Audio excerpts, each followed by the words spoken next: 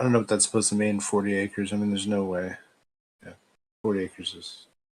It just reminds me of the claim that Jazz was making about how they grow to the size of a football field because they don't.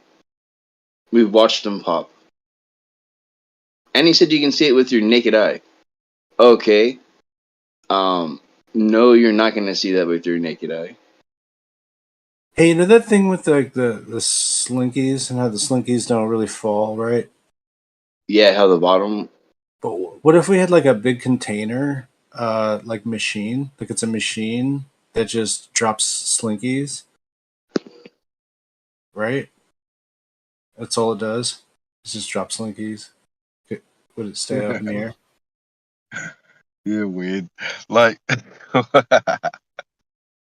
it is fun to watch in slow motion how a slinky falls, and it looks like it's kind of defying gravity in every step.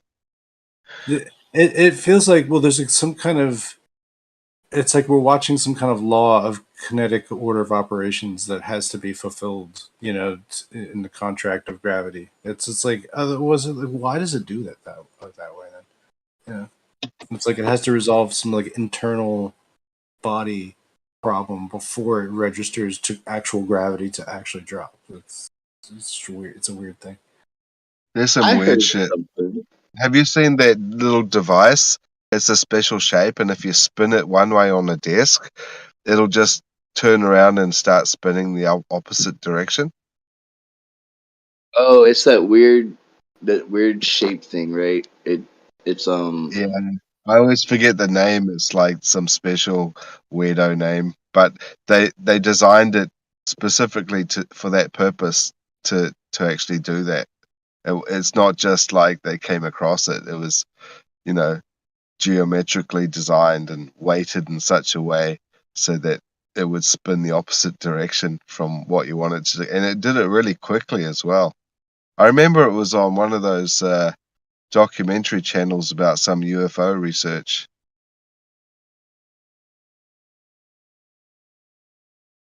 yeah, and now it's gonna be a toy. Yeah, cool toy to play with, I guess. If I knew the name of it, I'd be able to search for it and buy it. It's probably only a couple of bucks. This conversation has been quite hilarious listening to it, by the way. Good morning. That Slinky's falling from the sky. Jazza, Yeah. we're going to listen to anything Jazza says. That's super hilarious. You know, just it's a good little weird conversation y'all are having this morning. But good morning, guys. I don't know. Like I was listening earlier, it was even stranger. We were in the depths of hip hop history and cultural information. But that's brilliant conversation right there. Actually, I love that. To be honest, yeah. Let me just say good day, hello, good morning, and what a pleasure it is to see Julius J in the chat. It's been a minute, dude. Hope all is well. And hello, Yeah. Stacy, and everybody else. What's up, family? Oh, sweet. Thank you too. And Julius, what's up, sweetie pie? I'm seeing you in. Oh my God, it's been a while, like a couple years, hon. I hope you're doing well.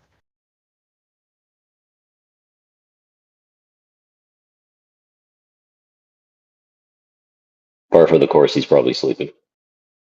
More likely. I was just saying that earlier.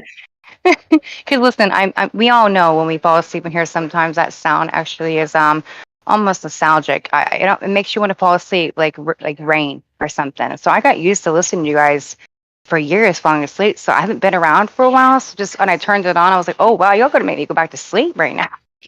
That sound. I think people find comfort in that in here. A lot of us do. You know. You're not a real live streamer unless you've fallen asleep online live, right? Just saying. Yep. Snoring a little bit and all.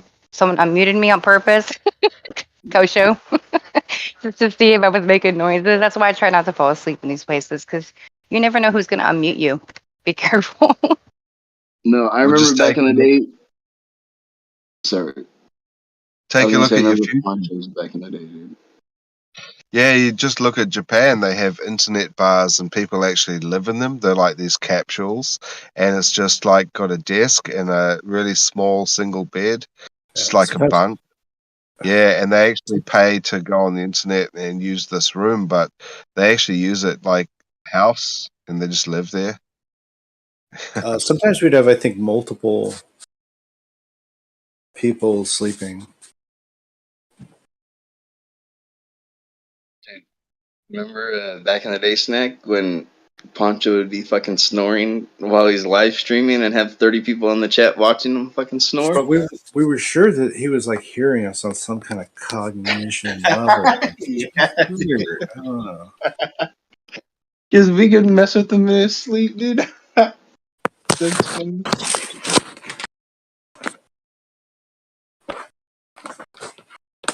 Good times. Too bad he went off the deep end. Whatever happened to Bandsaw? Well, I'm sure it wasn't as bad as what happened to Pete, but you go ahead. Yeah, hope Bansaw's doing good out there.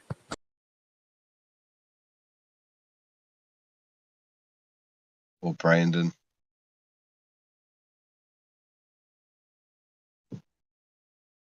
Bandsaw was one of the first guys that welcomed me to this place way back when. Shout out to Bandsaw.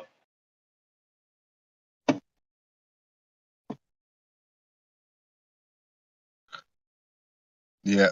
Some people just figure that, you know, they got other stuff to do. Yeah.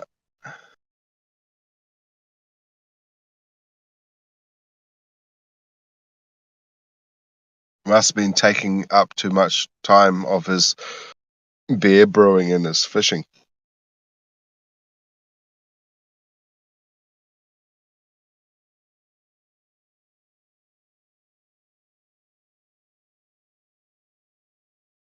Could have been affecting his marital life, maybe.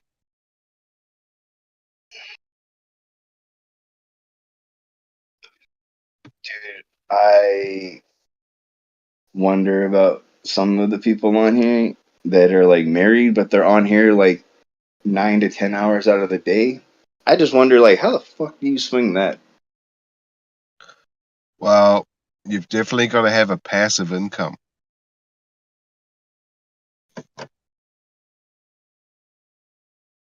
Well, but okay, so even if you did have a passive income, right? I don't know. I'd rather spend my time with my family than arguing with a bunch of idiots online. Not that everybody here's an idiot, but like we do argue with a lot of idiots, right?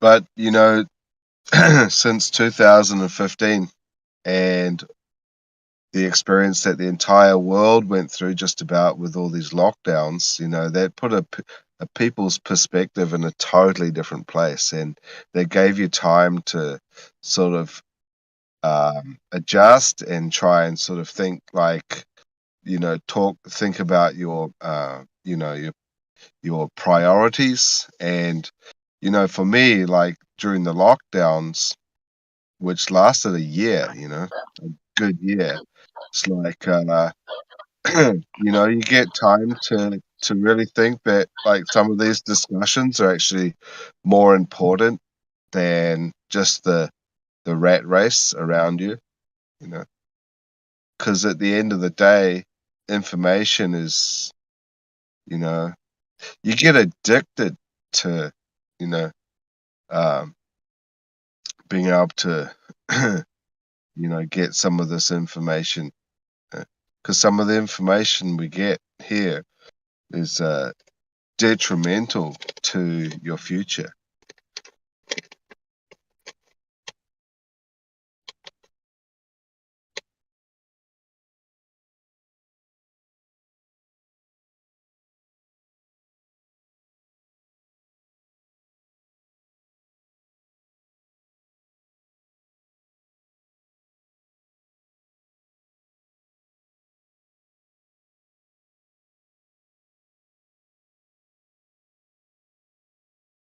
What do you do if your house burns down and you didn't have any insurance, and then, you know, you have to start again? But like if you're a really positive thinker, you're still going to continue, right? So it just makes you think like what's really important is the conversation and the information, you know, and the camaraderie. but we all want to know what the truth is. There's so much deception. That's the thing. Hard to decipher sometimes, hard to navigate through the sea of deception, because it really is. Every single corner, there's deception.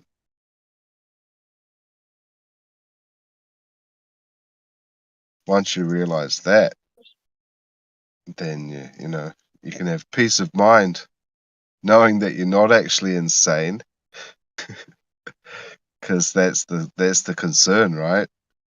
Are you actually sane, or is this place actually fucked up? Isn't it supposed to be like a true sign of your sanity if you're questioning your sanity? Only a crazy person doesn't question whether they're crazy or not. That's a you see, they make you believe this, right? But that's how that's how they do it, man. Just like RV Truth says, You ever heard that saying that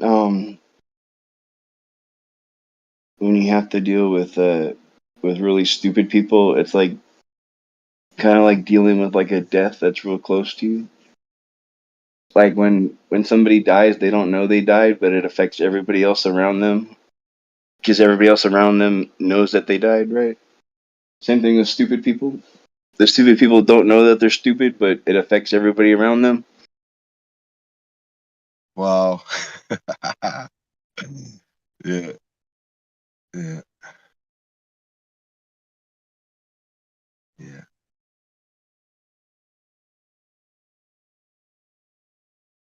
Dude, it was funny how they brought up Sputnik, though, right? Because it'd been a minute since I've actually went back and looked at Sputnik, and dude, Sputnik looks like a small Echo One that they like taped some fucking uh radio antennas to. I need to pull up the actual picture of fucking Yeah, Sputnik. you go back and you look at the video footage of some of the stuff. It's just like it's like models. They were using models. Yeah, with gold foil taped to it and duct tape. Just like Star Trek, eh? It's all models.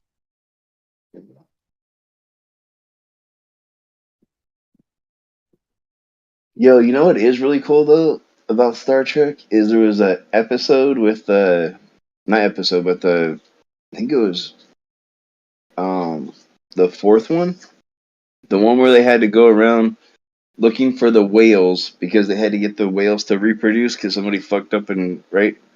Um, and that was when Scotty was talking about transparent aluminum, right?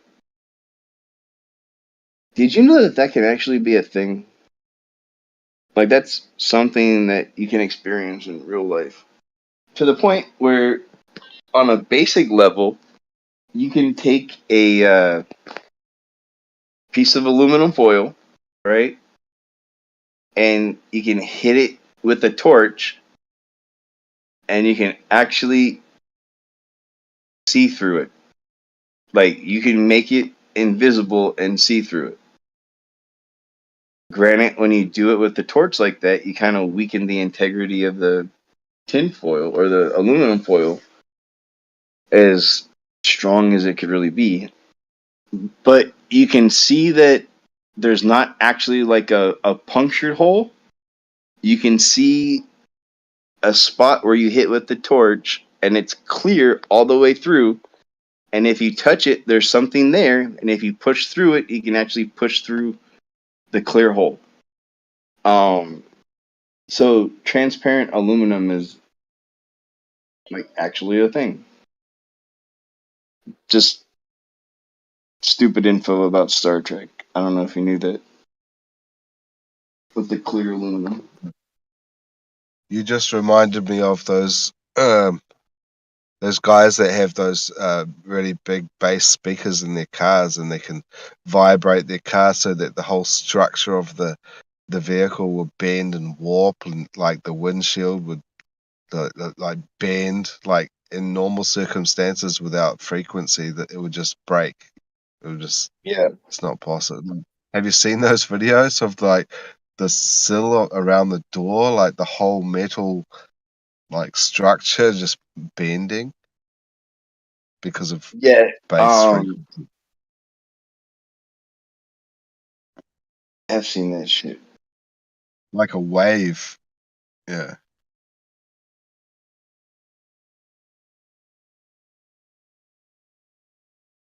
Hey. Well, I think they've been able to they've had enough time to come up with all sorts of amazing technology, and what they do is every time there's someone that's got a really good one, they'll steal their technology and keep it for themselves. You know, that's what they've been doing all these years. Every time someone comes up with something new, they take it.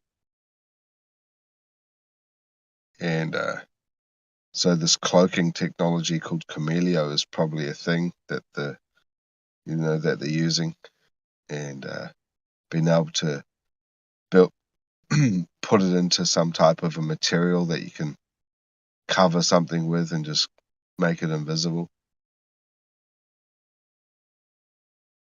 Because that's a really good like piece of technology right there. Yeah. Dude, I think I've seen what you were talking about.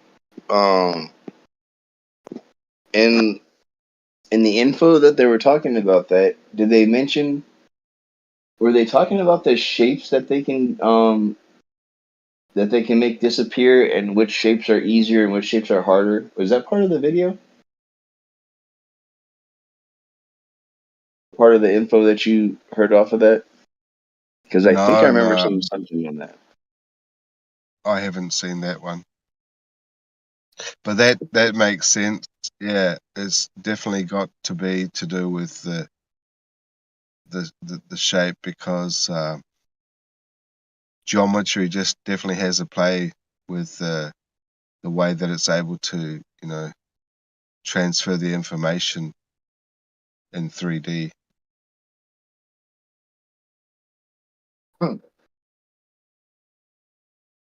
Hey, real quick, is Travis still around? I mean, the last time I was here, me and Travis were going back over like refraction and the information they had on that stuff. Sorry, somebody's handing me some and everything. So I was wondering, is Travis still around now, where he's still going into that and looking into that? Because that was something he both of us were really interested in. Do you guys know? They're Wait, talking plain about, truth, Travis? All I know his name is Travis. I know him quite well, but what's his screen name or his username? Wasn't it plain truth? yeah, He made a change. that, it's Can't remember. called The Plain Truth. But Travis talks about refraction a lot and stuff like that. He does his own stuff where he's looking into it. He's called I am Copernicus here. Yes, there you is. That's the name. Thank you, sweetheart. That's him. So he is still around. I haven't seen him because I haven't been around though either, because I like to catch up with him and see where he's at based on that information, because that was a while ago. He's quite serious about that too. So thank you guys. I'll look into see if I can find out. That's his name. Thank you. Yeah, he's the guy that talks about the footage that he can show with refraction and the ether band. Yeah. Yes. Yes. So it's very interesting. It baffled me when we started going down that they didn't have much for experimentation on any of that shit. I was like, whoa, wait a minute, stop. It was just hilarious. So he's pretty good at what he does, you know? We all are, though.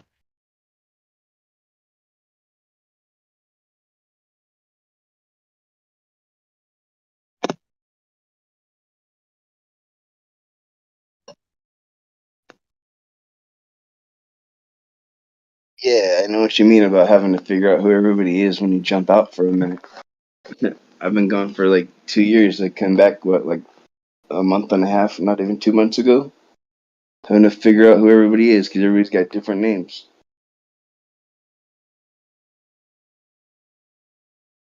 Yeah, and a lot of us are, to be honest, we're kind of where we were 3 years ago. So, I mean, maybe not within, but when it comes to the community, a lot of things have changed in the last 3 or 4 years for everyone. And we're kind of in a stagnant, uh, we're not doing too much like we want to be doing, I'm pretty sure. But there is a lot of stuff still going on in England. They're doing visuals and they're putting up big signs and stuff, like cashless society on the bridges and shit. So they're doing shit, but we need to do a lot more here in America. I'm still big on that because I don't think we have enough activist work here. But we don't have groups that are willing to help us and line up and even help pay for your flights and all that shit. That happens in other countries. And I don't know why we don't have it necessarily here yet. It's been too many years, guys. We need that backing and people that want to do that here. Because it's not necessarily just about money. We have organizations that will help pay for some of this stuff. We just have to find them. They have them in other countries, human rights groups and everything, and organizations to help you with addictions. And they go out and actually will help you too if you're helping people with addictions. And they pay for your stuff. So we need to find that here somehow. Because I know a lot of us would actually like to do some work. Why couldn't we submit for like some kind of a grant to prove the globe with the whole idea in the back of our mind to not prove the globe? Like, because we know that we can't prove it. So what if we told them like, hey, yeah, we're gonna set out to prove your fucking model. Give us money to go do Right. it. Exactly. There are a lot of organizations that we can use. Like I found out there for our own benefits here. I haven't done it yet since I've been back. I've had a lot going on, and it made me want to research that stuff here. Because if it's there, it has to be here too. We just don't know where to find it, and it's not easy to find those. They're reaching out a lot more over there because of what's happened. So we have a lot of nurses and doctors who went out to these organizations and asked for help. Especially the human rights group was a massive help there, by the way.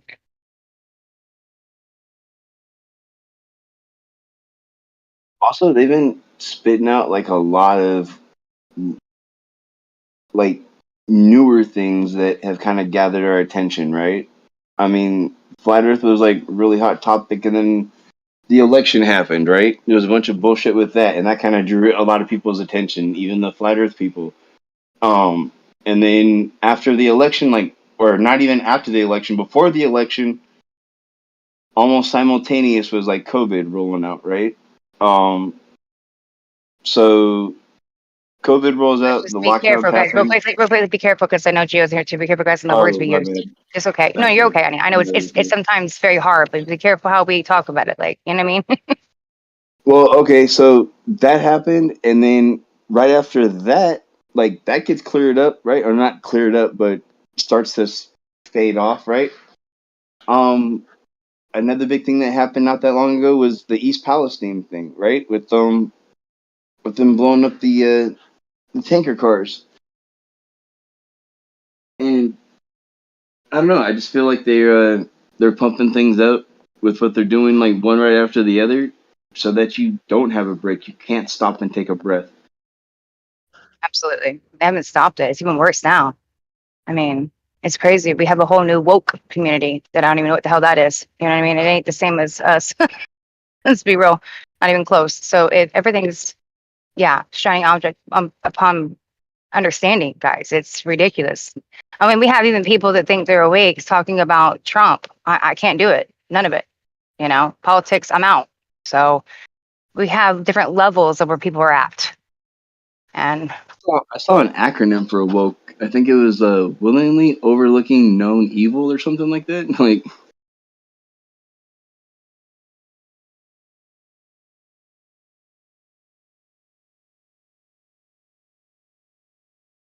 just I don't know. I feel like there's a difference between the people that call themselves woke and the people that are just awake. You know?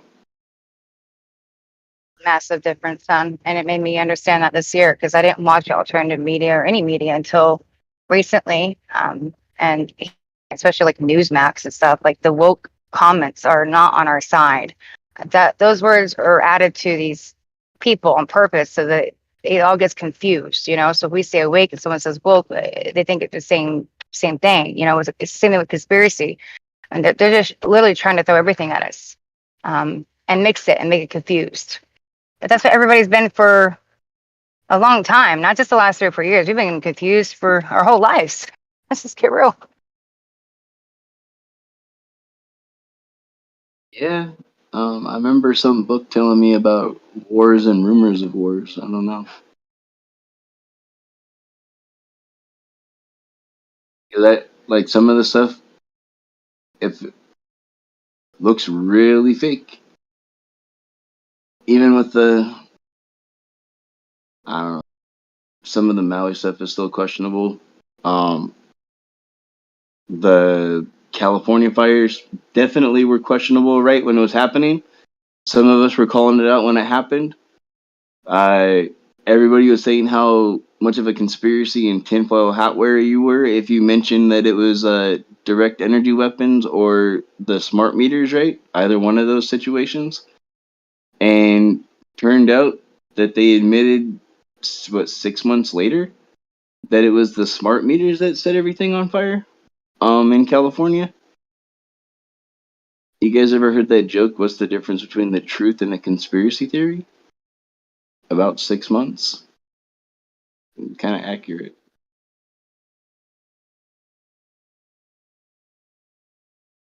Yeah, if you bring up the fires now, people are still completely just like whatever. But for me, I already know what's going on. I think y'all do too.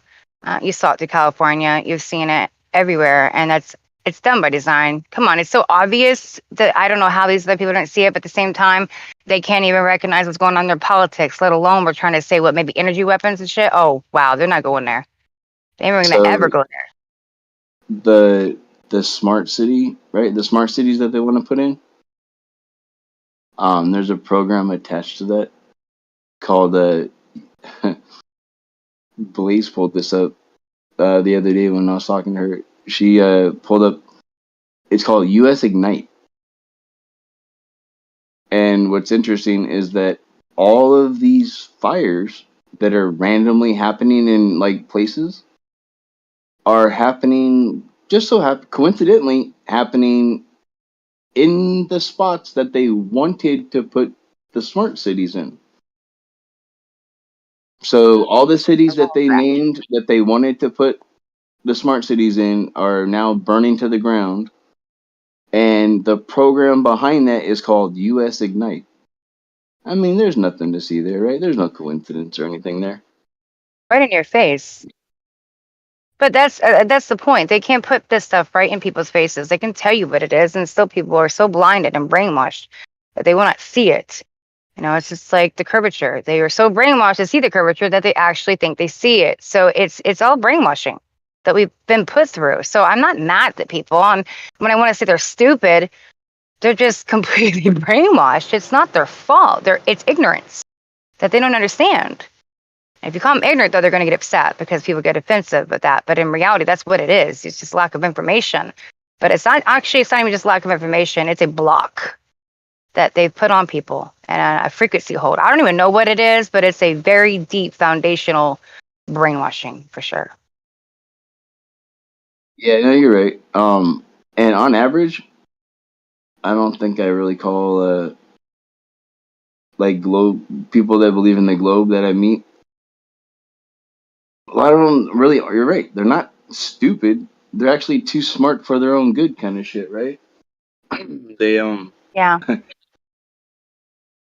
And they here's the think they sad know part. it so well.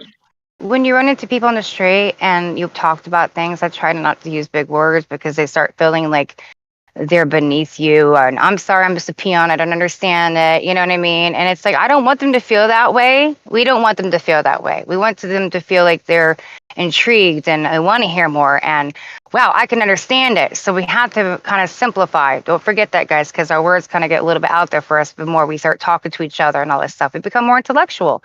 And these people are not there because, don't forget, the TV is what they see in Hollywood, so they're not on the same page. So that wavelength, Yeah, unfortunately, is to be brought down from us for them and for them to feel comfortable. Don't forget, this is like your mother or father you're talking to. Think of that same ignorance. They don't know. So it's very difficult yeah, when they think this is a stupid ass, but at the same time, they're not. Not really. yeah. No, I get you. Sometimes you just got to break out the crayons, and that's all. Like, Exactly. Color them a page. Tell them where to start.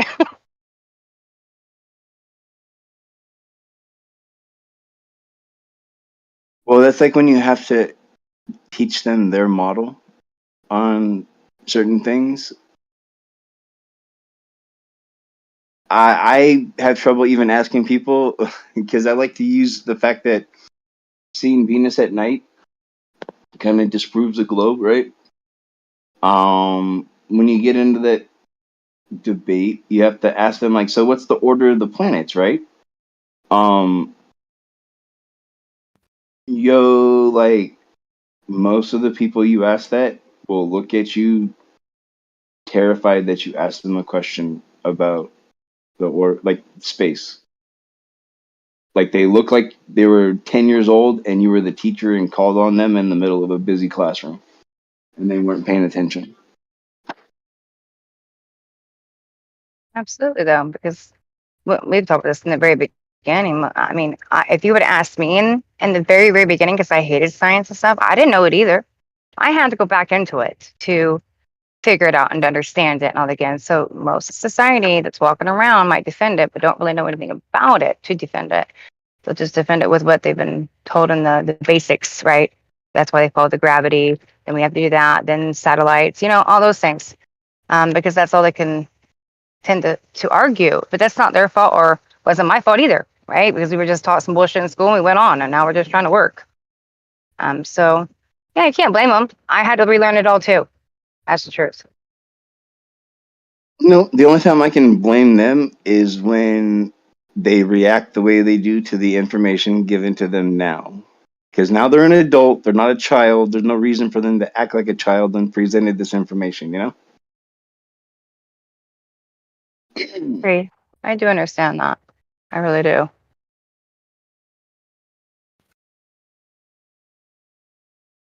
But I don't know. Me personally, I'll kind of entertain anybody's idea for a minute just because we don't know everything. And sometimes you can be surprised. I had to be quiet for a second. I'll be real quick with it because my man's going inside to get cigarettes. I'm actually dating someone from a year that doesn't have the same views as me. I never thought I'd date someone who's in a flat earther. But he's open to understanding and learning along the way. Doesn't discredit me and what I think and what I do. So on that page, I'm okay. But his family is very difficult to deal with. And as soon as I read a flat Earth, I was made fun of. Literally, are you serious right now? Like that's how they responded to me, and then kept asking me questions, and then Googled. Well, this says right here, flat Earth debunked. I said, honey, if you look at flat Earth stuff, you're going to find that everywhere, but you're not finding the information that you need to. Listen to me. So I'd answer, what about gravity? But it's a theory. We went back and forth, and he kept Googling everything, and then he would get frustrated because everything I said to him, he'd find, right? And then it's like, well, you guys are just stupid. You don't get it. And then he would say, I don't care about the other world. All I care is about America, what goes on here. And when you hear shit like that out of people's mouth, it makes me go, I don't even have time for you. You actually don't give two shits about people. You're caring about you. Because if you're only caring about your country and what's going on in your country, you've already lost the plot. But they're so focused on the brainwash. These are 60, 70-year-old people, though. That foundation, you try to rock it, they get upset. And they'll argue, but they're stuck. I try to just remember they're just, I don't know. Family's hard to deal with, people are hard to deal with, and when they're stuck in their ways and stubborn, which we can be too. It's not easy, guys, to break that. I'm going to go because he's coming back. Not trying to hide anything, but I just don't want to cause any issues.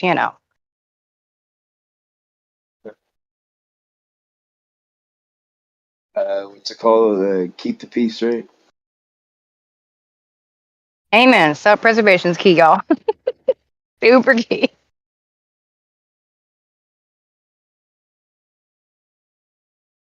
No, people are not open to hearing this at all, especially if they haven't really entertained it or heard about it before. Their knee-jerk reaction is, "You're an idiot." Like I remember, what 7 years ago now, 8 years ago, when I first found out about this, and I call up my best friend who lives in Texas now, and I'm like, "Hey, dude, I'm not 100% sure, but I'm starting to think that maybe we weren't told the truth when we were in school. Like, I think the Earth could be flat, man." And he's like, "What the fuck are you talking about, dude?" And so I went through like this whole thing, just giving some key points, right? And we talked for like, I don't know, 2 hours or so. Apparently, he gets off the phone with me And he lives right next to his brother, right? And he's talking to his brother, who I also knew. And like, yo, I've known this guy since I was like 12 years old, right? Coming up on like 20 something years now.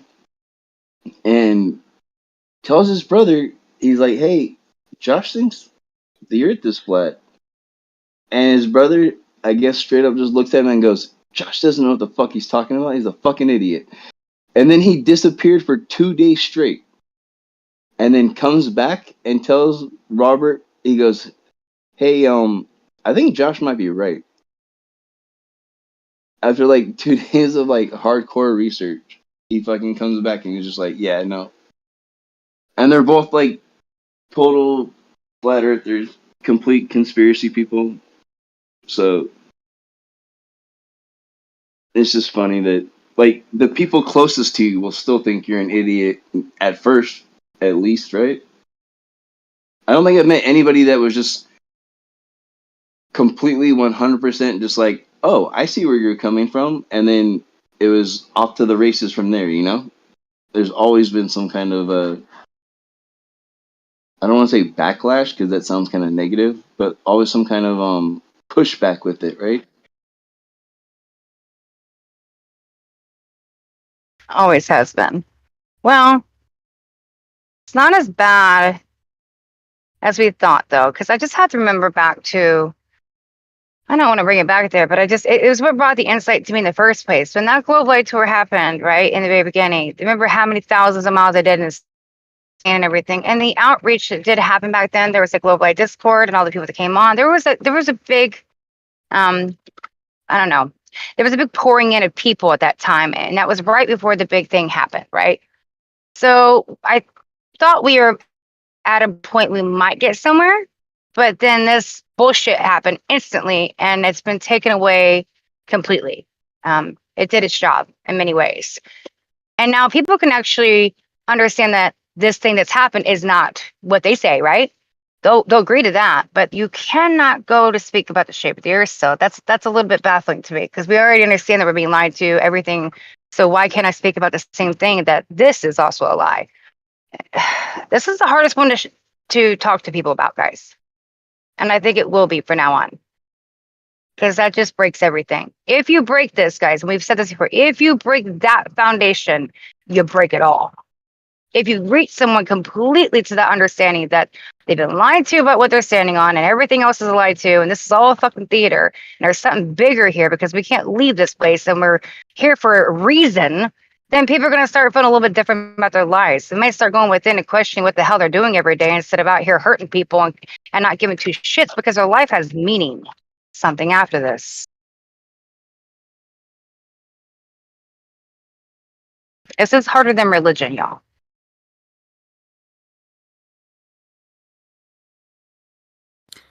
I just wanted to add to that. You said you don't think we can't leave this place. I do believe we can leave this place, and I believe it's a mindset or a vibration, a level of consciousness that allows us to leave this place. We face that just before death, as at least with my research, we face that before death in a way more extreme manner. But old teachings like Hinduism and Buddhism, they teach you how to alter your consciousness, if that's for a lack of better words, or at least my words. But altering that level of consciousness allows you to leave this low vibrational state that we are currently in. If you But do you understand think what it's leaving this realm, or do you think it's more? I can agree with you, but it is. Because maybe energy can exchange, and we can't physically, but there's an energy exchange that we don't understand that can, right, leave this place. I don't know, because this is a question that we're have a hard time bringing scientific proof for, you know. But at the same time, it's a very interesting conversation, and I do believe there's something after this. I don't know if it's leaving this place or becoming part of this place. You know what I mean? In a different way. Different realm of this place. But we have so many questions on that I would go to the area of I don't know. But at least I know there's something bigger, and there has to be a creator. If you can understand that, right, creation, then there has to be a creator. I don't even say what, when, where, how. That there has to be something bigger though, and that is the key, because a lot of people just believe it's like, I can kill you, it don't matter, my life's ending and your life's ending, and that's the end. Like, they don't have to worry. There's no consequences for their actions. That's a big problem in this world. Yeah, the science part, I would agree. It's oh man, how do I say this? To science, it is going to be very, very difficult. Um, but to use the existing science that we have, I think it's very possible to philosophize with the science that we have. That makes it definitely plausible. Um, when you mention realm, I agree. In a sense of calling it a realm, yeah, that's one way I could explain it. I wrote two philosophical questions recently regarding what existence is, and the two riddles or philosophical thoughts that I have is, I am because it is, and the alternative to that is, it is because I am. And yeah, these are two philosophical questions that I've been pondering recently, and I think it's a very interesting way of thinking about things. I would have never thought of these things before. Previously, I was very materialistic. I had high-paying jobs, and I just worked on my career and wanted praise for it. I've broken free from that and become this totally different experience, and been philosophizing about these things in the recent years, and I'm busy writing a book about it. Very, very interesting. I love it. It's a new part of my journey, and I've possibly got an extra, say, 30 years left if I had to die of natural causes, and I find it so exciting to research these things and think about these ideas of existence and reality. I appreciate how you quoted all that, by the way, because it was philosophical and it was theory, right? And you're like, it can maybe be scienced out, but bringing science and philosophy, as it's the saying, we can't. You know what I mean? I think this is what happens a lot, especially when we talk about the model and the globe and all this shit, is we want to bring philosophy and theories into plausible things, right? It is plausible, possibly, but you have to science it out. And science is going to take experimentation. And I don't know if we can experiment and find those answers. However, philosophy is the key to this world. It is. It's a big thing. And I love how you broke that down, because I agree with everything you said, by the way. Awesome stuff. Absolutely.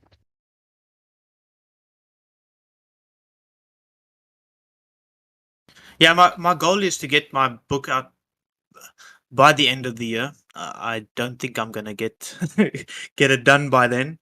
I am working on my book. I don't have the best vocabulary, so it takes me a lot of time to format my writings uh, in the most professional, or I would say, I don't want to use the word believable way, but appreciative way. And so a lot of the times I write my writings, it's very layman, very low grade writings, and then I start googling different ways to express my words. And I will admit that ChatGPT has been a massive help with that as well. Um, a lot of the times it changes my writings, and I was like, no, this is not what I mean. Um, but to get a professional book out there, I think this will be a big mind changer. Um, I've been sharing some videos of some of my writings as well. Um, but yeah, it's an interesting way of looking at the world. It's a way, for me at least, it's very interesting, because I was under the impression that everyone thought the same as I did, and in recent years I realized, wow, no, that's actually impossible. And experience as itself is very individual, and what we've been taught now is this physical world, um, and these sciences that prove these physical things. But then I came to realize that, wow, there's integers. There's never a round number with things, which means everything can always change, and it allowed me to think freely. It's been a fascinating journey, listening to you guys as well, just meeting people besides my friends and family that grew up in the same culture as me has been a big eye opener, realizing wow, that there's more to what I've been exposed to, and I'd like. 100, and that goes not just your way. And hey, there ain't nothing wrong, by the way, looking up stuff online to try to open up your vocabulary or talking to other people that help you do that too, and your writings and all that. Do you have a publisher, by the way, already? Do you have that all set up? Because I know it's very difficult to get people to publish yourself when it's stuff like this. It can be. So my uncle he's actually a gay man and is very connected in the local South African artists. So I believe that he may be able to help me get a publisher to get this published. For now, I'm going to write it as best I can and then do an ebook with the possibility of making a hard copy of it. Super amazing, by the way. And if that happens, can you talk to your uncle about that? Because if you're able to have that work out for you, there's a lot of people in our own communities who are trying to do the same thing, and they have to go on Amazon, publish it themselves and stuff like that. So if we can get somebody to help us, right? I don't care where they're from, to get our stuff out there, that is super huge. So for me, as soon as I heard that if you have someone that can help you, freaking run to it. And then let us know too if we can use it, because we need people like that.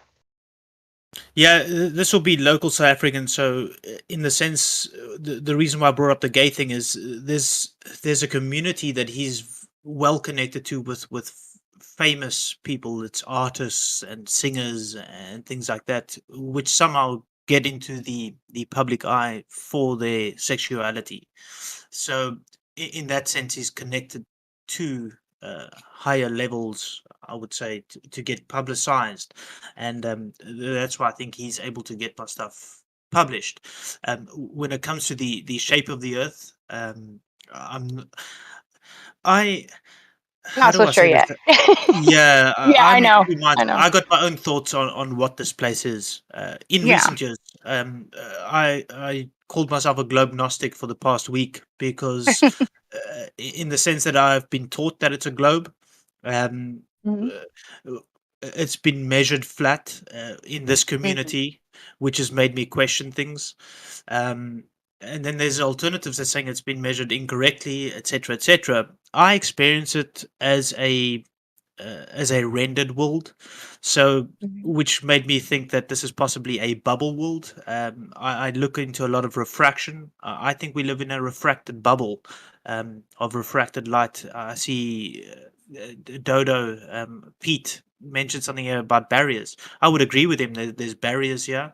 If that is possibly the firmament, I don't think it's a physical barrier. I think it's a refractive barrier between two mediums that are totally different. But yeah, before I ramble, carry on, please. Another question. I mean, listen, I don't know what this place is. A lot of people are trying to come up with answers of what this place actually is, but I don't want to fill it. I love being philosophical about it and talking about it. It's great. It's fun. But do I know, and I think we're ever going to have the full understanding? I don't know if it's meant for us to know, besides that, I don't know. Should we focus on it too much of finding the answer? Do we have to have the answer? I think we love information as human beings. Like, we thrive on it, y'all. Do I have to have the answer? No, but aren't we all trying to find it? Like, once you realize that you're looking for the key, you know what I mean? That last puzzle piece. We all keep searching for it. I don't know if we're going to find it, but it's fun along the journey. I think looking into this topic can open a lot of doors to opening up your mind, and I appreciate that. 100. Yes. Even if it's incorrect, it's Mm-hmm. at least opened up a door. Even if that door is the wrong door, at least opened up that door, which I appreciate. Because you're no longer thinking the way that you've been programmed to. Not like you, I mean, people. You know what I mean? We've all been programmed to think a certain way. So when you break that, even if you think outside that box and it's wrong, at least you're thinking outside the box. That is as a start, you know? So now you've gone even further on your path. So have I, by the way. These years have just been a wow for me. And all of this. I've seen Jeremy grow, everybody in here that I know quite well grow. We all have. And that's why we're here. And that's what we want to do for the world too. Open up their minds. Yeah, and think for yourself and try figure this place out for yourself, or your experience for yourself, instead of being told what to experience and how to experience it. And that's my goal with my book, is just to share my findings and my thoughts. That's why I bring up those two philosophical questions regarding it is because I am, or I am because it is. Because I think both are definitely, for me at least, both are true. And yeah, especially the I am because it is. Without it, I wouldn't be here. And that's my experience. Love that. I do have to run just for a bit, but I just want to say thank you. It's actually been wonderful having this little bit of conversation that we have. It's been no fighting, no arguing. It's been good. Adult conversations. So I just want to say thank you guys, and I hope you guys have an amazing, beautiful day.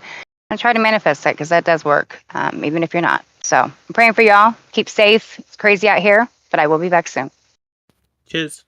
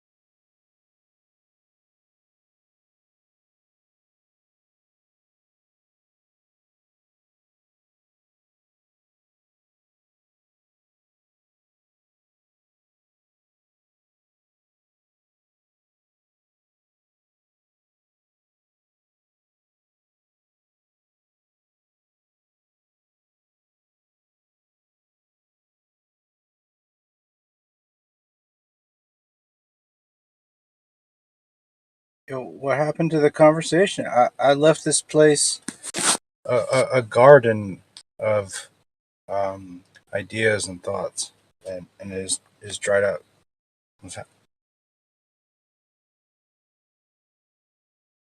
What up, Snacks? What up? Yo, Jeremy, what's going on, man? Chilling, bro. Chilling. Yeah, man. That's what you should be doing.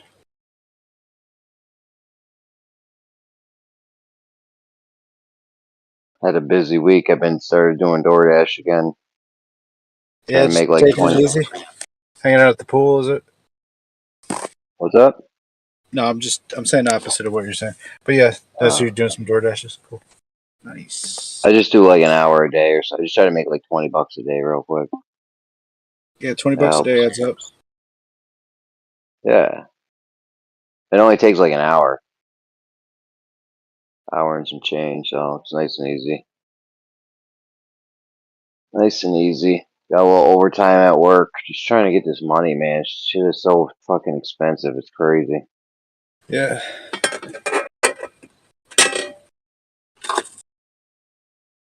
Man, I keep reading like these XRP projections are, they're saying I hope it goes up, goes crazy.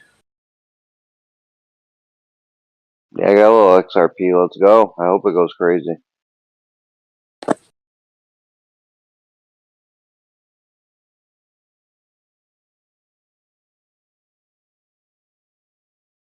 It's only at 50 cents right now. So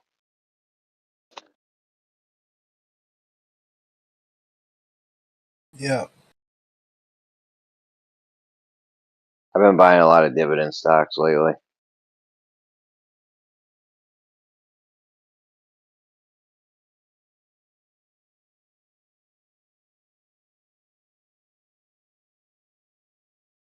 Trying to get this money ticking in. What I buy this month? $200 worth of Verizon and $200 worth of Walgreens.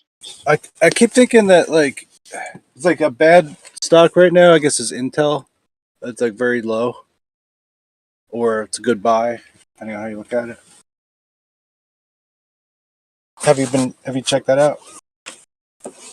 I don't know. I don't think their dividends are on my radar. Like I only buy shit that I can get $1 a month off of. Well, I was And just thinking like, oh, gotcha. Yeah. Yeah. what's up?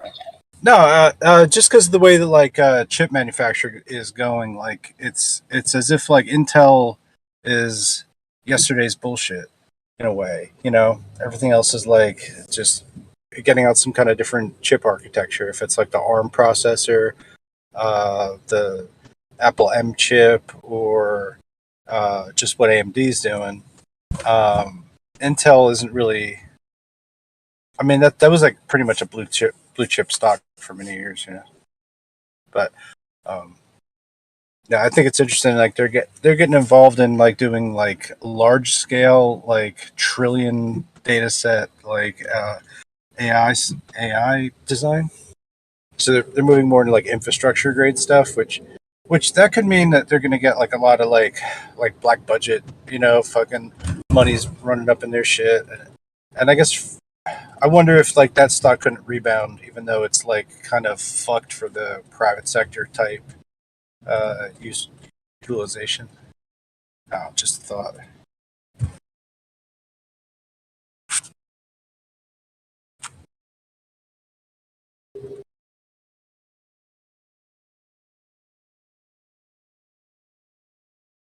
I think it's down to like half of what its like high value was or something now. Just like if it recovers from there, but I guess the art of the deal is speculative buying on things that are going to like improve in value.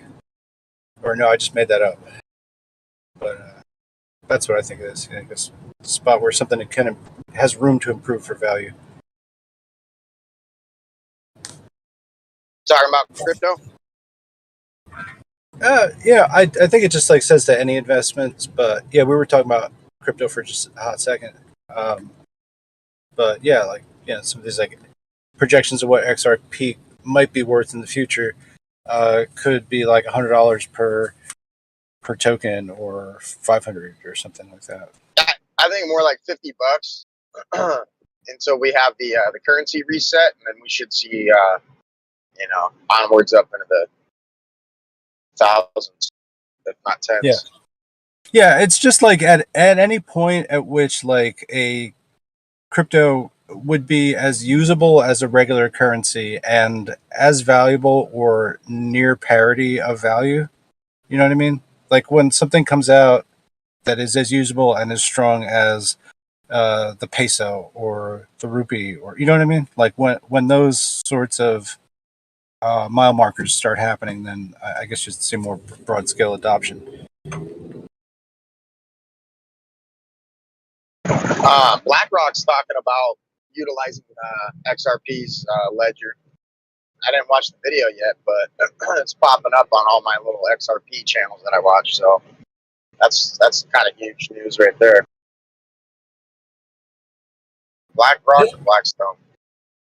It's a little weird too, like that Twitter became X also. I mean, I don't know if that helps push the X and the X, you know what I mean? But if you figure that, you know, some of it is like word of mouth, and it just travels.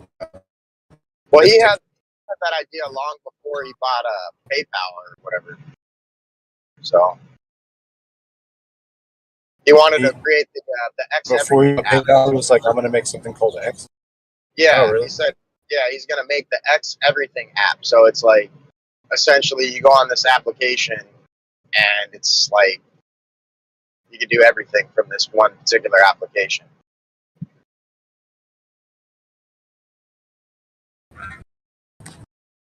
I guess that. What did he really say that, or is it just like retro? Yeah. No, that was his initial idea. So, yeah. And then I think he kind of put it to rest for a bit, and then he bought Twitter, and now he's talking about reviving that idea. So that's where you get the X. Yeah, it's not part of anything else. I got you. It's just what it is. Well, I mean, maybe there's some correlation there with XRP. I know he's talking about utilizing XRP on his app, so I mean, I don't know. You know, speculative. But. It was having like a rocket company with the X too. Was that in his plans as well? When he had PayPal, you know, was he thinking about rockets? Maybe SpaceX, or are you talking about Blue Origin? Which one does he own? It's SpaceX, right? Yeah, SpaceX. Yeah. The X being the commonality in this, and it's just like, you know what I mean? That seems impossible to have like accidented, and it seems really, really pretty impossible to have planned, but really super possible to just like backwardly like sort of reference and be like, oh yeah, like I always wanted to make this, but everybody always wanted to make a killer app, you know what I mean? Or have something that was just like some kind of, I don't know, cyber marketplace utopia concept or whatever, you know, like, or essentially what Jeff Bezos' empire is sort of built on, that sort of attempt at doing something like that. 24-hour market, you know, right? It used to be like if you wanted to buy a pair of slippers at 4 a.m., you know what I mean? Like you'd have to hope that there was like a, you know, some kind of store to go to. Like Walmart. Walmart used to be 24-hour. What made you add the X in your name, dude? It's like there's something there with Elon or something. What's that? I just noticed, like, you got the X in your name. It's like, I don't know. I'm starting to seem kind of sus now. Oh yeah. No, actually, I had just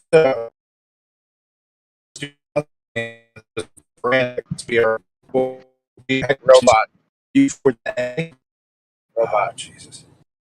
That sounded better. Jesus sounded clear. Sweet Jesus. There's so many power lines here. Oh, you'd think I was on a power grid.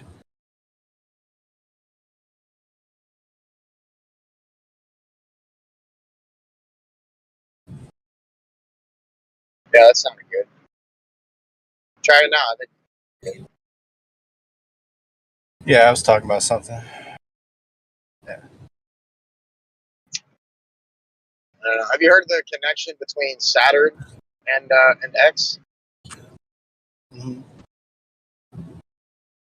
What do you think about like all these like if you look at a lot of art from just different popes and stuff like that, they'll have a scarf that has an X on each side. Yeah, they do, huh? Yeah. There's like a mystery to me of like the double X and what I don't know, dream that represents or whatever, but it's still kind of a mystery, and it does have something to do, I guess, with just the idea that it's the double X is like a hexagon, isn't it? Well, we got the triple X, which is like associated with like tonic and Poison, most poison, often. porn, Poisonography. poison, Vin Diesel. What else? Ice cubed, cubed, three, Uh, triple X. yeah, yeah.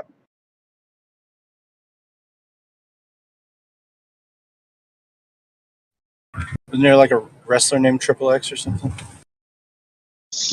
I don't know. That might have been, past my time of watching that stuff. Mm-hmm.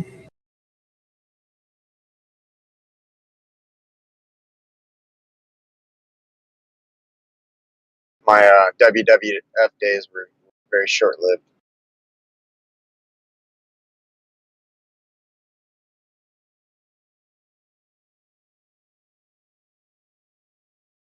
Sidebar, but do all Walmarts in the United States of America have Burger Kings in them?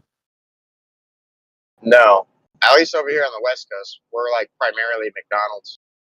Bro, I just received some very, very intriguing intel. I was watching the latest episode of DD Daily Driven Exotics on YouTube, and they just went to Walmart to buy some stuff. And one of their guys is walking through Walmart, and they have Burger King. I need to find out how commonplace this was, because living in Canada, we have McDonald's inside of our Walmarts, and I thought to myself, what the hell? Because Burger King is way better than McDonald's. But that's just my personal opinion, if I had to choose crappy ass Yeah, fast food. I agree Thanks, Dysel. Appreciate that. for sure, man.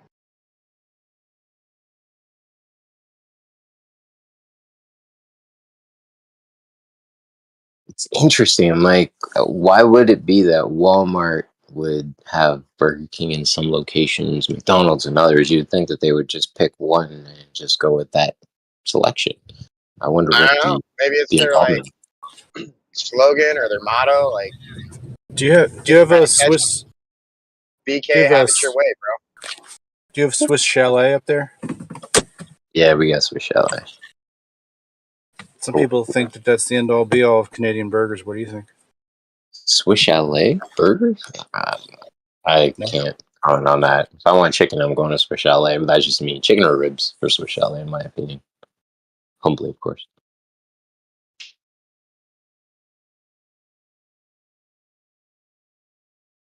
Do you have the Sobeys supermarkets up there? Yep, we got Sobeys. Shout out to Sobeys, some of the most Shout out to freshest, Sobeys. awesomest produce that there is out there. Yeah. Love me some And Sobeys. Canadian Pops, which I think are categories above American Pops. Just different.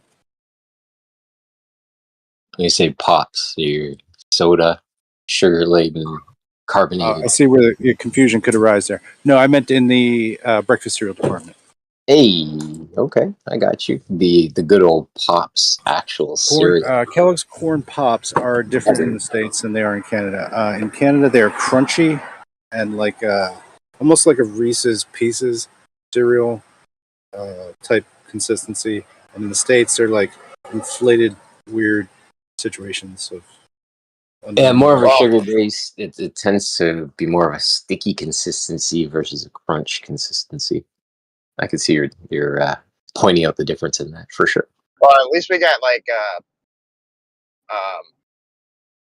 paramagnetic particles inside ours. Just saying. You guys Para ever what? seen that? Huh? Paramagnetic particles. You ever seen like somebody take a box of Rice Krispies and they drag a magnet across it? Keep going, dude. I'm intrigued.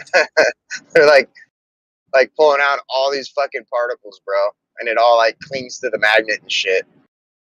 So, supposedly it's metal shavings from the grinding wheels when they like make the cereal, but I don't know, bro. It's a little odd.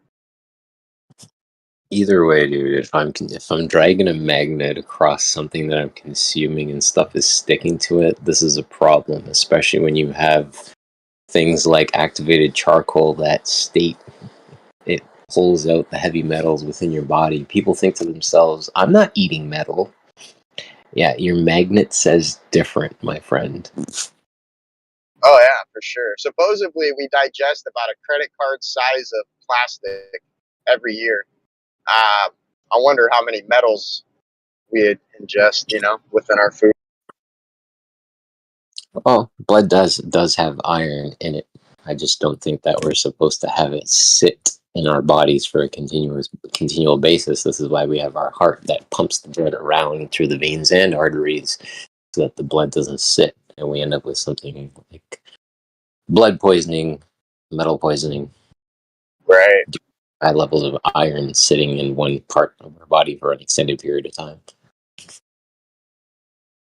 Yeah. And I don't even know if it is iron shavings, but it's definitely metallic. Hey, if it's sticking to a magnet, there's some metal consistency or contribution there for sure. Definitely worthy of asking a question or two.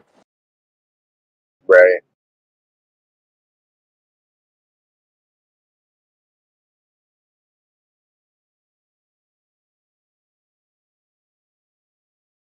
What's going on, people?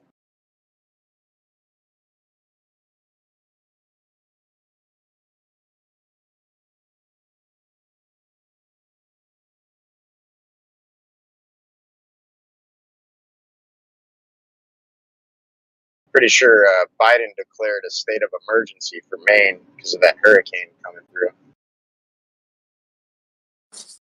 There's about three hurricanes that are out at sea right now, isn't it?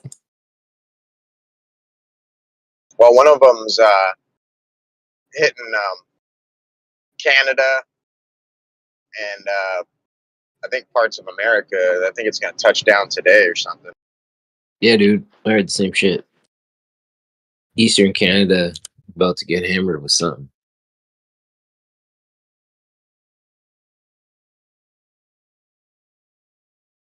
Let me just look this up right now and see what the deal is. I want to say it's Hurricane Ida, but We got holy crap. We got Hurricane Lee on path for New England and Canada that's become a that's what it post-tropical was. cyclone. Is that the one? Yeah, yeah.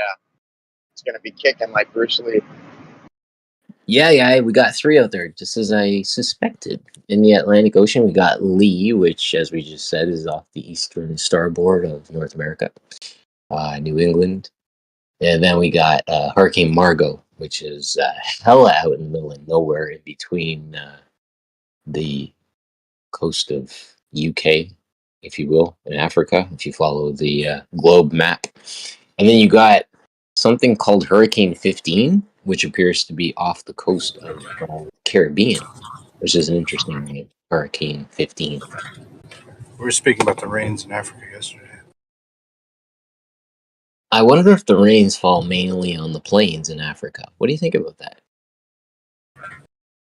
I don't know. What do you think about that stuff? It takes some time to think about things you never had. Yeah, you definitely got to take some time to think about that. I would check in with the the wild dogs as they cry out in the night for sure. Right. Well, Echoing in the night. well, the thing for me is like if rain falls, rain would be falling mainly on a plane. Otherwise, because if it On engaged this, with a hill here's or something, it would roll off the hill, wouldn't it? right. I don't get ahead of the audience. Snacks, you got to It's feed the your satellite. Serengeti Plains. Snacks, you got to feed your Serengeti. satellite. You got some rain falling on your satellite, bro.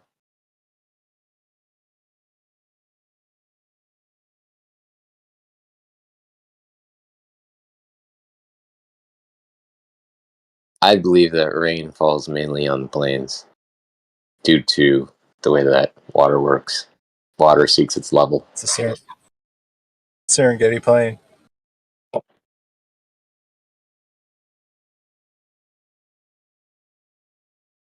Yeah, you got to hurry, boy, because she's waiting there for you.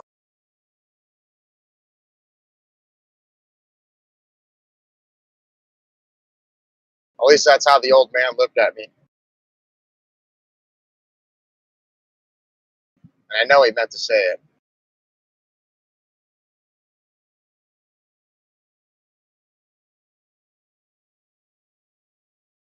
Sorry, just pop back.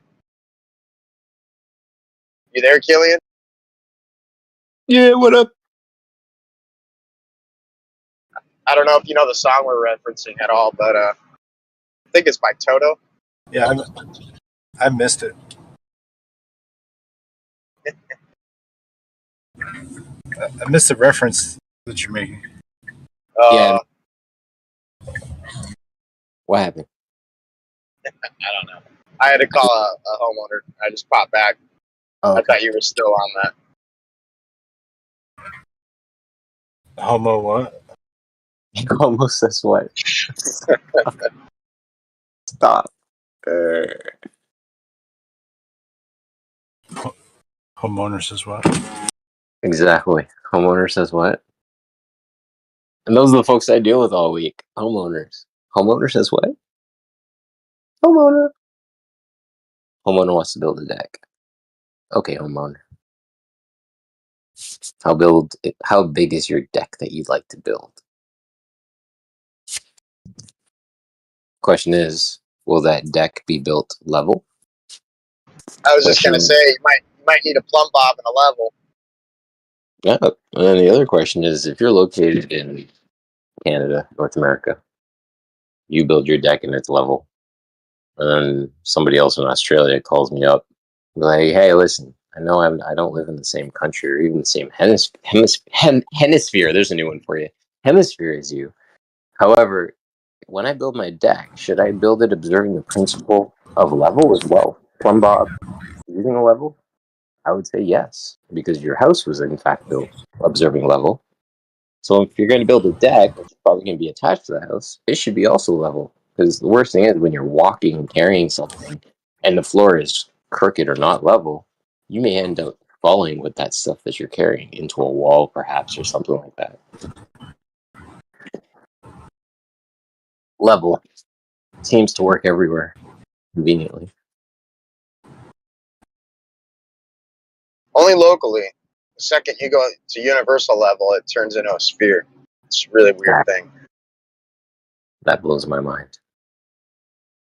It's like if we're observing level on a terranean level everywhere, then the question becomes either the curve shows up on a subterranean level or the curve shows up in the sky.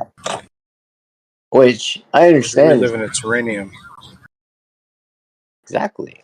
And I'm like, I can understand the globe showing up in the sky because, well, that's kind of how perspective and visual geometry works, because we see at the center point of a circle, we see out in a radial, or we see out as the radius Me standing in the center of a circle, your eyesight out to the extremity would actually be the radius that you're seeing, and then you turn around and you're able to observe a diameter, which is the furthest out point from that radius. You turn around 180 degrees, all of a sudden you got the diameter that you can start to piece together. And if you turn around in a 360 degree circle, guess what? You've just observed a circumference, which is the distance around the outside of the circle. And if you look up, you see the tippy top of that circle, which would be a half dome. So all of a sudden you're working with a half dome celestial sphere. Mm-hmm. But I don't understand how level can show up on a subterranean level to prove that the surface is curving. That's befuddling to me. Thanks for listening to my long, drawn-out observation, boys.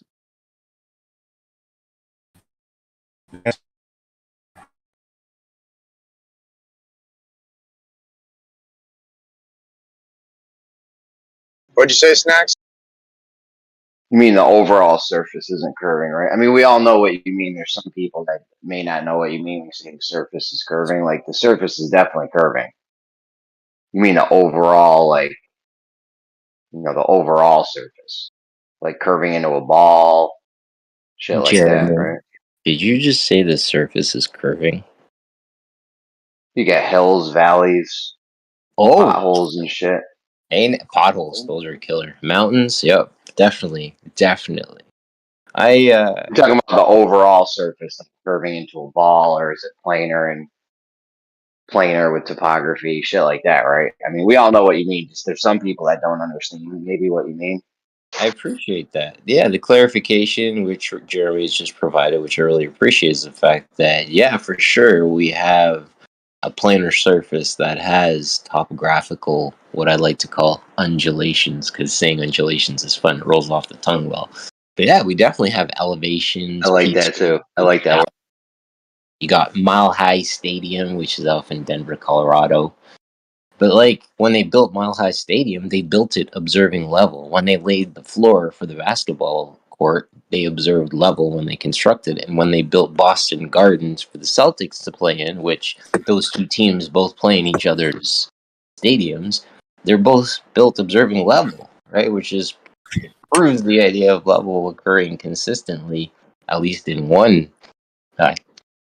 country, one continent, North America. United States of America being the country, of course.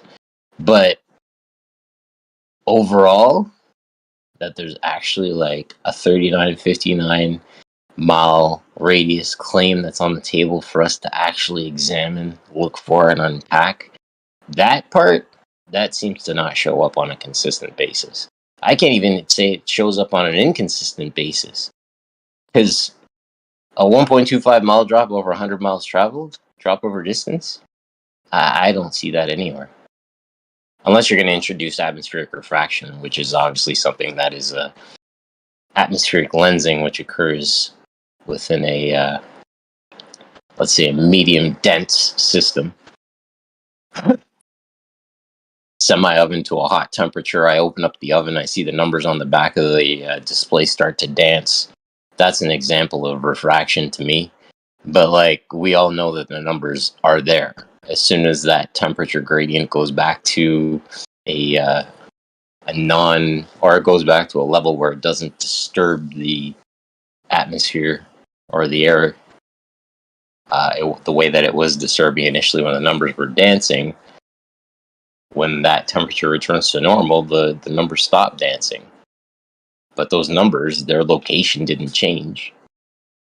Which I don't see how this idea of refraction can be introduced to say how it can misplace a moon, as an example, from below a horizon line to above a horizon line. That makes no sense. Killian, what about the idea that not necessarily that we live in a containment or a container, but that, some people believe in like infinite plane. Yeah, dude. Like, Yeah, and but I don't necessarily believe in infinite plane. but it's another hypothesis. Like, how far can you actually go? Is there an end? Is there an extremity at the ends of the earth that you might arrive to? I have no idea.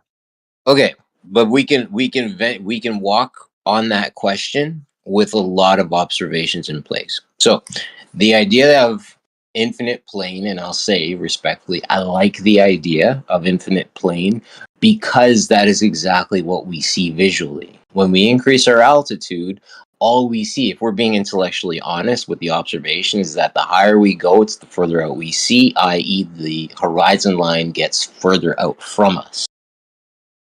We can't stick and hold on the point of infinite plane because we know we have containment observed, 1 bar observed at water level, right? At sea level, we have 1 bar observed, 14.7 psi as the pressure. So we know that it has to be an enclosed system. We can go to that by default. The other thing that I'm going to bring to the table for consideration is that if you go into the New Zealand regulate the air flight regulatory body, whatever, the flight paths are lower in New Zealand. They're limited to 18,000 feet in terms of their flight path height, which is interesting because the normal flight path height for a 747 commercial airline is like 35,000 feet. So the question that I ask, I'm not making any kind of claim. I'm just asking, why is the ceiling reduced over New Zealand versus other places? That's just the question on my part. If you're catching what I'm saying. Yeah, honestly, Real I fast, wasn't. I can't. I wasn't following you. Anyways, yeah, go ahead. What's it? I was going to say, like, if you're talking about, like, say you look from like a scriptural lens, Earth is like land, and so like the land was brought up out of the waters, and if there's a containment stretched out like a tent, well, tents are staked in the ground, you know, and then they arc over you and they stake back down. So seemingly it's just waters everywhere, and then we have like a little bubble, and there's some land inside of it called the Earth. And Exactly. that there's foundation for that. So, And that's could there be an infinite water plane?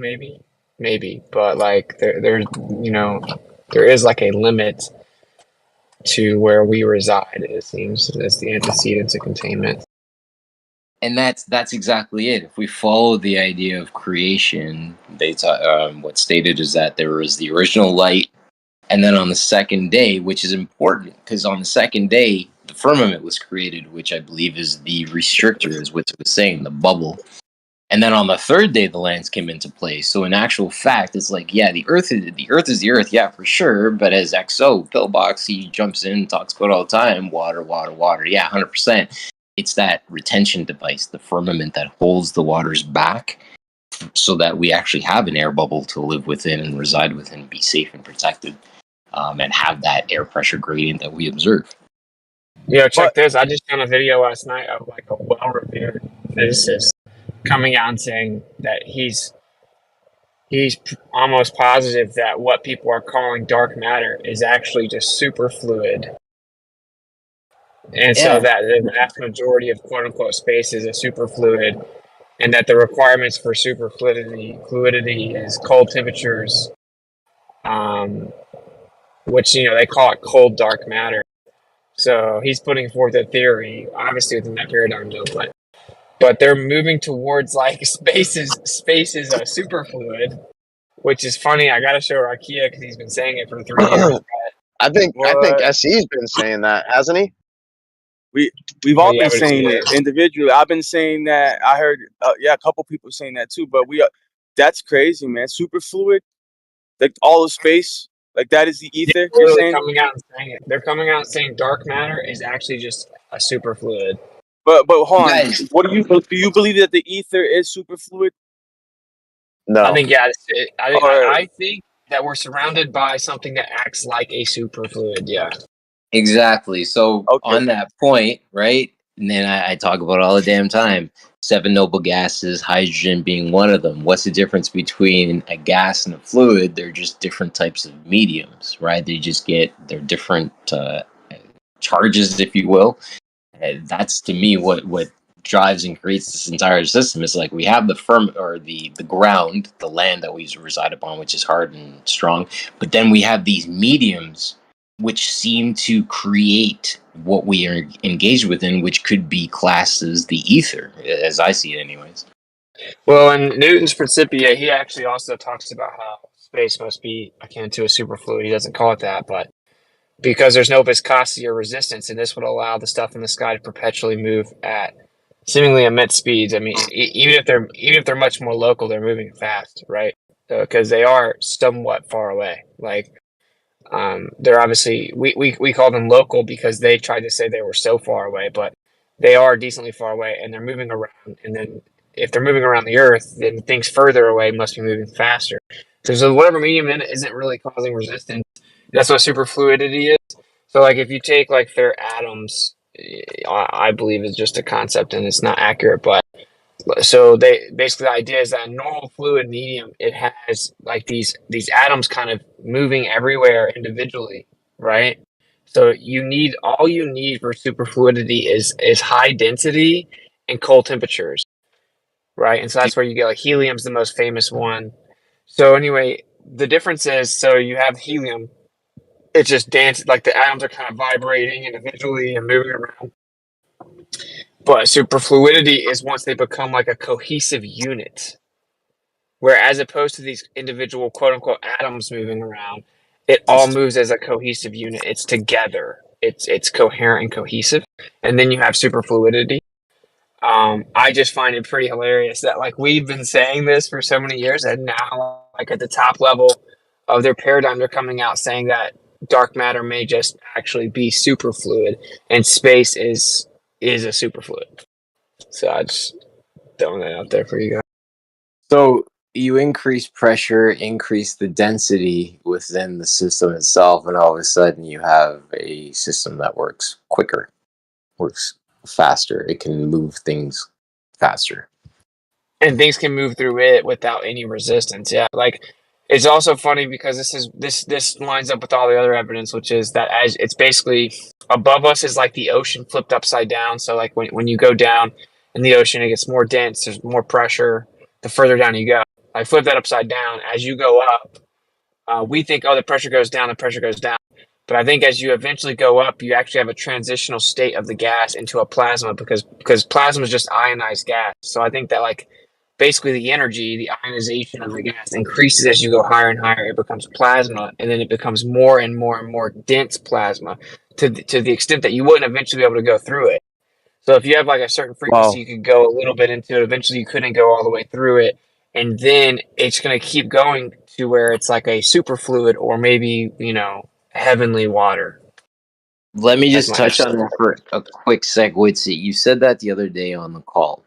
The idea of plasma being literally charged, electrostatically charged gas. And I'm like, wait a minute. That's exactly what snot is. When I blow my nose, right? I see plasma come out of my face, come out of my nose. That is the air that I have in my body, and we believe that we are electrostatically charged. We drink salinated water. We can conduct energy, and holy crap. Like, if in fact that's, as you described it, electrostatically charged gas, aka snot. And that we know if you've touched it, it has that plasmic feel to it, right? And if you were to increase that density, increase that consistency, you could actually have, imagine jumping into a swimming pool full of snot. I say that's not the nicest thing, but respectfully, like even Jello, as an example, you would move a lot slower, but the actual gradient itself would have a lot more of a solid substance to it. The ability to conduct would be a lot higher. You really sent me for a loop on that one. I appreciate that. Yeah, I think it's a trip because it says that the firmament separates the heavenly water from the earthly water. Air is just a modality of water, so it kind of makes sense, honestly. Like the heavenly water would just have way, way, way, way more energy and cohesiveness as opposed to our water. So, I would I think actually air is water. Right? I mean, that's what it is. Air is a fluid, so it's just I don't know. I mean, it just checks a lot of boxes. I mean, I would say that you could actually translate certain parts of scripture, right, and just superimpose the word fluid into instead of water, right? And you'll see that it makes sense that you have the fluids above or the waters above. That doesn't necessarily have to be the same consistency or the same exact water that we have in our oceans. It could be an exotic fluid, superfluid, an exotic material. Correct. Yeah. I mean, in fact, that makes Yeah. sense because there's a distinction made between that and heavenly. That's how they describe tritium, which is a form of hydrogen, H3. You could have a lake full of it and it would look like a valley. They say the heaviest water. So if we have something that has this heaviest water idea, the heaviest water would obviously sit at the bottom of water, because we know what water is. We deal with it all the time, make coffee, drink it, so on and so forth. So if I have something that's heavier than the heaviest water, that would say to me that we're dealing with a pretty solid substance. Then I look to James Cameron going deep into the ocean, discovering this impassable barrier, and all of a sudden we have an observation of the waters below. Then we look to the Falcon 9 rocket launch that took place, where we have that rocket being launched to altitude and this arc being traced across, which looks like the wake pattern that we see in the sea. Again, the waters above from the waters below. And I think to myself, is this the waters above that we're also seeing, this impassable barrier? Apparently, according to Bob Lazar, that there are exotic materials that have been discovered by the government that atomically seem to be out of this world, right?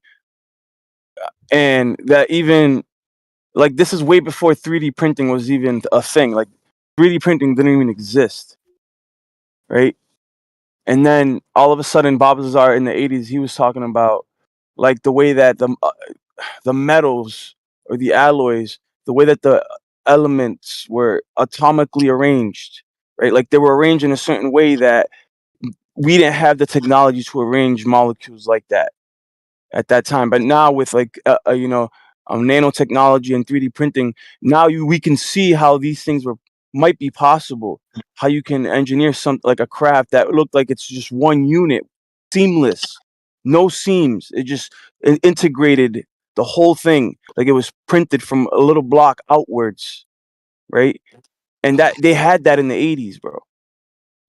Yeah. Killian, Yeah. Like, everyone think about this for just a second. Right? So, like, this does get overlooked in the flat earth discussion a lot. I try to bring it up, but so we don't have to make this claim, but this is just a fact. There is some type of force moving everything around the sky, and they claim it's gravity. Flat earthers point out the problem with it, but then they just kind of sit here. So another thing is, if the Earth is stationary, so there's a force moving everything around the sky. That's true. Okay, like their theory of gravity is nonsense. That's not the point. But then in addition, if we're in the center and everything's moving around us, which all evidence ever has shown that pretty definitively at this point, that means the stuff that's further away from the center of rotation has to be moving faster. It has to go faster and faster and faster as it goes further out. And there has to be something that isn't causing resistance because they keep doing the same thing and they're not slowing down over time. Right? And if they were slowing down over time, it's not much at all.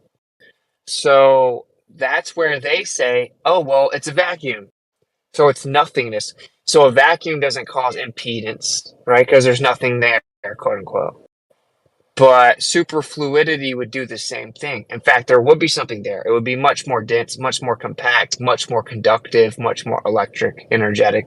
But it would also not have viscosity. So it wouldn't cause resistance. So the things in the sky could move perpetually very quickly. And the stuff further away from the center could go faster and faster. It's all moving with the same angular momentum, but it would have different tangential speeds, although the same angular speed. Similar to what they claim the Earth does, where they say, oh, it's 1,000 miles per hour at the equator, but it's 700 up north, in the United States, but it's all moving 15 degrees per hour. Be the same thing inverted. which is what they did. They took nature and inverted it. So ironically, you do still have to make certain claims. I mean, you don't have to, but like they would have to be true. On a stationary plane Earth, you have to have a force. There has to be an increase in tangential speed, but a maintenance of angular speed. The further out you go, the faster it goes, right? And you have to have some type of medium that has no viscosity, no resistance. So that's why their model exists. And that's why so many people can't, like, they're like, well, you're not even talking about what's going on. It may be a detriment to flat Earth to not ever acknowledge those things. They checked all those boxes, although they're wrong. They checked gravity, the force needed. They checked the vacuum, the lack of resistance needed, and they checked the change in tangential speed needed by saying it was the Earth itself that was doing it. And so since it's a sphere, the sphere is doing that. So anyway, food for that. Killian, if you want to respond to that, otherwise I would love to mention something as well. So I'll open the floor for it. But if anyone wants to respond. Oh, I appreciate it, dude. No, I'm totally good. Just taking in the honestly right now, just the good vibes of the conversation that's transpiring. So please, Beer Man, go ahead, dude. Okay, cool. Yeah, I wanted to add something because you resonated a lot with the. You mentioned the whole snot and things will be slower in the snot. So I posted 3 videos here. It's something I put together. It's some of my philosophy. I'm using AI to narrate it because I'm self-centered with my own voice. Anyway, so the fact that resonated with you and what Whitsett was saying was fascinating. It's absolutely brilliant, actually. I agree. I think it's a superfluid. And we living in a medium, and I believe that the medium, it could possibly be infinite, but also I'm not too sure about that. But I am aware that we get different gradients or different densities. And the more dense will be lower, the less dense will be higher. So when we look at how a bubble works or forms, and I look at the gravitational lensing, what Einstein was bringing up, I see it differently when it's presented to me. I don't see it in the physical realm that they propose it is, but instead I see it as like a bubble Earth. And if you watch these 3 videos that I posted, all these, it's more narrations of my idea of what's going on. It's tying in exactly what you said. Is like, wow, this makes sense to me. So think of the world we live in now. We live in a medium. Sorry, you guys must just cut me off if I go on too long, because it is quite a long-winded explanation here. But think of the world that we're in now. We hear things the way we hear them because of the medium that we're in. We see them because of the medium that we're in. That's the way that vibrational pattern propagates through this medium. But if we're in a swimming pool, we hear things differently, we see things differently. But that is the reality in that medium. So, how do I say this now? Anyways, yeah, I'll leave it at that. Watch those 3 videos. It's not too long. It's just my philosophy. I've used quite higher English in there as well, to try emphasize a lot of the explanations. But if you got time, dude, because that snot thing resonated with you, please watch my stuff. It's so in line with what you were saying. I would love to hear your feedback on them. The Beer Man, question for you though, like when I say snot, so as Whitsett is referred to it as, to elevate the conversation, electrostatically charged gas. What do you, when that is said, what do you pull? Like, what are you linking from the videos you consumed and what was said? What are you pulling from it? I think that I just want to say, sorry, and I apologize for doubling up on this. go This ahead. last comment is, there's absolutely no judgment here, right? And no one is going to say you're stupid or there's a stupid idea or anything, because like we're just here spitballing, dude. So please go ahead, man. 100%, I agree. So yeah, my things are also all theories in that, or speculation or philosophies. But my stance is that everything is electric or has some sort of charge to it, magnetic field, something that is giving off some sort of field. For that field to be seen. There's light refracting off it or reflecting off it, giving it its visual sight that our senses pick up. Let's take a watermelon, for instance. It's green on the outside. That's the way that vibrational pattern is bounce. The light is bouncing off that. But for it to be whole, okay, let me take a few steps back. Everything I believe is vibrating. Everything there's that string theory coming out that resonates so much with me. I know it's just a theory, but I'm like, wowness, I agree with it. I think this is, if I had to imagine things, this is how I would imagine it to be. So everything is vibrating. I don't think there's anything physical. However, the vibrations will eventually become what we call physical. So the table, if you had to take a table, that is still a vibration, but it's such a high.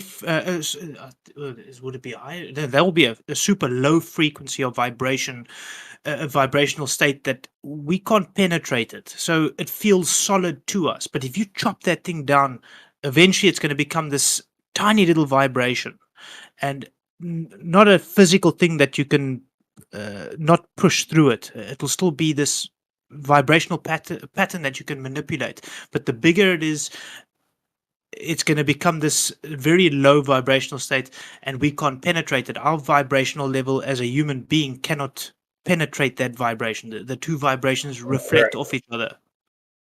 Does that make sense at all? Yes. Yes. Okay, like, cool. Okay, so think about this. Just say this.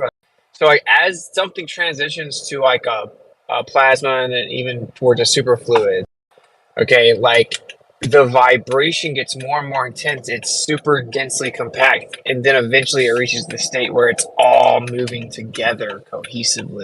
So, like, as you're trying to go up through it, you're not going to be able to unless you have a high enough frequency. If you don't have a high enough frequency, you literally can't. Those vibrations are going to push you back. Kind of like if you had the world's largest speaker and you tried to walk up to it, you wouldn't be able to do that. Correct. Yeah, unless you're on that same vibrational state. So, for instance, a rock is such a low vibrational state, the light bounces off it. You can get a frequency wave that you can go through it, and that's like an X-ray machine. That's why we have X-ray machines. It's just a different vibrational state that it actually can penetrate the existing, that vibrational state that, for instance, your arm is in, and that's why we can see bones. But some of the vibrational pattern comes back, and that's why we see an X-ray. That's how an X-ray machine works. As far as I understand, that's the best way I can try explain it, in the way I see it. Yeah, that's the idea of, like, I mean, the moon presenting itself like an MRI, what you would see out of an MRI machine, right? There's these things that we see which work on certain principles, like an MRI machine works on the principle of magnetic resistance that passes through the body. If you guys have ever seen recently the new movie Flash, where he passes through walls, but he simulates shaking or vibrating at a very high rate in order for him to pass through that solid object, which is exactly presenting the idea that you guys are talking about, the ability to heighten or speed up your vibration in order to pass through solid objects. That would kind of be the idea. But the crazy part is, like, if you increase your vibration or increase your frequency and change your input to be able to pass through that barrier, what happens on the other side of that barrier?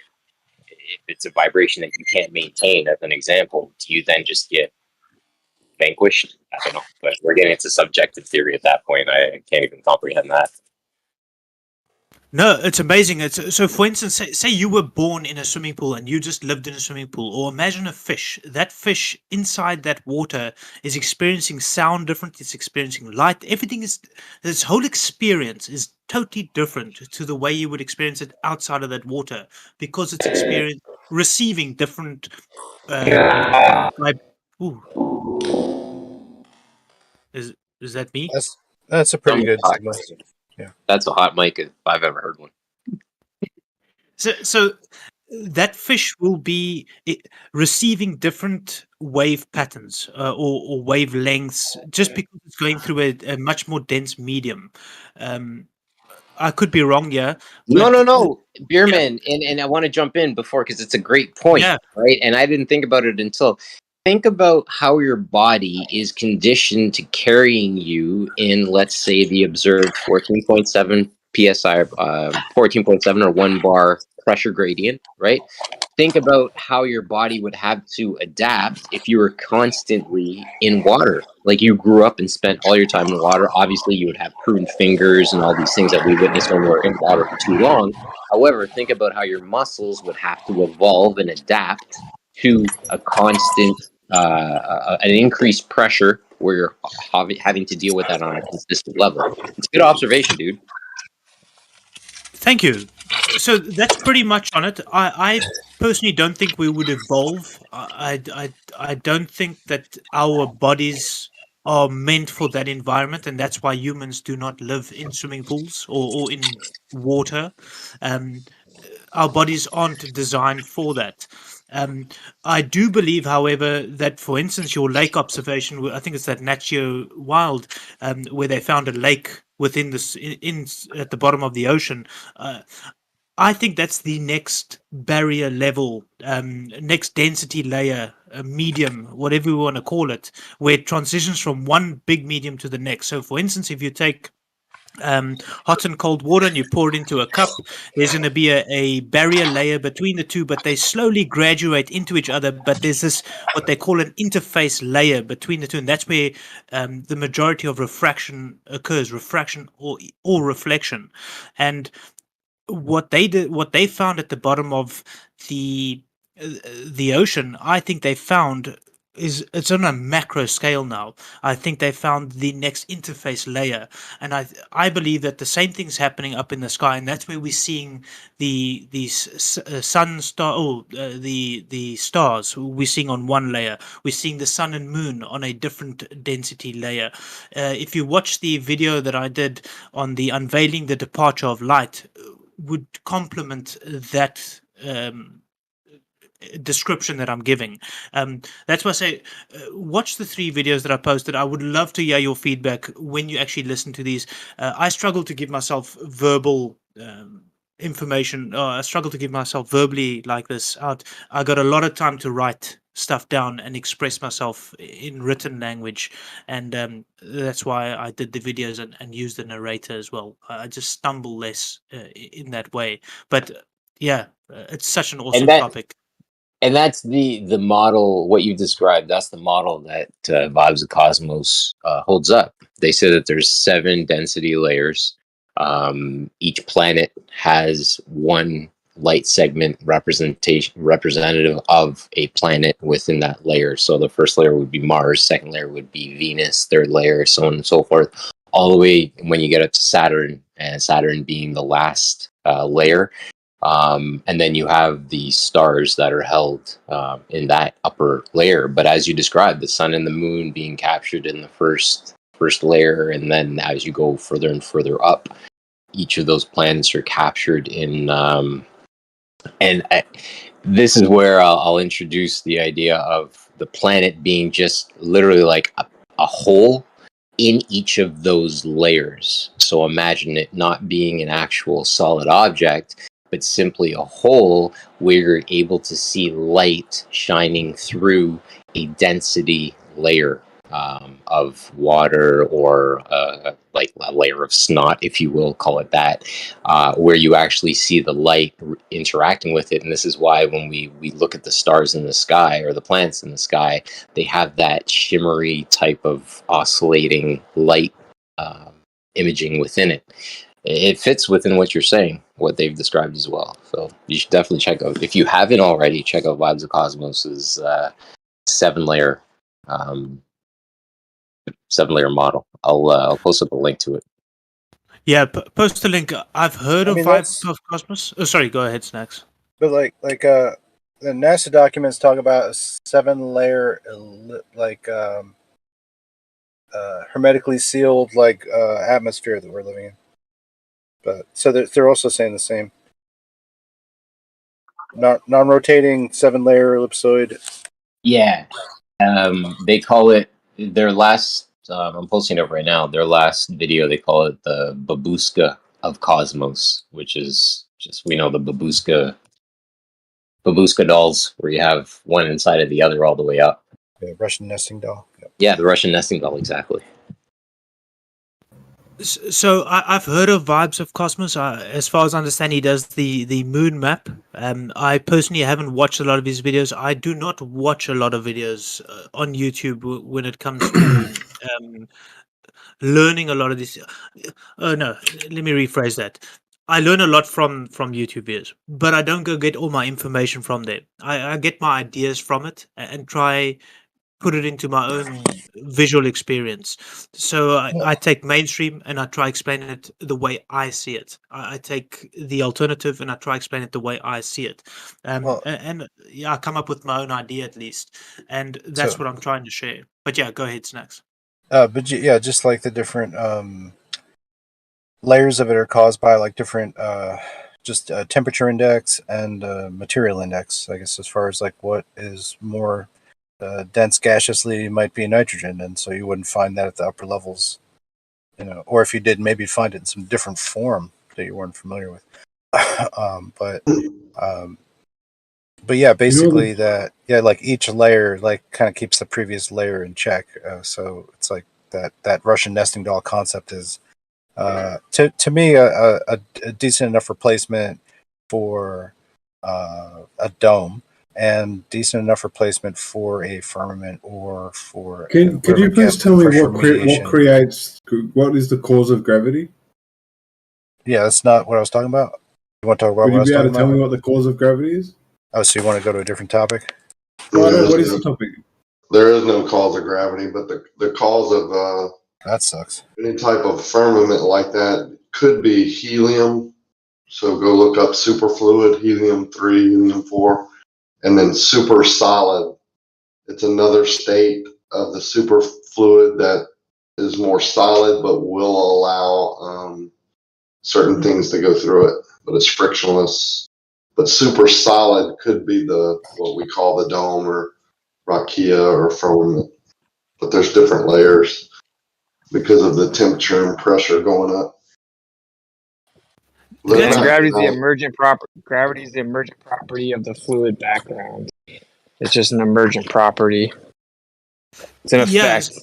And yeah, I'll also say it's just a bias that we're able to observe. Like you take a basketball 50 feet in the air, you drop the basketball down, gravity determines the bias for that thing going down. However, we take that same basketball 50 feet deep in a swimming pool and the basketball goes up. We've kept the object that we're observing consistent in order to be intellectually honest with what we're observing within the experiment. All we've done is we've changed the gradient to observe the bias that's being declared as gravity interacts with the ball and determines which way it's going to go. But it's a non-point specific pressure. It's a non-point specific pressure mediation. It's an emergent property from the fluid background. I have to take a shower. I just want to say real fast, Rakia. Did you hear what I said about how like these physicists are coming out now saying that they think dark matter is actually just superfluid? Yeah, I said that like a couple of years back because I read an article saying that they were thinking that space was superfluid and that they would have to change every observation they've ever talked about or stated or whatever, because if you're looking through through a superfluid or in different layers of it, then it would it would affect how things appear. Yeah, super fun. All right, I gotta jump in the shower real quick.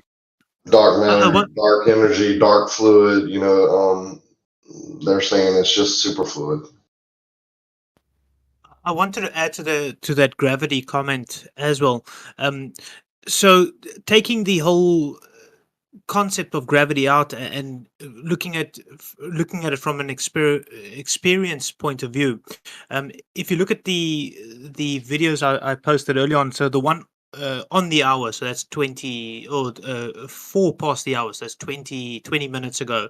You don't have to watch the video, just the actual thumbnail of it. So imagine yourself in that water droplet, your experience, whatever's experiencing it. If you're a tiny moth or whatever and you inside that bubble, you would be experiencing what we're seeing from the outside of that bubble. So that little insect inside that bubble will experience that whole image at once. We seeing outside that image as well as what's inside that image, but on a smaller scale. That being inside of that bubble that water droplet would be experiencing everything. So for that being, the gravity is towards itself or towards the center of that water droplet or wherever that light is refracting. And I believe that Einstein is presenting that, but we are interpreting it incorrectly. That's my stance. That's my understanding of it. That's the way I try to explain it. And once again, like I say, those 3 videos, I do express myself better. I had a lot more time to think about my words and express myself better. I think of it as an energy flow. Like I put myself in a river, but imagine the river, the water flowing is energy, and certain things or most things flow with the river, but with a certain energy change or charge or whatever you want to call it, electromagnetics. What there might be several different factors, but involving energy, other things may be attracted up the flow, like helium or whatever going up. So imagine the river from up above us flowing down to the ground as energy, and then most things that get into that flow will go down to the ground and try and be grounded or get back to where they started, equilibrium. So when you think of it as, I think some people call it the electric universe. You think of gravity like that, it seems possible.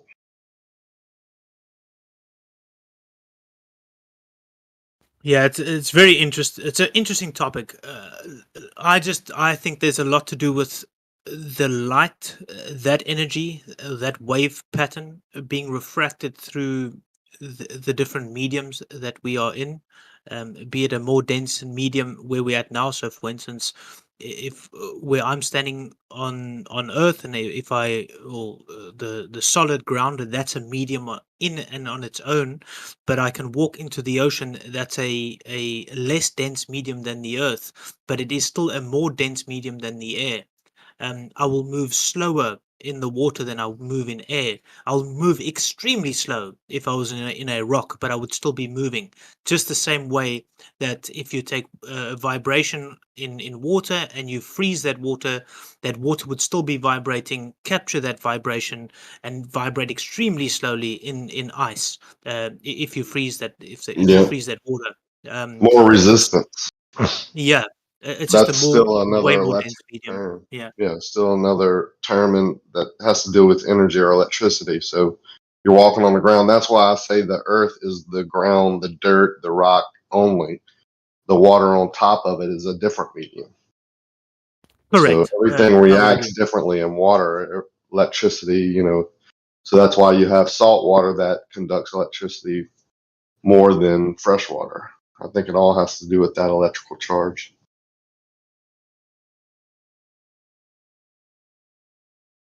So yeah, I would love people to, if you guys have got the time, I don't want to waste too much of your time. It's maybe about 10 or 15 minutes of your time to watch those 3 explanations that I have and get some feedback on it. I am busy writing a book about it.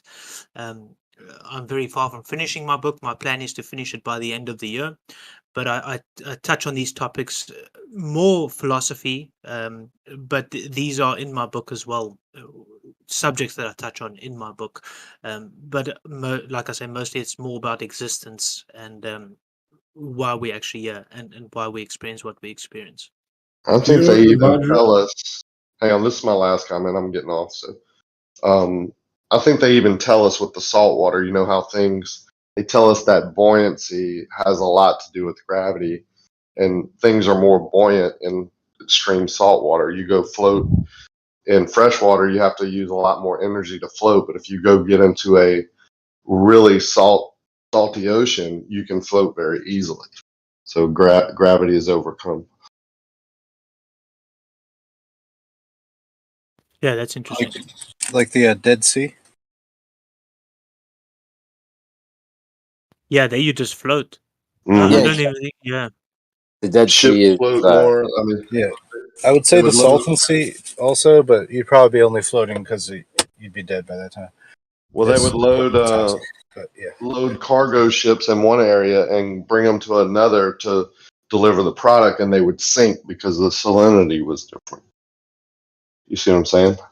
Yeah, and that's the thing. Like you, even within Epsom salt baths, or you can go into those deprivation tanks. There's the same thing. Deprivation tanks.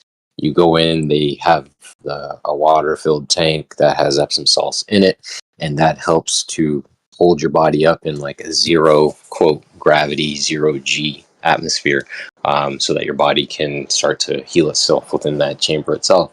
But again, with respects to the Dead Sea as an example, the salt layer is the closest to the very tippy top, and they say the deeper you go within salinated waters or salted waters, the less salt is at the bottom, the more salt is at the very top. It proves the density layer right there. Yeah, you brought up another thing too. Is you take a salt bath and it's supposed to relax you. Yes, so or heal you. And yeah, so the Epsom salts actually help to re-energize and relax you at the same breath or the same about instance. energy, frequency. Yeah. Exactly. Withdraws the lactic acid from the muscles within the system, and it also helps to replenish the energy within the system. Yeah, so basically your vibration is getting rid of the acid, which is also technically a vibration. Everything, I believe, is a vibration. And if you're able to get yourself onto a vibrational state that gets repels or removes a negative vibrational state, let it be the lactic acid, you're able to do it. And I agree. I think that's what these old methods like salt baths and things like that is to get rid of, is to get your vibrational state onto a level that gets rid of the vibrational states that is not good for a healthy experience, if you want to put it that way.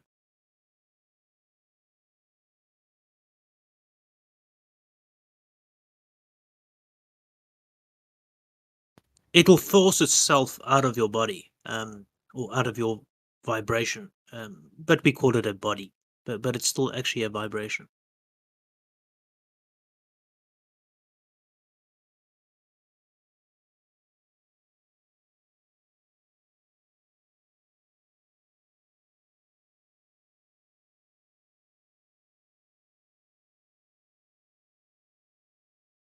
I know this is very fringe, though. It's a very fringe topic. It's quite way out there, but man, is it interesting, and does it resonate with me? Hell yes, and that's why I'm so, well, recently very passionate about it. It's just like wowness, like wow. Yeah, so I'm glad you guys brought up this whole topic. I actually don't know how I got into my part of it. So whatever you guys brought up, I think it was the snot. As funny as that is, snot got me back onto my path. So great stuff. Well, having said that, the only reason that I latched onto that idea is because it's local and you can literally recreate it on a local level, right? You can locally demonstrate this thing happening, and that's, for me personally, being in the employment or the realm of design and understanding building science and how things go together like Lego, literally being able to present these things that we can observe to then proceed forward on how things actually work on a macrocosm level. So again, you're observing something on a microcosm level from your little world, and then you're looking to the sky and you're looking to other things and saying, okay, well, if I observe this and I take those same principles and I apply them to other things, how does it work? And I think that is where we can actually start to, as you are saying, it may be a far out subject for people to reach to, but you're engaging within principles that you can observe locally in order to understand things that are happening outside of here, which I don't think that's a bad thing at all, dude. Awesome. Thanks, man. I appreciate that. My very pleasure.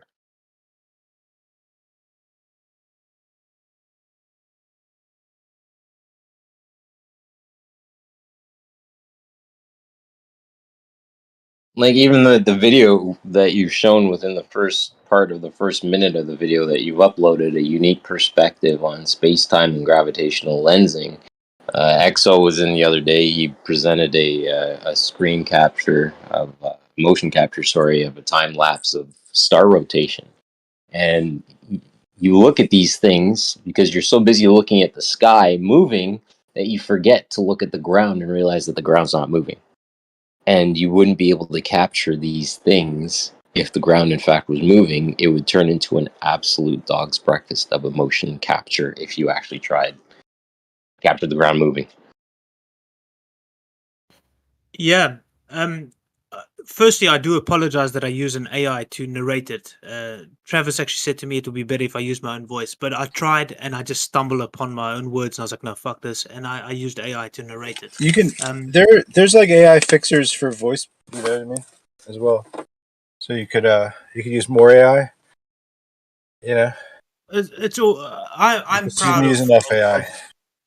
I'm proud of just using the way I do it. I take my writing, I put it in, then I add, I edit it slightly where the AI doesn't pause at the right time or whatever. Then I'll stretch it out where it pauses in the correct places. But I'm pretty proud of the way the video comes out. I think my message that I'm trying to share gets shared. And you're not like you're writing it yourself. You're not having ChatGPT generated or. So the writings are myself. I've got a book here where I've got my writings in. I do use AI to help me formulate it better. I shouldn't even ask, and I guess it's just like I would take advantage of that if I was doing it myself. Yeah, purely I've gotten so much ridicule that it's too childish the way I write things, and then I Google a lot of words. So, for instance, for me to explain. Man, how do a kaleidoscope? Say now, I say, oh, it's a fascinating amount of different perspectives, and instead of that, I would say, okay, what's another way I could say this? And then I'll get a word, for instance, kaleidoscope, or just something that will emphasize what I'm trying to explain. So I would put that into my writings, even though it would sound wrong, but it will get formulated correctly using external sources to help me correct it. But yeah, these are all my writings, and I've got all the originals with me as well. If anyone ever has to pull me aside and say this is not your own work, I have got all my personal writings in my book. I was just thinking about if we had like technical level like kaleidoscopes, and then we'd have like Jace talking to you like, but you put it under a kaleidoscope, and that's how we see the diffraction of the colors. No, I'm just joking around. It sounds like a scientific instrument, the kaleidoscope, but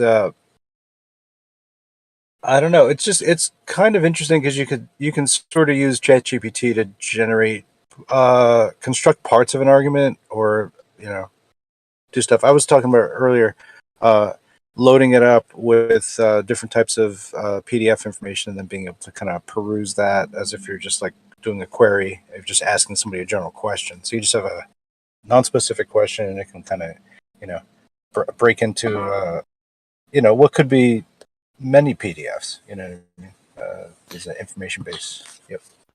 The problem I experience with using ChatGPT is that it keeps adding in the mainstream's perspective, where I don't agree with it. So that's where that's where I don't like it. So sorry, go ahead.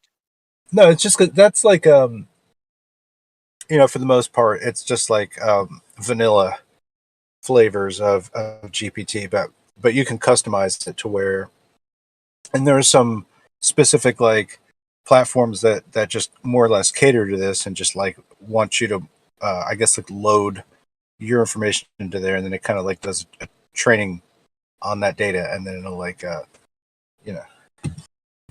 do all the things.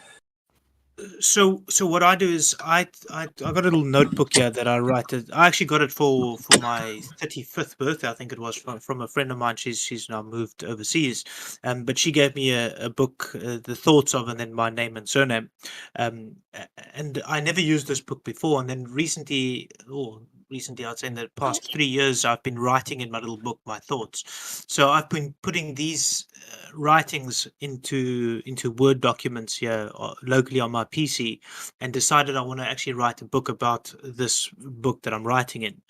So I've taken these thoughts and these writings. I'm getting my spell check sorted, and then I upload that, and I get it what's it, in the correct format and um, advanced words, if that's a better way to say it, to take my writings and just make it more professional, if that makes sense. What are you So I just can running actually get, like a Grammarly or something? yes, stuff like that. So I do use Grammarly as well, um, to get just on a much higher I professional feel like, level of writing, yeah. so I can get these things published. What's amazing about the GPT thing is that you could have something worded, um, uh, information, and then you could just like tell it to make a case for, you just have like oh, shit. If we had like a lot of information, I'm trying to think about what, but we could say like, okay, could you just like phrase this and make it impactful for somebody that's like a teenager? Make it for somebody that's like an elderly retired person. Make this. It basically can reframe it. Make it for somebody that's left wing, right wing. You know what I mean? Like it can find these different ways to re-explain the same information. Just juggle it in a different way, and it Oh now yeah, all of a sudden, yeah, it's pretty correct. cool. I agree. So ChatGPT will be like, "This is fire, bro. This is sick. This is insane."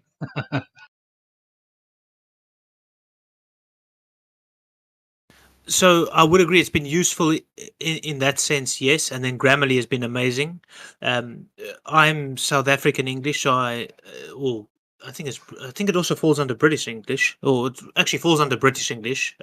So a lot of the times I have to go through all the writings, and I read all my own writings back, and then edit what I disagree with and change what I disagree with, where it's maybe changed the way I've written it in my own writings, and then the spelling as well, which is it uses the US spelling, Do you, which I'm not familiar with. don't you fear though that it might cause people to plagiarize ChatGPT and then act like they created it, like they wrote it, but really ChatGPT wrote it?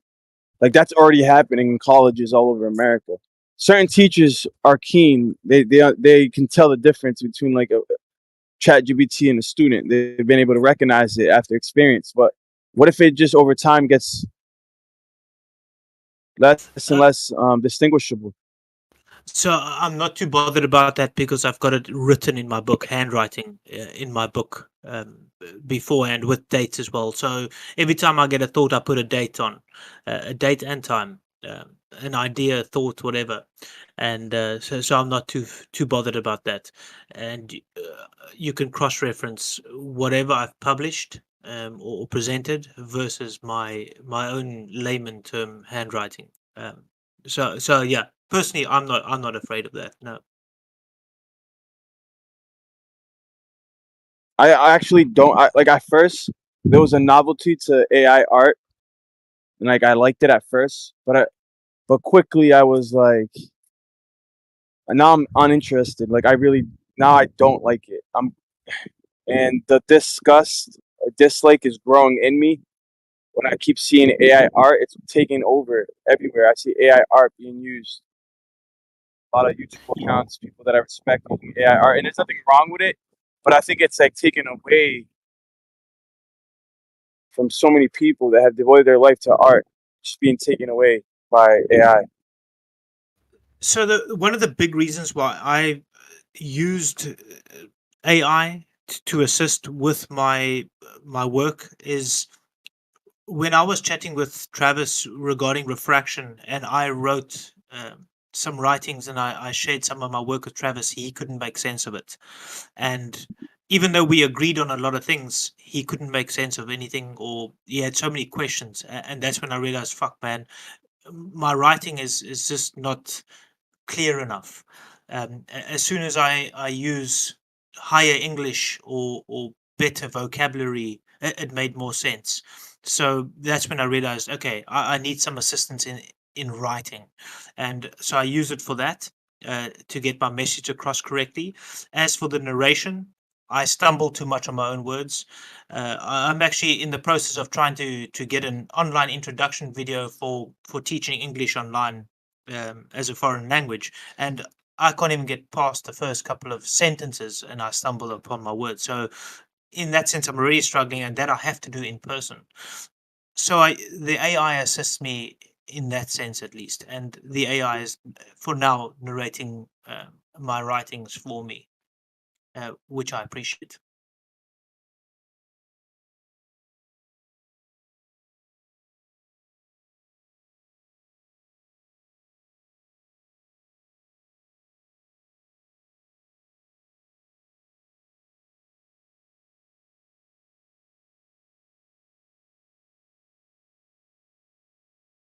Did that come across understandably or clearly?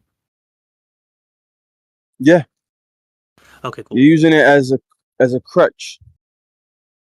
That's fine. I mean, you speak good English, bro. Like, you convey yourself very well. Like, I had, like, believe it or not, I used to have an accent. Like, because I'm bilingual myself, and I used to take English as my second language class. 5th grade, 4th, 5th, 6th grade, I took that class to better my English. Now you can't even tell. But at one point, I did have an accent, and I used to be constantly corrected by my peers on how to speak. And then look at now you can barely hear my accent.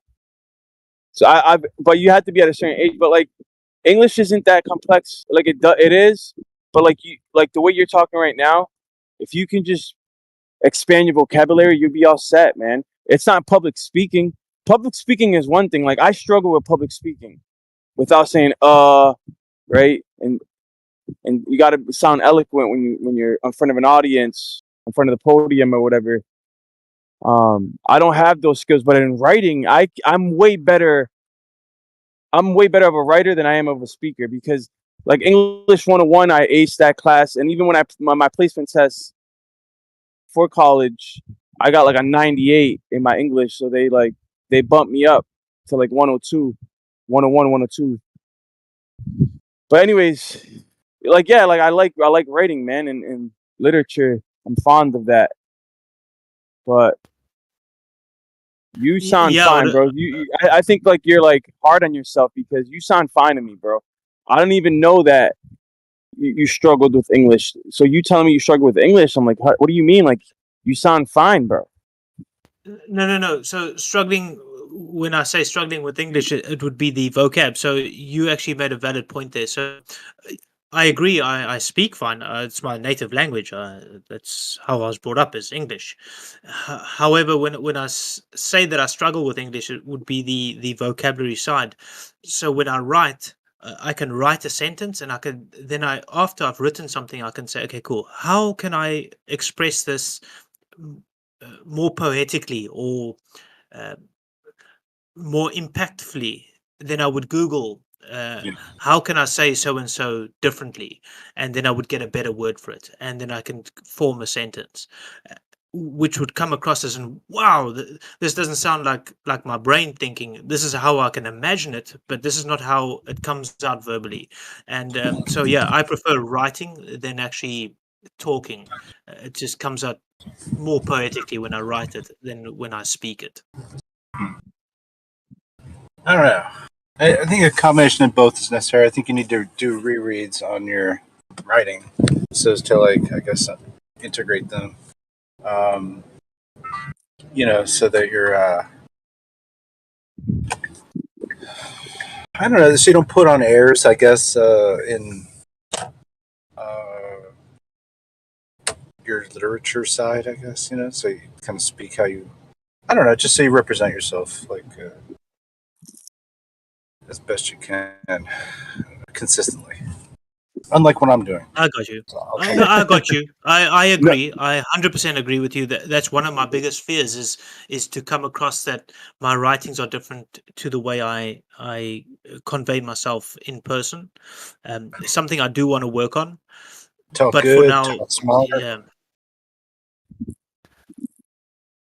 I just feel we got such. I got such little time left. I've probably got 30 years left to live, and I'm trying to get as much an impactful message out there as I can.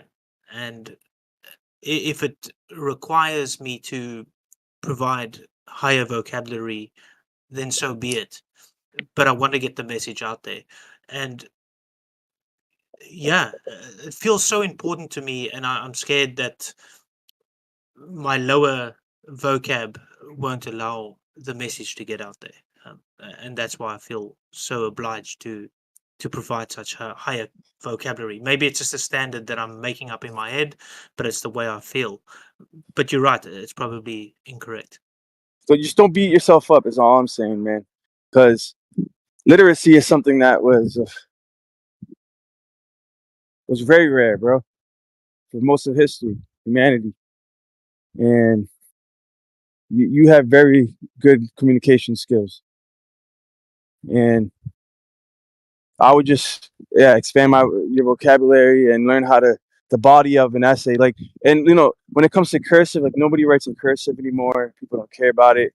Even like the way you structure a sentence or a paragraph. You got the introduction, and you need like 3 points of evidence for each paragraph. Just a simple six paragraph essay. Like nobody knows how to write like that anymore. People forget that stuff after they graduate high school. They don't use it right now. Even on Discord, bro, like it's broken English. We still use broken English on Discord, texting.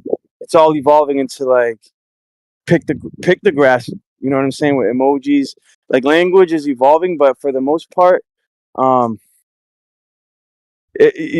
ever watch those videos where they walk around and they do surveys? They ask random people like random polls, like questions about history or the presidents or how to spell. Dude, most people walking around, they really don't know how good they have it when it comes to like their access to libraries and internet and being able to read and write, and they don't use that stuff, bro. Like that's why they'll never come to the understanding of the truth. They'll never come to the understanding of flat earth. They'll never come to the understanding of biblical cosmology, because they're not interested in knowledge. They're not interested in how to write, how to read proper, you know what I mean? How to convey yourself properly. But these things at one point, our grandparents, anyways, I don't want to rant. You guys get it. You guys get it. I don't need to rant about it.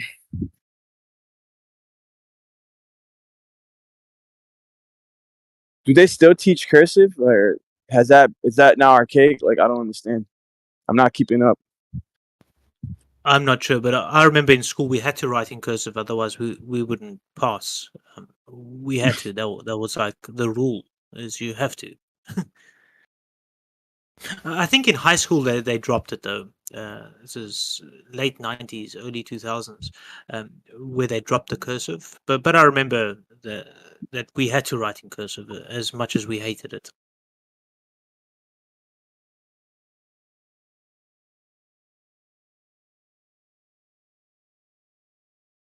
People were talking about the English language yesterday, the day before. They brought up Francis Bacon, I think it's his name, or Shakespeare.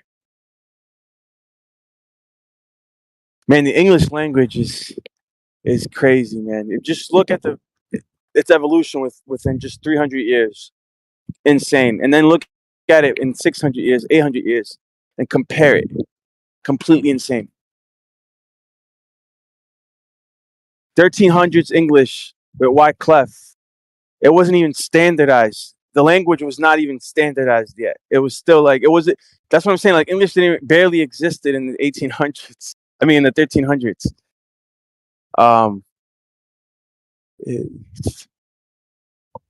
wasn't until much later, by 1611, where they started to standardize the English alphabet and the English language. Like certain words are like, all right, this means that, this means this.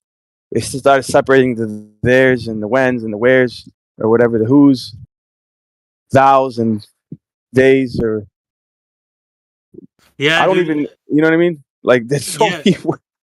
What's crazy? Yeah, just you saying these things. I'm going through my writings here. So I got a folder on my computer where I got book, and then I got my topics like the ubiquity of wave-like phenomenon, etc., etc. But now I'm going through this document that I wrote, and I've got version 1 here. Then I've got take 1, take 2, take 3. It's the same thing but written differently, but conveying the same message.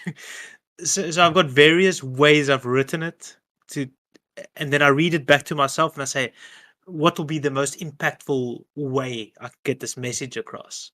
And then I've got the layman version. I've got the one where I use high vocabulary. So you're right. I'm fucking hard on myself, man. I probably should just be me, whoever that is, and just send the message out. But yeah, I like I say, I just feel it's such an important message to get out. I have to get it out, and I want to get it out the best way I believe is possible to get it out at least. Another thing to keep in mind: an efficient speaker is an eloquent speaker.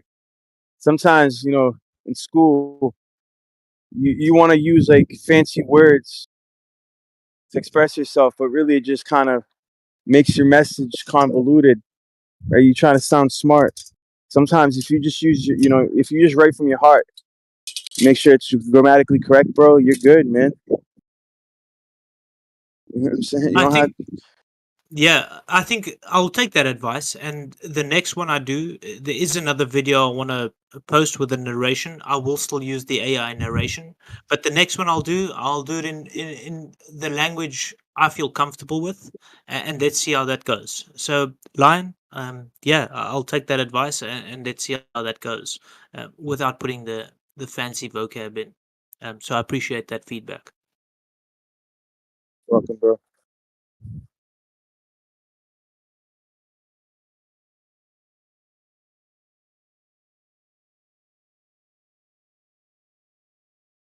What do you think about slang, though? Since we were talking about language, you like it? You hate it? You mind it? Some people completely hate it. About what? I enjoy using slang in my vocabulary. Slang, What do you mean by slang? like some people say it's street talk. It's vulgar talk. Like back in the day, they literally used to call. That's where the word vulgar came from. Vulgar speech was speech that was spoken by like the layman. There was like a separation between the aristocratic people and then the regular people, the serfs, right? The peasants.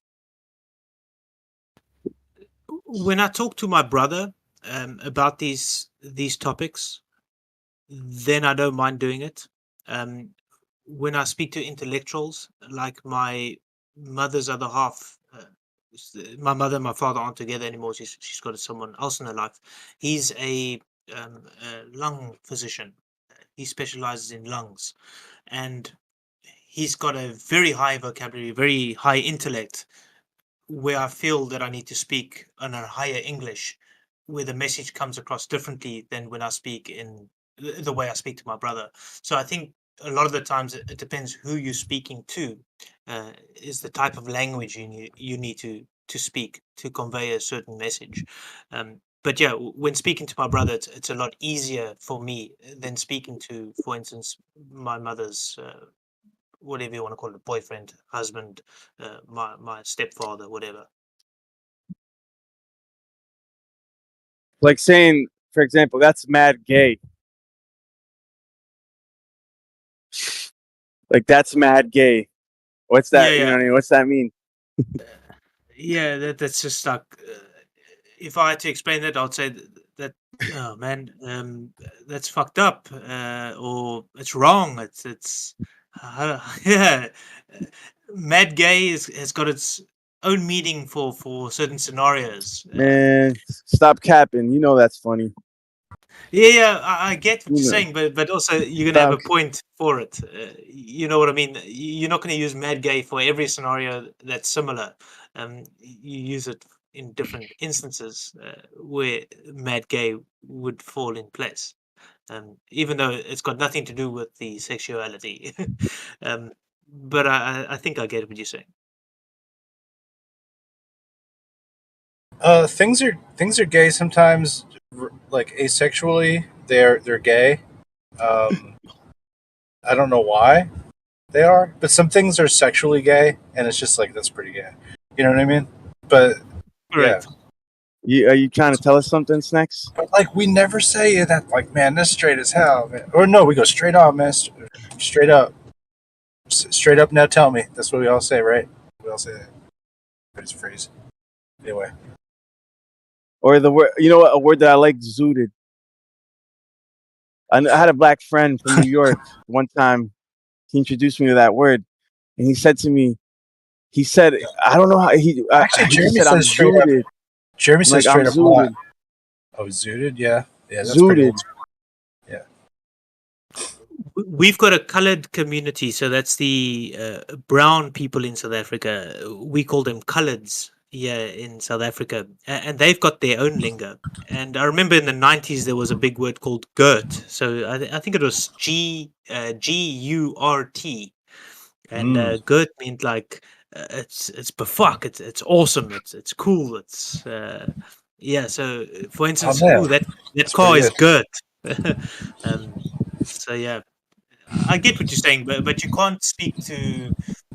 Well, you can speak to whoever you want to like that, but to get a message across and to become to be listened to or appreciated by certain individuals, yeah, you can't always speak in that manner, if you know what I'm trying to say. Yeah. Right. But we say something's mad gay, we say something's mad cool, right? But we wouldn't say, like, that's mad insane, right? Maybe that would be a positive.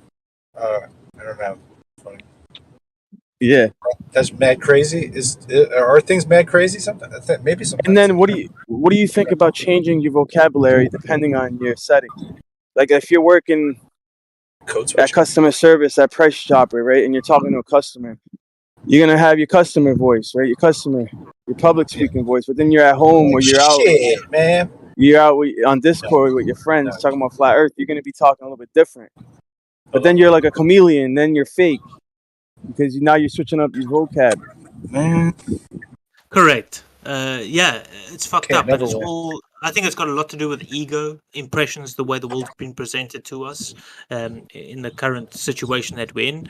But it's the same thing. For instance, when you're using that A for Alpha, B for Bravo, etc., etc.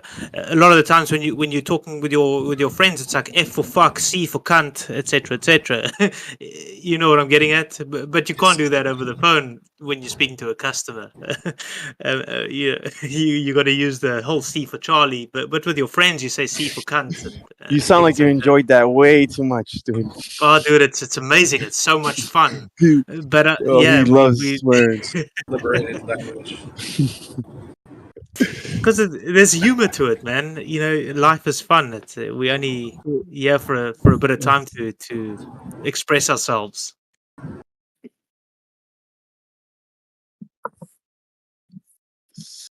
Hilarious. You could say that in a professional capacity. It's like, ma'am, are you trying to be a C right now? She's like, excuse me? Oh man, it's that Michael McIntyre. He takes it to the next level. It says G for gnome, or K for knife, stuff like that. Oh man, it's funny. What? That doesn't make any sense. There's some people, man, that as soon as they hit a blunt or they smoke or they drink a couple beers, bro, their voices instantly change, bro.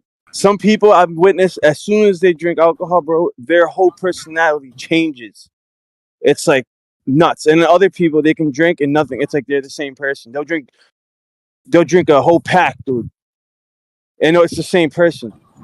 You guys notice that, or is that just anecdotal? Like what?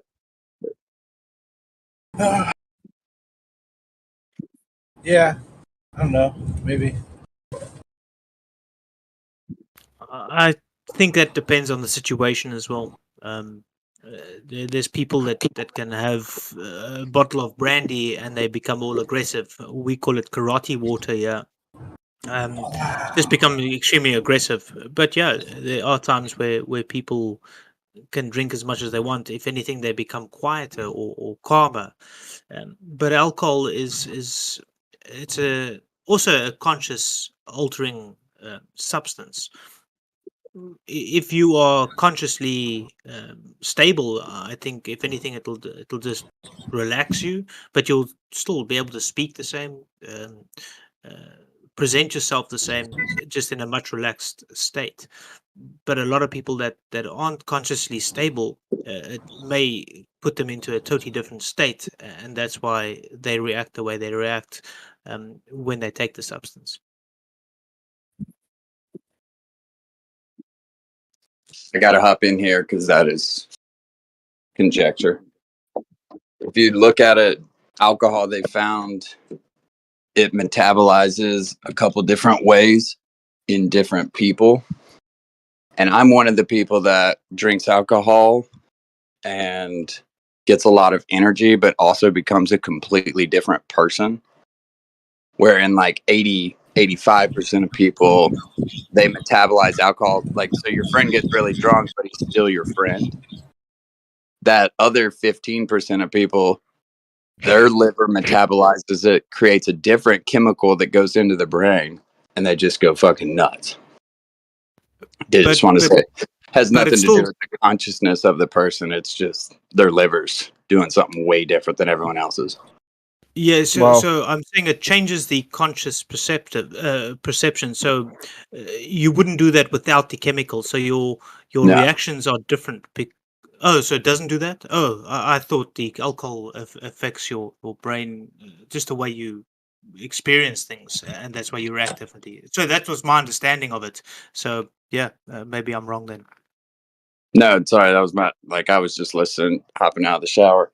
But Oh. yeah, I was like, because I sat, because I'm not one who should or can drink at all, because it definitely is just, to me, like, the psychiatrist can say one thing, like, oh yeah, this just makes you, this is what your liver's actually doing, and you're one of these people that shouldn't do this. To me, it feels like a demon basically takes over. So it does feel like something more spiritual. The psychs can call it whatever, but it does feel like, okay, I'm just gonna black out now, and somehow I just continued to do things for the next 6 hours, even though I wasn't conscious. So there's probably a mix of both, to be fair. Yeah. So just I think just it'd be wanted to funny make sure. So hold on, Snacks. I just want to make sure that I'm understanding correctly because he says that what is the word you used? Conjecture. So I'm providing misinformation. So as far as I understand, you guys can correct me if I'm wrong. Snacks is still here. Don't leave, Snacks. I understand that alcohol changes your consciousness. When you're not drunk or you don't have alcohol, you don't have that substance, you are conscious on that level. When you drink, your consciousness changes, your demeanor changes, your experience changes. That's a change of consciousness. That's what the alcohol does. The same with weed, the same with any other actual substance. It changes your consciousness, and that's why you react differently. But it's not even really the alcohol that does it, right? The alcohol metabolizes, and then that's why it takes us a good 20-30 minutes to feel any of it. But it's still the cause of the alcohol. If you didn't have alcohol and you just had beer without alcohol, for instance, you had a case of beer with no alcohol, nothing would happen. If you had a case of beer with alcohol, your consciousness would change, irrespective of how it metabolizes. It's still the alcohol in the beer that's changing your consciousness that hits your brain to change that way of thought. It's like a chicken or egg thing, right? Yeah. Okay. Cool. Snacks. Go ahead. I just wanted to clarify that. Definitely. Sorry to say conjecture. It was just like, I'll never forget talking to my psych about it. And it's like, because I do experience it in that way where you have buddies who can drink a ton and they're just this elevated euphoric sense of themselves, right? They're just like, oh, he's just like happier and goofier, whatever. But then you have those few buddies where it's like, I don't know why he just gets naked and he runs down the street or whatever it is. Like they're not the same guy that I go to work with or whatever. And then, So that was my point with if you consciously stable in the sense that you're aware of your consciousness, you don't necessarily change your consciousness. You just feel the effects of the alcohol and you're still yourself, just in a possibly more relaxed or in a more hyper sense, but there's no real difference in the sense of your action. Oh no, there's obviously a fucking difference in your actions. yeah, I think now it There's no comes negative like or positive. like you could have a consciously stable person who has the biological makeup where they're gonna change. Like because they added the alcohol, their liver creates chemical B instead of chemical A, and therefore their brain just goes sideways. Yeah, it's a interesting topic though. But anyways, guys, No, it's a carry demon. on.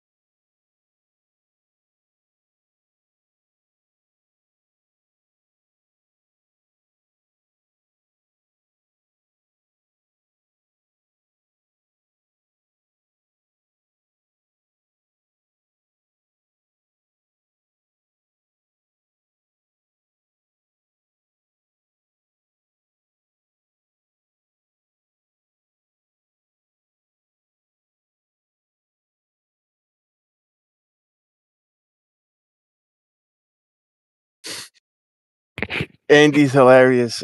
I'm just reading something that popped up in my. I'm getting it now. I just got out of work. It says auto tune is the worst. 10:44 a.m. He said that. That's hilarious. Talking about artists. But hey, I just posted this video. It's an amazing video. I haven't seen. I've seen things similar to this, but not exactly this. And it's showing an example of what could possibly be happening in the heavens above. So it simulates a firmament, and it has a light source on the outside. And just here, it's loading up. You'll see it. I don't even know what it is.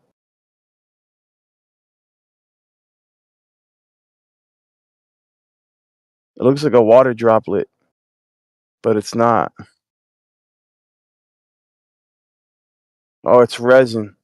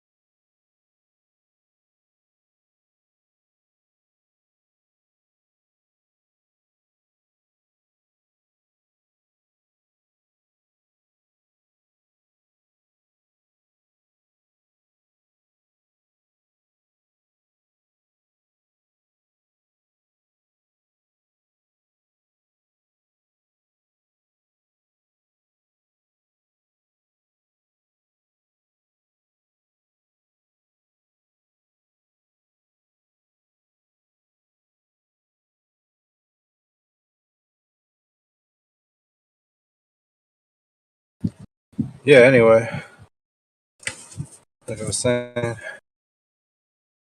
like almost $3 for medium coffee at 7-Eleven. And I think the economy is a breaking point. You can tech, you can test different indicators in the economy. I think when the medium coffee goes above $3, we're looking at a fucked up economy. What was that movie from the 80s? It was like it was at war and there was this kid got sent to the camp. I think John Malkovich was in it, I'm not sure, but the kid knew how the economy was doing by how many. Can you guys hear me? Yes, sir. The kid knew like how the economy was doing by like how many things were in the rice or something. Remember that movie? Old school shit. Only heads from the 80s would know this. It sounds familiar. I just can't remember what.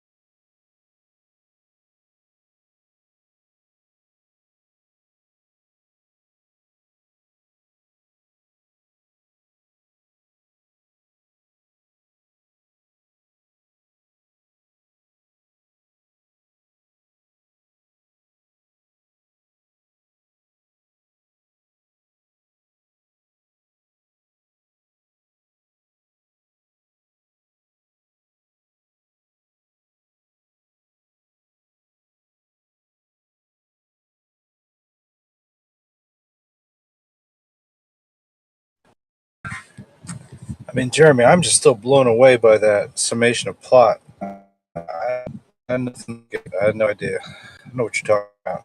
You sure it was John Malkovich? You sure it was Ray? I don't know. Dunkin's is like $5, dude.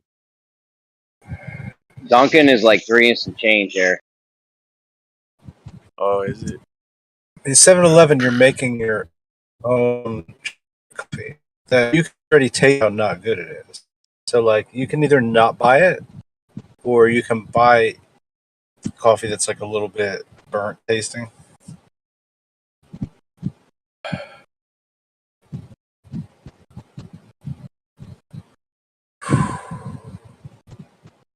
Yeah, over $3, we're in some heavy shit. I can understand at Dunkin' Donuts, like you're not preparing it yourself.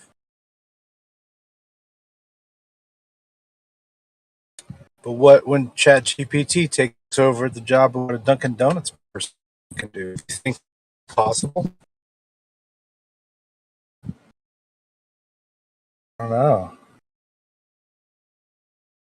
Yeah, ChatGPT will already know before you even show up what kind of coffee you like, and I'll have it ready by the time you go to order because they'll see you from far away coming. Imagine that. That'll be That's not crazy. It already. Nah, I just imagine AI being so sophisticated, bro, that it'll be able to recognize you from far away, right? like And if you psychics have, don't know when the pizza gets dropped off. yeah, You're like, yeah, 10 minutes I'm waiting for this person. You think, oh, they're a psychic, you know? Or you think that they would know that there's a pizza delivered to their house, right? Because they ordered it. it's like, but I just ordered it. How'd you get here so fast? Oh, we already knew you were gonna order it. Oh, The psychic the pizza delivery. the AI algorithm told us. It's like what? No, I can imagine a future where the system is so sophisticated, bro, that it's gonna do things beyond our wildest dreams. Yeah, I'm going to deliver your pepperoni pizza because the triplets in the hot tub predicted it. Yeah, pepperoni ball. Now, Minority Report. We got the references coming. Tom Cruise, Minority Report. You seen? You're breaking up. Tom Cruise and Nordy. How am I making up?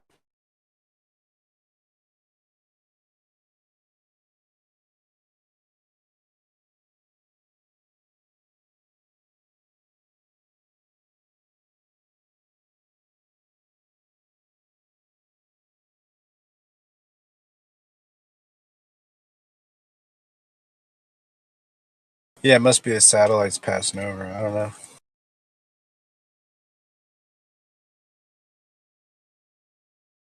You believe in satellites?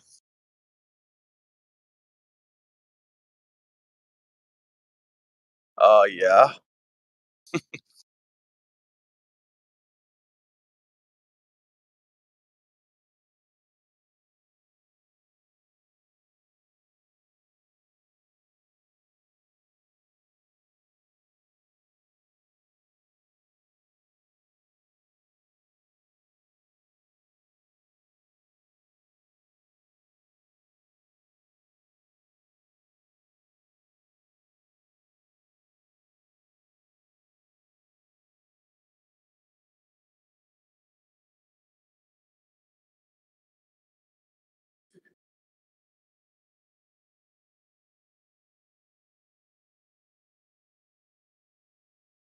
Earlier, I was talking about.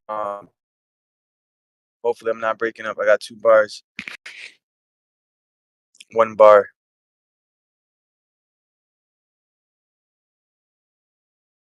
Dropping bars. Got 1 bar. Are you gonna drop some bars? Do that. Well, yeah, where's that other dude at? He was dropping bars this morning. That was fire, dude. Coach. Coach, that's his name. That was pretty cool. But no, so I was talking about metamaterials, exotic materials that were discovered. Bob Lazar was talking about it. And apparently the way that these metals or these materials, because it's not just metals that they're discovering, bro. It's like elements. Uranium-115. And at first you're like, yeah, right. But when you start looking into it, like, this stuff's like legit, bro. Like, the government already came out and said that they have like all kinds of exotic materials, from biologicals to exotic alloys to elements, and these things look like they were created. Like, even the element that was discovered is like unknown to nature. They were able to synthesize it, or however it is that they can create it synthetically in the lab. They were able to do that, but it wasn't stable. It had a very quick half-life. It decayed very quickly. Once they did synthesize it, it would instantly start decaying away, right, and turning into something else. But the element that Bob Lazar was able to be disclosed about was stable. It would not decay like the one that they were able to synthesize. That's just one example of an element. But when you talk about the alloys, these alloys seem like they were made elsewhere, bro. Like, not in this realm, but maybe out there somewhere.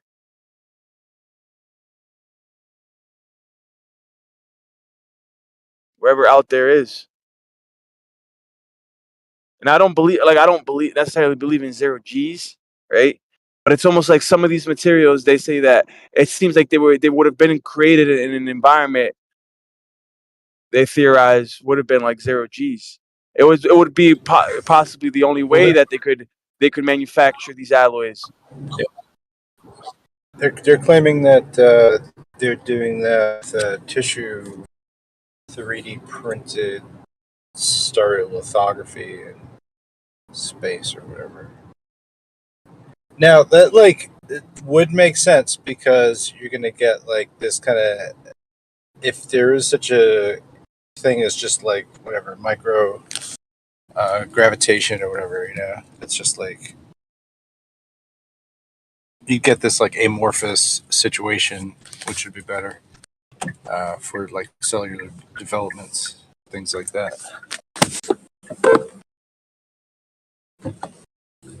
I am amazed. Even when I first heard about this, I was amazed about the idea that you can construct a craft starting from the microscopic level or the atomic level outwards.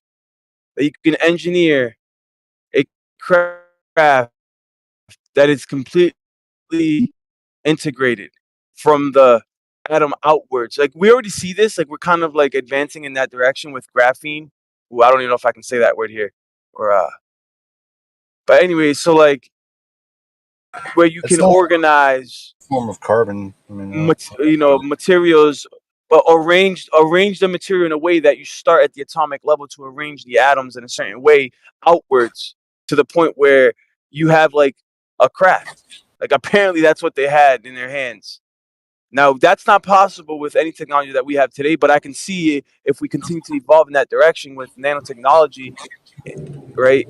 That well, I we mean, could you could eventually develop computers that can then we can have the computers manufacturing technology at the nano level or AI. yeah. I mean, it just gets to be like, But how are you? Am I breaking up? Just how you. no, I don't know.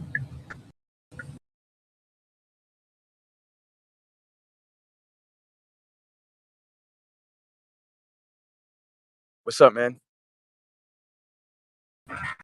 Because you can like essentially you can like isolate like a graphene molecule or chemical and like put it in some magnesium and shit, and you can actually like you can move these like little blocks around and you can like come up with some kind of structure.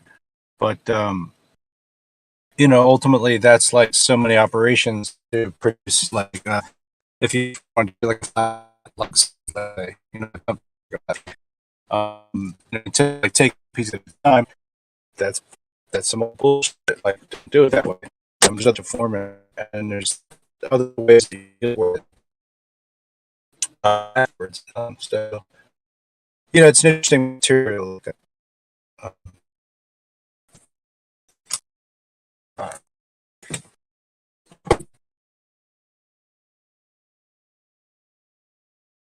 It's not really that like once you just have yeah, go ahead. Some of the difficulties about engineering, right, is getting inside difficult places, right? Content, like small compartments, and trying to engineer like a car that's efficient and lightweight, but yet trying to fit all these parts together efficiently, right, without occupying a lot of space, kind of jamming it together. We see like the evolution of technology over time getting compressed, smaller and smaller and smaller. The circuitry smaller, smaller, more efficient, more efficient, more efficient. Less heat, right? Well, we're at a barrier now where we can't really. The only way to scale down is to eventually engineer tools that will be able to go in right into the micro and be able to or engineer things from the atom up, like literally.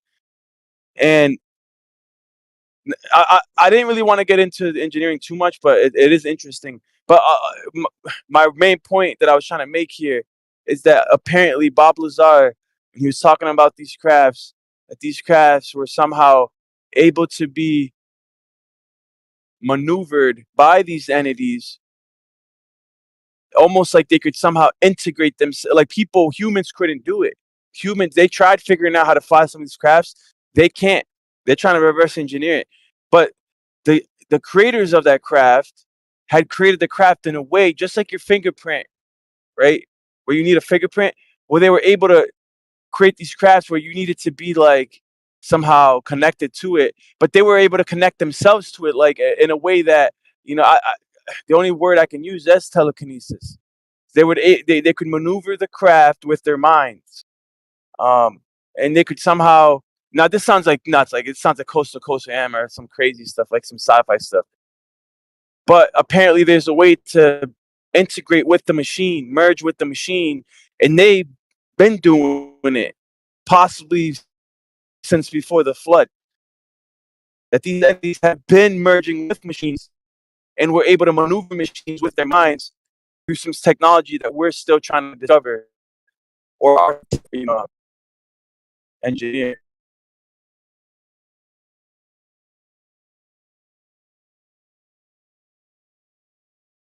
Yeah, man, we can hear you.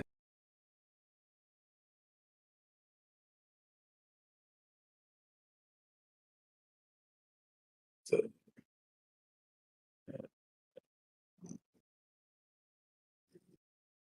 I don't know if you that.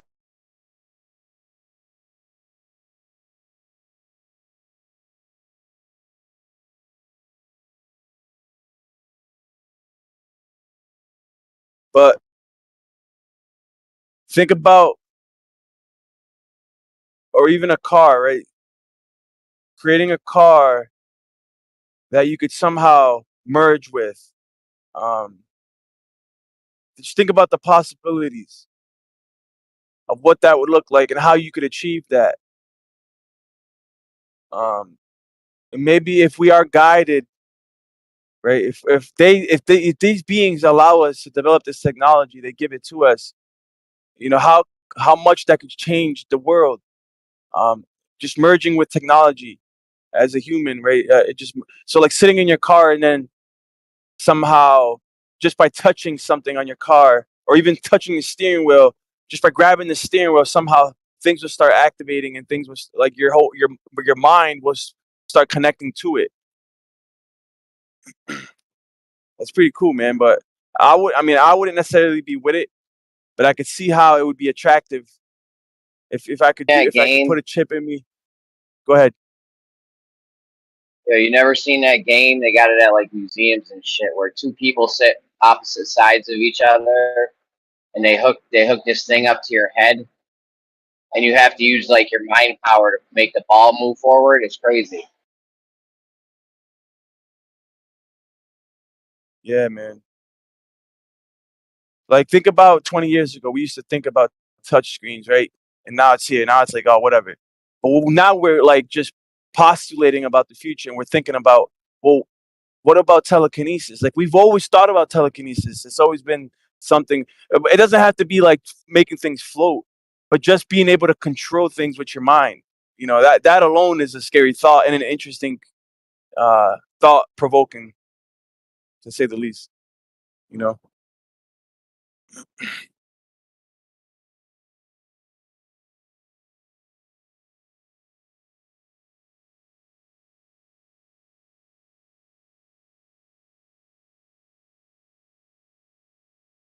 I've heard conspiracies that the black goo that keeps popping up in Hollywood and in cinema, movie, music videos, and everywhere. This black goo stuff. There's connections to it in ancient Egypt.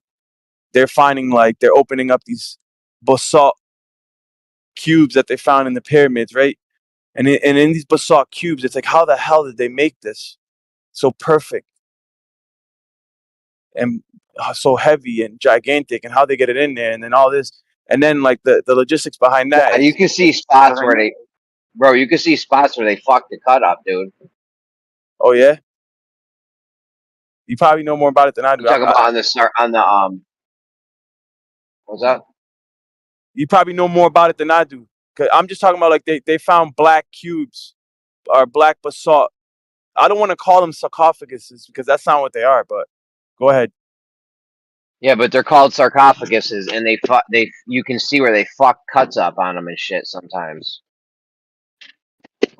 But apparently they also I found would like the agree they're black not. goo. I would agree they're not sarcophaguses, but you can see where they fuck the cut ups. I mean, this wasn't no magical thing. They were cut.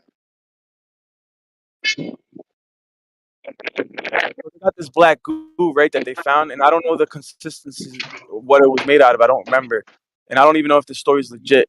I just heard that they had this after they opened it. They did find like residue, and they tested it. And it was like some exotic stuff. But it's not surprising. They keep finding exotic stuff within the pyramids, like even like what looks like to be an ancient knife, but the material was made out of some like exotic meteorite, or they said it must have been a meteorite because whatever substance that the knife was made out of, I don't even know if it was like metallic or if it was crystal. I'm assuming it was some sort of crystal. But regardless, they keep finding exotic materials, bro. and even the certain types of glass that they find in the desert, that they're like, this is impossible. This type of glass only forms when, like, they witnessed in, like, Nevada after the nuclear tests were done. uh, these glass shards were being formed in the sand. Um, there's inconsistencies all over the place. But my main point about the black goo is that I think there's a connection with the black goo and the graphene, and how this is somehow supposed to basically be the element or the material that will allow us to merge with AI, or merge with computers, more like it. But I don't know if there's any truth to that. That could just be me talking on my ass, but I'm just saying. Bro, what black goo, dude? I never heard of this. Oh, nah? Nah, they found black goo shit that they don't know Yeah. what it is. That's There's something interesting. about this black goo stuff, bro, going back to ancient Where'd times, they man. find it at? Like, they found it inside that one of those black cubes, bro. They found the black goo.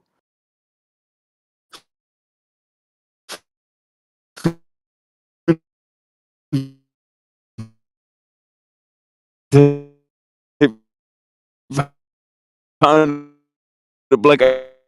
It's a residue, bro. It's like a residue. At first, they thought it was toxic or whatever, because you're opening these things up. You don't know what it is. They found a tomb filled with mercury in China, dude.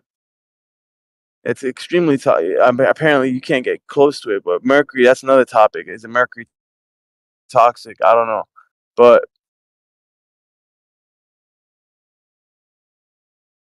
yeah, man.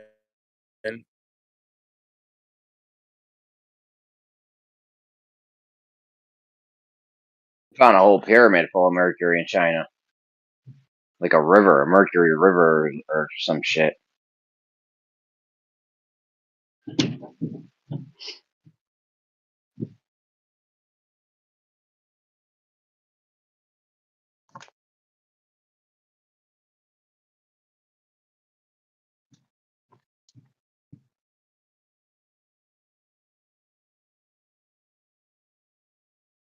Dude, I read all kinds You're roboting. of Is shit, it me or him? and I hear all kinds of shit, and how am I supposed to vet He's it? roboting.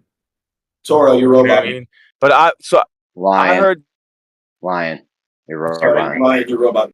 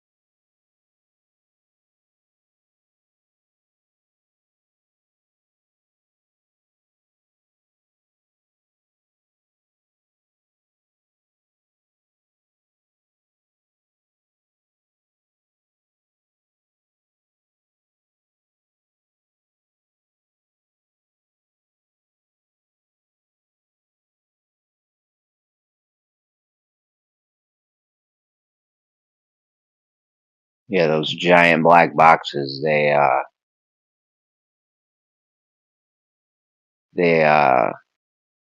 could see where they fuck cuts up on them. Not often. I've only even ever heard of one where they fucked a cut up on it. I think it's the one in the Great Pyramid.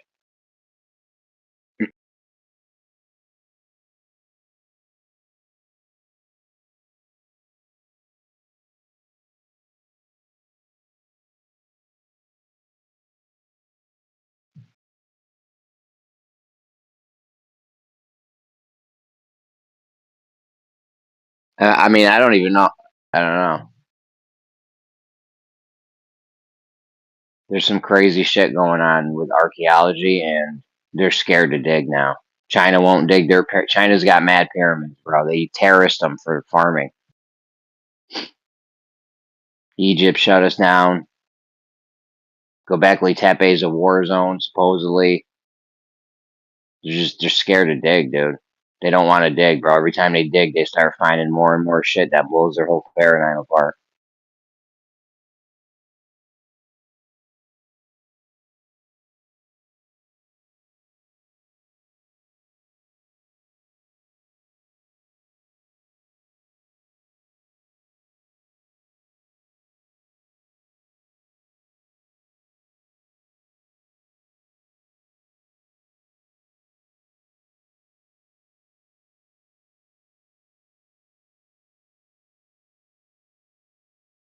I'm debating on whether to do DoorDash or just get lit and chill out. I think I'm just gonna chill at home and eat an edible.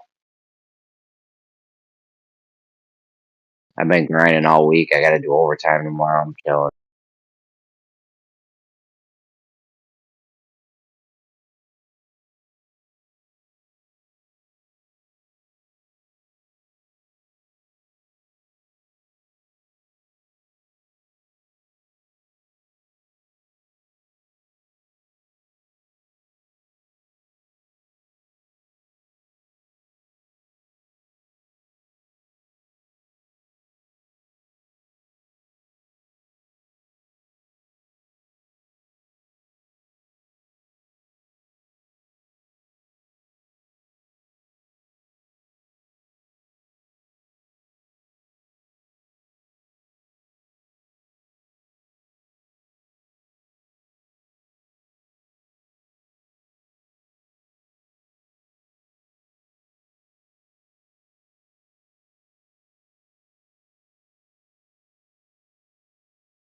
This is a slow Saturday. Where's everyone at?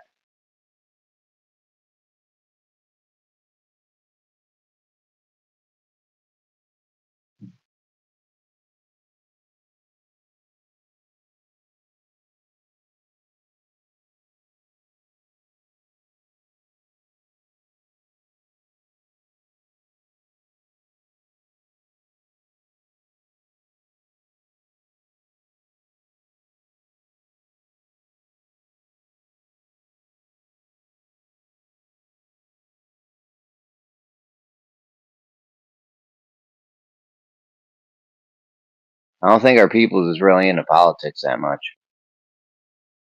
I mean, we all know it's just full of shit, bullshit, people pulling their puppet strings and shit. So I don't know. I used to be into it big time.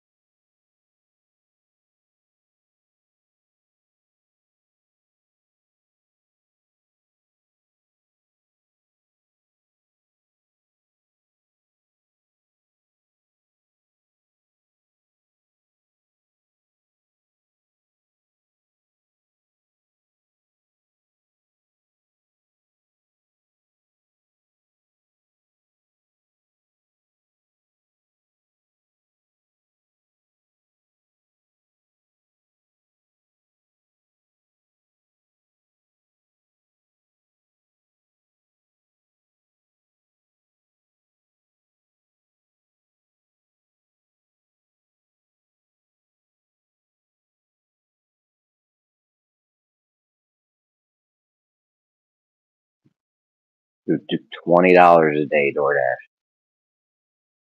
Like anyone that can do that shit should be out there getting it. It's mad easy. It takes like an hour to change. Sometimes not even. The $20 a day does not like a lot of money, but for someone that's out there working and grinding and shit, $600 a month that helps big time. Shit is tight right now. You should do it.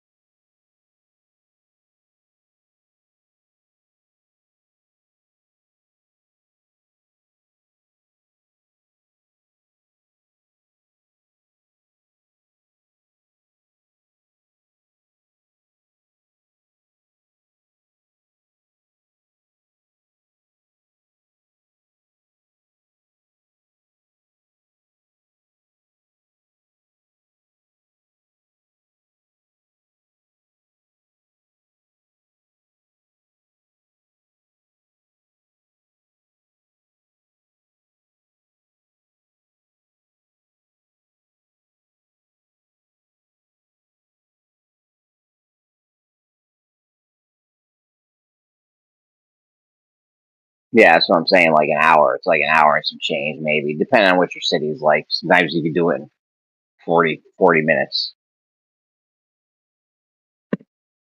But yeah, it's decent money. On the side, it's good to do on the side, bro. Trying to do that shit full time is not. I don't know. I mean, you could do good maybe, but mentally it's tough because you can just stop at any time. Like, I'll do it tomorrow. I'll kill it tomorrow, and then you don't. I don't know. Better to have it as like a little side hustle, something on the side.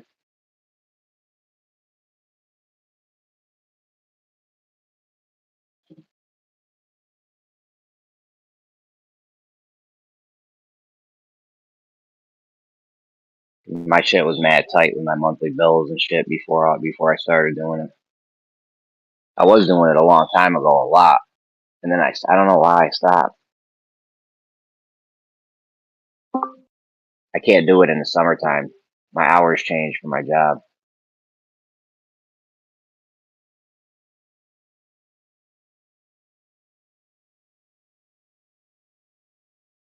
Yeah, I think Uber and Lyft is more money, but the thing is, when you do that though, you gotta like.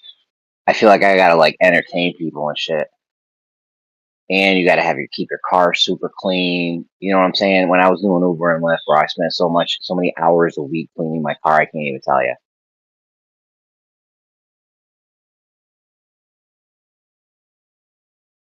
You could drive crazy when you got DoorDash orders. No one gives a fuck. You know what I'm saying? When you got passengers, you got to be super cautious how you drive and shit.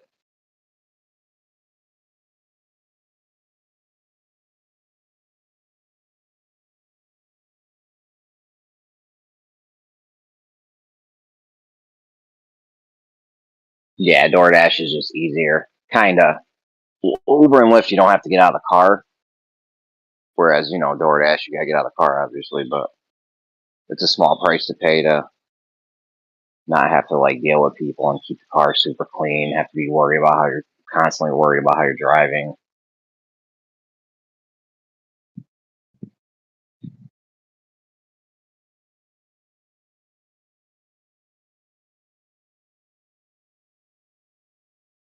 Yeah, hell yeah. I got some banging ass tips, bro.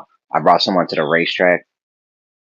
I live near Saratoga Racetrack, and I brought someone to the owner's gate at a racetrack using my car for like 5-10 minutes, dude. My man tipped me $100. I was like, yo, good looking. Then another time, it was like Christmas Eve or something. Somebody tipped me like $60 on top of a $50. Yo, the best Uber I ever had was this one. It was Surgeon. So the ride was like $60 or some shit, 50, $60. The kid threw up in my car. He was like, "Yo, I'm gonna tip you. I'm gonna tip you lovely for this." I was like, "All right." I waited so I brought him. I waited like 10 minutes after, 20 minutes after the ride. He didn't tip me. I was like, "Yo, fuck that." I called Uber up. They gave me $150 for the car to clean the car. They gave me $150. And then the next day, the kid tipped me $50. So I got $250 for that ride. It was only like a half an hour. I did have to clean puke off the car, which took me like 10 minutes. I got one of those like mini shampooer things, little green one. So it wasn't even bad. Yeah, that was the best ride. Somebody threw up in the whip.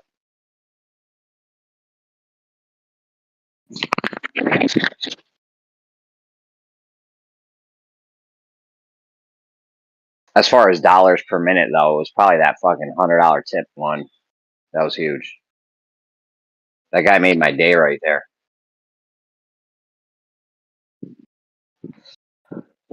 Yo, I wish every kid that went to my school threw a quarter on the floor every day. 25 cents. Just throw that shit somewhere on the floor.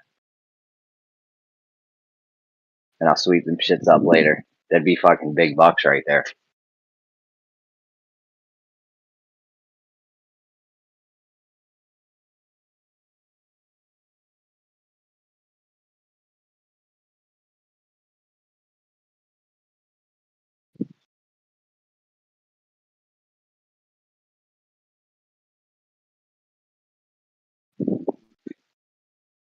Yo, I used to kill it when I was in school. Me and my boy would sit at the end of the lunch line and just be like, "Yo, can I get your change?" You know, some people say yes, some people say no, but I forget what the lunches were, like $1.65, or so you get 35 cents. And then if you got like if you get that from like 50 or 100 kids, like you're killing it.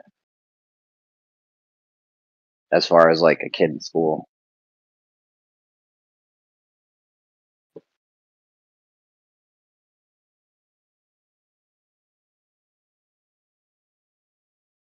I'd love to get into the vending machine thing.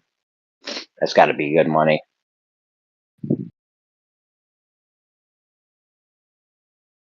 That's like easy money. Me and my brother just What's up? we used to go to Disneyland, right? Because we lived right next to Anaheim, and we'd go pick up like a bunch of stupid shit in the gift shops and stuff, right? And then take it back to school and fucking sell it to the kids at school because they like 95% of them like never went to Disneyland but wanted a bunch of Disneyland shit. And we had season That's passes, neat. so we would go like every week and fucking just like re-up on That's what we awesome. spent before. That's awesome. What we used to do was we would take that lunch money we were begging at the end of the lunch line. We would take it, go buy a whole bunch of weed, and then break that shit down into little $5 nickel bags, and then sell them. By the time senior year came, we had a nice hustle going. Wait, you were doing that in high school? Because dude, I was doing that in like middle school with the fucking with the Disneyland stuff. Damn, it's a pretty good little scam though, dude. It kind of goes with the whole concept of would you rather ask one friend for $100 or 100 friends for like $1, right? Compound effect, it adds up.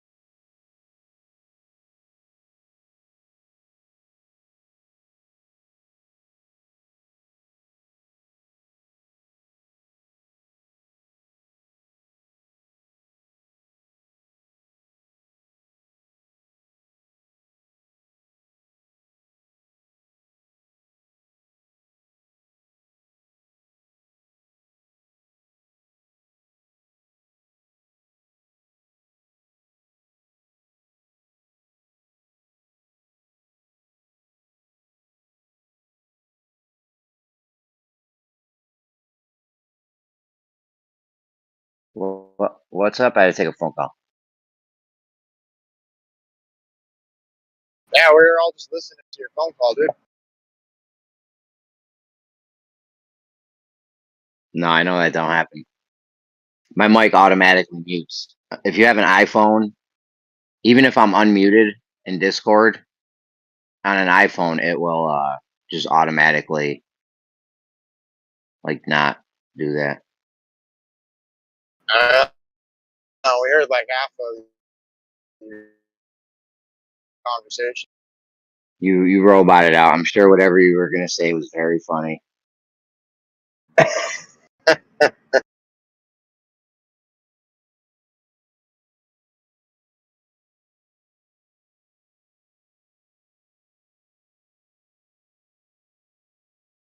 Am I any better?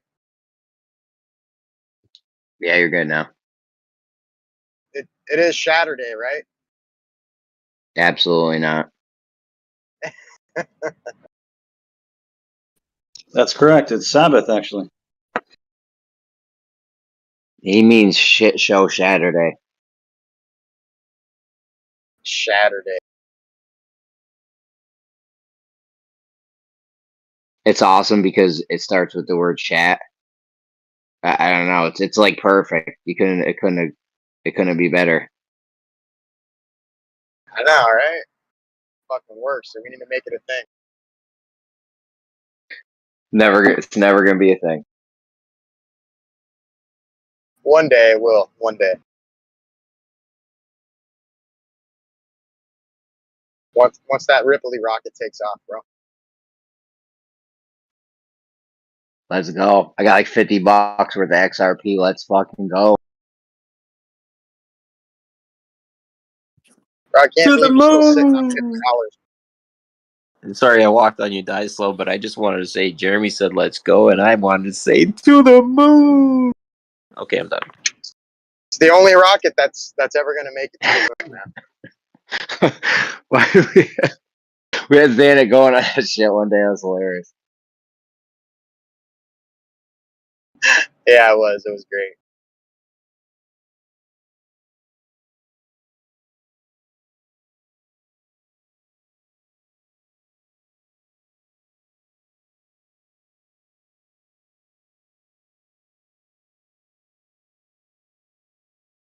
Where's your boy been at, dude? Who's my boy? Your boy, dude. You dating his mom? Bro, I don't know where Kosho been at. I was about to say, anyone seen Kosho's mom lately? Yeah, but I ain't seen Kosho though. He's been gone for a minute. No, he was in. He's been in a little bit. He comes in a little bit. I heard he went back to the motherland to start reconstructing the third temple. What the hell? Yeah, he's putting the puzzle back together. Yeah, but the question is he trying to assemble the puzzle on a basketball, or is he trying to assemble it on a floor? Well, that's the problem. That's why he hadn't made it back.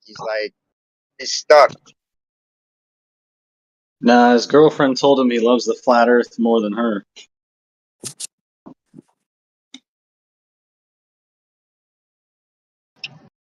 She'll probably get tired of him taking baths.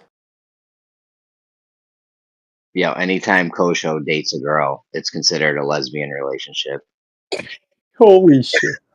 Ruthless, dude. Holy crap. That's fucked up. He's not even here. I'll tell him when he comes in though. I'm pretty sure I've told him that already, actually. You know the phones are tapped, right?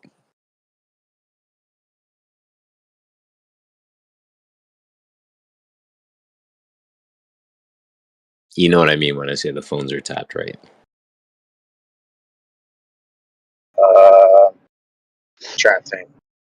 Recorded and published on YouTube. Phones are tapped. Damn, y'all are slow. Shit. Like, slow down so you catch up.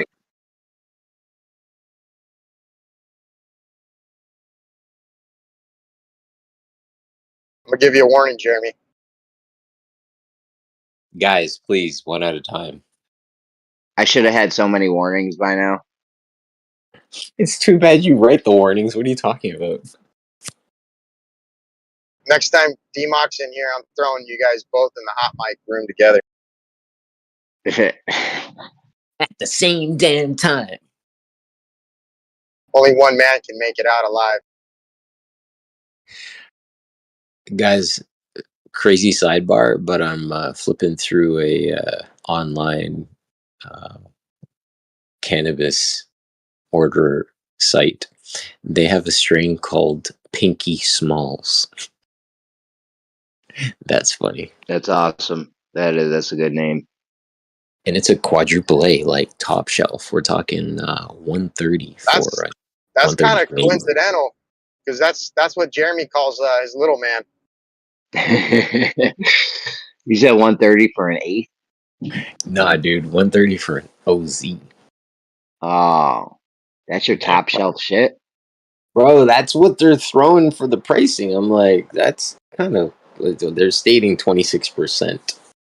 That's what the content is. Of course, I can talk about it because here in Canada, we're nationwide recreationally legalized. Except I use it for medicine. Yeah, they of just, course. I use it for medicine too. Yeah, I had some back issues. They just made it legal here in New York recently. So yeah, it's fucking awesome. Yeah. Let's go. On a state level, for sure. Once you guys go nationwide legalization, things are going to be absolutely ridiculous. I'm curious to see if the United States is actually going to be honest with how much money they end up raking in through legalization, taxation, and whatnot. Because what happened in Colorado on a state level was pretty crazy with their debt. Of course, here in Canada, you would never hear that type of honesty from the government because they're always in debt. They always need more money. Hey, there's a strain called Northern Lights and another one called Donkey Butter. The problem was, I know I got some crazy names. The problem was that Big Pharma, they don't want this shit going legal too much. You know what I'm saying? Because there is definitely medical benefits to this. And you know what I'm saying? If you're like in the medical industry and lobbying and shit, like you don't want this being like totally legal because, you know, we don't need you to press a pill and get all these chemicals and press them in a pill together. You just go get some weed. Like anything you could do with weed, and like, you know, it knocks Big Pharma out of the loop for some shit. So there's huge medical benefits, dude. People started moving their whole families. That just one of them, when this whole first thing started, and Colorado did it. People were uprooting their whole lives and families, moving to Colorado because there's this seizure medication that Charlotte's Web. You know, talk about it. You know, Big Pharma makes the seizure medication. It doesn't work that great. You know what I'm saying? Sometimes it stops the seizure. Sometimes it doesn't. The weed. It's that Ripley Simpson oil. Yeah, so there's two things. Well, I just speaking on it real quick is there's two things on. There's the Rick Simpson's oil, which Dysel just mentioned. There's also the Charlotte's Web. The Charlotte's Web is the high CBD content next to no THC content. They had extracted, made an oil, and they were giving it to this little girl. Her name was Charlotte. They named it after her. Call it Charlotte's Web, and she was having these epileptic seizures. They gave her this oil, and it stopped the epileptic seizures, or significantly reduced them by approximately 95%, something like that. She went down to having like 2 or 3 per day, versus a multitude, call them 60 to 70 per day. But yeah, you're right, 100%. Families, once they heard about this and their children were having these seizures, they uprooted their families, moved them to Colorado just so they could get their kids the correct medication to stop these epileptic seizures. Because the thing is, every time you have a seizure, right, it's not just, oh, I had a seizure and that's it. Every time you have a seizure, it does damage to the body. And if you're constantly having seizures doing damage to the body, you're, let's just say, your walk on the plank is a lot shorter than everybody else's. You guys ever heard of that strain called Matthew Lerner's stress bud? It's kind of like brown and seedy, but they're sterile seeds, so that. My bad. Matthew, what up, man? It sounds So like yeah, dude, and that's CBD is magic to cure all that ails you. what's up. Well, I'm not. I don't think it cures everything, but it does. It does have huge medical benefits, right? You smoking that stuff, Matt? More than any other plant in the world, probably, right? I don't know about that, but Yeah, it's I don't probably think up you can there. make a claim like that, dude. But I Matthew, and again, I'm just gonna like speak to your humanity at this point in time. Is that if you heard, like you had your child and you tried the Western medication, your child was still having multitudes of seizures per day. And then somebody came along and said, hey, this is what's happening, blah, blah, blah, XYZ. You can reduce your child's epileptic seizures by 95%. If you're a parent and you're being honest with the situation, wouldn't you want to change, alter, do what you can to help your child? Yes, obviously. Thank you so very much for being intellectually honest. I appreciate that, Matthew. Yeah, I'm not going to defend big pharma. I'm just saying I don't think there's a magic cure in herbal medicines either. I think we need a balanced approach to look to both ways of doing things. There's lots of things that Chinese medicine, for example, could probably teach Western medicine. You ever been flat out high, Matthew? No, I don't need to. How about roundabout? Just the roundabout high. No, again, my life is good enough that I generally don't need to do that. Good enough. Oh fuck, my life must suck. All right, got it. He's living that Mr. Bean life. Look at his profile pic. I know. Right. Man, I heard word on the street was though you love Big Pharma. No. I think How many decades, if you had to guess, how many decades would you say they've set us back in medical technology? That's a hard question. I think it's a mixed bag because there's some good and some bad. So I don't know how to answer that. They've obviously advanced some things. Yes, things have advanced. But I'm sure they've suppressed some things where we would be way better at, but we're not because they've suppressed them. Or I mean, they were in the top. They were the top 5 spenders when it came to lobbying to keep marijuana illegal. What is? I mean, that should be a giant red flag for everyone right there. Right, it is. Did you say swabbing or lobbying? Lobbying. Oh. Let's elevate the conversation. It was call it cannabis versus marijuana. That Mexican name is so unattractive. Please go ahead. You want to hear the other top 5 spenders when it came to lobbying to keep marijuana illegal was one of them was Big Pharma. Another one was prison owners, because a lot of these prisons are privatized, so they were funding that a lot. Another one was prison guard unions, because I mean, obviously, if you're in the running the union, you want more prison guards. In order to have more prison guards, you need more prisoners. Then the other one was big alcohol. Obviously, you don't want people. Dude, you smoke a joint, you don't even feel like going to the bar anymore. You're like, nah, I'm good, man. You know what I'm saying? I forgot who the 5th was. Oprah.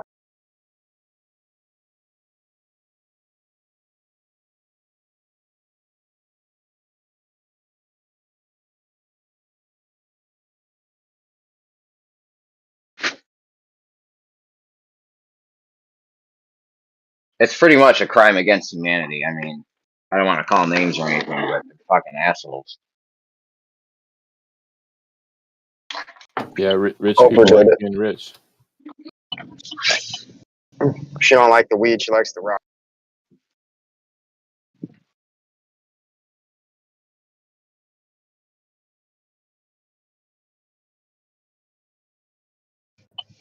I think you need to smoke a joint, Matt, and go look at the horizon. Why is that? I don't know. You might have like a fucking epiphany. Yeah. I don't know. I think my reasoning skills are better served when I'm completely sober. Bro, you know how focused you get when you're fucking high? I can be pretty focused when I'm sober. I be getting wild focused though. I'll clean the whole house.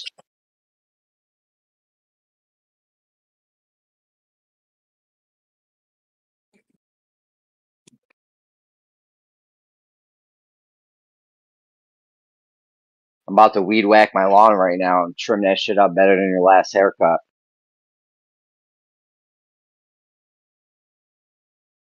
You're Jeremy, gonna if I weed see whack you, the house and then get whacked out on weed at the house. Just all yeah, whack. but well, what if you get high while you're working one out? I think they call that weed whacking. That's right. That's what I'm about to do. Dude, I got that joke the other day. Somebody sent me a meme, almost fall off my chair laughing. I was like, what? That's amazing.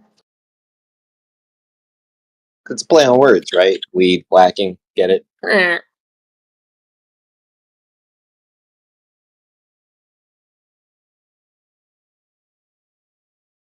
Straight up crime against humanity, dude. That joke and what Big Pharma is doing. I can't imagine how far back or how much farther we could be right now had they not. What else are they doing? That's the thing.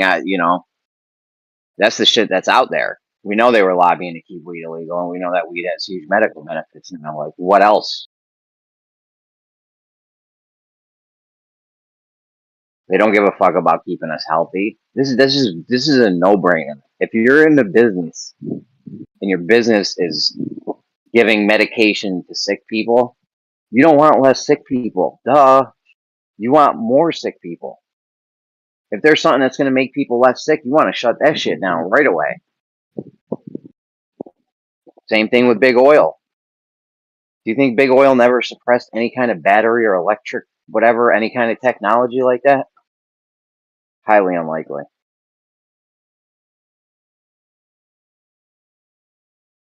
Who's really doing R&D on battery tech? Not do. Maybe you might get a few dudes in their basement or their garage or something. Other than that, I mean, we're pretty far along right now where you need like guys in like fucking white suits and clean rooms or some shit. I don't know.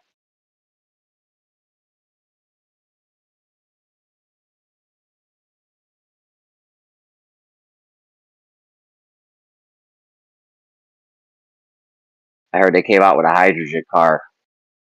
I think it was 1,000 kilometers or 1,500 kilometers, something around there. It was over a G, which is in fucking kilometers. I don't even know what that means. Is that like 500 miles or something? 2,000? How many fucking miles is that? It's like 500 miles. I've ridden in one of those hydrogen-powered cars. First of all, what's 1,000 kilometers? How many miles is that? Because we use 600. 600. So that's dope. It takes 5 minutes to switch it out. Is that safe though? You're riding around with all that hydrogen? Well, I mean, you're in your normal car. You're riding around with all that combustible hydrocarbons called gasoline. Yeah.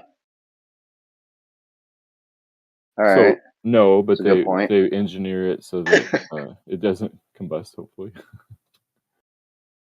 What happens? Like, did they do shootout? I mean, are the shootout scenes going to get crazier now in films? Like, what's going to happen? Probably so. If films can find any excuse to make something more exciting, then the answer is yes. That's why I'm saying when your tank explodes. If you got a tank right now and that shit explodes, that's one thing. But what does it look like when if the hydrogen one explodes or something? Probably about the same. But I was going to say that's why when you watch Terminator 2, with the motorcycle scene, they didn't accidentally crash into a milk truck, but it was a gasoline truck. So if you're writing a script, you're going to make it an excuse for bigger explosions. So I don't know. I don't know if it'd be bigger than the gasoline one. No, I was just joking with the movie, but like in real life, it'd probably be around the same, maybe. I don't know. My guess would be sure about the same. If it has enough energy to take you 600 miles, and gasoline takes you about 600 miles, and it's probably about the same explosion. All right, I'm gonna hold you to that. Okay. Sure, I wrote it I'm down. happy to say that's my guess.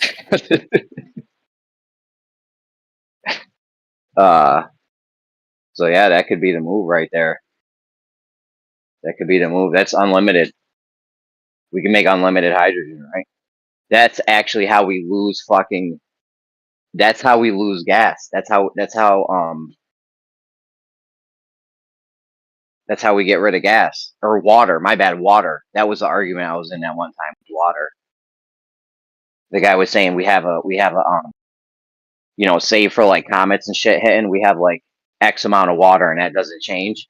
But every time somebody does electrolysis, that shit changes because you break the water down, right? And then into the actual, instead of water vapor, it breaks down into hydrogen and oxygen, and that escapes Earth's atmosphere, according to you guys. So you just lost water on that, right? Like that water is gone. So maybe it's not unlimited hydrogen. We're gonna end up like the Ice Pirates movie. Remember that shit from the 80s? The Ice Pirates? Who remembers that one?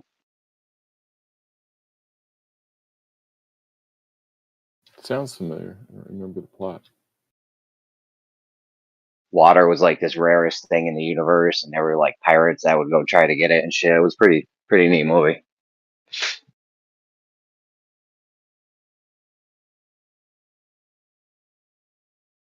What were you guys doing in the 80s, man? You guys didn't have HBO? Nope. I knew somebody at school who had satellite TV, but I didn't watch it.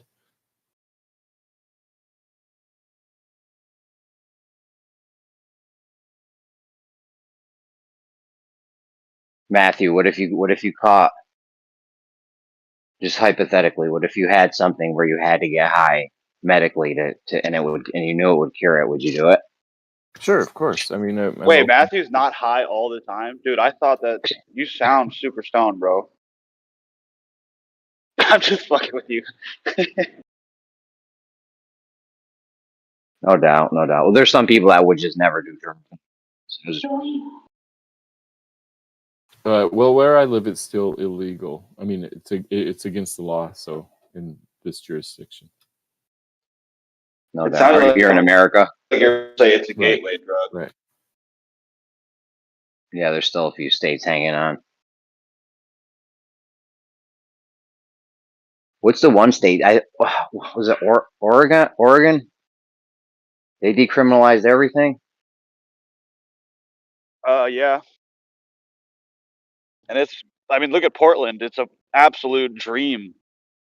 It's like living in a dream world. I have a buddy who moved to Portland many years ago because he was sick of having conservative friends in a liberal city. And he's moving back now after many years.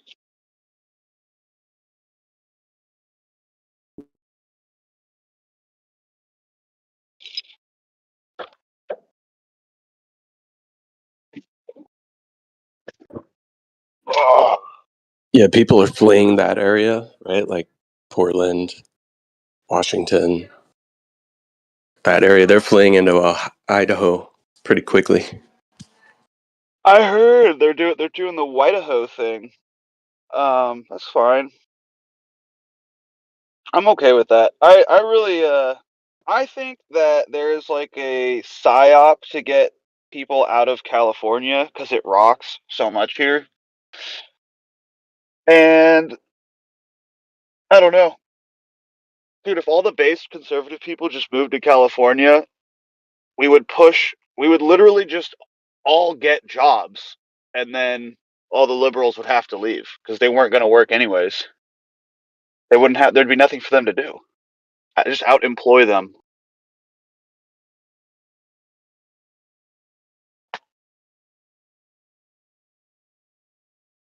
Bro, that's why they're trying to automate everything, dude. I'm telling you, man. They're pushing for this automation, and then they won't even need us. Well, you know they got two different ways to clean a bathroom without a human. They got Roombas, glass cleaning machines. Like, I'm gonna get my job another 10 years. What's that? Stop cheerleading for it. You're always talking about needing robots. No, I'm just saying it's inevitable. It's like Judgment Day, bro. John Connor, Sarah Connor shit. Nothing's inevitable. You've been convinced that it's inevitable. I'm gonna be the guy that's like just camping during the Terminator like Skynet wars. I won't see much of it. I promise you that. I probably won't even know that it's happening, to be honest. I was just doing a little deep dive on submarine cables and like all the data that they transfer. Aside from the fact that it's like a flat Earth proof, because obviously the links of the cables are all jacked up. Because we're not on a friggin' ball, but China and the United States are basically just vying for world power and laying down doubles of undersea cables because they're like constantly spying on each other, and they can't, we can't share cables with China. But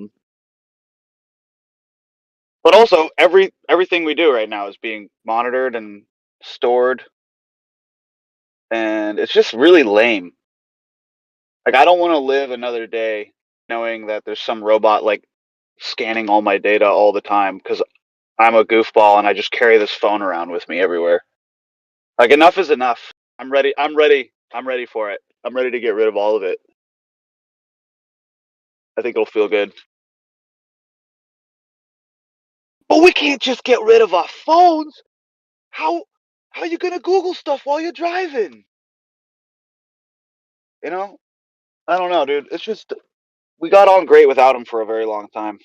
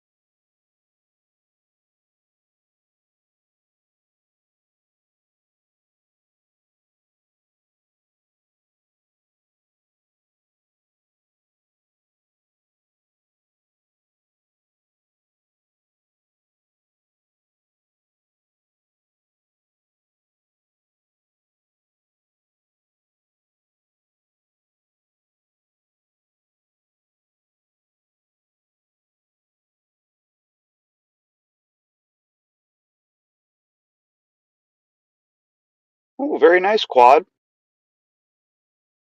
I don't have any right now, pictures, but honestly, that looks like some. That is 1 pound of high grade potency tetramarijuana cannabidiol. That's a pound each picture. So, if anyone's curious.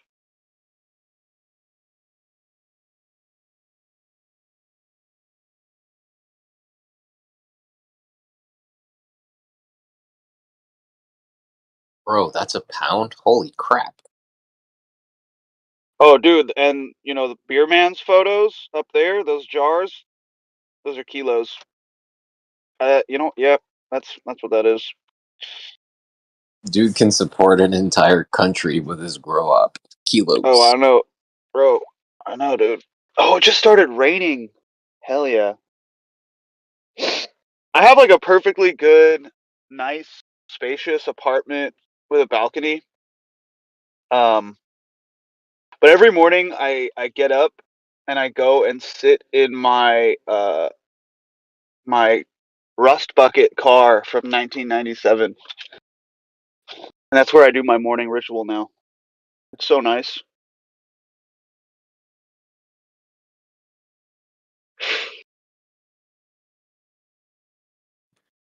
I'm about to cut into some terpenes myself. Cutting open a mango. Yum yum. Very nice. Very nice. I actually walked past a fruiting mango tree yesterday, and I took a mental note of it because I want to grab some of the fallen fruits and get the seeds and propagate them. Propagation. Yesterday I was finishing my mango, sucking on the seed, because that's the best part of the mango. And I was thinking to myself, how cool was it when I was younger? I grew up in Trinidad, and we had a mango tree in our front yard. So every morning, go out there and see what's what. But living in Canada here, I'm like, what would I need to do in order to actually grow a mango tree? I'd need obviously a greenhouse of some sort, all year growth. Oh yeah, gotta have that. Gotta have that.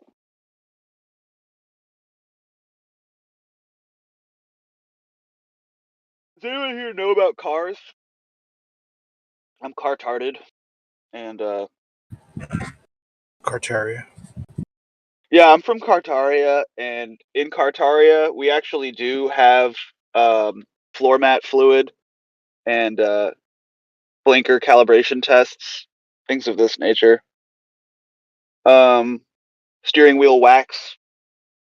But anyways, I got a mechanic trying to hit me up for like $1,600 to do a couple different things, and I'm just like, Yeah. What kind of couple things? I got some front upper ball joint issues.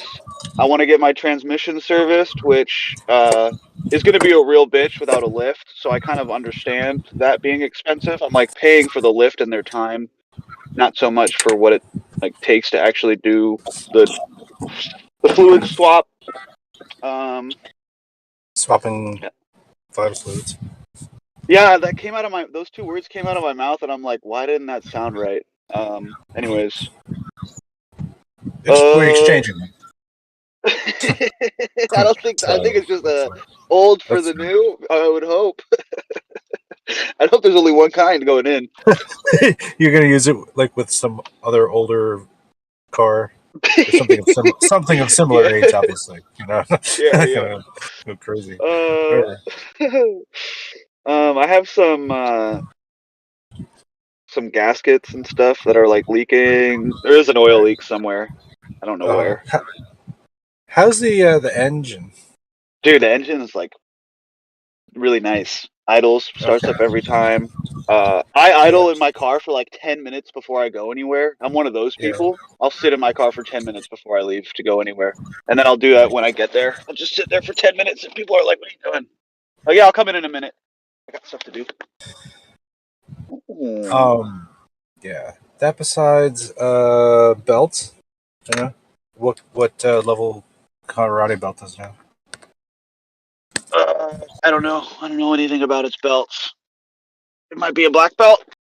I don't know. Sometimes the belts, if they're really old, you can tell that they're really old. Mm-hmm. Yeah. So sometimes the return bearings on a whole shit will be like so old that they will stop working. So, what kind of car is it? It is a 1997 Crown Victoria LX. Oh man, the Fords, baby! You got that Ford Crown Vic Life, so that's cool. That's just a cop car. So what's awesome about that is you'll have parts forever. So it's the one good thing you don't have to worry about, right? They can easily get rebuilt alternators, starters, all that stuff, because that platform is as common as you know what. Yeah, absolutely. That's why I got it. I was just like, I want something. Well, I read online they can go for like over 500,000 miles, and this one I just hit 150,000 miles about 100 miles back. So I just want to take care of it. Watch it for like your water pump. Water pump is like between 150 and 200K is synonymous for popping. That's the thing that keeps the antifreeze coolant moving through your system. Who's speaking? That sounds like Killian. Is that you? Yeah, it's me, dog. Check in the water. Okay. Just ask your dude if the water pump is up for service or not. And yeah, I'm belts taking probably. notes. As who was that earlier? I think it was Snap talking about the belts. No, I was just approximate. I know nothing. Nah, dude, because the belts, because that's the thing, right? All these things all move, right? And if the belt goes, then everything starts going because those things can't turn if the belt's not turning. So It's like if the serpentine belt goes, then your car like eats everything and then it dies from it. I think that's what happens. Yeah, because if that belt go right, that belt moves the the lifters. So the lifters engage with the valves, and the valves engage with the head, and that's what actually is at the head, and that's what actually engages with the cylinders. The firing happens, stuff all goes boom, and you have the gas, and you have flame, and then you have the poof poof out the back of the tailpipe and all that stuff. But yeah, And you would figure like sensors and shit, you would want to replace those on a. I don't know how recently they've been changed, but from something from 1997, you might want to change the O2 sensors and the gravity sensor. Make sure the Starlight drive is working correctly. Hey, isn't a gravity sensor just like our senses? Right? You could Someone call put it their like a thinking scale. cap on this morning. You could call it gravitas if you want to not use the word gravity, but yeah. Yeah.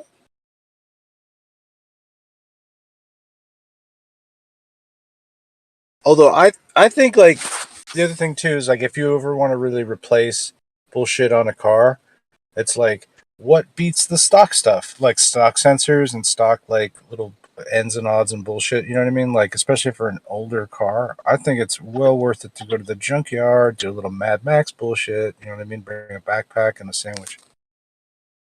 Well, my whole thing is like I am really sick of being car-tarded. I'm really sick of being a man and having another man talk to me about my vehicle, and I kind of glaze over because I have no idea what they're talking about. They've started speaking Chinese to me, and I heard Fords are great because geniuses invented them, and they're really easy to repair, and it's just a good car to like learn on as well. I didn't get a car. I've never owned a car. I didn't have a car until I was 32 years old. I waited. A lot of people get a car when they're 16. I did double that.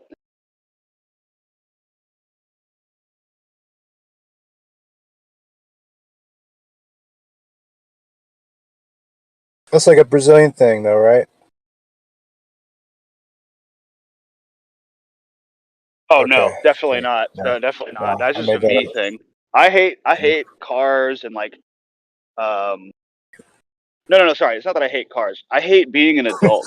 Like signing my name on stuff and like, hello, sir, hello, ma'am.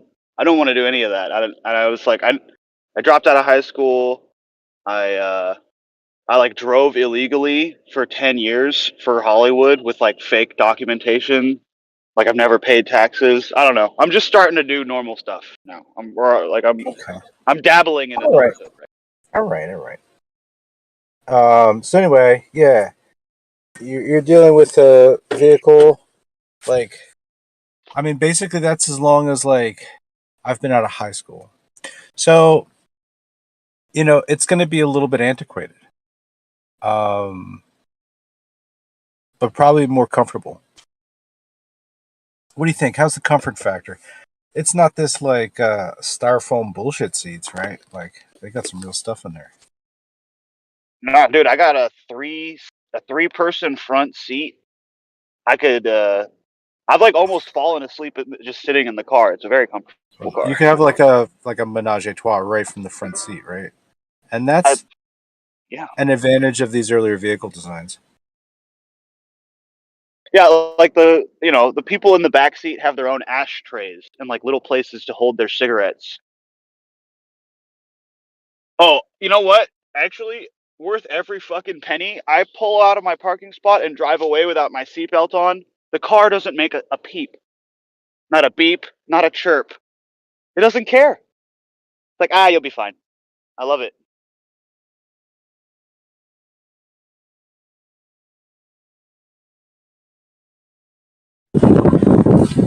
Yeah. You know, it makes me think like what is that like based on? Isn't that's like a more is there something like a pickup truck that's basically the same shit as a Crown Vic? Or did they only use that body style for that thing? No, it's a P71. I think my understanding is that they had all these truck frames and they used those on the Crown Vics. So Crown Vics are basically just trucks without a bed. Right. Check out the That's cool. Ford Lightning or the F-150 if you're looking for a reliable pickup truck. That's a Ford.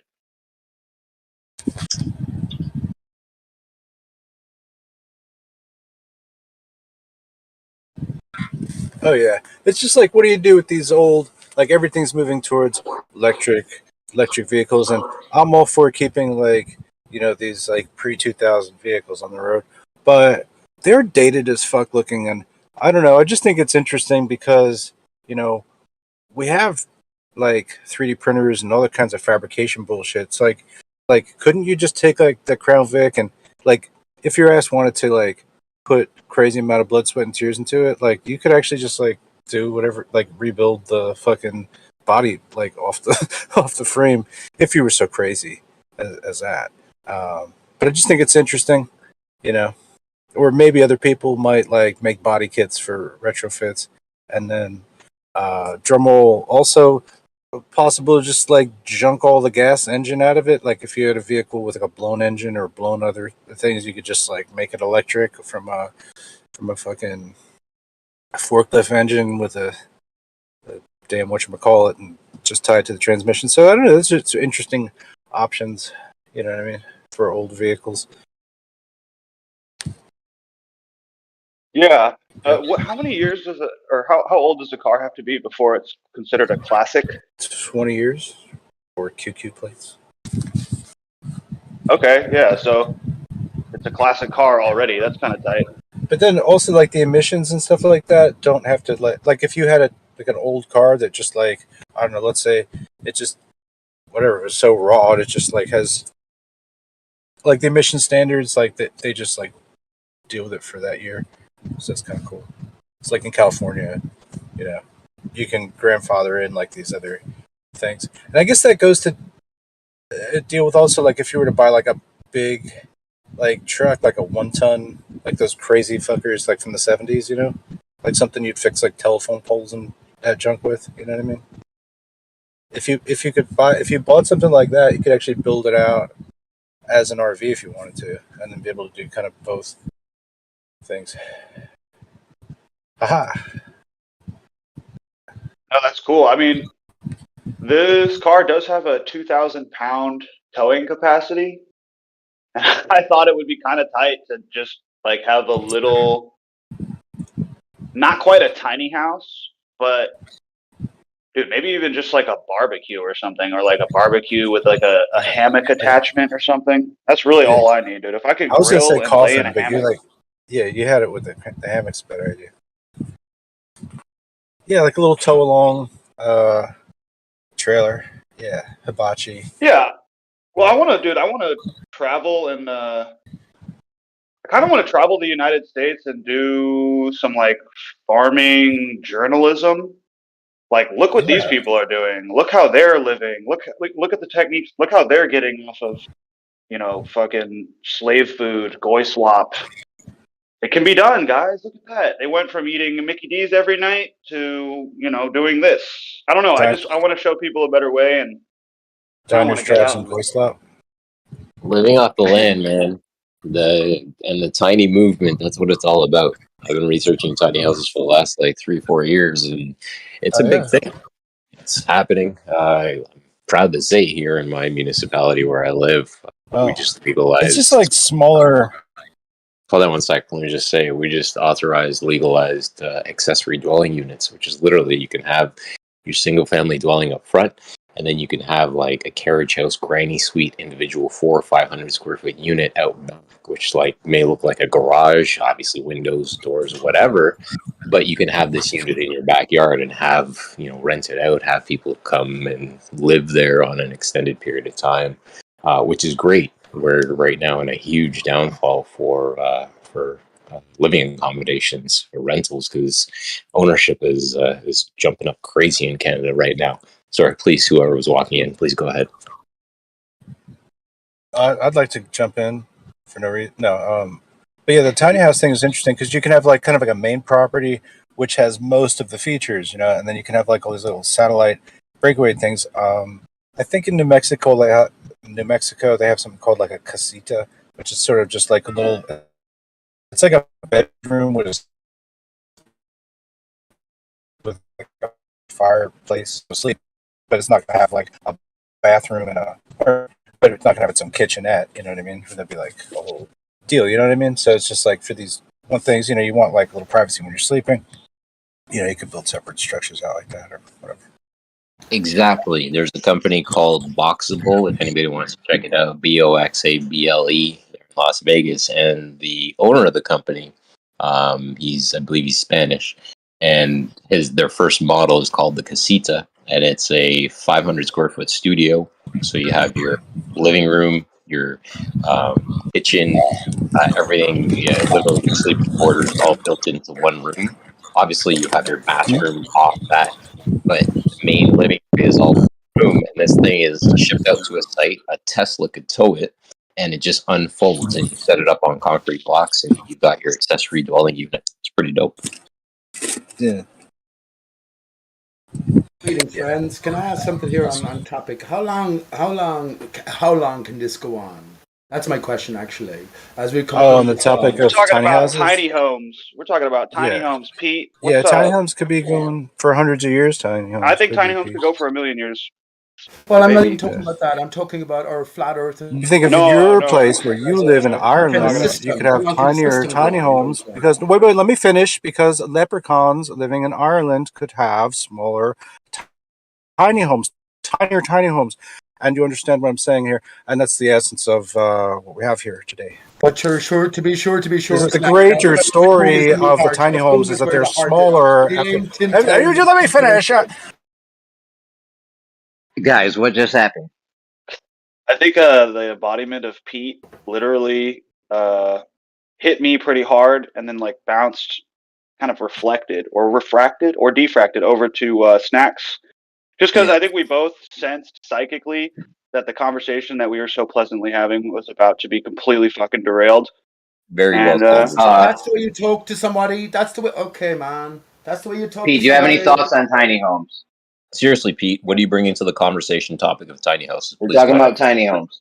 Okay. 'Cause I love tiny homes. This is what we're on now. I was going. Okay, I'll make it brief, and I don't appreciate Flattypuss your fucking attitude. That's fine though. I'll make it brief. As flat earthers, how do we see the future? A tiny home for the future Pete, for did you have it? Go ahead. Go ahead. Okay, Pete. No, Tiny Jeremy. homes. No, Jeremy. Let me go in on this really hard, and I'm going to put Pete's feet to the fire on this one. Pete, do you think that we're in a shortfall of housing right now, worldwide? Sorry, you're gonna put his foot to the fire. That's exactly what I'm going to do. That's fine, Jeremy. All right, Keep he's your only eye got on me, one. though. Keep your eye on me. Let One me answer foot. it here, bud. No, Let I'm me just answer doing you. one foot. He needs the other one to get around. He needs It's fine. Don't mobility. listen. Can we stop with the mocking, please? No, dude. No, we're not Over mocking. I Corona, asked over you a the. very. No, I'm walking on you, Pete. Right now, I asked you a very Yeah, serious I'll get question. muted. So How I'll get long? muted. No. My question to you is: do you think that we are in a shortfall of housing right now in this world? Right, and when I tried to answer, who jumped over me? It doesn't matter. I just asked you a question. Sorry for eating my mouthful. I'm eating my mango. Please answer the question. Right, I will. Here, And I was. hold on. Go ahead, Jeremy. We Go were having a ahead. conversation about tiny homes. Pete, Okay, a lot of times you come in and you change the subject. I'm sorry, dude. I don't mean to be a dick to you. I love you, Pete. I was excited about having the conversation uninterrupted. All right. And I shouldn't have been sassy with you. That was my It's bad. fine. My bad. It's fine. I'll bow out then. I'll answer Killen's question after later on. Go ahead. Yo, No, tiny dude, homes is the listen, future hold because on. No, Jeremy, just please bear with me. The reason I'm saying is I appreciate Jeremy is because I know about the market in the UK. So I want to know from Pete's standpoint, because he lives there, if he agrees that we're in a shortfall of housing in the world right now. And it's a very honest question that can be answered if he stands And yes, I'll answer you. I'll answer you honestly, and it might take like a few seconds or whatever. I'm actually in Ireland, which is the Republic of Ireland, or ERA as a whole of the land. Yes, over the pandemic, what they did was they allowed investment for foreign companies or foreign private corporations, right? So they bought up all of the derelict houses and they did them all up in anticipation for the filling of those houses when the Ukrainian war came along, and now everything is filled up and property is at an absolute premium. It is not just a problem here; it's a problem everywhere and a part of the globe earth fucking scam. And I don't want to be thinking about tiny homes for the next 20 years. It's bullshit. Go ahead. Yeah, but okay, no, Pete, and that's the whole idea, right? Is that it may not be a question of quote tiny homes, but it's the idea of the people who know where we live,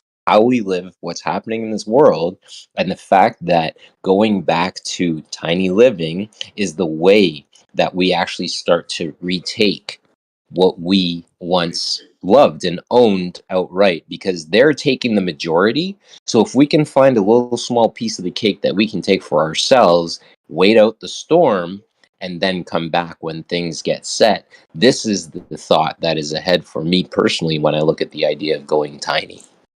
Okay. Yeah, that's actually one of the best moves somebody can make right now. You're an 18-year-old kid, you got a few bucks, you go buy an acre of raw land, you put your little tiny home on it, and you get your shit straight, right?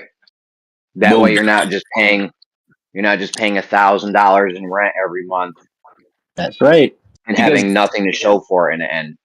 There's Because so many just- reasons why the tiny home thing is good. I don't agree with the methodology of construction.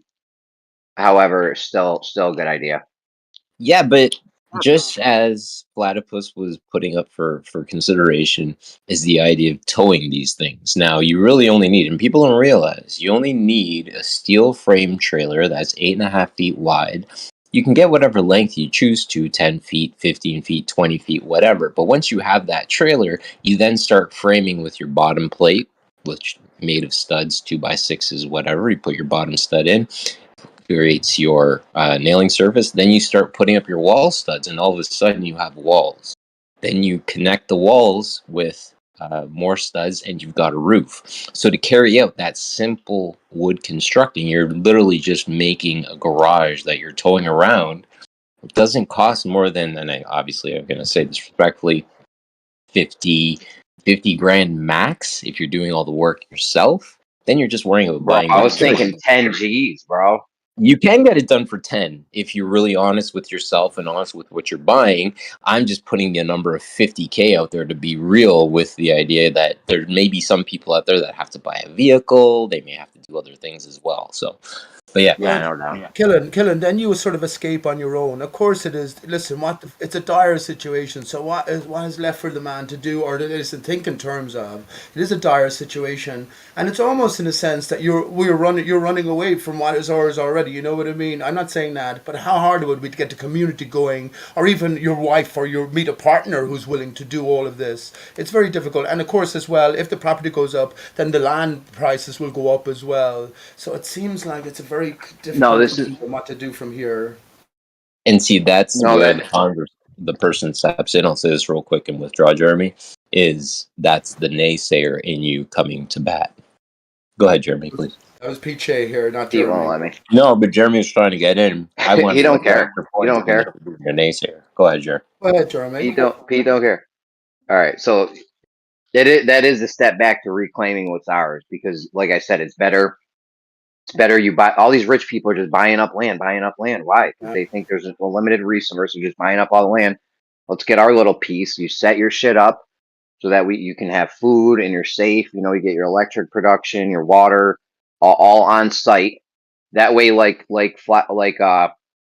Platypus was saying earlier, he'll be out camping. He won't even know that fucking Judgment Day is going down or whatever. That's how it would be if you just had your own little acre of land. An acre of land's cheap. Like, you can get this shit done cheap. 50 grand, dude. You'll be balling. And as far as the construction method, I don't think we should be building homes out of wood. Like, that's just not a good. I don't think that's good. They found how to make that waterproof Roman concrete recently. Like, that is the material we should be using to build with. I see there has to be a revolution. That's all. That's the only way. How can I'm 51 now. I thought about all this, Jeremy. Don't think I haven't. The problem is, in that sense, you're going into isolation, then maybe it's working into the hands of the elite. What they want to do is to separate all of us, and then everyone live out their lives in whatever best way they can. You know what I'm saying? But the problem is that we're flat earthers and beyond. Something has to change. We are the round ones here. So running away, I'm not saying that's what it is, right? But I'm saying that it's you know, just separating yourself. Then maybe when massive change comes, we can come back and live a different reality. Shit. Pete, no one's talking about separating. Imagine Tesla technology, Jeremy. Imagine the technology that's actually there, and everyone. Yeah. Go ahead. No one's talking about separating themselves from society or whatever. We'll still be on the internet. You can still have an internet connection. You'll still be near a town with, a dentist and shit and doctors. It's not like you have to go the middle of nowhere. 50 grand for 50 grand for an acre of land. You would have to do that, but almost. No, you can get an acre of land near me for like $1,000, bro. Are you kidding me? 2 G's. 2 You in G's get you an Detroit? acre of land. What do you mean? What's up? You in Detroit? I was going to say. In New York, I know you're in New York State. An acre of land for 2 grand? Are you kidding me? I haven't checked in a minute, but it's not really that much. Just raw land. Just raw land. Nothing's on it. Just trees and rocks and shit. That's it. Yeah, but if it's in the middle of a dense forest or the middle of nowhere, that's something. Obviously that brings the price down. But shit. Yeah, I get something with road access, but other than that, you're good. So all you need is road access. Well, see, Jeremy, you're a family man. You got to think your children as well. If there was going to be a community build up, you got it. Okay, I think it's very difficult times we're living in. I'm not taking away from the idea. Honestly, I'm not. I don't mean to be down on that. I'm not at all. Not at all. Well, I'll tell you right now. If you're 18 years old and you're about to move out of your parents' house, it is far better to do this. Get an acre of land, get an RV or some shit or whatever, a tiny home, plop that shit on it, and set yourself up.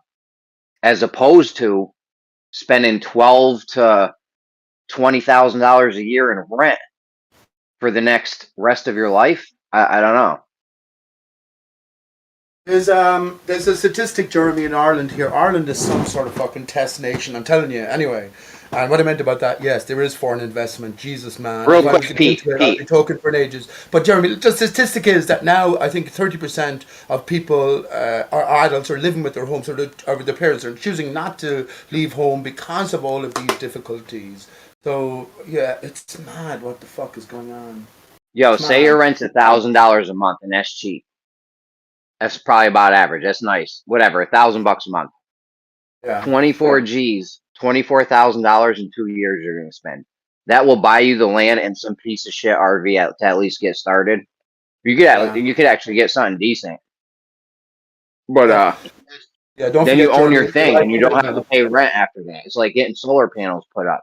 Like, yeah, You're gonna there's an spend. initial Yeah. cost, but Here we go. 1 second, Jeremy. Think about the logistics of all of this. Are you going to send your children to university? Because you know what I'm saying. This all comes in. It's such a drastic move. People are born into the system, especially the young people. So to make that decision, surely some people will make it, but the vast majority will be stuck in a system. They probably have debts from a university, so they're caught up and they're thinking long term how they're going to achieve even the very basics of life. What a fucking slave system we brought our children into. Damn it. Isn't it? Here's the we can escape it by doing what Killian's saying. here's the crazy part, Jeremy. And based on what you've presented, I hear what you're saying. 24K over 2 years. Now, let me put some observations that were put forward in a report recently. Number one, sorry for the voice crack. Most people are living check to check, i.e., they have absolutely no savings. Number two, if somebody's expendable someone's expenses, I'm so sorry, increased by $500 per month, they would literally be declaring bankruptcy because they can't even afford an additional $500 per month. So that's where the idea of savings and having a little bit of stash in the bank, bro, if you have more than like 5-6K in the bank right now, you're in the upper echelon of the medium, not the medium, sorry, the middle class.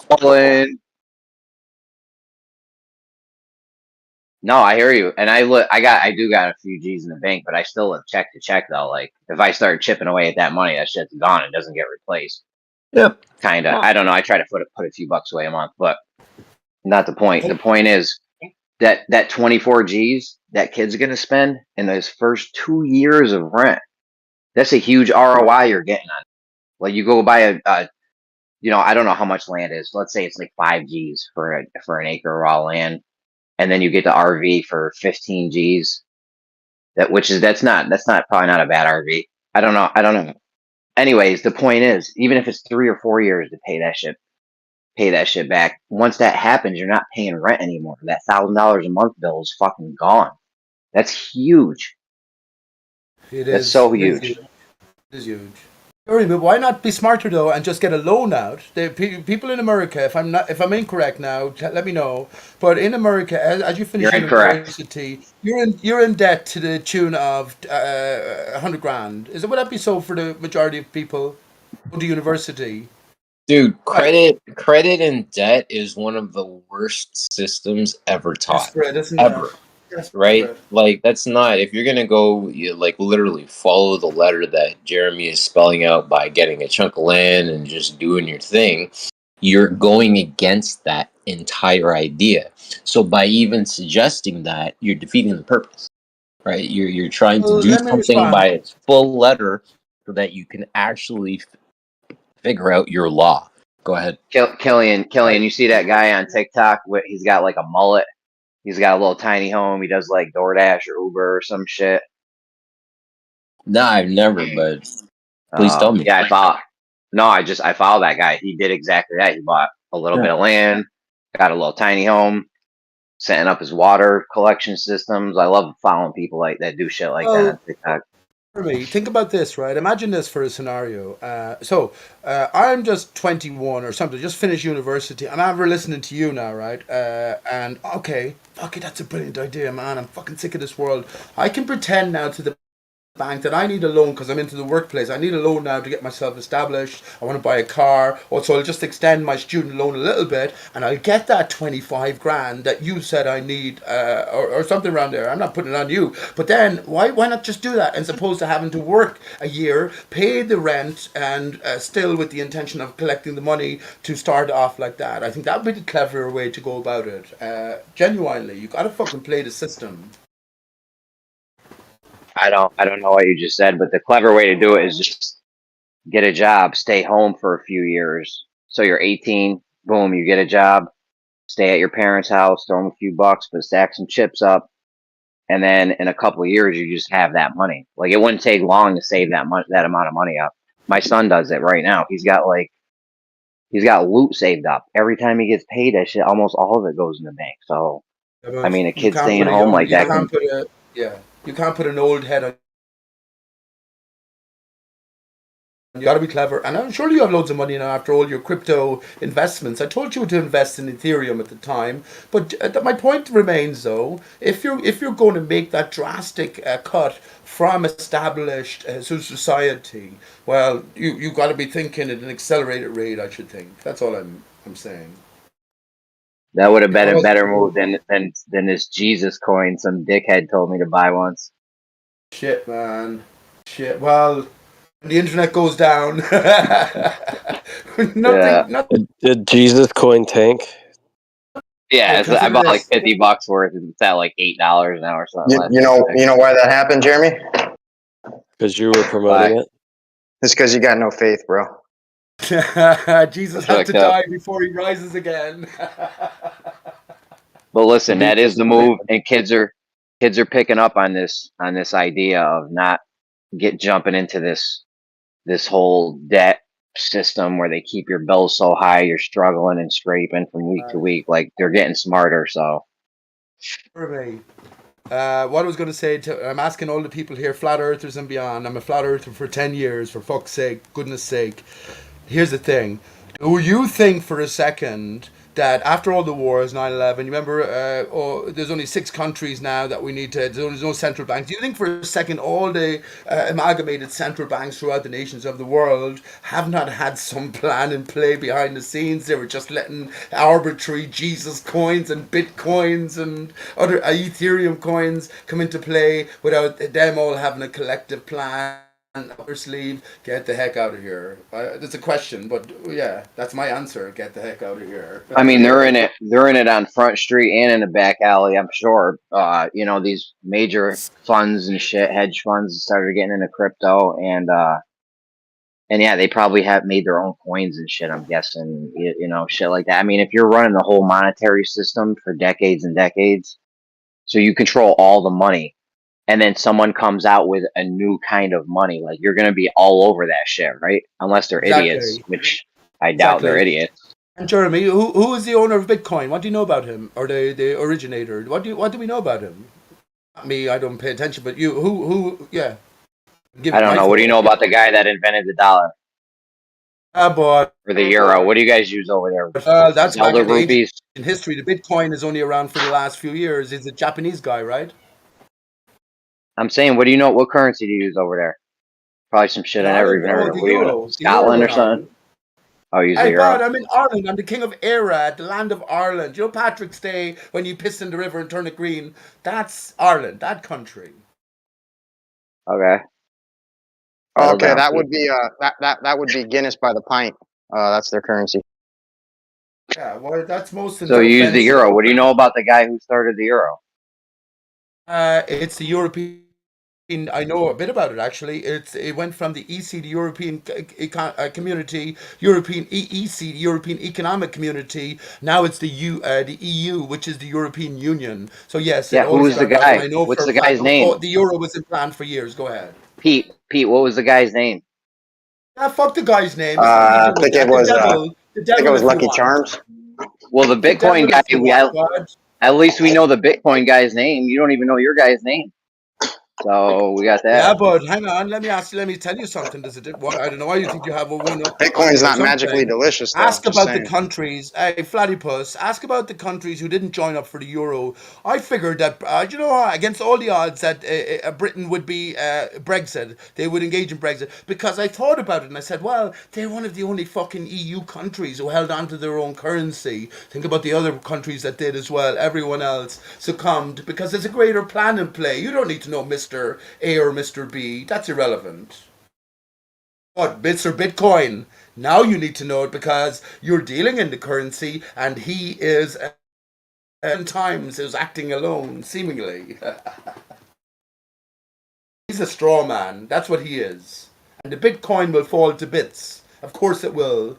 Of course it will. Why would it not? That's why I said Ethereum. Ether is back on the books. Need to know the quantum eraser and create Ether.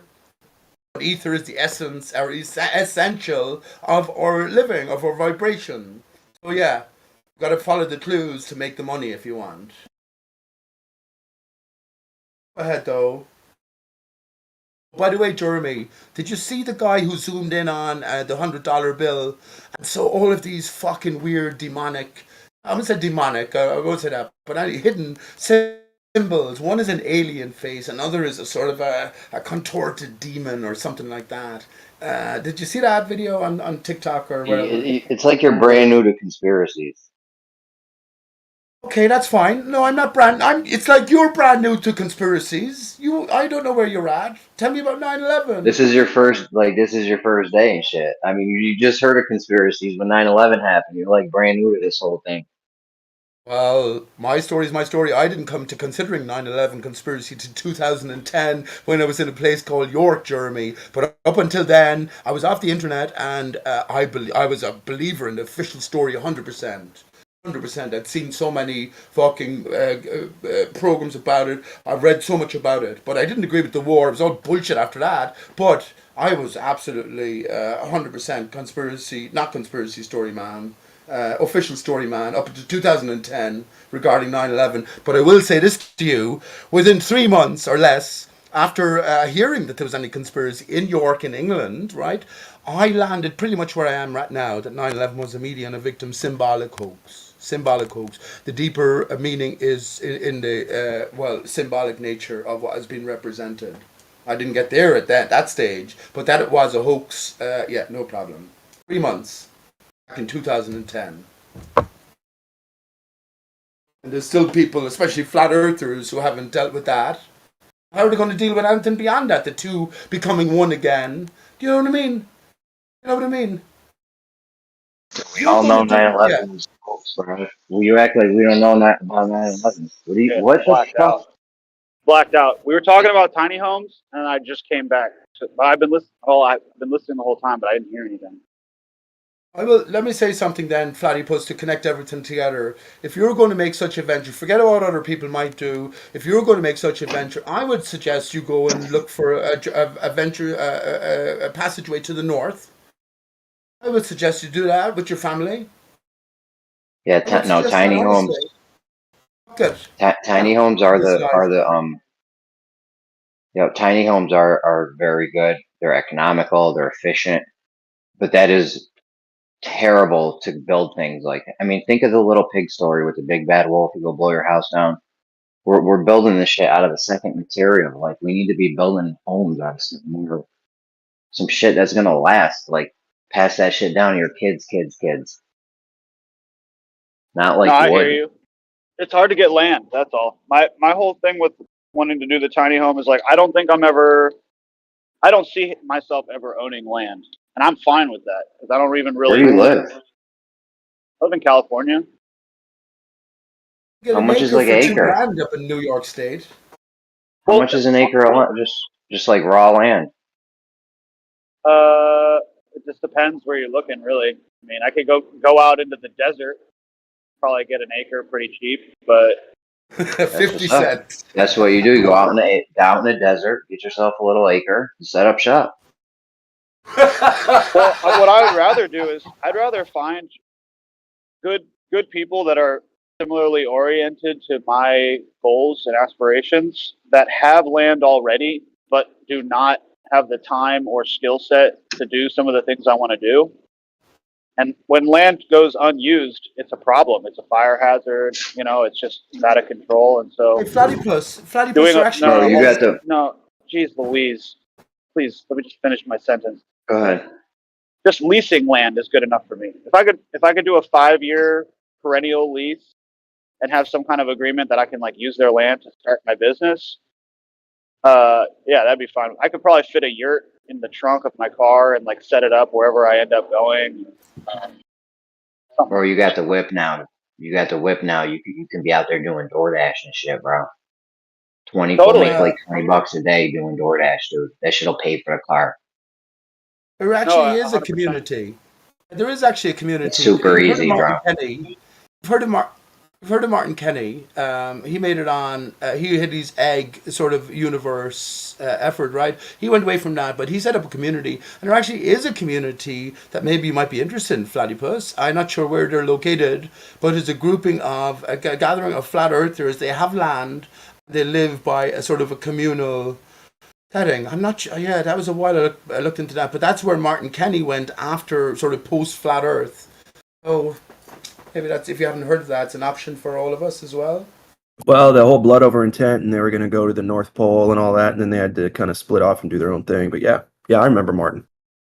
Yeah, and the community is up and running, apparently. I think it's in Africa somewhere, to be honest, but I don't know. The blood over intent was quasi-luminous, but he went missing then after a while. Good. You didn't like him? I thought Quasi was an amazing man. Well, when he was probably an actor, CIA man. He was probably a CIA guy. He was, but also his name was Vance Braun. Okay, it's his full name. Did a little research on the guy. Yeah, he's a lunatic nut job, and he would do things like he would go to the blood bank and donate a bunch of blood, and then do a blood over intent ritual and take a bunch of pictures and saying he's now taken the power of Satan and all that stuff. It's like, bro, whatever. Like this is now a cult. Whereas when I first found Quasi, I was like, no shit. Yeah, me too. But I did the blood over intent. He's got some shit he's saying right now. One that I've never really heard, but two that's fucking resonating like crazy. Right. That's what I'm saying. I don't take the same view as you do. I did the blood over intent. I think Quasi is an actor, but at the same time, the information I'm presenting will lead you somewhere. I did the blood over intent. I also cancelled it because I think it's actually intent over blood. We are greater than the material. But at the same time, I don't regret it. Because I do want peace and happiness for all of mankind, and I stamped that in my blood. Yeah, it's fine, isn't it? What's wrong with that? Blood is spiritual currency. It's how you kind of get things done here if you have the right, or the wrong intent, but either way. Exactly. Well, so that's why I think quasi-luminous, it might be something more than what worthy of writing off. Absolutely, Oh, I I'm love not you, saying man. no, I'm not saying Love you, right man. right off the information. I just don't the character himself, he was just really negative, really down on people, calling people all kinds of names that I just think all that's counterproductive. I really do. But they've in flat Earth, in the flat Earth arena, there are more deceivers than there are in the ball Earth side. We already know the ball Earthers Yeah. are all deceivers. Yeah. And that's okay. That's maybe the passage we have to. It's an individual journey at the end of the day. What you do, you know what I'm saying, for the best of oneself, one's family, etc. But at the end of the day, yeah, we gotta fucking get our intent and our mind straight and be careful about everything that you vouch for. That's especially with your blood.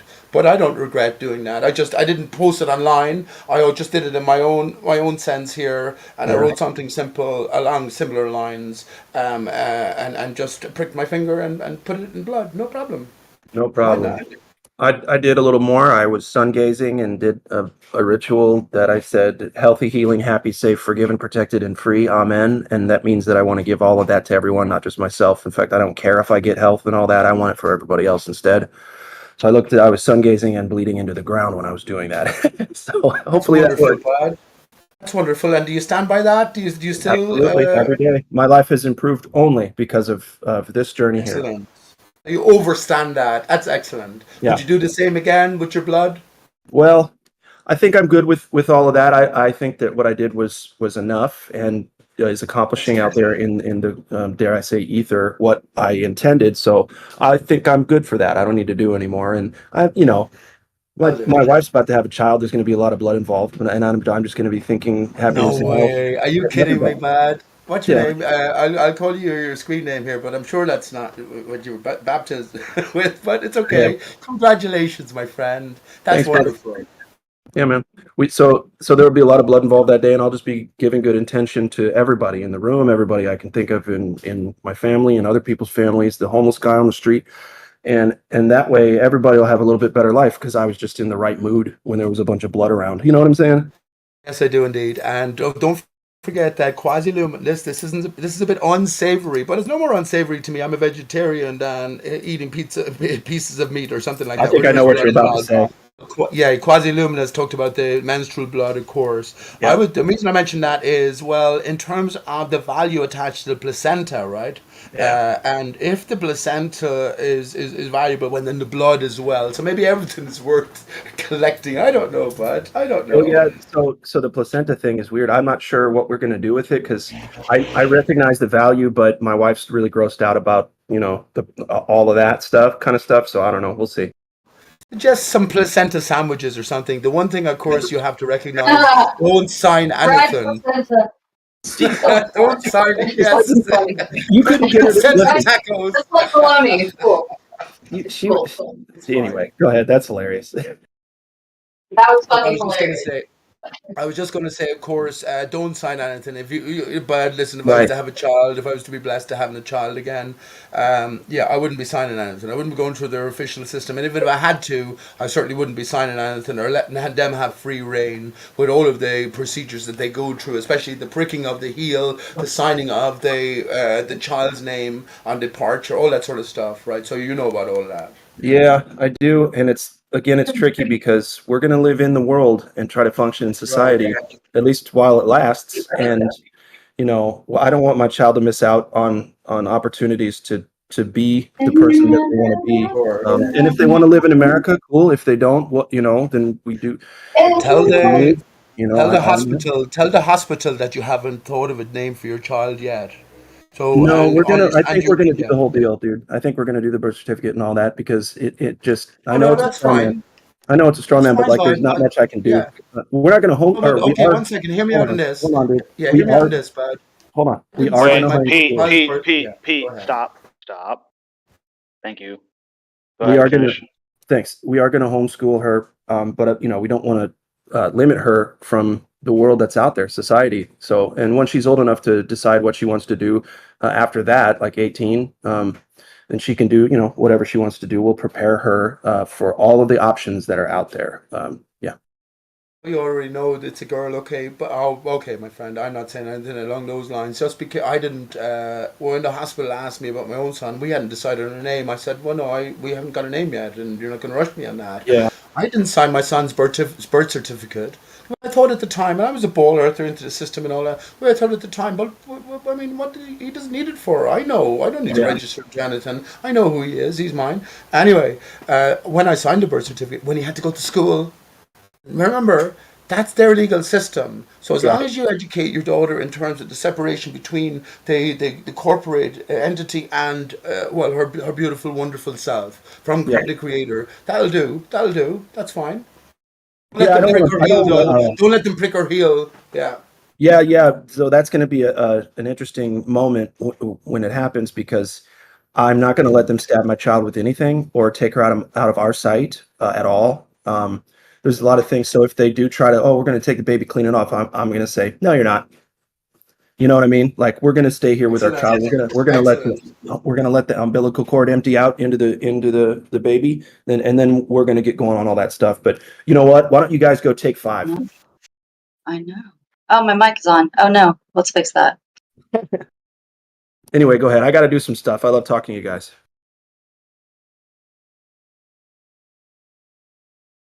Can I just say, I know I talk a lot, but at the same time, I haven't heard you haven't heard a fraction of what I have to say. But just because, congratulations, but it's a wonderful time for a child to arrive in this world, and I guess with our renewed awareness, well, the onus now comes back on us to treat them and, of course, others as well as best we can. Yeah. Inform everyone. One last thing. We're lucky here too because we're in between quote unquote, rhymes with Mancenic or Dan Hennick or whatever. Yeah. Right. So Yeah. it's like no one has to wear a mask or do any jibby jab jammers or anything like that. But we know all that shit's coming back. So like I said, we're in this lucky window. Yeah, sooner than what you think, bud. Sooner than what you think. Yeah, but we're good. Like I said, she's soon enough to where we're good.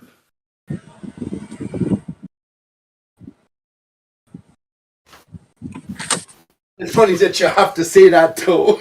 I can't say the word, but just say a word that rhymes with it. Yep. Yeah. You can say jigger or bigger or something. Or tiny house.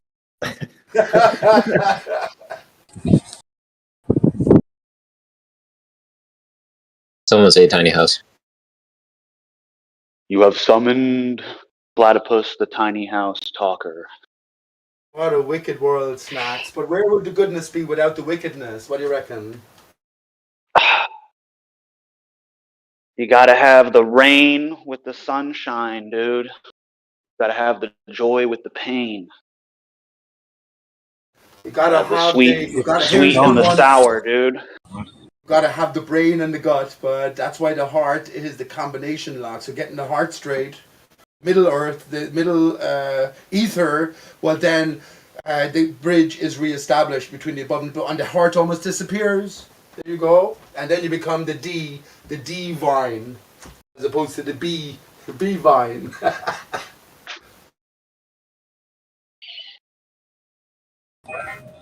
Rhythm is a dancer. All know Snacks. Fuck's sake! I was asking about the Fool on the Hill. What do you reckon of this one? Sung by Paul / Paul McCartney. I believe him the first one to declare he's the dodo. But the Fool on the Hill sees the sun going down while the eyes in his head see the world going round. What do you make of that? What do you make of that? I think I've decoded that, and but I'd like to hear your thoughts on that. The reason I mention that is because I think Yeah, all you of didn't the decode that shit. offerings give us the clues. Go ahead. I think. I mean, I did it before you did it. I wanted to bring up a different topic, if that's cool. Do you mind if we step away from decoding for just a second? Yeah, 1 second, please. Let Snack just tell us. yes, As Platypus, please. let Snack Please just do finish that. up. Yeah, hey, Platypus, you've been very Yeah, I rude like how to you me. insist that I talk about what you Okay, want me to talk I'm not about. being Pete. I like Pete. that. I'm not being rude. I'm just reading the room, and Ask Snack. I don't just think as a certain, I don't think people ask want Snack to a do. certain thing, and you come in and you didn't even get to answer. Snack, what's your decode? Let me tell you mine then. Well, if you see something, right, you see it with your eyes. With your eyes in your head is your imagination. The imagination of the baller Pete, can has you hold been on 1 second? hijacked. Yeah, go ahead, man. Fuck's sake. Well, you're just kind of rambling, and Yeah. we're just trying to keep it a conversation, man. I'm not trying to be mean. And you're just fucking down to me. Go ahead. I really am not. I have nothing but love for you, Pete. I'm sorry I got a little And frustrated you're just earlier, but down I to am me just trying to. then. All right. That's all. Snack, I believe you have encoded. You know how much regard I have for your mind. That's my interpretation. Anyway, the eyes in her head is her imagination. And that's been hijacked to give us the idea that the earth is spinning around to cause sunset. But the fool on the hill is the wise one, which is the Paul/fall of the Beatles, which is the dodo. Go ahead. Thank you. And that's going to be okay. All right. And somebody else can go.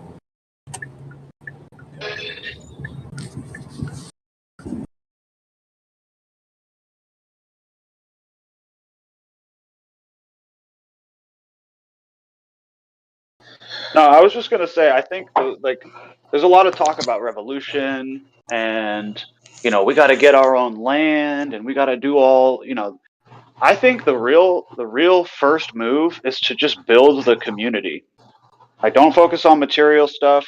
Focus on making good connections with like-minded individuals, and go out and do stuff together. And I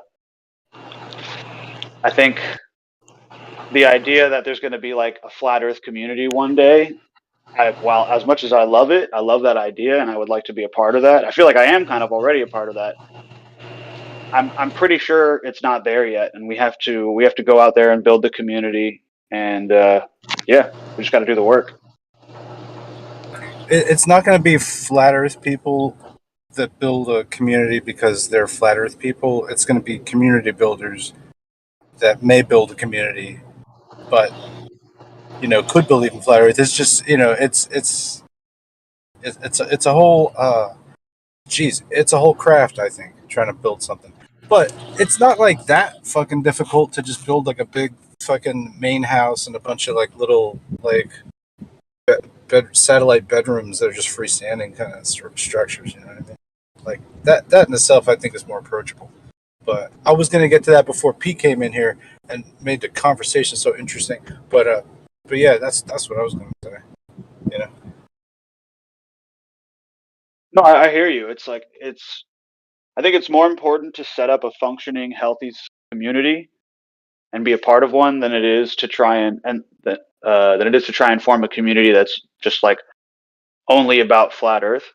I think it's flat Earth is more all encompassing than just the description of the side of a shape. Flat Earth is a psyop, bud. Come on, we recognize it by now. Hand it to us on a plate. Is that the title? Is that the correct technical title, Pete? Hey, Pillbox, you know that Flat Earth is a psyop. It's given to us. The characters put in play were put in play to deliver it to us, the consciousness of the public mind. Okay. What would you call something like the Catholic Church? What would you say they would be described as compared to a psyop? What would you call them? Devil. I like it. Keep going. It's the adversary, the deceiver, the idol, Good. Excellent. the idol creator, which we're told not to do, adorn idols. So yeah. Wow. So you won the lottery right today. That was a miracle. That's pretty much it. But now, what would you say that their influence was on the Western society for the past 1,500 years of Europe to now America, right? They were already over here for 1,000 years before Columbus. That was a big lie, right? How's the song go? 1492, Columbus sailed the ocean blue, right, Pete? But in 1492 BC, Moses crossed the dry Red Sea. So be very careful with those numbers. Oh, that's not such a great rhyme. You have C and C, so that I wouldn't go with that if I was writing. I'm just going to tell you, no, forget that. I'm just telling you, 1492 BC, okay, that was the Red Sea crossing. You understand? How do you know that? There you go. How do you know that? You're saying that's a We'll literal have to thing? talk about the details later. I don't know. Can I make a claim? Is that okay? Can I have a? Yeah. Okay. Thanks. You don't have to say that. Don't tell anybody that, Pete. That's between you and me right now. But you're just I'll after show you. saying Okay. that. Hang on, bud. You're just after saying that. Okay, Christopher Columbus, CC 33, Catholic Church, etc. That's their sort of origin point. But you're saying that Moses actually crossed the sea in 1492 BC.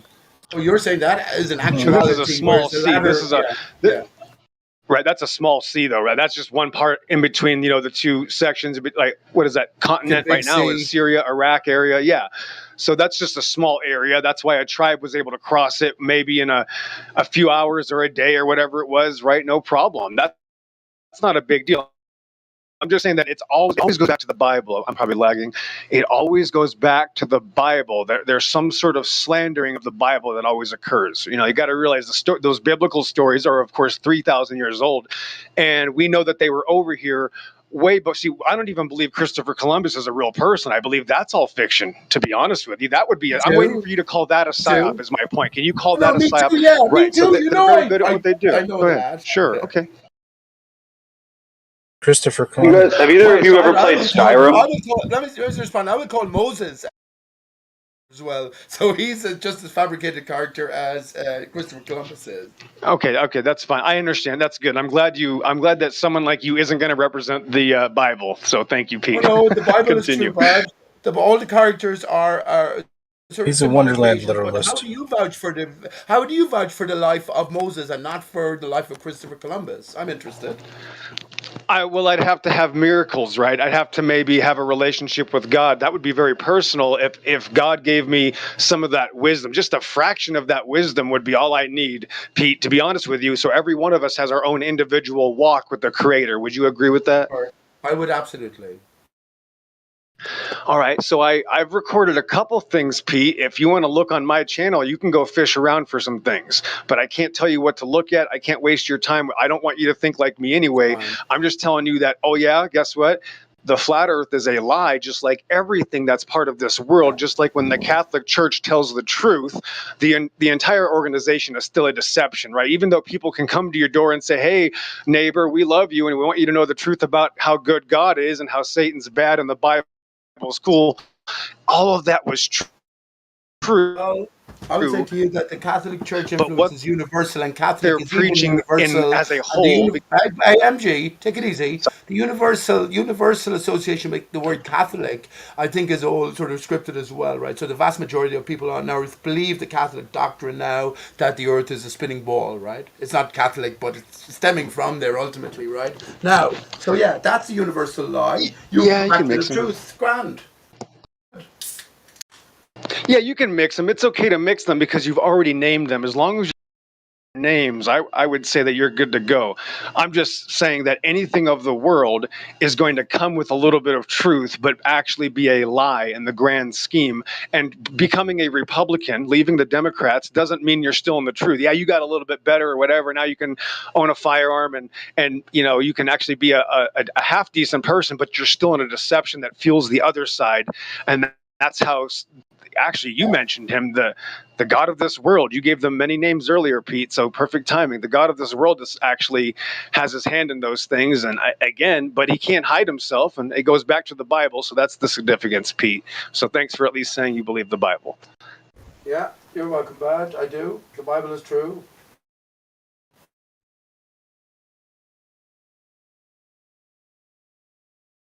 Just not in the literal way. Okay, That's all well, you're going to see that. Okay. Just not 1 second. That's all I will Oh, add. my Just not in the goodness. literal way, because we're told not to adorn idols. And when you read a word, you paint a picture. And if you adorn the picture, then you're guilty of something that you've been told in the book that's true not to do. Go ahead. Yeah, that would be Exodus 20. Obviously, the 10 Devarim, right? So you shall not make any graven images of anything of any likeness in the heaven above, or the earth beneath, or the waters underneath the earth. So I'm glad you brought that up. Now, there's an added word there. The King James likes to be a little bit elaborately pretty. I don't know what else to call it. It likes to be it likes to give glory. So it's actually giving an extra word there. It actually doesn't even mean graven. That word graven is added. It's not really a problem, but it's an extra idiosyncrasy that's not relevant. So it does not have to be a graven image. It would be any image that is given glory, like, look, this is God's work, or look how amazing this is. That is an idolatry, and that's what it's about. And that's what the world does. And the flat earthers do this in a sense when they come to a realization of a lie. They then try to use some of the truth as an abusive tool now to hurt people with and actually make fun of them and actually corral them into a corner constantly because of a lack of self-confidence, just like any person does when they find something that's powerful, which is exposing a lie. But the flat earth itself is still completely a deception through and through. You might say that the greatest idol created by the Catholic Church is Jesus himself, the perfect man. In our mind, when we read the story, when we equate, then everything is perfect. Nothing is at fault at all. So you might say that that's the perfect idol that's created for us. Would you say that's a possibility? No, that's absolutely not true, because the scriptures show that we need to be saved by our Creator, and He's going to come as a child, as it's referenced in Isaiah, the Old Testament. So the Old Testament matches the New. And then, of course, this man was Yeshua, and he was born of a virgin and didn't even have an earthly father. And his name was Emmanuel, which means God with us. And that's the reality of the Bible, is that it's about God getting the glory. So only God can save us, and you only follow one God. It's that simple. So we only believe in one God. And yes, and I'm almost done. It's okay. Just hold on. That was about 45 seconds. I know it hurts. Just relax. So Fine. God can come to earth as a human. Yes, God can do all those things easily. God can be in two places at once. God can be all these things, and there is no searching for his understanding. Again, the book of Isaiah. So I reference the Old Testament, New Testament. That's what it is. I have the power to do it, is what Jesus says. All of heaven and earth is given unto him. He created heaven and earth. Wow. Well, Jesus also said, "As I am, There it is. so are you and more." Pillbox. And how do you know these things? Did you read them and get inspired, or was there some other intervention? Have you been spiritually sort of made aware? Wow. Yeah, that's an excellent question. Man, you're on the ball today. Yes, all of that is yes. It was definitely reading, but it was experiencing the turmoil of the world, going back and forth, as a young baby, kind of believing in God and being confused, and then becoming an atheist for a while and falling away from all of truth, and then realizing that it's all a deception, and learning from that and growing from my mistakes, and then talking to God. And yes, him giving me the revelation, him doing all the work. I've done nothing except be stupid the entire time, Pete. And that's why, he gets the glory, right? Only God gets the glory. 2 Peter 3:18. Right. Wow, look at that. So that's it, bro. Yeah. If that's so, MG, I respect you, but I respect you, and I know that there's different ways to the truth, rather than just figuring it out. I think the truth God has given us is as easy as A, B, C, 1, 2, 3, but it's a hard path. We're distracted on so many levels, but if you have something then on a spiritual level occurring to you, there's no denying that. There's also no sharing it or making people believe it, but that's not to say it's any less true. So I'm with you on that. It's fine. Well, that's good, man. Yes. So we'll trust him. He will. You got to do that personally. And I just got to tell you that. Well, okay, go ahead. I was just going to say, with the words him and he leaving out, God is indivisible. So God incorporates the entirety, right? We are man. God is the I am. So we are the divided, male from female, self from self. But God is the entirety. So the he is not a gender sort of recognition term, if you want. You know what I mean? It's a more general basis. Yeah. Term. Gender. No. Does God have a penis? I wouldn't ask those kind of. I wouldn't say something like that because of the way that the way that the world would perceive such a question. That might be an in-depth question for for maybe a personal male to male only conversation, but not a public conversation. I would not entertain anything like that, Pete. You got to kind of focus on thinking that people in public are going to hear you speak. And there's just certain things for not just one reason or another. There's certain reasons for thousands of other reasons, inverse squarely, why you can't talk about certain things. And I'll Okay, leave it one at that. second, please. The How tranny about this stuff is all question, around. Pete? The tranny Does stuff is all God around have us an in ego? our consciousness, and it's like, well, can a woman be a man when the man had a penis, had it cut off, and now he has a Okay. ramshackle vagina? I'll be fitted? back later. Go See ya. ahead.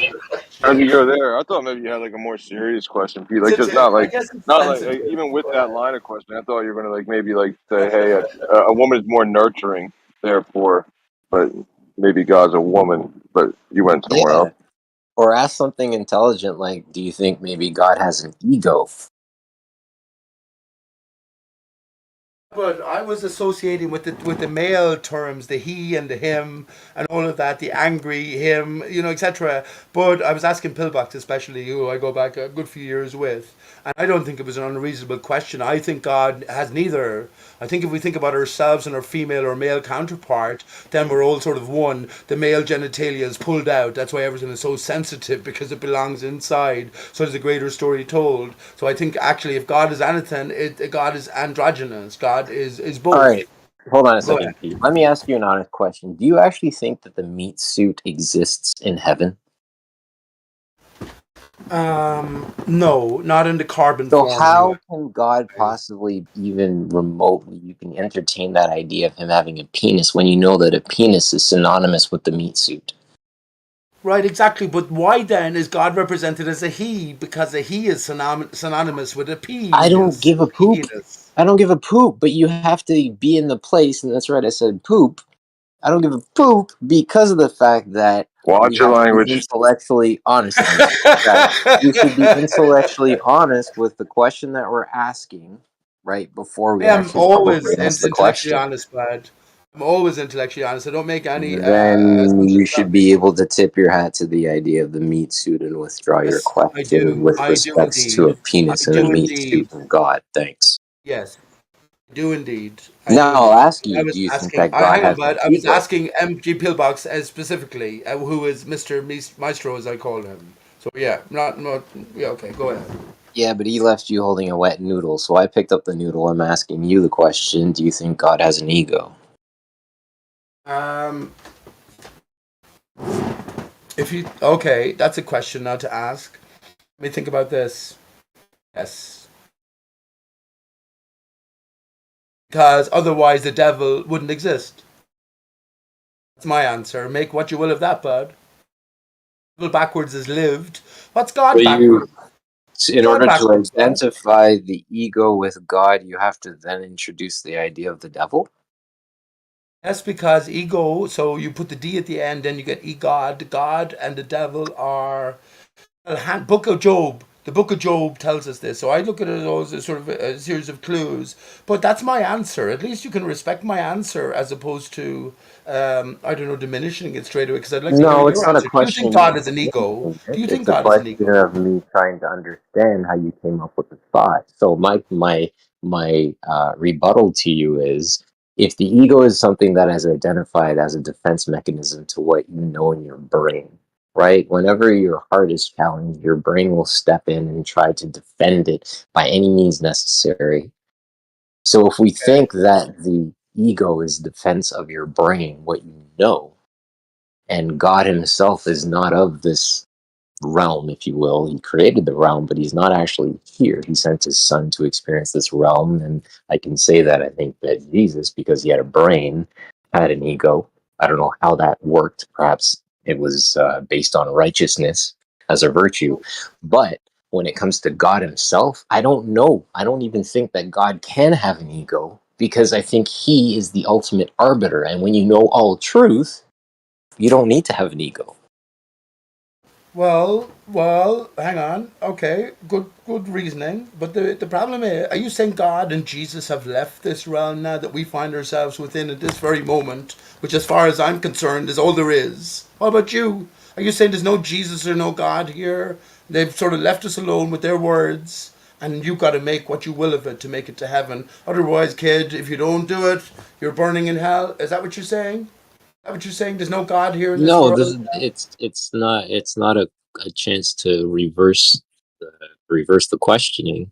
It was the only reason I introduced Jesus was to remove the out of us identifying God as separate or as a separate entity to Jesus. Jesus is an arm of God, if you will. He was his divine son sent, right? He existed in human form. I'm just saying that I believe in order for you to have an ego, you have to have a brain. And if the brain, again, just like your question earlier about the penis, is synonymous to the meat suit, then I wonder if in fact you can Okay. have an ego with no brain. I have a brilliant answer for you, bud. Honestly, Killen, I have a brilliant answer for you now. You mightn't have heard it in too many places before. We are divided in three ourselves. We have our brain, we have our heart, and we have our gut, which is said to be the dwelling of the second brain. But we also have the very center of our brain, the pineal. Then we have the spine going down, connecting all of the internal structures, all the way down to the penis. So penis, spine, via the spine, penis, spine, and pineal are almost anagrammatical, except for the pineal, where you have this insertion of the L. So I will say that yes, you have to have. You can't have the one without the other because the one is not in its entirety. The one is in its sort of division into three parts. That's what I would say. I'm not sure how that will hit you, but yeah. This morning I was actually thinking about how you engage in conversations and you always break it down to words and the word The play, if you beginning will. was the word. Now, hold, slow your roll, slow your roll. It's not a question of you being able to introduce the idea of the word. It's the idea of when these bodies were created, however, whichever way they were created. I then ask, did the words exist in order for this wordplay to exist? Oh, it didn't. The thought. This is why Exactly. animals. Listen. This is why animal. I was going to talk about manure, poop. You mentioned earlier on, but manure is manure, right? This is why there's a distinction between the animals. The animals don't speak, do they? Really?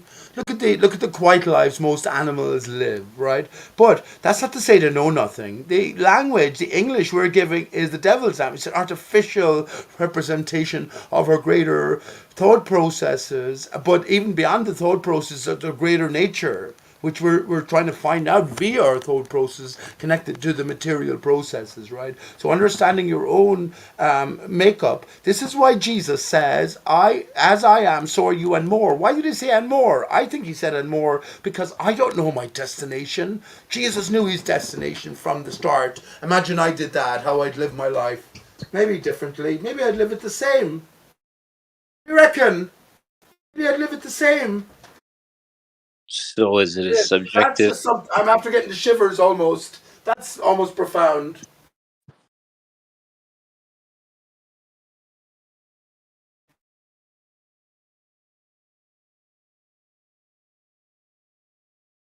Isn't that what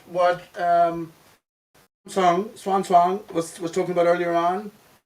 That he has the faith and it has served him. He knows the value of everything. Everyone, especially. What distinguishes mankind, I will just say, I'm no greater than a bird. A bird is greater than me. And any animal can do much better what they do as being them than I can do. But we have the potential. This is where we are connected to the higher power, as everything is, but we are particularly distinguished. That's what I think. We have to our ability to make our way from the animal to the manimal. Reckon animal.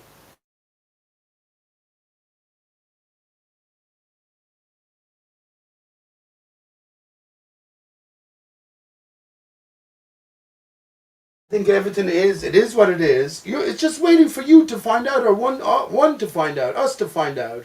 I think that's where flat Earth is a psyop. It's a stepping stone, right? But everything is like a video game. So as you make your way through the layers or levels, then you get greater. And if you were to go back at level 3 to level 1, then obviously you'll be able to clear it in no time because you've learned. Go ahead. Man, you're gonna find out one day. You're gonna find out whether you want to or not. What? That's why no one can tell you the truth. If imagine I had though, this is what the Masons. I don't put them on such a pedestal. I should tell you the story about when I met a gaggle of Masons one day. And they seemed to be pretty senior as well. But I asked them about flat Earth because I was sure at the time, but it's 4 or 5, 6 years ago. I was sure at the time that they fucking had to know because flat Earth is so fucking obvious. But he didn't know about it. He didn't know about it, and I knew it from his. But yet, knew about lots of things that I didn't know about. I'm absolutely sure about that. So that's what I think. The truth can't be told you. The truth has to be gleaned, right?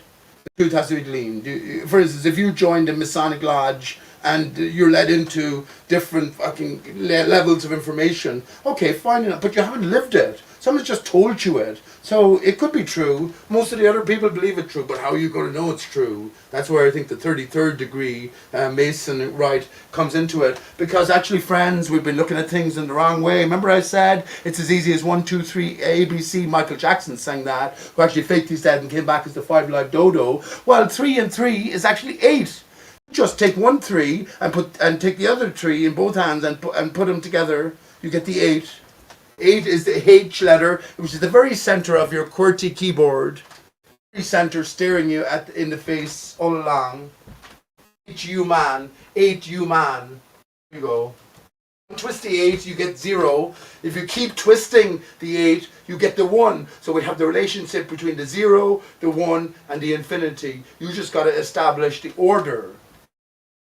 And last thing, that's where flat Earth is most significant, because now you come away from the material only heliocentric model existence to something beyond the material. Go ahead.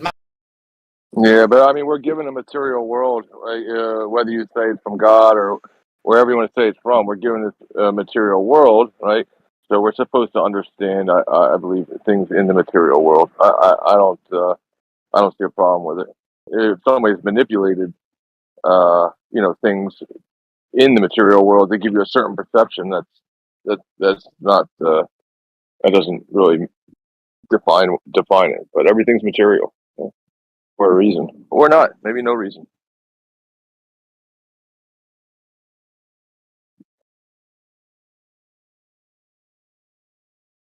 If you're talking along the lines of, oh well, God gave us this material world, right?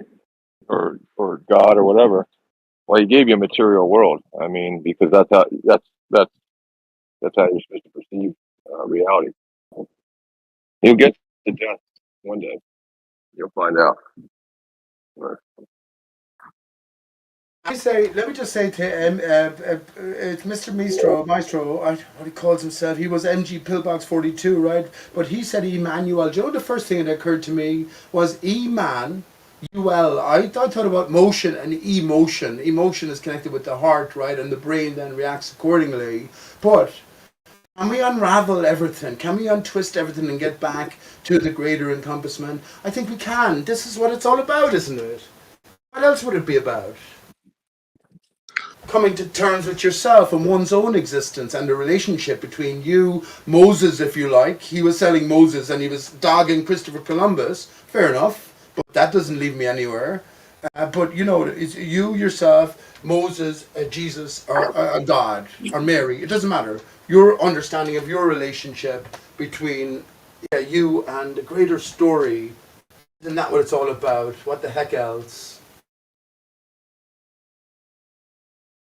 God gave us a physical world to live in, but He gave us a spiritual world to believe in. Believe is be lie of Eve, right? This is why I'd say this. The devil's greatest trick was not convincing people that he didn't exist. It was convincing people that he was a male, the ones who knew he existed. Thanks, Pete. Good morning. Morning. I don't have a problem with the word believing, just like I don't have a problem with the word God as opposite dog.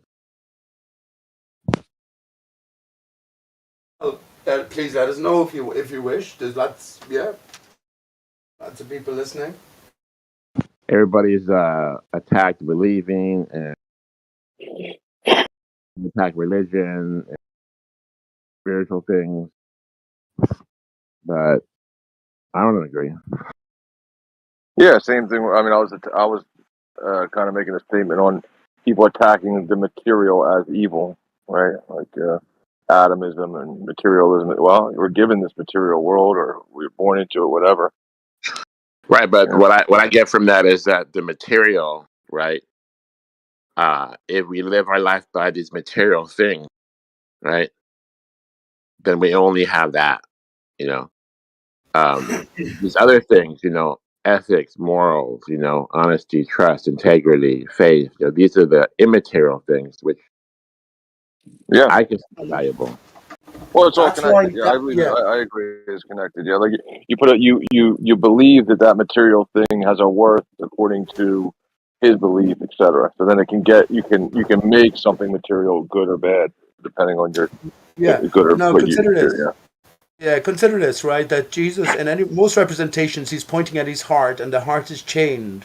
So it almost as if it requires some sort of unraveling, and then the connection between the lower and the upper aspects will be established. The lower, there's a brain. Everything is a clue. The brain, there's a second brain in our gut. That's why I All right, think but the you're Almighty, the Almighty. One second, let me just finish this. The Almighty is that reconnection between the lower, and the upper aspects, right? So the heart is the bridge. The heart isn't too significant in itself. It's like the combination lack, and once it's established, then the pathway is allowed to reconnect, and that's why you have the Almighty or the Divine in relation to the H. Human is the potential we're all born within.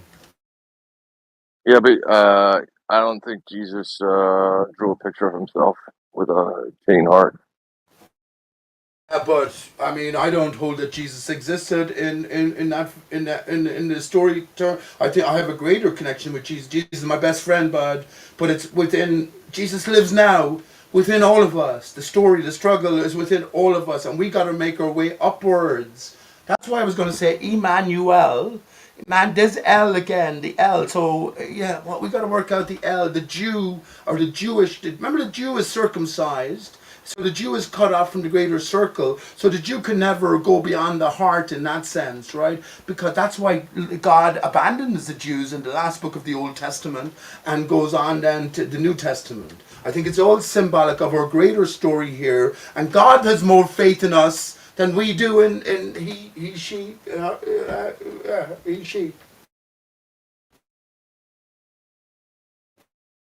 And everything has a balance. So therefore, Book of Job, remember 9/11 was an inside Job. Therefore, if God is a male, as I presented to Pillbox, simple question, if God is a male, does he have a penis? Fair enough. Yeah, if this duality is in play in this reality, then the devil, as I say, female, I have no problem with that.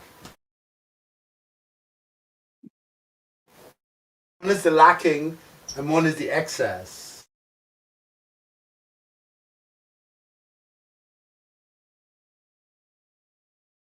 So interesting, isn't it, friends? Beyond flat Earth and beyond. That's why I don't think that the ball is a lie. It's a metaphor. It's a metaphor. The lie has been, the he lie has been developed on the truth, but the truth has been distorted or corrupted, and now the onus is on you. Maybe this is the purpose of your life, is to put those pieces together. Take the deliverance apart, the devil's lie apart, live backwards, and take all those component parts and then create yourself, I new don't know. picture. Man created this ball. I mean, I have this idea that they tell you the story about when they found out and what the world was like before they found out the Earth was a globe, and they tell you that everybody on Earth was just obsessed with God, right? Like the dark age. Everybody's just like, God, forgive me, I can't wait to die, and they were just obsessed with God. So these people came along, from this God who was close and watching them, and they said, let's turn the earth into a ball, and what we'll do is we'll free people from this pressure of God is right there watching us with this obvious truth of the earth not being a globe, and then when it's not a globe, then you just can't stop thinking about when when it's flat, you can't stop thinking, I'm going to die, God's right there. So let's make this ball and free them from these chains. But when we free them, we're just going to put them in a new prison where a straight line just comes back onto itself and you can't escape. So it's a different That's a different prison. Let's see which one they like better. We'll free them from this let me say force something to of God. Yeah. you. But just what you said there, let me say something to you as a massive consideration for us, which is that history now, his story as delivered. As delivered.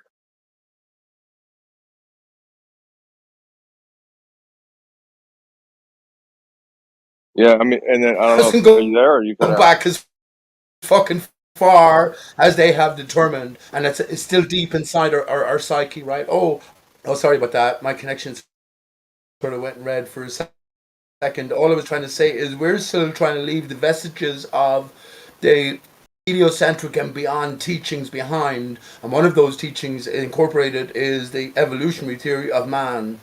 They've given us the contrast. Can I give you an analogy that not quite appropriate, but almost appropriate in a sense? Because everything comes back to us. If you take a condom, right, and just stretch it out and put it on a table, it's a flat thing, right? Now you imagine turning it inside out and blowing it up. I think that's the greater ball that's given to us from something flat. It's like it's the sperm and the egg. So I think that everything delivered externally is a story which prompts us towards a sort of greater understanding, connection between us, the new relative, recent arrival in this setting, and well, maybe truth. It gives us that Yeah. different Well, I mean, perspective. it goes back to like so you're saying it's a philosophical, the perfect shape being a sphere. Maybe I don't know, right? But like, why do I think that whether the story of history is true or not, they write this story out and they paint the picture, and within that picture, I believe they're leaving, these 666 of the rotation of the inclination of this, etc.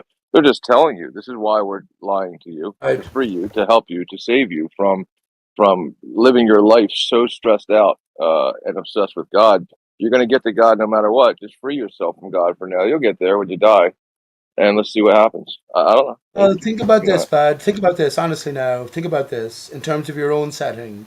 You have a left right brain, you have a left right heart, above and below heart, the four chambers. You have a left right testicle, or God, a small, large intestine, right? So now, if you connect all of those different lines, right, you might get a capital letter 8. Can you, or not capital number 8? Can you see the capital number? Can you see the number 8 formulating? When you live solely then in the lower nether regions, everything becomes a 6 because we are now three-dimensional beings. You have three axes of reference. One is obviously when you look in the mirror down, directly vertically down, it's a plane of reference. There's no lines in reality. The other reference is, well, a bit more intricate, but you can easily maybe get it, which is your female counterpart standing back to back with you. So that is another line of division, axis of division. The third one then is the horizontal axis through both hearts. So everything above and everything below is separated. So that's the 8. The 888 of all of us, right? So, but you can see the 8. So if you take predominance below, all of those 8s turn in that three-dimensional sense into 6s. If you take the predominance above, then it turns into 9. So you get 999. Flight 93, which is 9 times 3, was a prime flight on 9/11. Also, 93 is a 27 club, so 9 times 3 is 27. I think we all know about the 27 club and the fake fabricated deaths as well, and disappearance off the Tupac Island. yeah. I mean, that whole 9/11 thing. I just think it was really like obnoxious, kind of really rude of them to do that on Jesus' birthday. I mean, you know. Yes, the Coptic calendar, new beginning, right? Yeah. Very good. On whose birthday? Jesus' birthday. Jesus' birthday was September 11th. Yes. Man, Pete, According you to sure do some love that stories, the topic. Coptic calendar begins there, bud. That's Pete's favorite number one topic. I mean, we know why. So it's good on you. You haven't heard, I can tell you the soundtrack to 9/11. If 9/11 was a movie presented to us all around the world, prepared a year in advance, I'm talking about 102 minutes MG after the second plane hit and just before the after the first plane hit and just before the second plane hit and after the second building fell, which was hit later. So the Kid A by Radiohead was the soundtrack, and song number 10 was a motion picture Right. soundtrack. Get out of here. I'm a yeah okay. I'm a no planer. You know what my favorite was the Supertramp album cover, Yeah, I right, love with the those lady too. holding the tray. That was such a beautiful album cover, and you're inside the plane. Well done. You got to when Satan does something artistically, wow, Satan, good job. And what are you going to say there? That's the world we live in. I mean, that's just Satan is the god of this world, Pete, and Jesus is the only way. What can I tell you? Well, it's just we dodo here. I put the I back in Jesus, and it's just we dodo. I think Jesus was the dodo Okay. as well, divided between God and I know, man. I know. What do you Okay, reckon, that's your own religion. Pillbox? Well, that's your own. Divided. You're entitled to that. You're entitled to that. But all I got to do is point at the Bible and see if you can just understand the basics, and that's going to expose the truth. The basics are everything. If people just go back to the basics, then you'll literally solve all your problems. And that's why even a child can understand the truth because the child can go back to the basics, and that's what this is about. Thanks. Love it. I love it, Pillbox. But the problem is Yeah. that the Amen. child is Baruch corrupted. Hashem. We are corrupted in this world of life, and life is if L or I fell. So we have to be corrupted in order to come back to purity. What do you reckon? Otherwise, no point in life, Pillbox. There is some, yes, there is some truth to the duality, if I can speak right, if I can wake up. Just like when we get a video game, in the past I used to play video games, I would always want my enemy to actually be very good at whatever they programmed the enemy to be, so that at least I could be competitive, right? And it could be interesting. So I think that is built into the design of the heart of men to be something beyond a normality of like an artificial intelligence. We actually appreciate sorrow. We actually do grow from pain. We actually appreciate the salt, Right. and we like to be hardened. We even like doing things to ourselves that harm us because it makes us feel good in a certain way. People even normally like some form of pain, whether it's like a tattoo or something. Like people will worship anything if they get out of hand. Yeah, I agree with you, bud. It's our consolation, isn't it? People God, hurt themselves for consolation. man, people Consol, like to hurt consol themselves as opposed to mentally. prosol. Actually, very Okay. interesting choice of term. We have the constitution, and then we have the prostitution, Pillbox. What do we make of that? Well, at least prostitution is at least is an honest business. The Constitution is not. That's what I would say. Thanks. Baruch Hey, Hashem. hey, Pillbox. In 1 second, let me say this. Hey, In really the is level. This pen is the dance, really is we're all level. pigs in the Yeah. pen. Yeah, we're all pigs in the pen. And I mean, if, by the way, if anyone, everybody if you're was as eating honest, pigs, yeah, I gotta say, I'm you're near sorry. seeking Can I say relative. something? You let me know when I Yeah. can talk. Okay, we'll talk. Okay. I mean, if everybody was as honest as a prostitute, we wouldn't have all these problems. Actually, Pete, the prostitutes are the good people in society now. What are you talking about? But the prostitute tells everyone she I loves mean, them. look at this world. But the prostitute Yeah, tells the everyone she loves Constitution them. I guess that's what we do as is well. the Constitution. Yeah, the Constitution is human trafficking. The Constitution is human trafficking, but we can't even say these things. So let's go back to understanding the basics of the Bible, Pete. Go back to the Bible, and if you can understand the basics, everything else works. It's that simple. And I've moved beyond the basics. I look at the Bible as, let's say, a crossword puzzle, right? So the Bible, main Bible, the 66 books, right? It's giving us a clue. They're the cryptic clues. If you can work it out in a relationship between yourself and these greater stories, right? You weren't there. Yeah, that's great. Now, if you can't, then we have the Apocryphon, the extra canonical books, and they're the sort of the intermediate clues. If you can't do that, then I think we're moved on to, well, the book of James, the book of a secret, sorry, I shouldn't, okay, sorry. It's the 114 secret sayings of Jesus, right? It is the book of Thomas. Now, actually, yeah, so I think it's sort of progressive, you know what I'm saying? Progressive clues. Give me the second clue, give me the third clue.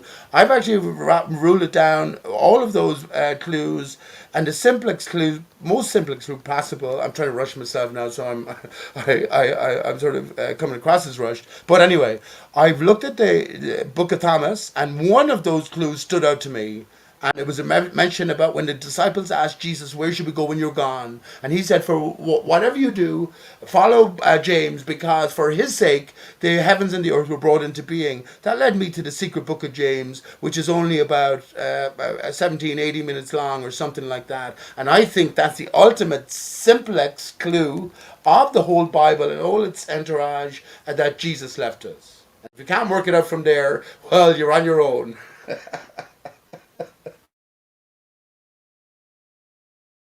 What do you say? What do you say about the Book of Thomas G, what do you say about that? Is it worth looking at? Is it worth reading the Book of Enoch? What do you reckon?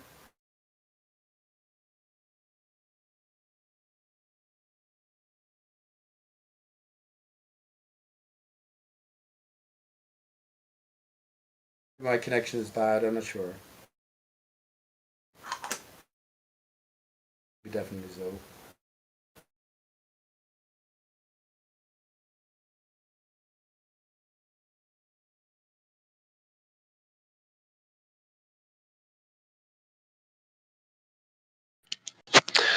Yeah, can you hear me, Pete? I got some connection issues. How do I You sound? sound good, bud. I thought it was my own connection. I heard you. Hold on now. Hold on. So yeah, you don't need, if God can preserve his word, all we have to do is find out where the information is, where's the wisdom, and then that's his word. So it's actually not even 66 books. They started spreading them out. There was only one Chronicles, right? There might have been only one Kings, right? So there's actually less than 66. In the English, they ended up making it 66, but we understand the errors. That's the nice thing about having the Greek, the Hebrew, and the Aramaic, is that we understand where the errors are. We understand what they hid, and we know the truth by its fruit. So again, back to the basics. Where's the fruit, Pete? Where is it? Well, I'll tell you where the fruit is. The Irish are the origin of civilization. The Hebrews that you so rely on, it's not the true history, bud. You've been fooled. You've been fooled. Are you willing to accept that you might have been fooled? I can post your videos. I can post your videos if you're willing to Yes, listen. sure. Yeah, I mean, no, I'm going to be honest with you, Pete. You'd have to have the understanding of the basics first. So if you're able to just go back to the Bible, which is what I start with, and decipher that, like the earth is the Lord's and the fullness thereof the world, and they that dwell therein, for he hath founded it upon the seas and established it on the floods. That's literally giving us one of the most phenomenal descriptions that I have yet to hear any. I've been using it for about 3 years. I can't find any, even some sort of Bible flat earth source that's using that, Pete. So the people in the truther community don't even have the basics yet, and they're still teaching the same lies, and the flat earth is no exception. It's 99.9% lies, Pete. So people can't even get Yeah, the basics. Let's get the basics first, Pete. Thanks. I agree with you, man. I've been saying it from the outset. I've been saying it from the outset. That's why it becomes an individual journey here. And, well, let it roll out. Let whoever hears your words make what they make of them. That's all you can do. Yeah, I got a big surprise for you. Drink water. Drink water, Pete. Oh, I don't think we need to be drinking water so much as we think. If you buy bottled water, the water itself is interacting with the plastics. I think I know you got to get a filter. Everybody knows you get breatharianism a is a good filter, right? way to consider because there's What? water in the atmosphere. We wouldn't see without Oh, water. atmosphere. We What's wouldn't that? What's an breathe without atmosphere? water. Go What's that? ahead. Hey What do you mean by atmosphere? can Go you ahead, guys. just No, don't step on top of each Pilbox, other. why are you All so right, insistent on Pete, do you interrupting hear me? me? I say, yeah, okay, go ahead. Go ahead. I'm just saying, just don't talk over each other. That's all. I'm not trying to break up your Right. So, conversation. when Pete does that every time, let him know. Oh, you Right, blame Pete? me now as You well. right? You Honestly, blame me guys, again when I was talking about we don't need to be drinking water in the sense that we can go to the source. There's water in the air, and then you interrupted me and I hadn't finished. But go ahead. Yes, it is the normal modus operandum of you, Pete. I'm not on here often, but it's guaranteed that you're going to interrupt me more than I interrupt you. That's okay. The difference is I'm not going to complain about it.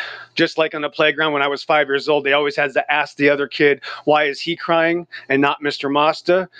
Nothing's ever changed 36 years later. So Yeah, here we because you are, haven't and learned the fucking thing. see, You there you haven't go. I learned was the fucking interrupted. thing from Amen. There you flat go. Earth. Amen. Thank you. There's the interruption. You So haven't that's the changed a point. bit from flat So, Earth, whereas I've changed ultimately. oh, wait, go ahead. Okay. It was a good 30 seconds. You I'm went happy away with that. earlier on without answering my question. Then you came back in and you expect that the whole room is good because you knew everything. The minute you came out of your mother's womb, What? you knew everything. What? Yeah, Flattered made no difference Really? to you. You had Are the you same sure about religious this? beliefs Are you before as okay? after. Well, I Can we? didn't.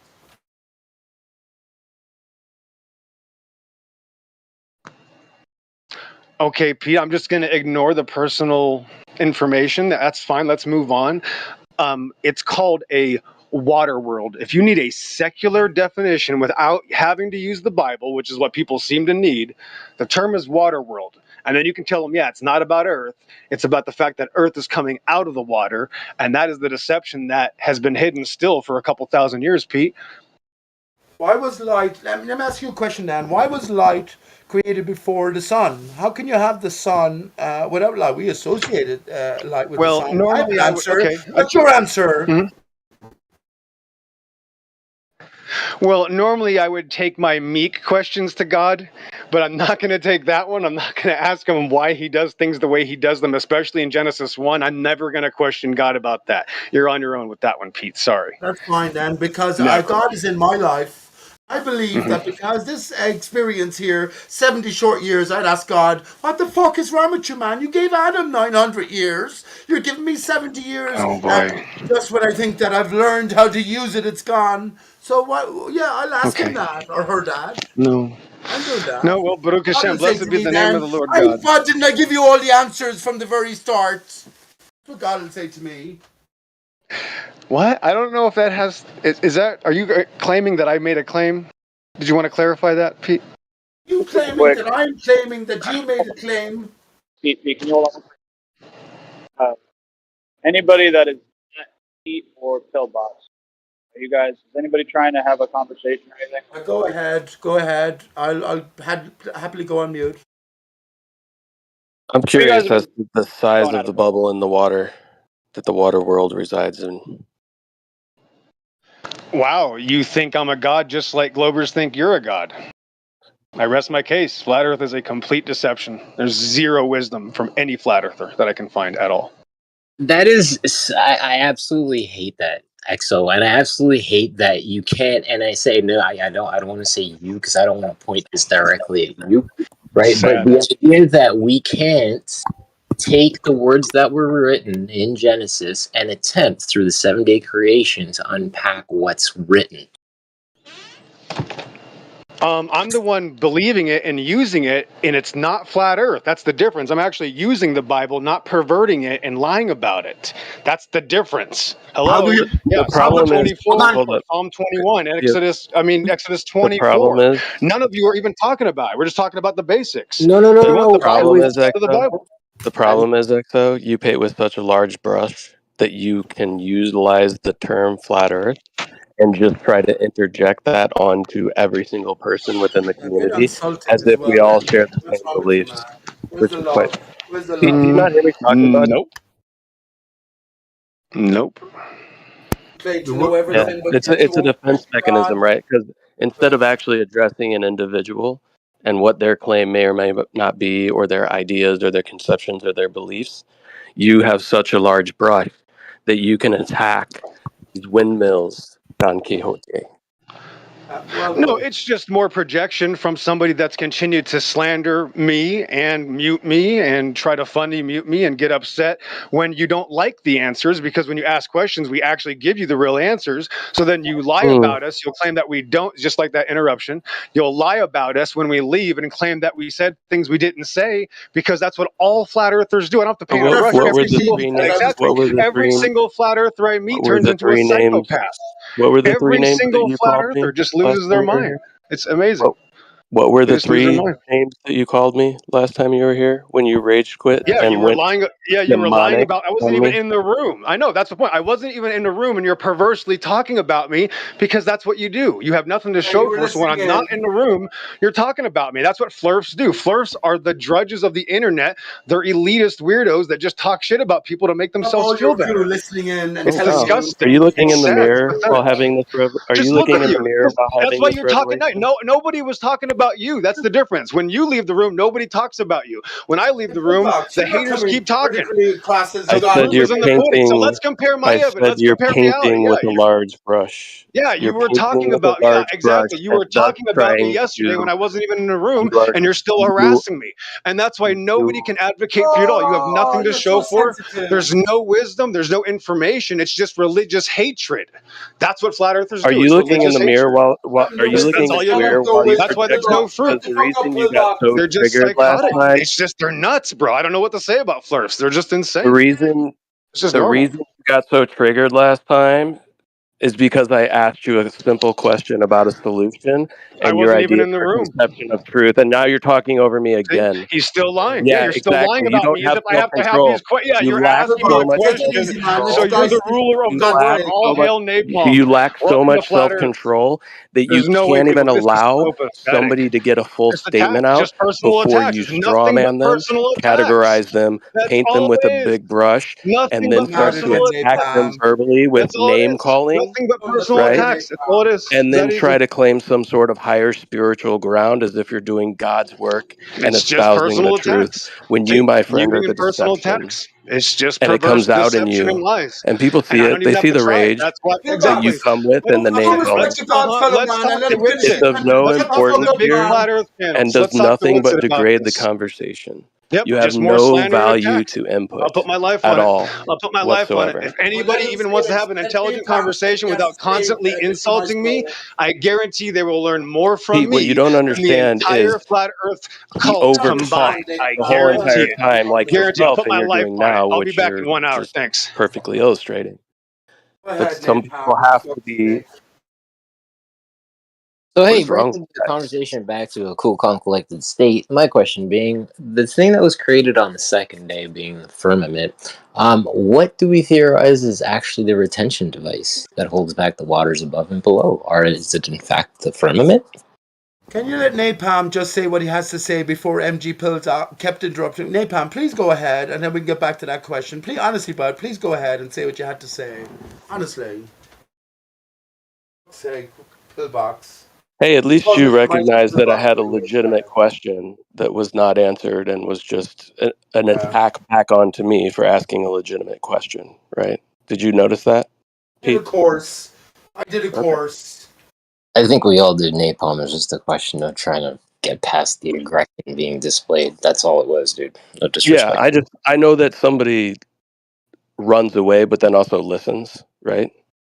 So I just want to make sure that it's well demonstrated that I'm not just saying this because of some um, idea that's been foisted upon me, that it's strictly my elitist ego or some crap like that. So yeah, I did No, have a Don't forget no. legitimate that. question. Listen, Don't we all know that the phones are tapped, right? And we all know because that individual just put it up for observation as evidence himself that the conversation takes place even when he's not around. So but don't say we all know. I'll just say to Napalm, Napalm, don't forget the name that you chose. There's fire inside as well, so when fire needs to come out, you gotta fucking fight it. So you know what I'm saying? Yeah, But yeah, go ahead. Go ahead. yeah, it's really hard to put out that fire too, isn't it? With that incendiary.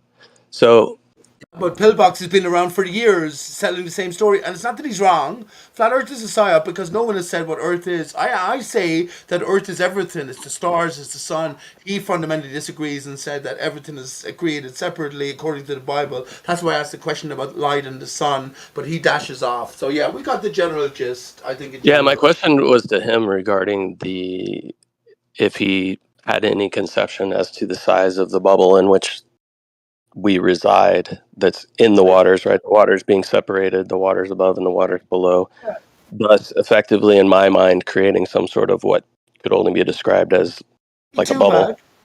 Me too, and and it's he crazy don't get because he wouldn't that answer you. He said he hang didn't on, know, Pete, right? I allow me can't to know. just Yeah. allow me to say, Pete, to Napalm. It's crazy because Napalm, the question that you actually asked him and gave him an opportunity to answer back to actually tips your hat to his idea of water because you're speaking to the idea of a bubble being the actual realm itself versus the land, which he's always so wholeheartedly speaking against. Well, he just wanted to be hostile instead of like actually recognize that I'm giving his idea and conception within my question. It's just asking for more specificity. And No, that's where we ask when you're engaged in debate with somebody, an honest conversation, that you're effectively taking the time to onboard, as scripture states, being patient and listening to what the person is saying, being quick to listen and being slow to respond, active onboarding ideas. Yes, but that works if you're in a sort of a genuine environment. If you're in a contrived environment, killing, then you have to act accordingly. That's what I'm saying to Napalm. There would have been every reason for you to tell that guy, Roar, shut the fuck up. Especially because your question is very, very reasonable. I have my own answer to that as well, bud, in terms of a bubble. We don't quite live in a bubble. We're a broken bubble top, if anything. But I would have something to say about the extents and I actually could answer your question according to my own thinking. And let me just say finally, I've been dealing with MG Pillbox from the start, man. They're the Bible literist crew. Yeah. Well, I was Really ask hoping he would come questions. back with the Bible's response to that, right? Which would It says you be can't know the mind of God. I say you can no, it's potentially. Job 38:4, right? Where were you when I laid the foundations? You know, tell me if you have understanding. Where were you when I stretched the line of the earth? That whole thing, right? I was hoping he would say Napalm. that because that would be the biblical answer, right? And then we could maybe have a deeper conversation as to maybe some of the implications of that scripture. But I don't know, Oh whatever. man, exactly, man. This is why I talk a lot here, but I'm probably frustrated. I get frustrated myself because I've thought about these things. I actually made reference to Job 38:4 and the questions that God asks man. Well, you are man. Now you're in a better position than Job to answer these questions. Maybe the first answer might give is, well, I was with you. I was with you. Now, the rest of the questions might follow on from our development away from spinning ball or literalism. So maybe there can be answers to these questions, and when we do, then we've reached a certain level of godliness, if you Yeah, want. but see, that's the thing about the flat Earth conversation, right? Is it pulls you away from some sort of definitive lay of measure and puts us back in the ideas and the wonderment of this creation, and knowing that we are simply humans and mortals, not those in which created this realm. So we have no idea the That's and that's why expansiveness the of Bible this realm. literalists. That's why the Yeah. Bible literalists were here from the start. I'm telling you, I'm here since 2016, and they were all active in a crew.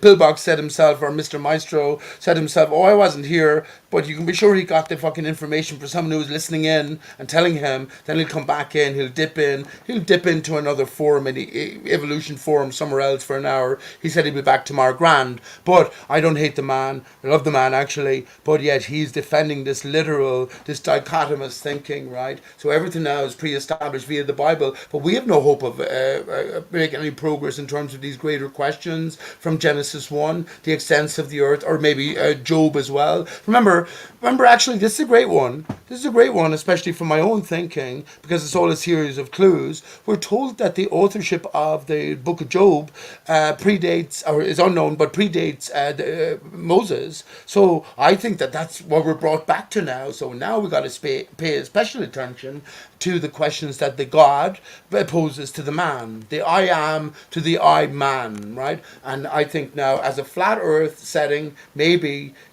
we can put those pieces together if the answers are out there and solve this game because God has faith in us. And last thing I will say, remember, our life, my life, your life, everyone's life, when you were immersed within the ball earth paradigm, was only temporary. It lasted 70 years. That was it then. Nothing before, nothing afterwards. Now, there's this potential, or at least I hope it's a truth in all of us, that we live for fucking ever. We live forever. So therefore, there has to be the solution ingrained in potential within everything that's offered to us here in this realm. Yeah, I think Killian wanted to get into there, Pete. Go ahead. Yeah, go ahead. Sorry about that.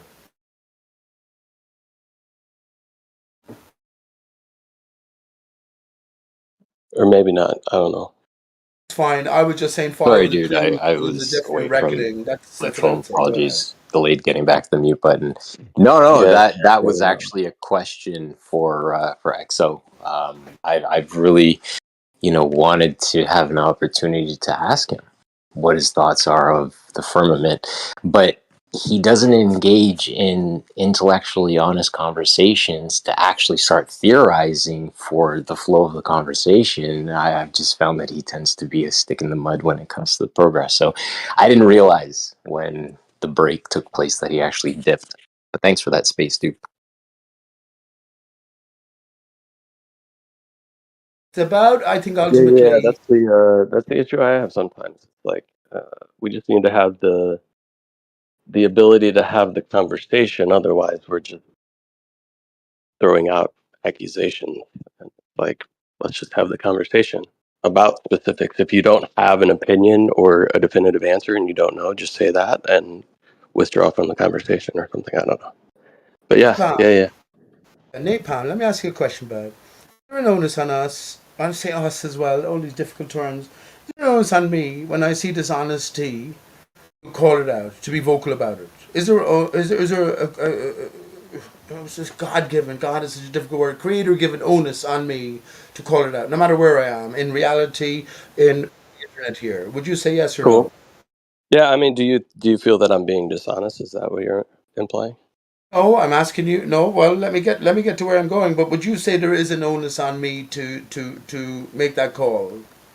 I don't know if it's necessarily that you have the obligation to call out dishonesty. It depends on the dishonest thing that is taking place and the setting in which you're there to either, if you see somebody saying something completely dishonest to manipulate somebody and you understand the dishonesty, sure, like step in to say that. If you think that Yeah. the manipulation is going to cause the other harm, sure, yeah, maybe Right. an obligation. So I don't mean to say this regarding Mr. Maestro here or MG Pillbox 42 as he's known for years.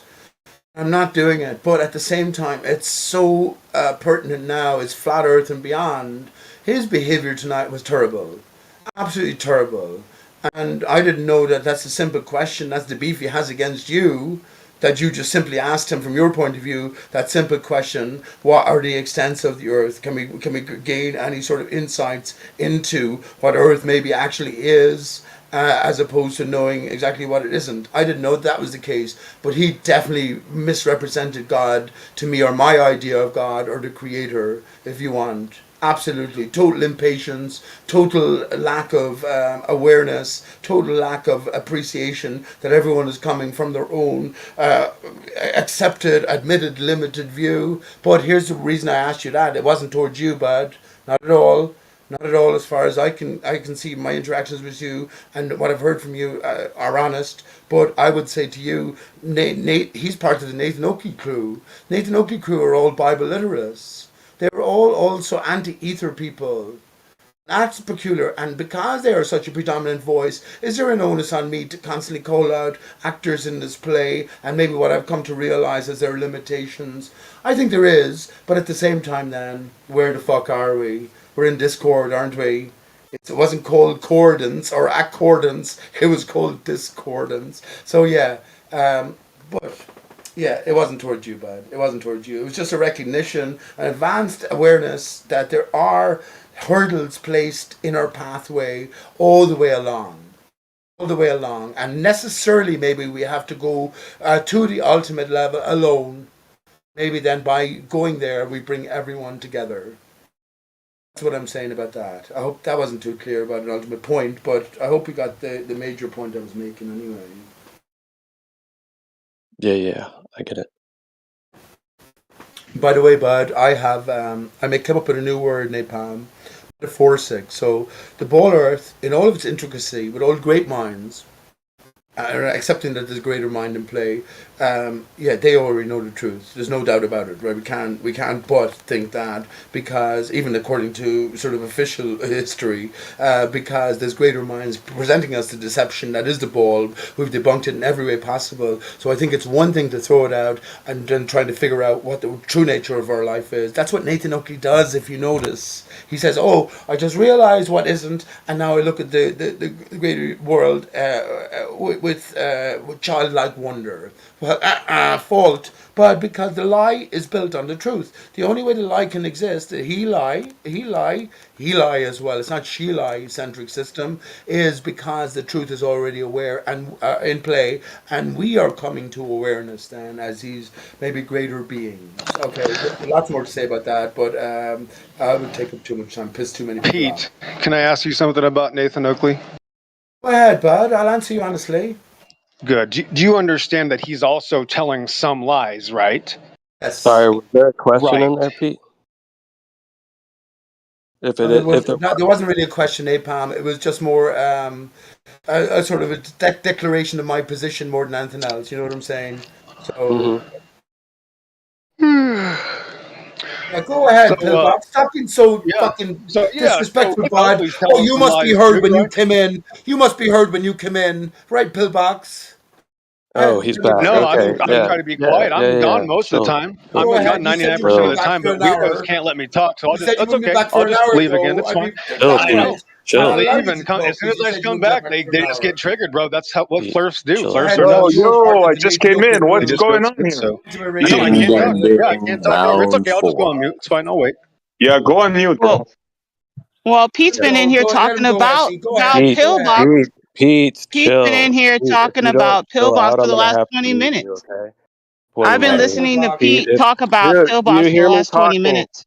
Do you hear me talking? No, Hello. I don't. I can't hear you. Hello. No, I can't hear You you. can't I hear can't me. hear you. Okay. No. Yeah. Pete, if you continue to overtalk, man, you're gonna get muted. Can't do that, bud. Pillbox asked me a question about Nathan Oakley, but go ahead. I go on mute. Okay, well, if he asks you a question and that question is in text, then keep the question in text. You can text him back. I'm not texting anyone. I'm not looking at text, Napalm. I'm only And talking. how did he ask you the question then? I'm on the chat here. He's on mute. Just came in and asked me about Nathan Oakley. Yeah, that's correct. You did hear me correctly, It Pete. was not Yes, him. that's what I said. I heard absolutely nothing about Nathan Oakley until you brought it up, man. Oh, he did say it, Napalm. He did ask him. No worries. Yes, I did. We're all. Amen. There's all these people in here. There's all these people in here. We can hear what's being said. Are you love? Yeah, Pete's, Amen. I'm going to take some time God. off. I'll be back in the stands for a minute. Thank you. Yeah, let's all No, come I'm down just and let's saying. go tumble. I'm just saying, Pete, you were in here for 20 minutes talking about EXO, and I'm sitting here getting annoyed. The guy's not even in here. And then you're saying that he's part of Nathan Oakley's crew, and then he comes in and says, "What do you know Nathan Oakley lies too?" So you're acting like you know Pillbox better than Pillbox knows himself, and it's really annoying. Okay, 1 second. Can I respond to that? Let's all take a sort of a chill pill and slow down time. Amen. Rose, never spoke to you before. You don't know my history here. When I say what I have to say, I'm associating what I have to say with my early sort of experience here. But go ahead. I don't mind not going on mute, but don't address me if you don't want me to speak. You know what I'm saying?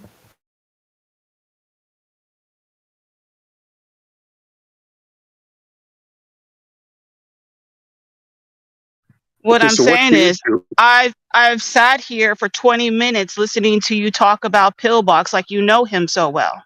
I've known Pillbox since 2013. You don't know him.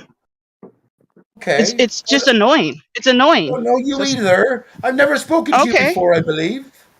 But I'm in this room listening to you talk about another man that's not even in the room.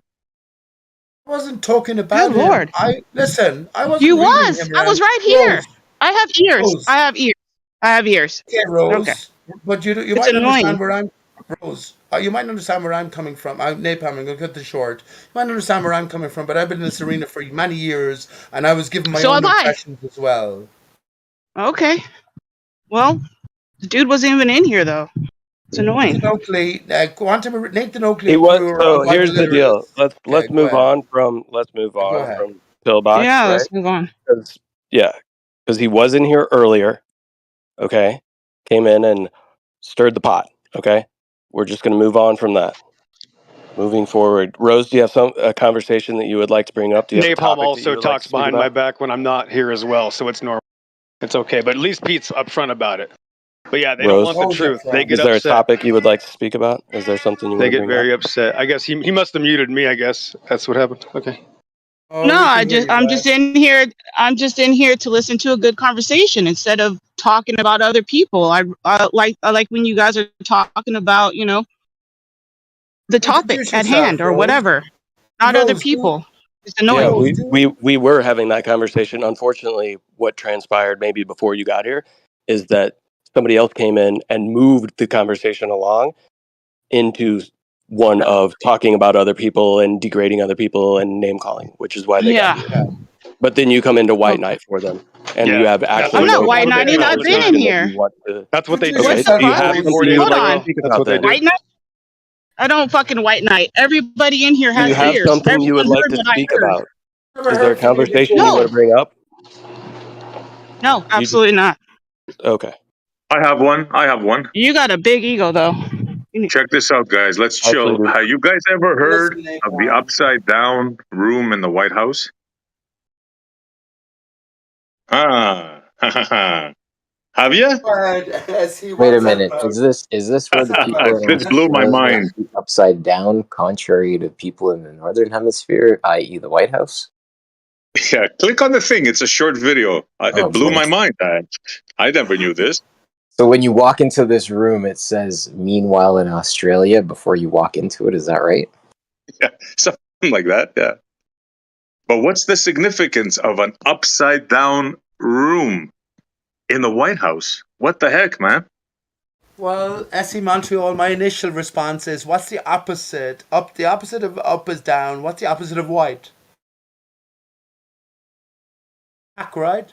So we have the black room, the dark arts, the real manipulation of the world happening beneath the white and the pure house above. Shit. The demon room, huh? The black room. I like that, Pete.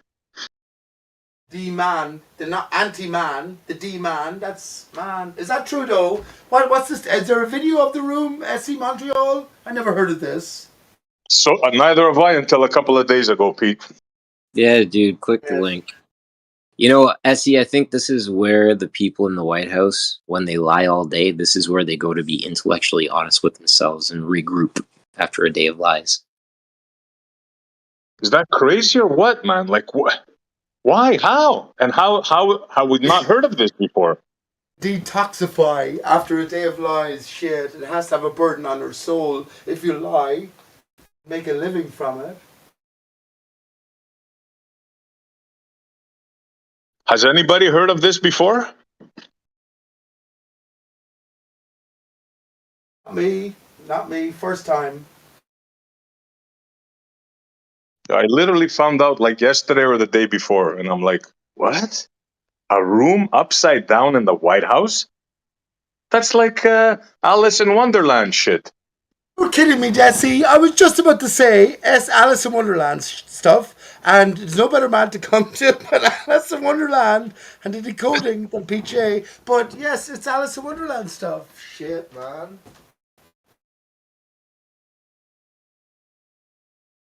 And we all know the dark story involved in Alice in Wonderland, huh? Yeah. It's not what. Yeah. It could be seen as a dark story, but life is a dark story in a sense, isn't it, SE Montreal? But at the same time, our life sort of experiences passes and nothing much happens. Our mind is the tumultuous thing. What am I going to do about this? How can I change what I did then? Where will I go from here? You know what I'm saying? So Alice in Wonderland has a different... And hey, SE Montreal, you'll love this. It was written by Lewis Carroll. And he was nicknamed, you'll never, well, if you don't know it, you'll never guess, he was nicknamed Dodo. Would you believe it? His nickname was Dodo because he was said to have a stammer, Charles Dodgson, so he pronounced his name as Charles Dodgson. Bullshit story, the guy didn't exist, but there's a greater story being interwoven. Part of the greater narrative, eh, Pete? I was hoping somebody had heard of this and could say more on it. I guess we're gonna have to do some research. Like, who the heck who like commissioned this work here? Like, which president? Or like, this is a little bit like far left, right, up. I don't know where, but it's crazy. Do you know SE Montreal is a White House in Ireland as well? What I would encourage you now, I only heard this as you mentioned this, bud, right? But what I would encourage you to do is look to where it's located specifically. We know that history is bunk. We know it's all bollocks. So everything now is being revealed, and I guess we got to recognize the proportions or something along those lines. There is a White House in Ireland. Uachtar the Heron, President of Ireland, sits in the White House in Phoenix Park.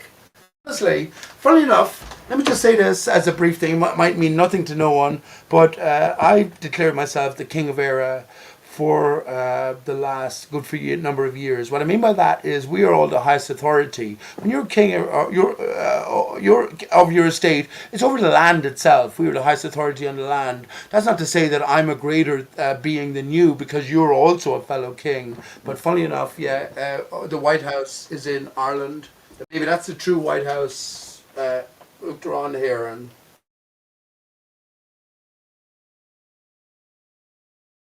I'm trying to SC find Montreal some is getting info on this, stranger but and stranger. There's got to be a reason to this. Just that it's things like that, unless it's a prank, you know. Unless it's well, look back into where the source of information came from. But I would say it's not a prank because, well, in the sense that the higher powers, if you want to call them that, they know the nature of the earth. We know that the earth is not a spinning ball. I know you don't like to go further beyond that, SC Montreal, and that's fair enough, honestly, but it's like what the world of possibilities opens up when you get to a stationary and over by scale a flat earth expands. What's beyond that? It's pure speculation, but those with the abilities to explore the extremities, that's almost poetic. Yeah, they have done that. This is what Operation Starfish Prime was. This is what Admiral Byrd's Ventures. Hey, did you know that Flat Earther? Did you know that Admiral Byrd set up the 777th Masonic Lodge in Antarctica, and it wasn't funded by the U.S. Government. It was funded by a Masonic Lodge. Yeah. I'm trying to Google this room now, right? And so far, I haven't found anything. Can somebody do me a favor? Google upside down room in White House. Where did you hear? Where did you hear it, Essie? Was it in a TikTok video or something? Yeah, it was a Passing or- TikTok video. Yeah. That's why I want to be Yeah. sure that it's not a prank. Yeah. Oh no, I don't think it's a prank because remember they're revealing aliens left, right, and center now. So everything we get to hear is delivered to us. I think it's in a timely fashion. We could have all had mobile phones back in the 1930s. We all saw the clips with the Germans. Did you see those clips, SC Montreal, where they had the like Skype interactions? You had a televisual relationship with who you were calling, and you could speak away back in the 1930s. Shit, man. 100 years later, man, we're paying through the teeth for electricity, which is free in the air in potential. Shit. Did anybody check? Has anybody had a go at it? Pete, have a go at it. Google upside down room in the White House. There's the sleuths here in the chat. Hey, Snack. Try it, bro. Google that, bud.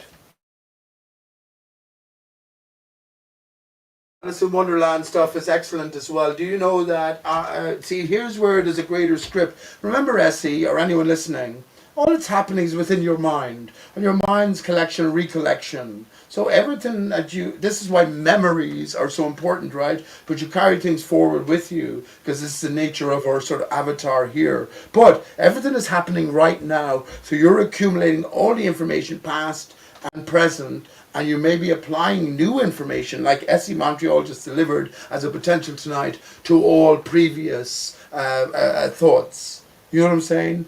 So, yeah, man. Alice in Wonderland, upside down. People in Australia are upside down right now. I said it to someone today, SC. People in Australia are upside down. I won't go into that. But yeah, that's what some people believe.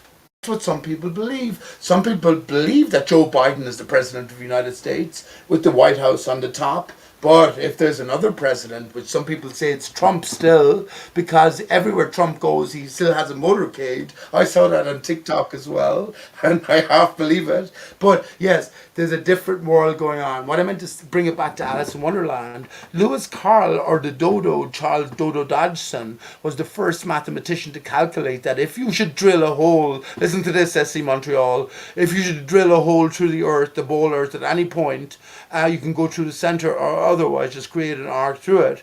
If you jumped into that hole, it would take you 42 minutes to fall through and land the other side, no matter to what extent. So if you drill through the center, it doesn't matter if you cut an arc through the side.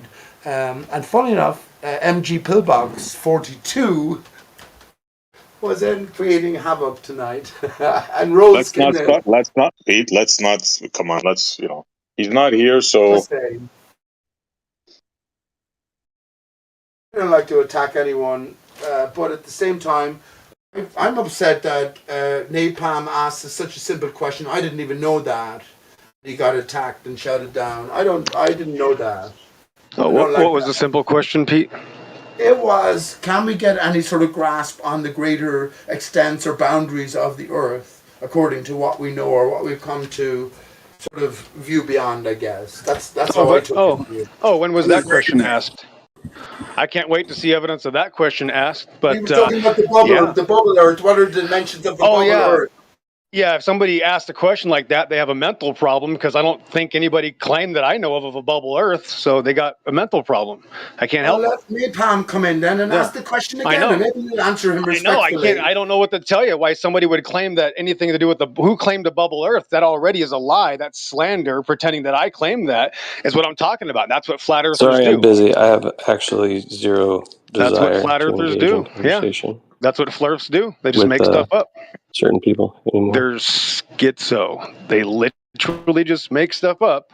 I just said creation is not measurable, and then some flat earther goes, "How big is it?" Well, that's brilliant. Wow, that's smart. Okay. I rest my case. Thanks. Okay. Napalm doesn't want to get involved again. Pillbox, I'm in fucking form tonight. Yeah. I'm in form tonight. That's Let's see how we hilarious. could. I forget everything now and answer me my flat earth and beyond questions. I absolutely agree with you. And what you're saying right now, I said from the fucking start when you weren't saying it. So is there a possibility the Earth's boundaries, everybody the Earth's believes boundary, that too. excuse me, Yeah, we please, all believe wait, that. hang on, bud. Patience of Job now you might have, right? Because you're doing fine in your big van. Anyway, hey, if the Earth now becomes something different as opposed to something on ultimately separate planes from all of our other reckoning, which is all the skylights, right? The stars, the moons, the planets, etc. Okay, if Earth now becomes something different, is it possible that the skylights are mere reflections and the barrier itself are formulations of energies coming from the Earth itself, which is in a divided state? Is that possible? No. Why not? Next question. Why not? Because the heavenly bodies are the heavenly bodies, and the earthly bodies are the earthly earth, that is the continents coming out of water. The heavens are something very different, Pete, and we can't understand the heavens. Remember, Jesus says, if I tell you of earthly things and you can't comprehend, how can I tell you of heavenly things? So there is a serious separation. Right. Geo, ask Geo what he thinks. Geo can actually speak about the. Go ahead if Geo is Geo here. is No, good. but Just speak Pete about just this. means like earthly, like a tree. Yeah. Don't snacks. Take it easy, bud. Okay, yes, a tree. Yep. A This tree is is the a tree. A tree. star is a star. They're not the same. Jesus is the tree of life. Our And Aristarchus, I've because it's named as the Aristarchus divided tree of life. We live on a the tree divided stump. tree of life. Yeah, Billbox. Remember Ezekiel, book of Ezekiel, God gave the order for the angels to cut down the giant trees. What do you reckon, Pillbox? Amen. Amen to that. Get out the scripture. If you want to read it, let's read it. But hey, I'm asking that's up you to you, what buddy. you reckon. I'm saying that Earth, in its fractal expression, because we are Ezekiel's a beyond, phenomenal God is book. beyond the material, has created Earth in some sort of fractal expression, fashion, and we are all living on the tree stump. What do you reckon? I don't think we live on a tree stump. We live on the earth that's coming out of the water that's under the heavens. Just dry land. That's about There the are tree is being trees. cut. The tree is being cut, so the core energies are still expressing upwards. That's why I Right. don't think it's a perfect bubble. Yeah. It's a So you chaotic think bubble at the it's a top. fallen I'm an energy state, eyeball from like a earther. fallen tree? I'm an Excuse eyeball me. earther. Do you think it's a fallen energy state, Pillbox? Oh, pillbox. Okay. Like as Pete said, how we're on a tree. Don't you think the same thing? I have nothing to do with any sort of tree analogy. We are in a fallen state because the Bible says that we fell, sin entered the world because of the Adam and Eve in the Garden of Eden. Just the oldest story in the book. So That's why we're in a fallen Let me ask you a state. question. Let me ask you a question. Jesus was a carpenter. Is that correct? How does a carpenter make a living, Pillbox? Ooh, powerful shepherd, carpenter of waters, so to speak. How does it? I think they build cabinets these days. Back then, probably all sorts of tools, things for the, for plowing, What? farming. I mean, it's endless things for carpentry, building home. What are you talking about? It's endless, endless. How do they make a living? Okay, I'll answer you then, and you'll be able to get it. Well, they make a living from dead wood, right, which is felled trees. Life is if L or I fell. Would you agree? You said that earlier. Let's spread out the religious claims. Let's talk about something else. Xmas. If I Remember, hey, repeat Snacks, myself one time in a Xmas, year, I get in Xmas, trouble. Xmas. We get the cut tree Oh. and we replant it on the connection below. Come on. Yeah, bro. People are entitled to their own religious beliefs. I would just like to point out that the flat Earth is some of the same lies, Pete. The flat Earth is the same deception. That's what I'm just trying to show the basics. Yeah, that's fine. I think I might be the first man to make MG Pillbox 42 stammer. Okay, I mean, listen. I guess I can't answer all the religious questions. I'm not. That's not what I do. I just go to the Bible, bro. I don't know what to tell you. I don't know. I'm not an expert on creation. I just can tell you what God says in His book, bro. That's all. It's not my word. It's His. It's not my claim. I got videos. You want to go on my agree? channel? Last thing I will say. Look at some Would you videos. agree that the truth can't be told to you? You can only glean it. That's the purpose of life. So whatever you read, whatever you interpret via the word, there's more to it. Of course, God's thought came before God's word, right? I would never make a claim for Elohim. I'm not going to make a claim for it. You asked, did truth come? What was the question though? You had a question. You had two questions there. What was the first question, Pete? We can go to a lifeline or phone a friend if you need. Don't be putting it back on me. The question was on you. Yes, I just answered the second question. What was your first question? We can move on. We don't have. Okay, We I can was just move talking on. It's about. fine. Okay, I was talking about Jesus being a carpenter. If you want to bring me back, I I tried answered. to I tried to like Lot, not look back in the past and not try to recollect so much. You know what I'm saying? So yeah, let's move forward. My first I'm question just was talking about about the Jesus being the deception. Okay. carpenter. Jesus being the Okay. carpenter and the carpenter dealing in dead wood or felled trees and the axemas or Xmas, right? What do you reckon about Wow, the that? things that you can do with wood. I actually carved a car. How automotive companies Carved such the as car. I can just let me finish this. I promise I'll be fast, Pete. So how the engineers carve things through clay or wood in the automotive industry I tried that once and you wouldn't believe how easy wood is to make into anything. Wood's literally a part of God's creation. It's kind of a miracle thing as well, Pete. I see the glory of God in everything that He has. So that's quite a loud noise right there. Okay, I'll go on mute. Okay, he's driving around in the carved out car, Snacks, I'm thinking. The timber wheels. So anyway, do you want to see a picture of the car that I carved out of I'd wood? love Pete, to did you see want to it. see a picture? I can probably I'd find a love to see picture of it. it. I'll be right back. Let me see what we do with wood here. Hold on. I've also seen your big black truck, bud, over the years, and wonderful it is. And by the way, let me tell anyone here, I don't have any hard feelings against Pillbox, except for the fact that he's so insistent, right? But I go against that. I think we have the ability, because the Creator has faith in us, to work our way through this material reality. Who knows what? Imagine living forever, friends. Imagine living forever and how short a 70-year span. The Creator has so much faith in us that He's reduced and squashed our lifespan to understand these greater complexities or simplicities down to 1/10 the average early biblical lifespan.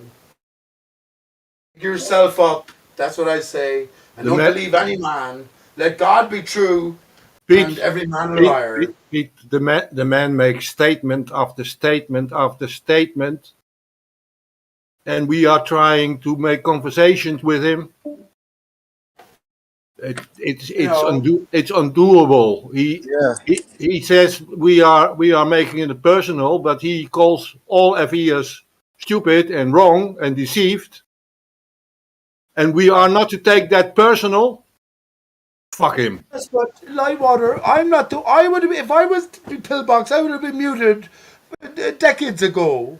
Oh, I'm not allowing that. I'm not allowing that. But at the same time, Yeah. I know him years, and I think there's a lot of truth to what he says. Flat Earth is a psyop because we haven't said what Earth is, but he leads you then towards the Word, the Bible, literal interpretation. And what am I going to do? Accept his word for it?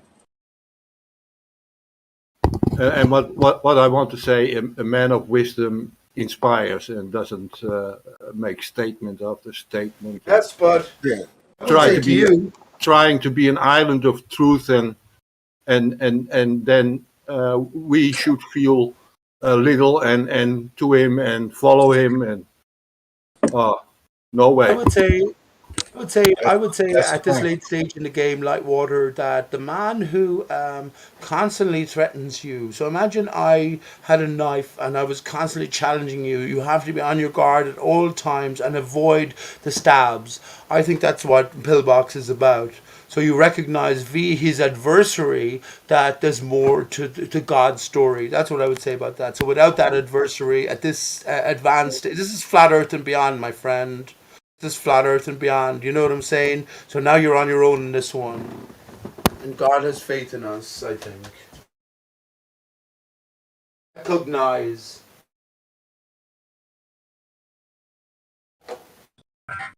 So, did anybody do a search on the upside down furniture in the White House? Upside down room. Upside down room. You said. Yeah. Upside down room. 2 people so far, no luck. Well, see now, the onus is on you now to come up with something because you presented it. I think it's a wonderful idea, and I actually believe it's true. I actually believe it's true. Well, then Not why literally can't I upside down find furniture. anything on it? Why can't I find anything on it? You must have found something on it for you to present it in the first place. Nothing besides TikTok. All I'm getting is the Situation Room got updated, 50 million, blah blah. Present it to go back into your search history. Present the TikTok video where you saw it, and then that'll be a lead. LEAD. I posted it already. Excellent, bud. I think time is short. I say to people here, I predicted something massive would happen this 8th of August, only because of certain other things. And I only came to realize afterwards that the Hawaii fires happened on the 8th of August. I think everything is sort of imminent. So if you're in the midst of thinking about tiny houses for yourself and your children in a rural setting, Oh yeah, that's a great idea, Pete. Actually, you want to start talking about that again? Yeah, but it's not. I'm just saying. I think that's not what I've come along Oh, this platform. It's just an imminent snack and teenage. But, Greater we've got to think in deception. different terms. Pete, Happy can you where tell me you're at. Pete, did you know, wanted to point this out. You understand Nathan Oakley also tells lies, right, Pete? He's an actor agent from the start. Can you tell me In a the lie bottom that he corner, okay. in the bottom Right. right corner, he has the big NO. So he's telling you that he's a And of course, you know limited, that they're all controlled actors. actor. MG Pillbox. Okay. Can you point out a lie for me? Can you point out one lie that they tell, though, Pete? Can you just explain one lie to me that he tells for me, just so that we understand each other? Yes, I can. And he consistently tells it as well. All his Hey guys, this isn't a place to talk poorly upon other channels, so we're not going to do that. Let's carry on to something else. Let's be on a real topic, not just talking trash about some other channels and other people that aren't here and aren't on the server, please.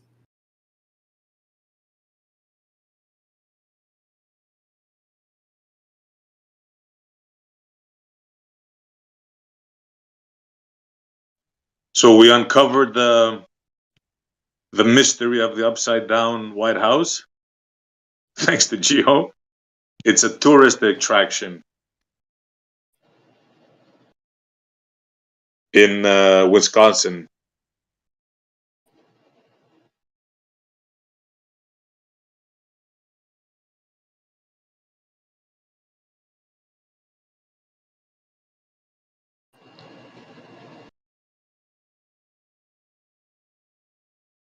So, moral of the story: never trust a TikTok video before you research it.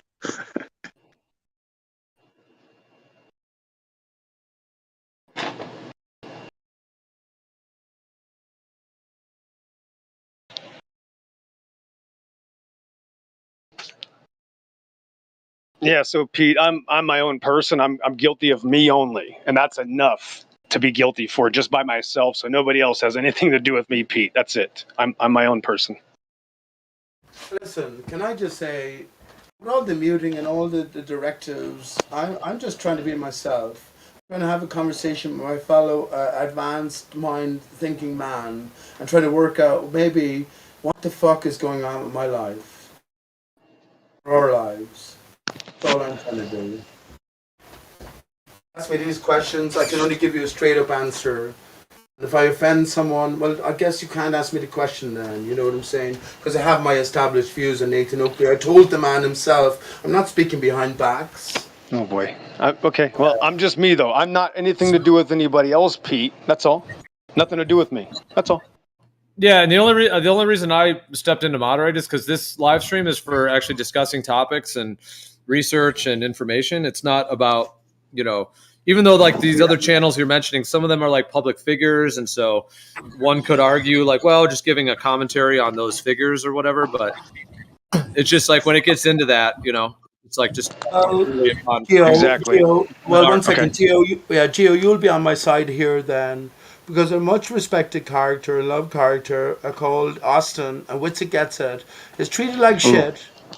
Okay, but here's my point about the ether topic when we get to what actually is, right? Is treated like shit with other leading truthers, if you want. And this is what I object to. I have nothing to make from any of this, but I certainly have my thoughts on everything that's going on. So, yeah, if someone asks me a question, I can only answer honestly. I guess, again, don't ask me the question if you don't want to hear my honest Well, answer. yeah, so it's fine to talk about the topic. Gio was just pointing out that we don't need to disparage individuals or talk about other channels. We can talk about the topics they talk about. Fine. Yeah, I would like to talk to Witsit about those things. I'm surprised you brought his name up. I was going to bring his name up also because he does come here. So I'd like to speak to Witsit because I would speak to somebody to their face. And that's why I don't speak about Witsit behind his back, because I get along with him. But there might be some other reasons why we're not talking yet on the live. Obviously Gio knows I've been trying to talk about something about with Witsit for quite some time, but he's very busy. I understand that. And this information is hard to deal with. So it's not going to be on anybody's priority list. But I'd love to speak to any channel that wants to come over here onto Gio's channel, because yes, there are grave problems everywhere. MG, you're a top man in this arena. Witsit is a top man. I said it in the other evening. In terms of great representation, Witsit is the top flat earther. I'm telling you, worldwide. All the ball earthers, including Einstein, they're all wiped out in a literal sort of evaluation sense. So I would like to hear that as well, especially if you get on with Witsit. But I mean, Nathan Oakley won't have that Yes, conversation. I gotcha. I know it's hard to talk to some people, but yeah, Witsit and I get along oddly. You wouldn't expect it actually, but for some reason we do, and that's why I give him a pass. That's why you've never heard me say anything bad about him in public, because I give people, if you're going to be respectful to me, then cool. I'm not going to say anything about you. It's that simple. Until we talk face to face, it's that simple. So I give people their space. Are we though? Where's our humility? You claim. I'm asking you this now, genuinely. What has flat Earth changed about your religious convictions? Can you ask me that? Can you answer me that? I will answer you just before you say that. It's absolutely changed my religious convictions fundamentally. Yeah, I mean, to be honest with you, many deceptions have been great for me to help me with my, if you would say, religious growth with my Heavenly Father. And it's another deception that has helped me greatly learn from its errors of, using man's system. It's been a wonderful deception to uncover, to be honest with you. And it's something that I start God showed me things even 33, 34, 35 years ago when I was a very tiny child that are even relevant to this topic. So it's been something that's a very special experience, Pete. That's just my own personal experience, though, and I just try to keep it simple. But thanks for asking. That's wonderful. I respect, and as I said to you earlier on, I do respect that. I remember I said there's a sort of logical, there's a sort of a heartfelt and a gut-felt truth. And yeah, I don't take that away from you, my friend. Please don't think I do that. Hey, man, we all come to information in different ways. When I was 18 years old, I saw something, and I believe it was something out of Europe or England, and it was about the moon hoax, right? And I was just a baby back then, 17-year-old, 18-year-old dumb kid. And I remember going to my dad's work the next day, telling Al Bristol and Bill Light, you know, all of my father's name is Glenn Mosta, same last name as me, obviously. And I went to work to tell everybody at the dealership about this moon landing hoax, and they shut me down. They me down and kicked me to the curb. They turned me into a soccer ball and said, "You dummy, how so stupid? The Chinese tracked them. We knew this." And they told me all the regurgitating lies. And this is like almost 25 years ago, Pete. And they put me back in the assembly line for another 10 years thinking that this garbage was real. You know, so the adults lied to me unknowingly because of their pride. They were all boomers, right? And they needed to protect the United States of America. And they all turned into re-liars. They started re-lying on the lie that they were given. And it was pretty amazing. Yeah. Well, I would have a question to ask you now. I was thinking about this today. I see. I call you. Not disrespect. Okay, let me just call you Maestro. Let me just keep doing that, right? But I would say this to you. Whatever. Right, as you are right now, would you change anything about your past? Because if you were to do that, you wouldn't have arrived where you are right now. So you've moved much beyond that, in spite of, or maybe because of the opposition that you face. So here you are right now, and I think this is all of us here. That's what we're trying to discuss. Well, where we are at, all of us as a collective right now. You know, so what is beyond globe Earth, and that's what I think the Oh, what? No, go. Mate, that was two questions. You had a good question, then you modified it, and it mutated. It evolved into something. Yeah, that was terrible. You had a good question. I forgot what it was because you mutated it into a science experiment. What was the original question? Pete, can you relax? Listen, it was something important. Oh yeah, what did we learn from it? Basically, we already started that. But listen here. Oh yeah, my past. Do I regret my past? You're welcome for remembering your question, Pete. No, I can't regret my past because Jesus is so good to me that he just forgave me for my past, and he keeps giving me all these, he just keeps blessing me. So no, I can't regret anything because I was a terrible sinner, but I had to be, yes, to learn from those lessons and to be forgiven. This had to happen this way, and what has happened has already been, and what is to be has already come. You know, that's the, I believe, the Ecclesiastes 1:15 or 3:15. You know, this has already happened, Pete, right? So we are experiencing the creation that he already wrote for us, and all I got to do is believe on him. There's only one person to believe in, God.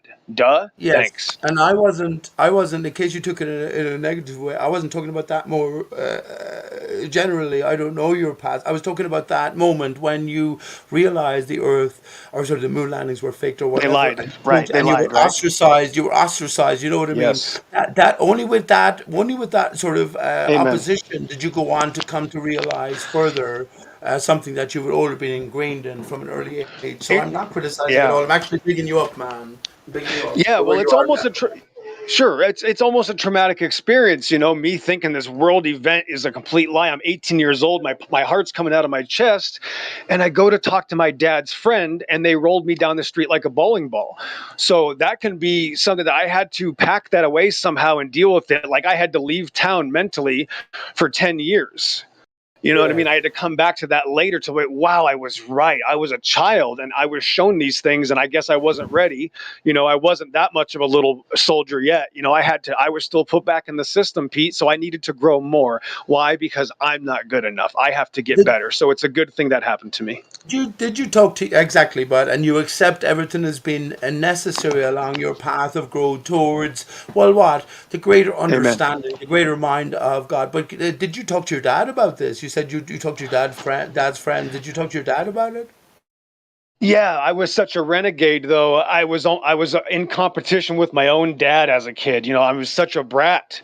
So, I'm just a little bit weird, I guess, bro. But yeah, I told him a couple things, and he would give me a weird look sometimes, but I could tell he didn't trust those MFers. Let me tell you, I looked in his eyes, he would look back at me, and he would be like, he knew something might have been wrong, Pete. So he was always a skeptic, even though he didn't know any better. He wouldn't have ever let you tell him to put a mask on. He was an old baby boomer, born in 1945, supposedly, before the war even ended. So he was very old school. So thank God I had a skeptical dad. But amen. Went through, of course, pillbox. We forget this, right? That okay, we forget lots of things, but the Vietnam War for the Americans. So when he was of age, he might have been drafted to Vietnam, and Yes, he then was. that whole experience changes your whole life and changes your family's life. Then in terms of relationships, and it's so terrible in a sense, isn't it? It's all so Yes, terrible. well, he was drafted, but he was sneaky and got out. I wasn't drafted, and I was sneaky and I got in. Kind of weird how we were polar opposites there. I don't know why.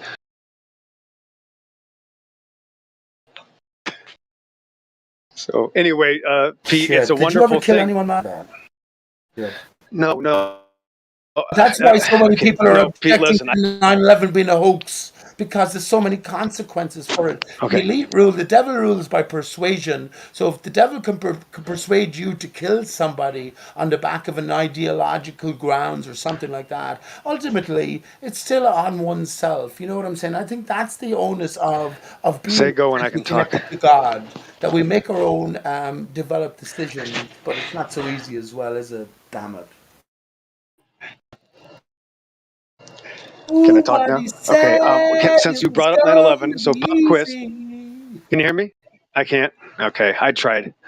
So, Pete, since you brought that up, can I ask you what was the military-industrial complex or the Department of Defense's project or operation on the morning of 9/11? What was the name of that operation? Memory recesses. People are But before Googling you it. do that, I I know. will tell you Everybody's that Googling there it. was It's 88 okay. drills and exercises going on the morning of 9/11. What was the name of it? The main operation is called, and I don't know why nobody knows this ever, Operation Vigilant Guardian. I heard So it that, happened yes. the exact time, right? So I don't care to discuss 9/11, but if you're going to, I ask if you know that. If you don't, then I'm going to Yes, I say, know that. okay, let's Yes, move I on know because you that. know And I know what the much more operation. as well. What's wrong? I would say I'm going to complain. I'm going to complain. It's not my I'm fault, going to. Oh, by Bart. the way, no The planer here. creator is back in Raise my your hand life. if you're okay, kids. Let me know when I can talk. Okay, I'm going to say this. Raise your hand if you're a no planer. Oh, Billy, good for you. Good. No planes. Good. No planes. Excellent. And I always bring this up because I like to see how woke people think they are. Now, I'm not interested in talking about 9/11. I'm not. But I will point out that there was absolutely no planes. I absolutely know for a fact there was no planes. It doesn't matter. I don't care. But I'm curious, Pete, why do you think that there was planes or no planes, since this is your favorite topic?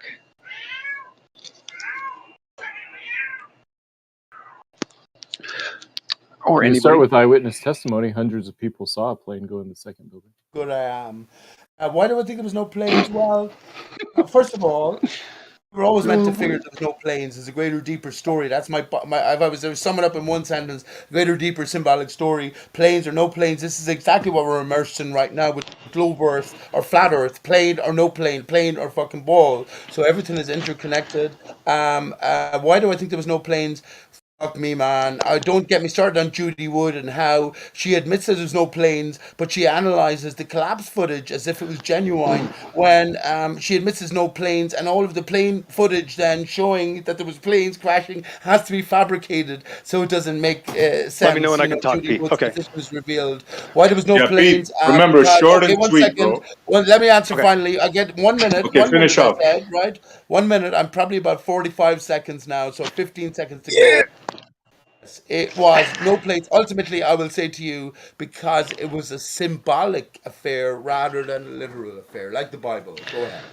I don't think so. I'm just going to say that Judy Wood is another complete deception, and I'll just end it with that. That's all. Thanks. Well, thank you, thank you. So let me tell you this then. David Weiss, who is one of the top flat earthers, and fair play to David.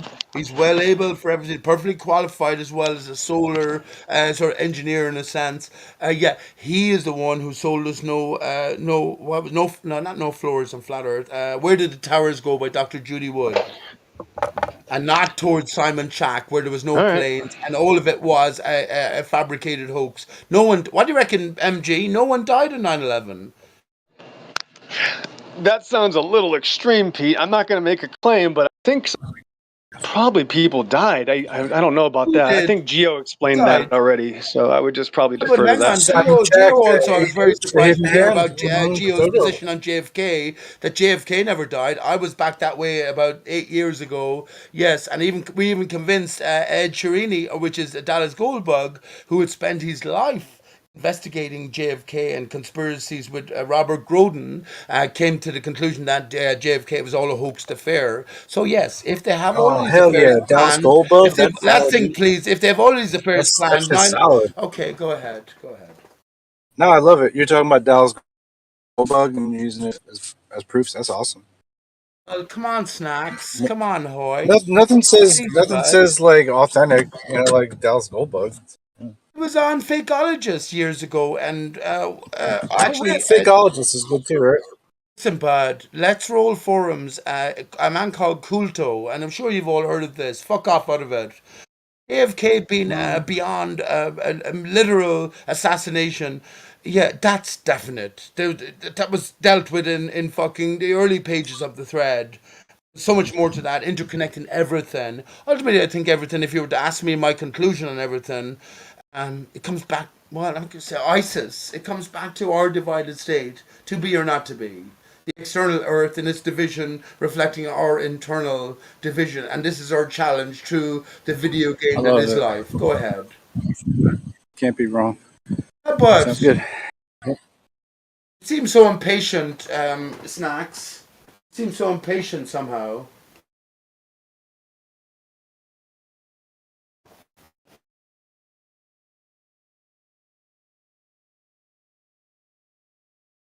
That's why my bottom line is the dodo leads to Aristarchus. What can I say beyond that? So we come beyond a global. Is that what it does?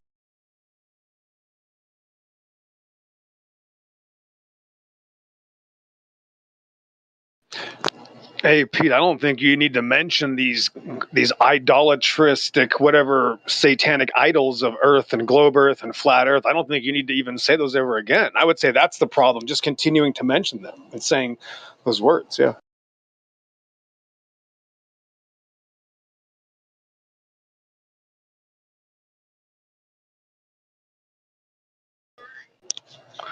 Did I lag out?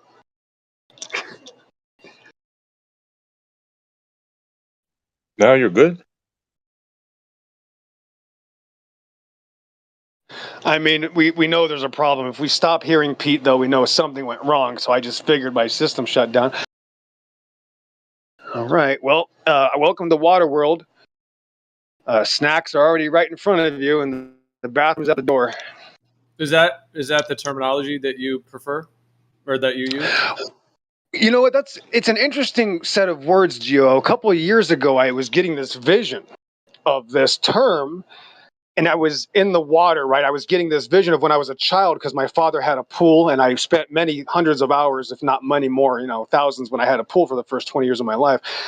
And it was literally something that came to me, and at first I was like, what does that even mean? And then eventually I found it separated in the Bible at 2 Peter 3, where it says, for this they willingly are ignorant, that by the word of God the heavens were of old, and the earth is standing out of the water and in the water. And that's not it yet. Then the very next line says, but the world that then was, or by the world that then was, overflowed with water, perished. So I took the basic words in there.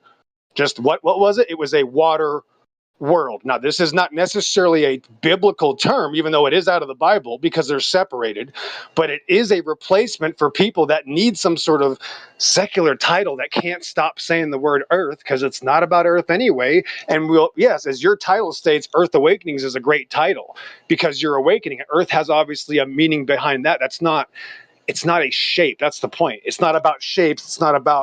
It's a completely different idea. It's understanding that we are not on an object holding water. we are on the earth coming out of the water. So just like it says in the Bible several times. So this is all biblical, but it still is a secular term. Here's the deal though, Gio, I don't have to use it. It's when people, they absolutely demand that there is some sort of secular title, and that's the only option that I've been given.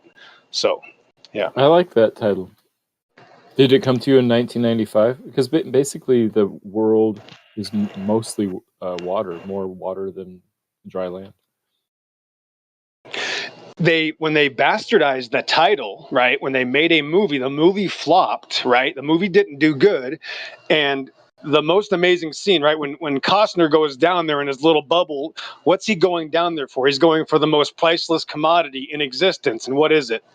Dirt. Earth. Isn't that weird? Isn't that crazy? That tripped me out so bad. But yeah, obviously, here's why that's obviously a slander, because the Bible says that God would never use water to destroy the earth again, right? So that's clearly slandering the Bible. But yeah, water world is what happened at the beginning, right? It says, in the beginning, God created the heavens and the earth was without form and void, both, right? And the Spirit of God moved upon the face of the waters. So darkness was on the face of the deep is the first positive thing that it says. So darkness on the face of the deep. Well, deep what? Water. How do we know? Because in day 3, God brought the dry land out of the water. So it was all water first. Then we have another event. We have the Genesis 6-8 flood, which again makes everything water again, completely. No land at all. So we have multiple events. One is for judgment. One is at the very beginning. And not only that, there's a million other mentions of the water in the Bible. And the fact that the water that we know in creation is not only the most plentiful source, it's the most important, it's the most abused, and the list just goes on and on and on. So water world is the only title that makes sense just because it gets people to think differently. Like if you're stuck in a secular terminology, think outside the box. Yeah, welcome to water world.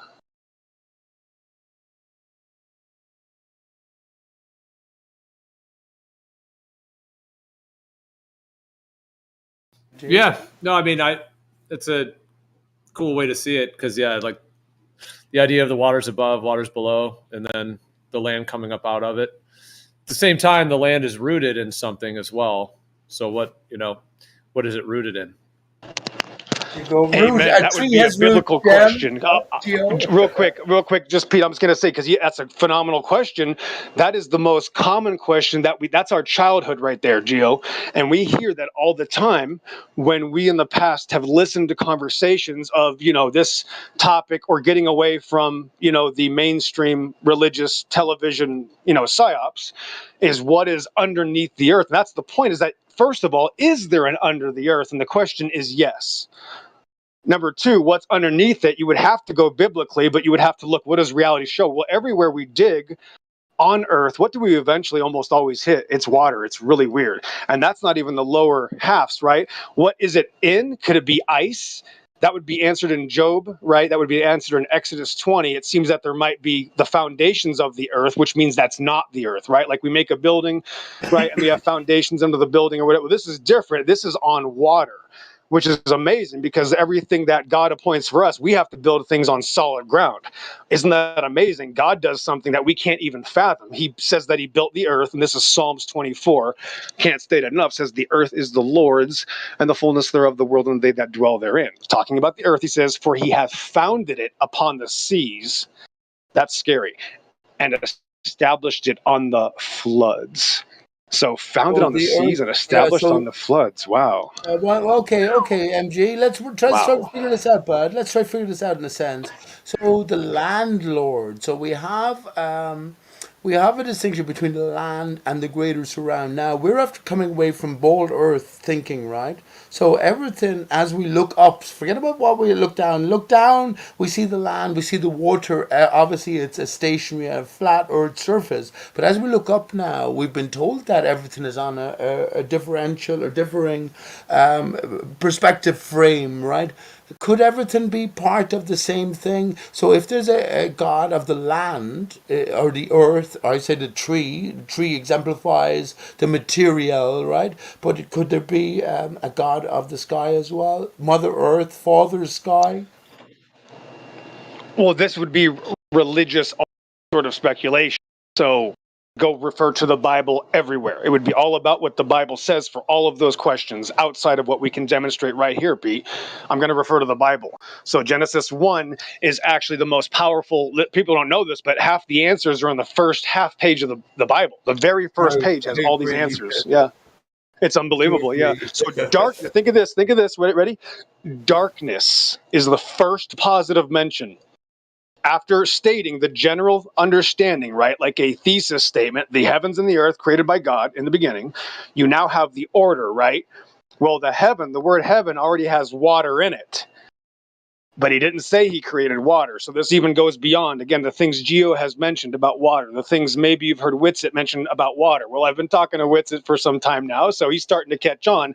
Nobody's going to be able to avoid this truth, Pete. And the faster you get a surfboard, the faster you'll be ready, because this tidal wave's coming, and it's a whole different level. It's a whole different level, and you no longer have to have that ridiculous title, which you'd be surprised. There's a lot of people in this room that know that title is wrong, and it's a deception. And that's why it's Which going. title? This is 2 years later. People Which title are catching on. The flat Earth title. It's a complete deception. Yes, I agree. I agree.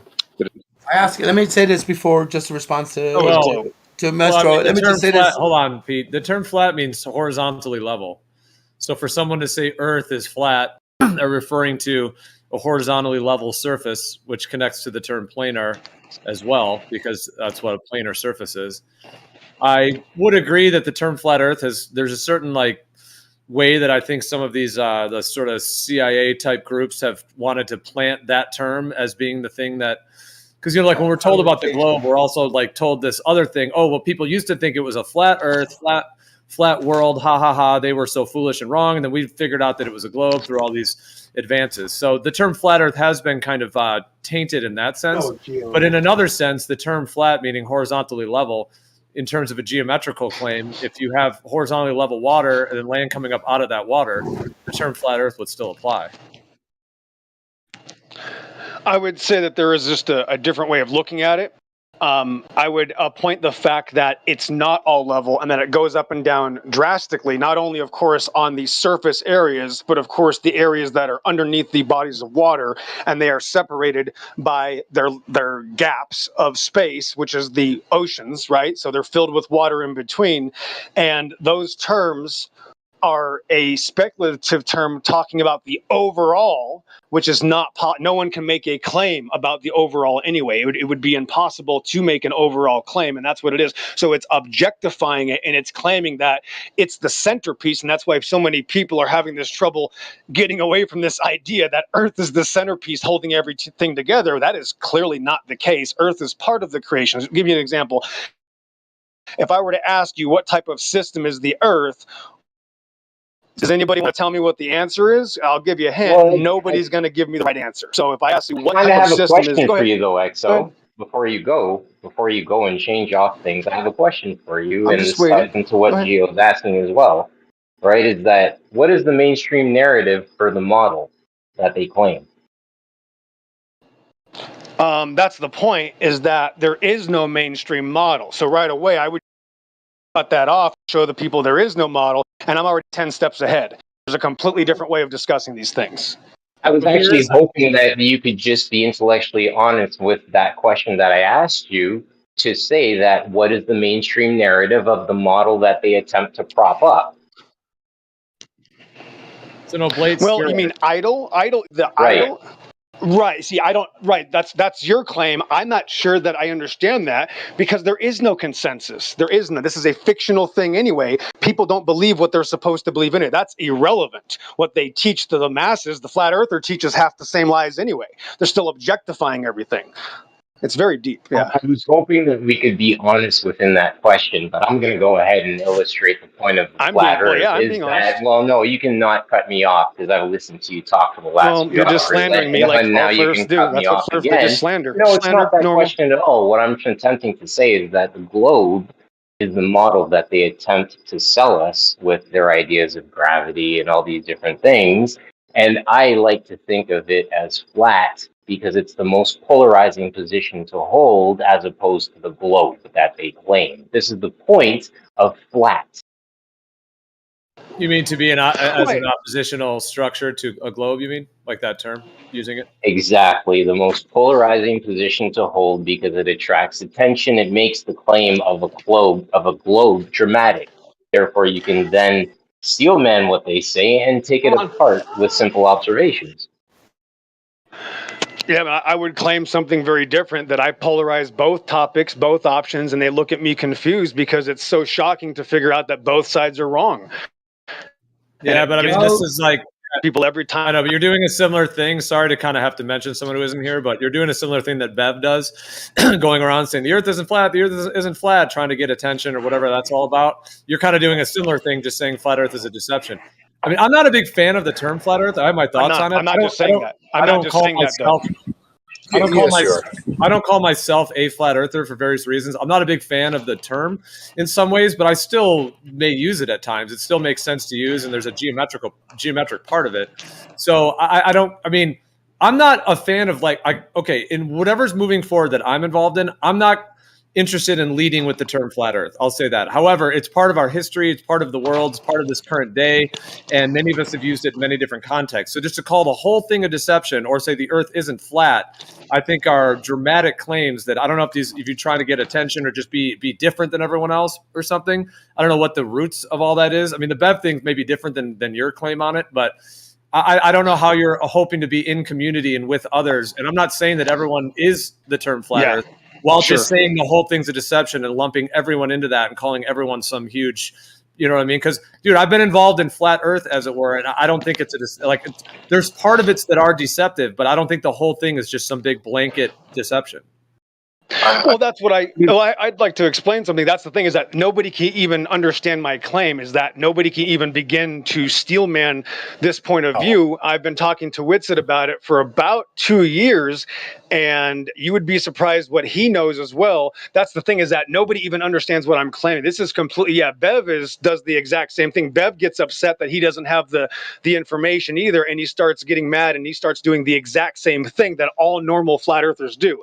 This has nothing to do with the group thing. This has to do with the fact that every single time, 99 out of 100, when I talk to a flat earther, they get upset and attack me for pointing out the deceptions, literally, not just the term flat earth, but the things that flat earthers are saying that are part of the deception. Then I get attacked, proving that they're not about the truth. They're about their ego, just like the other people. It's just like the Catholic Church. The Catholic Church also supposedly is about Christianity, but the entire Catholic Church is a great deception that does not conform to the Bible at all and even makes up its own terms. The flat earth is identical, and it starts off with a little bit of truth, exposing some lies, but the whole thing is literally like the universal Catholic Church system. It's all a scam. Yeah. All right, how is the whole? I don't agree with that, dude. How is the whole term flat Earth a scam? Because if the water is level and has a horizontal level nature to it, and has even though you have the tides, but if water does find its level in that sense, and the water comes up out of it from a zoomed out perspective, like if you have a flat piece of glass, if you zoom into it, there's going to be all kinds of mountains and hills and valleys. If you zoom in with a microscope, but you zoom out, we call it a flat piece of glass. In the same way with the earth, when people are saying flat earth, they're not trying to say there's no hills and valleys and mountains. They're saying from a zoomed out perspective, it has a planar geometry. It's the ground, the floor, there's different terminologies, the word planar, geometry, etc. So how is that part of it a deception, if that's what you're claiming? Yes, because the fact that every time they're looking at water, earth, and that's the point, water does not take the shape of any object. The water is itself water. It is separate from the earth, and by saying flat earth, you're objectifying it. You're just replacing it with a general shape. And that's why when I hear flat earthers speak to people for 2 hours, even after listening to the top of the notch, whatever, smartest flat earthers, the people listening to them will say, oh, where's the edge? Completely missing the entire point. And Whitsitt has noticed this several times. We might have to talk to Whitsitt someday, but yeah, it's what's tied to that term that is fictitious. Plus, you can't make a claim about the earth because of water. Number two, you can't make a claim about the parts of earth that we haven't been to. And again, earth is not objectifiable. In between the ocean, the earth actually goes down. It's actually like crevices. It's obviously not even measurable. It's not something we can depict. Flat takes away from the glory that creation is. It just objectifies it. And when I say no, flat earth is also a deception, it's not just because of the term flat earth. It's all the things the flat earthers say that go along with it, which are complete deceptions. They're objectifying everything in creation. Well, then why not just look at the sky? Go ahead, Snacks. No, I was just say looking at the sky would be just the same thing as like. I mean, how would you not include the sky and the earth? And What? You think the sky is part of Earth? I rest my case. Okay, that's it. Rest my case. Yep, Well, that's flat Earth. you don't. I mean, I was like gonna. part of the same system. Okay, go ahead. Sorry. Well, I was Yep, going to that's say, I it. mean, if you think people associated with the term flat Earth are deceiving in some way, then why not just point out those simple things that you think are incorrect? I mean, the thing is, claiming a deception is a big claim. That means that somebody knows the truth and then they're speaking a lie. That's different than somebody just maybe saying something that's false. They're not purposefully lying. They just maybe are repeating something or whatever, maybe that's false. But why not just point that part out instead of just calling all of quote unquote flat Earth a deception? Because that kind of makes you look like there's something off there. Because I mean, in terms of the way the flat earth is termed, although I do hear what you're saying, like that I hear what you're saying, that like land is different than the water, and trying to call like the word earth technically means like soil or ground, the actual soil itself. So I mean, I hear what you're saying in terms of that part of it, that like because the water is different than the earth, so to try to call it all earth. But I guess we're Right. used to that because they've called the globe the earth. Exactly. You just nailed it. It's the same. Just nailed it. I have to ask you a question, Gio. Do you think it's okay if I say the Catholic Church is a deception? Because that might be the next controversial point. Like maybe, what do you think about that? Because I can point out the Catholic Church comes off as good on the surface, and all these things are great. We donate to poor people. Look how special we are. You see where I'm getting. But overall, we know the Catholic Church is an absolute deception. I think Whitsitt would agree if he was here. You know what I'm saying? And that's kind of the same thing. Plus, you just nailed it because of the terms and conditions that we've been given. We are still using those terms and conditions on the flat earth. It's the same lie. And you brought it up. You nailed it. Can I say something?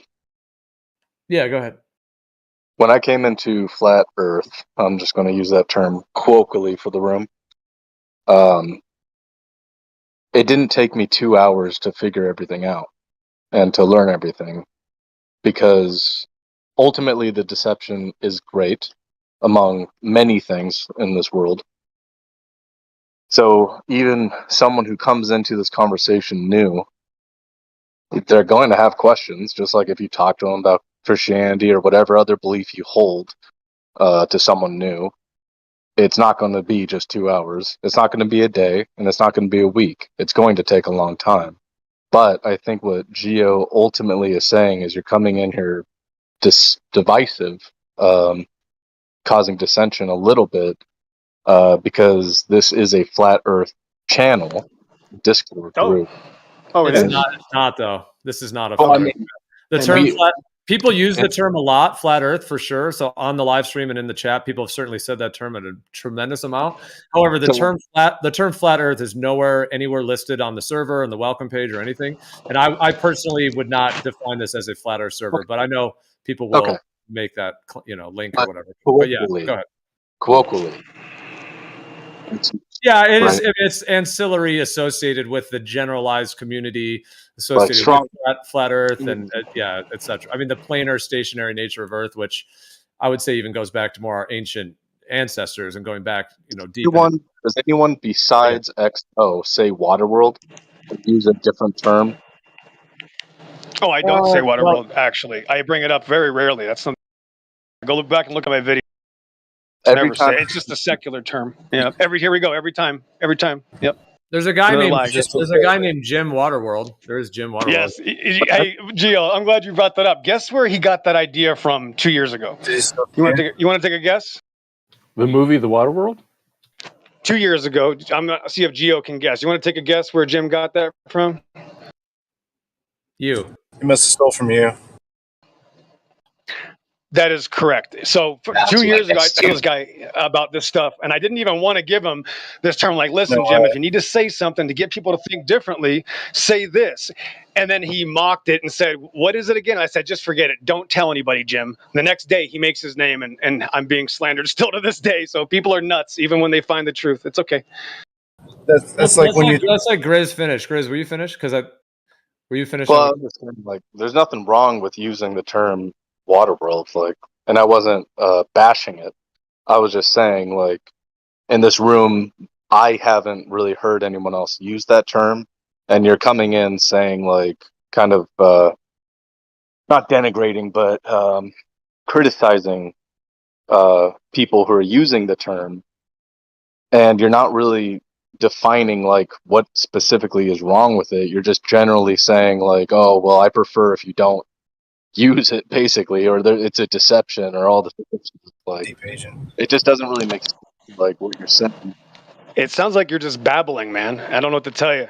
It just sounds like you're just making noise. You got to listen. If you want answers, you have to listen. If you're not listening, I can't help you. I've never even talked to you for about a year. You didn't want to hear then, and now you're complaining again like you were complaining a year ago, bro. Just stop complaining. Hey! Now you do it again. Saying to other people they babble. Yes, you he's babble all the complaining time. to me. Yes, are you nuts? Yes, you're nuts. You You're are complaining babbling about all me. the time. Just psychotic. Just psychotic. That's what I'm talking about. This is what flat earthers do. That's all they do is complain. You babble all the time, man. It is if I listen to someone standing on the corner of Hyde Park. Well, I think Lightwater might be pointing out that it was sort of a personal attack to try to just rip on him for babbling instead of responding to the point, perhaps. Yeah. Sorry for shouting, but yeah, you're kind of right. I had enough. It's a valid observation because, like, it's one of those things, and I say this again respectfully. I'm not trying to slander anybody here, just observing what's happening. There's a certain feel of gatekeeping that comes across when you're not just willing to engage with the conversation and being intellectually honest with the conversation and presenting things and keeping the conversation versus getting to a place and you don't want to even have the conversation. You just want to say it's something else because of this. It doesn't work here. We don't like that. The only point I was trying to make was that it seemed like he was being divisive, and I think Gio, you could possibly agree with me on that. Like, and I think you were trying to get to that point. And a year ago, I never complained to him. We had a disagreement about something else, and he started sending me private messages, cursing me, my wife, and everything. So I just stopped talking to him. I didn't cuss him or anything. Like. And does it sound like I'm complaining to him? Like, do I seem mad? No. Using the labels at hand, flirts, things of that nature, we don't have to throw mud to call people names. We don't have to do that, right? I realize like we do the Globers thing and so on and so forth, but for the kids that are standing on the other side of the line saying, guys, it's definitely not a globe, we definitely should be in a place where we're spitballing together versus against one another. Exactly. I think you put the nail on the head, dude. Sorry, Gio, go ahead, please. I'm sorry. Yeah, no, I was just gonna say too, but I mean, it is an example of how the whole thing about the personal attack stuff. It's not really the reason we moderated for so much. It's not really to like save people's feelings, although I do think there's legitimacy to that. I think that words can be used abusively, and that does cause it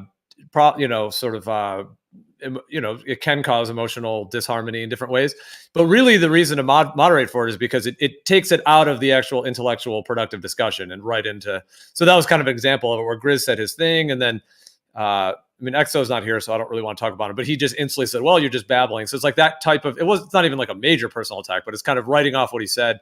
It's just an example of how, and then we saw what happened. The shit hit the fan and then now we're off the topic or whatever. So it's just, the reason to moderate for it is so we can actually, keep the conversation productive and not into the. I kind of call it a food fight when it goes into the personal attack stuff. One guy throws a tomato, the other guy throws a plate and smashes against the wall. It just turns into a whole different vibe. Yo, what's the topic? Yeah, what is the topic? Well, it was about the term. Well, Exo was saying, he has been. He's not here. Usually, what he does, he'll come in and then he'll go listen on YouTube and come back. So he's probably listening right now. So I don't want to talk about him if he's not here. But he often comes in and says flat Earth is a deception. So we were kind of digging into that. We're talking about, what is the Earth, between the waters, the ground itself, the term flat Earth, and we were kind of digging into that a bit. So I guess that. Gio, I ask a question: is it possible that the Earth is stationary and moving at the same time? Is it possible that the Earth is flat and curved at the same time? I say yes, because we've been given a different view of Earth, the blue marble within its greater surround. So now maybe everything is part of the Earth, and that's where Pillbox comes in and says no, because the Bible says that the skylights are differential or separate from the Earth. Well, I would almost go with the term like dimension, or realm. Like this is a realm or a dimension. because there's a lot more to it. I mean, it is true that the word earth really means soil or ground. So to say the earth is flat, I mean, yeah, in a sense, like if you're talking about the whole thing, the water and the earth and everything, you know, because that's the thing on the globe, they just say, well, the globe is the earth. So they have kind of shifted it into that.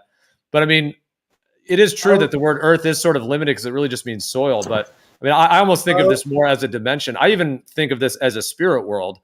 It's one that there's the thing we call physicality, but I often think of it as that as well. Because when we die, I think, you know, I'll say for myself, when I die, I transition out of the sort of being in a body, basically in the center place of a body, and then essentially transition, you know, in a sense to another dimension or another spirit world of sorts. I mean, I think everything's spirit, but there are these sort of different bubbles, as it were.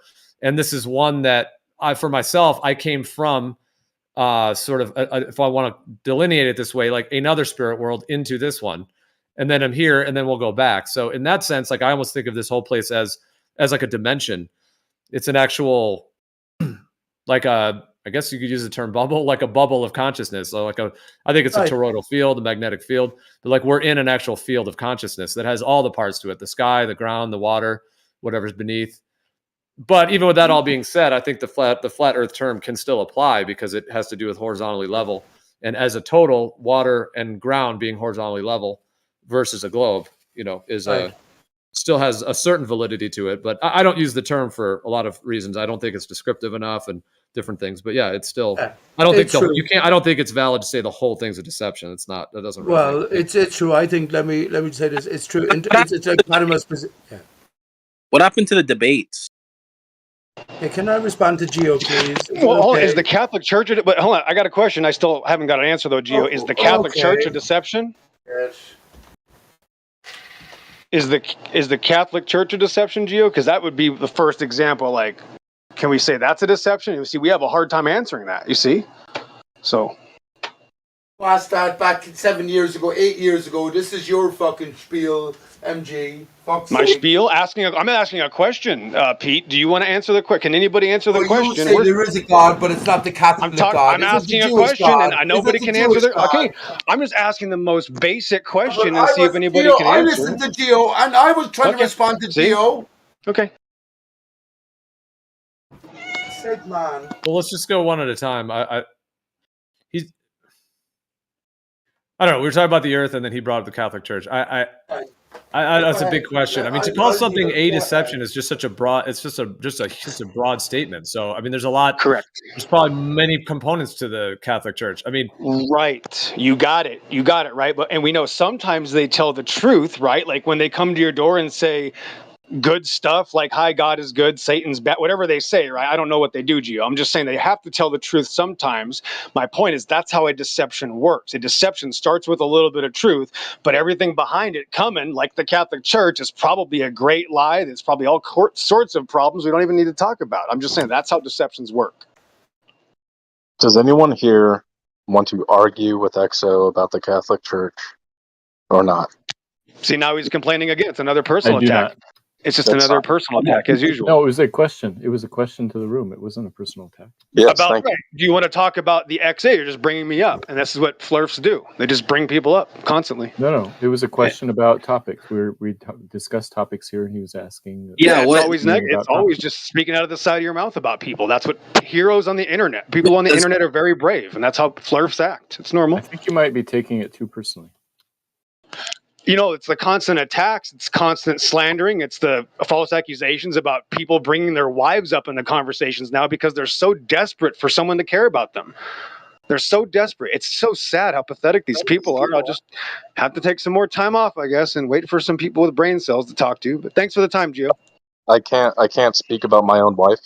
Is that what you're saying? Yeah, lying. Well, I don't. Hold on, just to be clear, from what I heard from what he said, I don't really think it was a hit on you. I think he was just saying, because we were talking about the earth, and then you went to the Catholic Church. It's a different topic, and I realized maybe you were trying to link him. He's gone. He's left already. We can move on. He's gone. Please, yeah. I think, I mean, it sounded like Grizz was almost doing more of like a moderation style. Like, hey, does anyone want to debate with him? Which we often do, because if someone brings up some other topic and wants to fight the whole room, we don't really have to let the whole room go into that thing that one person wants to fight about. It could go that way, and sometimes that happens, and it's fine. It's natural. Someone brings up some topic and people start debating in that sense. But I'm just saying, I think what Grizz said is, in terms of just general moderation, like, yo, are we changing the topic to this? It didn't seem like it was really a personal attack. He took it that way, but let's let Noah go ahead. Or Grizz.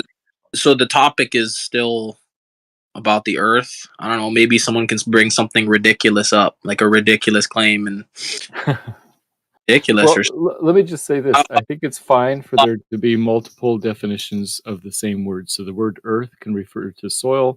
It can refer to the land as opposed to the ocean, and it can also refer to the whole realm. We could say humans live on Earth, and so I think that it's fine. It's common for one word to have multiple meanings, and the context should make it clear what in what sense we're using that word.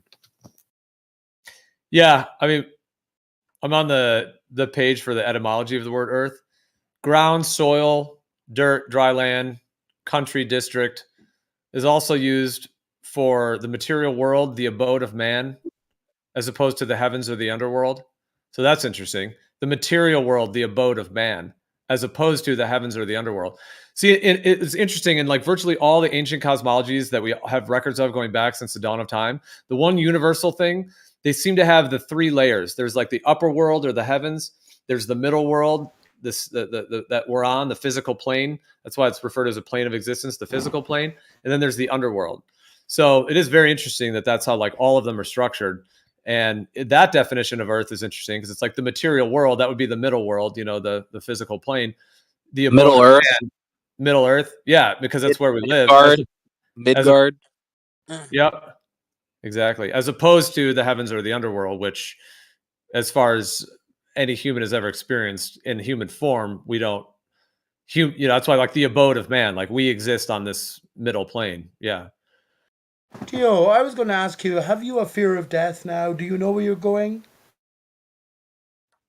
Yeah, I know where I'm going. I'm very excited for it, actually. I'm not wanting it to come sooner than it's going to come, but oh, dude, I can't. Yeah, it's the ultimate journey. Been practicing for it for many lifetimes. What are we here for then, Gio? Why is there no communion or cohesion with flat earthers? Why is there all constant division?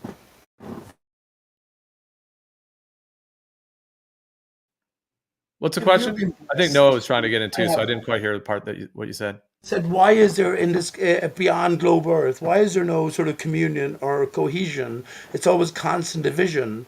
And why have you been blessed with the greater knowledge or security than the vast majority? Are you greater than the average human being? Oh, bollocks, mate. I'm asking, bud. Everyone else, I have a fear of death, Gio. Okay, I might be excited where the potential might go, but at the same time, I'm terrified. Terrified for living forever. Death is not scary. Dying is scary, but death is not scary.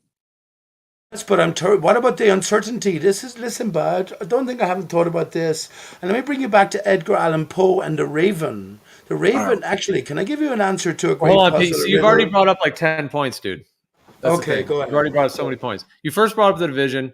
Then you asked why I don't have fear around it in that sense. And now you're going to Edgar Allan Poe. And then there was something else in between there, too. So which one? Someone else came in, Gio, but go ahead, please. Yeah, go ahead. And where does he look? This one. I can't wait to die. I just say. You can make it happen in a second. No, it's not a question of like I'm going to go sign myself up to die. I'm just saying that the transition of what we're actually coming to, because I personally believe for where we're at right now, we are officially at the Grand Awakening. Like, this is the thing that we theorize, we've cycled for many, many times, but we don't have any proof beyond us spitballing the idea of this, the afterlife, reincarnation, things of that nature. Some of us have been able to travel and do celestial work and things of that nature, which is awesome. But in terms of actually awakening officially, I feel that this is officially the one for us. This next 1,000 years, guys, I think is going to be absolutely magical. The removal of ego and the introduction of true, honest, and I say this respectfully, of course, without being no homo, if you will, the best kind of love for your fellow brother that we've ever experienced. Thank you. Your picture of that magic, bud, for your child. That. Because remember, we send our children to school, and all they have now as a reference is the blue marble on the left side of the whiteboard. What do we draw for our most loved? We give up our lives for as this picture or this ideal of what reality actually is or entails.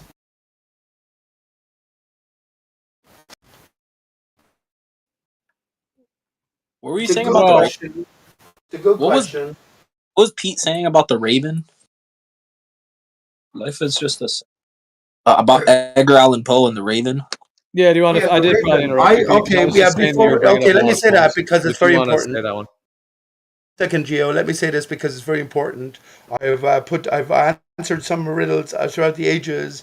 People don't recognize it, but it's fine. One of the riddles is, why is a raven like a writing desk? It's a riddle from Alice in Wonderland. Well, the answer I've given up is both have the last word. I made reference to Edgar Allan Poe, and the raven is what's called a psychopomp, which is the deliverance from life to death. So when you die, when you cast and shed off this mortal coil, then you're in the hands of the raven. The corvid. Remember COVID or corvid? Anyway, that's the point here. There's a greater theme running through all of these fabricated historical characters. All there is you, not right now, if you're genuine. That's all there is. And you put those pieces together as they apply right now, or else lose your venture. Here, here. Just curious, if you use Earth as the land coming up out of the ocean, and you go in the sea or you jump up in the air, do you say you've left Earth? I guess you could if you wanted to. Yeah. Yeah, but who talks like that? Yeah, but people look at you like you're crazy if you start talking like that. When you go swimming, you just swam off of Earth? Yeah, you're like, yo, I left Earth yesterday. People are gonna be like, what? Yeah. Well, it is interesting that, like, in Old English, it's like that. Like what I still have the page pulled up, like ground, soil, dirt, etc. But it's saying like I was saying too, like the other along with Midgard, for the material world, the abode of man, as opposed to the heavens or underworld. So, yeah, that's kind of generally, it seems like, how we use it as well. It seems like, I guess we use it as both. Like if you move a bunch of earth, if you move earth, you're moving soil, you're not moving water. But we live on Earth. We generally, like when you go swimming, you wouldn't say you fell off Earth or you swam off of Earth. Maybe when people ask where the edge is, just tell them it's at the beach. Well, and also the Earth. People say there's that one quote from Ronald Reagan, the John Gillespie poem that said, "I have slipped the surly bonds of Earth and danced the skies on laughter silvered wings." So he's talking about like flight. Well, consider this, friends. Consider this, Gio. You preempted my thoughts. I think there is a greater synchronicity or significance to every interaction, and especially I'm sort of comforted in a sense by what you had to say here with your certainty. But it's the soil. The earth is the soil. If we break down the word, we get I sol. The sol or the soul is you sol, and the sol itself or the helios is the giver of life. So in the mind of God, as we accept a greater, higher power, we have to accept that God doesn't speak, or he does and doesn't speak in literal terms, right? That's all it's Pete Shea, what do you think about this simulation theory? It's true and it's not true, I think. Elon Musk is a fake. I think Elon Musk is Seth MacFarlane. I think Barack Obama is you got to sort this out because it really is not helping you. You got to sort that out. With all due respect. Why, man? Because if you're going to mix truth with things that are totally false, it's really going to hurt your reputation. That's all I'm going to let you know. It's fine, though. But why do you think I insist on it, Gio? Because none of us knows the truth, right? I mean, Elon Musk is definitely a different dude than Seth MacFarlane. That right? Those are not the same. Let me post the picture. Let me post the picture. For I know you posted that one. They look totally different. The one that they're upside down. Yes, but that's the best way to look at it as an artist. That look like Elon character playing different roles. I mean, I guess all I'm saying, with all due respect, is that in terms of like like the idea of like one's ability to discern truth builds like their truth reputation, like that idea that we all have like a truth reputation of sorts, like our own ability to discern and how that comes across and how others perceive and receive all of that. I'm just saying, Pete, if you're going to mix like, blatant false information in with your other stuff, it's going to just, taint all of your other information and then negatively impact your overall truth radar discernment that other people will be able to be, reflect from. Fine, Gio. And can I just respond by saying that I know these dangers, these boundaries. I've talked to people and they've really been fascinated with what I had to say, but I always slip in the end. And I'll just tell you, my friend, where I've come at this point, that Barack Obama was Will Smith, was Osama bin Laden. And when I say that, I lose everything I've garnered up to that point, because right, which kind of makes it seem like you're like doing like something an operative would do. I'm not calling you an operative, but that's why some people joke that you are an agent or whatever, is because you do that basically as one of the reasons. I think like mixing. That's what like Flat Earth Society did. Like they mix blatant false information along with truth to try to push people away from the entire thing, or just to have the reputation be nullified. I understand that. And listen, I wasn't saying this online. I would say this to people. And the reason I say that, Gio, is because that's where I'm at. If I'm wrong, that's what you really think. You're saying that's what you really think. Like you really truly believe that's the truth. You're saying. Oh, I truly believe that Will Smith is Barack Obama is Osama bin Laden. Yes, I truly believe that. Now, okay, the guy, hold on. The guy Will Smith that's been in movies. He's been on all kinds of award shows, all this stuff. He has a unique shape to his head and a height and a vocal tone and all the deal. Totally his own human, compared to the dude Barack Obama that was the president and went around giving speeches and stuff.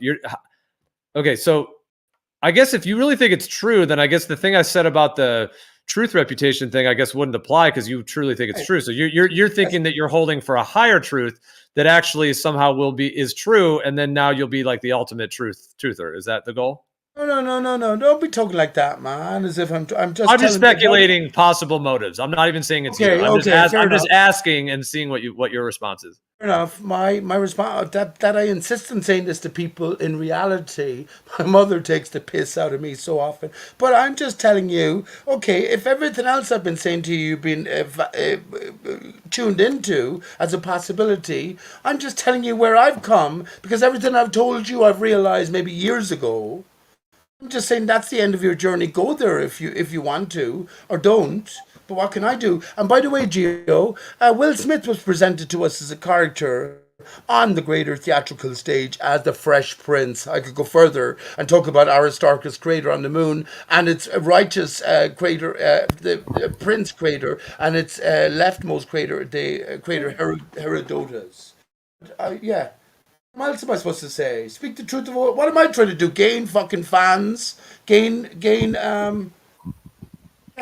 numbers? Gain subscribers? Are you aware that there are pictures of Will Smith and Barack Obama in the same room at the same time? You're kidding me, man. I've been through this before. I did a 45-minute presentation. Hey, Gio, both of them were said to be the most the fast friends. One helped the other to get elected in this televisual age. We all know about the Hawaiian birth certificate, Barack Obama, what do you call it? But there's only 4 images of Barack Obama and Will Smith together online. There's actually, I'll go further and say, I've done all this now, so please hang back. Have you seen the one, Matthew? Hang on. There's a video of them doing an interview, Gio. All right, hold on. There's a video of them doing an interview, bud. You know what? There's 0 pictures of me and Barack Obama. Does that mean we're the same person? Yes. But were you part of Barack Obama's election campaign? Will Smith was on both occasions. I was not, but do you believe me? Maybe I'm just lying. Maybe I'm making. But why don't you listen to what I have to say? There's a video of Barack Obama interviewing Will Smith and Jade, but the problem is that you never get to see both of them in the same frame. Look it up. That's kind of weird. All right. Well, let's go back to what topic were we on? Something that wasn't Will Smith as Barack Obama. Right, because I think there's zero people besides Pete that believe that that's true. I think Pete, you're on. I guess we'll leave it at you're on your own with that one, Pete. And I guess that's how it is for now. You're on your own. That's how it is, Gio. Because I don't know anyone else. I've never heard anyone else say it or claim it. Is there anyone else that says it or claims it than you? Or are you the only one at the moment? Oh, I'm the first one, but there are other people who've mentioned it since then. Now, if that evidence in the fucking chat pod is sufficient, look, where's Will Smith looking? Okay, just I hope See this what isn't that? a thing where it's like all black people look the same and they're both light skinned, so it must be the same damn person. But stop talking like this. Not two light skins are the same. Stop talking like this. There's only 4 pictures of the two of them together. They're best friends. Stop talking like this, man. Well, for people that are unfamiliar with this, hold on. For people that are unfamiliar with this, I don't think you realize this is actually a trifecta. It doesn't end at Obama and Will Smith. Tell them about who else they are. Osama bin Laden. He already mentioned it. Yeah, well, actually, Oh, Osama alright. bin Laden does look a lot like Obama, actually, and Osama Obama. They're all in the same family lines and whatnot. So that is actually interesting. I think isn't Obama- there's probably they have twins and triplets, and they have all kinds of stuff in their bloodline. So there can be many that look similar. I'll say that. Wait a minute. I thought Osama bin Laden was Tim Osman, the CIA operative. Yes. Tim Osman, OSMAN. The thing is with this, though, do you know how hard it would be to do the Obama Will Smith thing? Will Smith was shooting like Men in Black 2 or 3 or something when Obama's running for president. Like that's a hell of a thing to be able to. No offense to you, Pete, but if you're going to say Will Smith is Barack Obama, I would say that one's false. Like I would say my viewpoint 100% false. However, I think the Barack versus Osama bin Laden connection is interesting. Their facial features do look very similar, although it's kind of all it shows, you know. It definitely, like, to me, seems like there's, I would say, a family relation. I don't think it's the same actual dude, because they wouldn't. I just don't see any reason to do that. They have a lot of their guys that that can look similar, Gio. and Obama, like the actual Barack Obama, would have to be in such different places than the Osama bin Laden one. So it would just make sense that they would have. Okay, let me respond here. It's just Gio, it's just the same family, bloodlines. Similar I just bloodlines. posted in chat there, Gio. Believe me if you like. Piche is Piche, je suis dodo. And if I'm dishonest, let any man call me out on my dishonesty. I posted a chat there on ATS in 2012, which to me, I already knew it. I proved it though. I thought it was such a shocking revelation that Osama bin Laden was Barack Obama. That's a thread from me, Piche 38. I was 38 at the time. Now, I'm saying to you at this stage, now Flat Earth and beyond, anything obvious is obvious. So there's more to the story than Osama bin Laden being Barack Obama, being Tim Osman, because it was almost handed to us on a plate. So that's all I ask you to consider. I mean, they just definitely look like different people, even on this one you just Yeah, posted. but Gio, it's a fucking face mask. How would you pass a president off as a popular black actor without some sort of massive disguise, without everyone realizing it? It's a disguise. You know, in 2008, when Barack Obama was first running in Iowa, you know, there was a newspaper headline that said Barack Obama makes a showing in Iowa, and the saying is that they showed that to Bush. Bush saw it and he said, "Did we get him?" Ever even on Osama bin Laden in the first place? Is my fucking question. There wasn't. I'd have to bring up my own 45-minute investigation and post it. So you just read the headlines and say, "Oh, it's false." Was there ever actually a real life individual named Osama bin Laden, or was it the name of a guy or was it the name of a guy from a bunch of videos released to us to watch? Is my fucking. And the answer is yes. There was a real person named Osama The bin onion Laden. has many layers, though. Come on. Shut the fuck up for a second. And how do you know? How do you know that's a fact, Matthew? Common sense, history, news articles. Nobody disputes it. Now that one, the picture that Killian just posted, that looks like a match. So yeah, that's what I'm saying. All It's not- signs it's not- point to yes. Yeah, So it's not Barack Obama, but they're just made. There's just a bloodline similarity with whatever Barack Obama was involved in. What if Tim Osman is the guy who's three of them? No, That's Tim right quick, if I may. What I will say is there seems to be a connection between. Oh my goodness. Okay, now my mind's just. What's the damn president's name? The president's name you're just discussing. Why am I having a brain fart? Thank you. Barack Obama. Obama and the Bushes.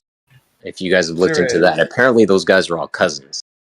It's all fucking theater. We got to unravel it. Goodness sake. Their They're ears are like cousins. a perfect apparent match. If you look They're at the cousins, bushes even though they and don't share And any because it's so grandparents. obvious, then there has to be more to the story. That's what I'm saying about Will Smith being the both of them. No, dude. Oh, and I also think that Obama is the actual Antichrist. And the reason I say that is strictly, and then Pete, I'm going to tip my hat to you on this one, a wordplay. Obama, abomination. And when he visited the holy place where Jesus was born, he's the only person that did not kneel. He's the only person that There you stood in the go. holy place. Nice But one, the Brad. word Obama and the word abomination Now, start one with the second. Let different me respond letters, to and they that. Yeah, only go Yeah, ahead. share I the second letter. know. It's a technicality, but as the It's Globers would brilliant. It's a say, it's clue. close It's a enough. clue. It's a clue. Go ahead. Well, I mean, I would say I would resonate with that in terms of like what his bloodline is, like his actual like the others that he's associated with. There's some very dark components there that are going on, but he as a person, from everything I saw from videos and things, like actually was pretty articulate. Even had a bit of an inspirational. I remember back when he ran, like a lot of like people. He got a lot of people thinking that he was going to actually change stuff. So he is pretty good, like at. It is an act of sorts, but it does seem to like actually activate people. And he does have almost like Abraham Lincoln or something. You know, people were linking him to that. Like he actually is quite a good orator. And then in some of those like late night TV shows or whatever, he seems kind of funny, like fairly kind of laid back and stuff. So I don't know. I'm not trying to like say, like give him a bunch of props. I'm just saying like him as a dude, he kind of seemed, didn't really seem like the most evil dude on the outside, you know? He just Plus, seemed there's kind like of like, zero scandal during his. I mean, I didn't vote for him, but there's like no scandal associated with him. Like, What do you mean no as far as scandal? personal. Donald Trump came along no, and it's a talked good about point. He was more birth certificate. professional. No, he had more of like a He's- professional vibe. Yeah. Like he wasn't doing, he was like keeping on the up and up, like with his suit and tie, you know, all of that. Yeah. Right. He's One literally second, bud. perfect minutes ago, you political.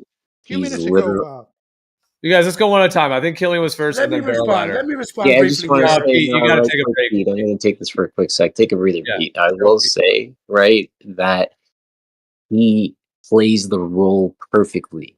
He was introduced. He doesn't have any kind of detectable black mark on his past record. This man has a political background. Obviously, we all know because he came into office and whatnot. Okay. And yeah, he plays that kickback role, play basketball with the team, and high five the winners when they win the championship. They go to the White House and he gets a jersey, and it's a thing, right? And I'm like, bro, this is mad suspect. Are we being set up for something? Thanks for listening, boys. Let me respond what now. I No, wanted to Barrel ask Rider's was, next, Pete. Barrel Rider's next. I wanted to ask Matthew, a few minutes ago, you were saying something about Barack Obama being in Iowa and saying something, and they clipped you or someone cut you off. I never really got to understand what you were saying about that. Oh, so when he first was in the news, the joke goes that the newspaper said Obama makes a showing in Iowa, and George Bush said, "Oh, did we get him?" Joking that Bush was confusing him with Osama. Yeah, Osama Obama. Oh, yeah. okay. It was a Yeah. joke. Thanks. Yeah, okay. Oh, now let me say this. Whoever says there's no controversy. Well, for goodness sake, how wrong could you be? You couldn't be more wrong in a sense.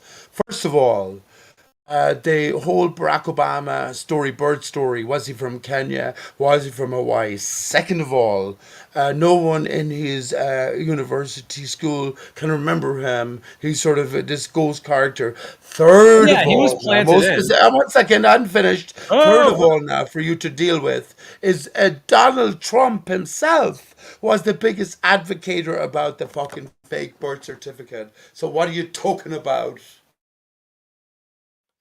Pete, Okay, were well, you? I would say Was that towards me? I was talking about his personal conduct while he was in office. There was, Of course, he they're was going to always present him as a very fucking respectable. squeaky clean guy.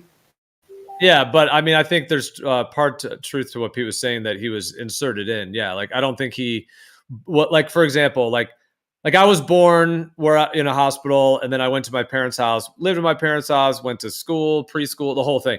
I don't think Barack Obama had that. Like meaning he was inserted in because these kind of these family lines, these bloodlines, they do have other land and they have all kinds of homes and build up stuff on that land. And they do put their guys in to play certain roles. And those guys that they bring in, they're not going to be born of like a regular family that lives in a town somewhere on a street, on a neighborhood, and went to preschool and went to whatever. That's not the person it's going to be. It's going to always, and that goes for all these guys. So I think a lot of them, they've had to plant the information later, like they could basically say that they were like, they're different ways that they do it, but they kind of like insert these guys. So that part of what Pete's saying, that like, there's no like childhood friends and he doesn't have all that history with the real people, basically. That there's maybe something to that. Yeah. You got to look beyond this. And can I just say to anyone hearing these things, it's like hearing the person I've been talking to or spoke to in reality and everything else they're with, and then I mentioned this. Yeah, you have the same sort of reaction. But don't forget for a second, I'm many years beyond this sort of consideration. You should be asking me where I've come from there, as opposed to just knee-jerk reaction. What do you mean the Earth is not a spinning ball? You know what I'm saying? And I did post a 6 degrees of separation, I think, Gio, in chat. That's how good an actor Will Smith is. You guys have to remember. Well, that's the thing. He's really not a very good actor, actually, in his movies. I'm just telling you, Pete. I'm just for me to you. I personally am 100% that they're different people. So, I mean, ultimately, I think we're all one on a higher level. So, but I mean, so how much can we really be different other than the creation that we create that will create the experience of differentness? And if you and I were standing in a room together, and I'm a human and I have a body and everything, and you're a human, you have a body, then it is said that we are separate humans. We are different on that level. And I'm just saying, like Barack Obama and the Will Smith guy, I'm just saying, I would say 100% are different people, different body types. Right. They have different voices. Their voice prints are different. Their facial features, their acting, their personality, like every part of them is different. So I'm just saying, I would say 100% on that for myself. Fine. However, I have never met them and I've never been in a room with the two of them that I could say that I've physically validated it. I'd also like to throw in that they both. Okay, thank you. Let me respond to I wanna Gio, say- please. 1 second. Let me respond to Gio. Gio, I'm looking for at the minute something I did a few years ago on my own channel. It was about a 45-minute presentation to present all the evidence. You said that you think that Will Smith is a bad actor. Well, imagine for a second, I'm just asking you, that he's purposefully put forward as a bad actor, a stereotypical actor. Also remember that when we're asked to consider Will Smith, he's always been in a good role. So I posted the 6 degrees of separation where he can play very well a Shakespearean actor, or he can play very well any part he wants to, which I think is maybe the key if you think about the greater. And let me just finish by saying this. If you think about the greater deception here, which is the President of the United States being played by the by the actor, the ham actor in a sense, we all know, well, wouldn't it be a devious and a cunning plan to present him as being a sort of a ham actor, if you want? Okay, Killian go ahead, Killian. Yeah, I just wanted to say right quick is they also both have different jump shots. I've noted both of their jump shots, and they're both different, by the way. Just to tag on to that idea. Nice one. One second. Different. I have a response. Pete, this is going to take Pete. This is going to take a God level of syncing up to make that happen, man. Bro. I have a response to that one. I have a response for everything that you can offer. Listen to this, Killen. Listen to this. Barack Obama opening up a baseball game and firing a fucking push-footed left-hand shot. That's because Will Smith is right-handed. And anytime you look at Barack Obama signing a piece of paper as his signature, it's like someone told you how to write with your left hand. It's not natural, right? So that's my response to that. Very good. Obama, I remember, he is a lefty, right? And he has a really strong left-handed writing skill. Obama shoots left-handed. Will Smith shoots right-handed, and it is virtually. Will Smith is right-handed. Barack Obama is left-handed. I've seen do this publicly, and that's Kobe Bryant shoot with either hand, and he looked different with his left foot forward versus his right foot forward. But to look completely okay with either foot forward with your jump shot, bro, that's beyond. Well, I mean, imagine that I, the I, I elite and think the they're so elite. different, Pete. Yeah. I would even say they're so different that I would say that Will Smith is a regular guy, believe it or not. Was born in a Hey, family, raised here man, and there. Yeah, I and can almost prove whereas this myself Obama, in my not own the case, mind. because like I Will can Smith, almost prove this. Gio, one he's second, he's Gio. Do you always think been it like he's was always been acted as outside of that? that kind of elite group in a way. Shit. What Will Smith bringing it to the forefront with the slap? Come on, Gio. Come on, The man. what? But Will Smith, I mean, in Slap that West, was heard West around Philadelphia, the born and world. raised, Yeah. on the Liquor slap. playground is where he used to spend most of his days. Yeah, I mean it's Chilling set out, right. basking, relaxing, right? But Obama, we're still trying to figure out where his papers came from. And then the other thing was, they were both raising families at the same time. Will Smith, poor old guy, was trying to defend his backbone and spine while Jada was turning tricks in the back of there. Got kids and stuff going on. He's got that drama, red carpet and red door talks, red table talk, whatever that heck it's called. And then you got Osama. I got too many O's on mine. You got Obama over there, right? With two kids that aren't even his own, right? And he's dealing with Mr. Michael Smith, right? And Harvard's in the back going, "Yo, your graduate papers are fake, Mr. Smith." I mean, Right. Mrs. Michelle, Obvious. First Lady Obama. Too obvious. Yeah. That's what you say. Two Obvious. separate people. Yeah. Delivered to us on a plate. Yeah. Yeah. Obvious. Well, Pete, it is important to consider. Would you consider this? That there have to be some real people. When I say real, I mean someone that was actually just born somewhere, grew up in a, in the matrix, if you will, or in the system, has a social security number, et cetera, all this stuff, has a bank account and whatever it may be. That I'm saying there needs to be a different word, but yeah, that's like authentic, if you will, or whatever you would call it, just an organic person. Now, I'm not saying these other people are not organic, but that's a whole other question. But in terms of them not even being human at the top of their whole control matrix right now. But that actually is going to that level of it. But no, what I'm trying to say is that within the music industry, the film industry, Hollywood, all of it at that top level, that there will be a percentage of those that are, authentic, normal, as it were, civilian, if you want to use that term, civilian people that actually, you know what I'm saying? So like, they're not all part of their bloodline or part of their, because they have to keep it real enough, so like Justin Bieber is one of those. It seems like he really was just a kid that had a good voice, and then he got picked up by, that, what was that guy's name? Stewart or what? I forget his name. The you guys, anyone remember his name? The main like manager guy for Justin Bieber. Anyways, he was the guy. He is probably in the family bloodline stuff, like that guy, because he's involved in all kinds of other stuff, and he just like found Justin Bieber, quote unquote. My point is though, Pete, is that the controllers are going to allow a certain percentage of real people that have real talent into the Hollywood world. Of course, they're going to try to co-opt them, which I think is what they did with like Britney Spears and Lady Gaga. There's like, they do like MK Ultra co-op things on them, and they try to traumatize their mind and fracture it, and then let their demon get access, so they can then express the demonic energy within the music. But anyway, so I'm just saying, Pete, do you consider that there are some, that my main question, sorry, it was very long-winded, but my main thing is, do you consider that a certain percentage of actors, musicians, etc., that make it to the highest level are actually just regular civilian people and are not all operatives? Even though they may have many of their operatives in there, there also are real people. And then which ones of those are the real people? That's what I'm asking. Yes, because I can speak definitively for someone you'll be able, maybe in connection with someone you'll be able to recognize, which is Dolores O'Riordan from the Cranberries. You've heard of the Cranberries, right? I grew up with Noel Hogan, in a sense. We went to primary school together. We sat at the same desk.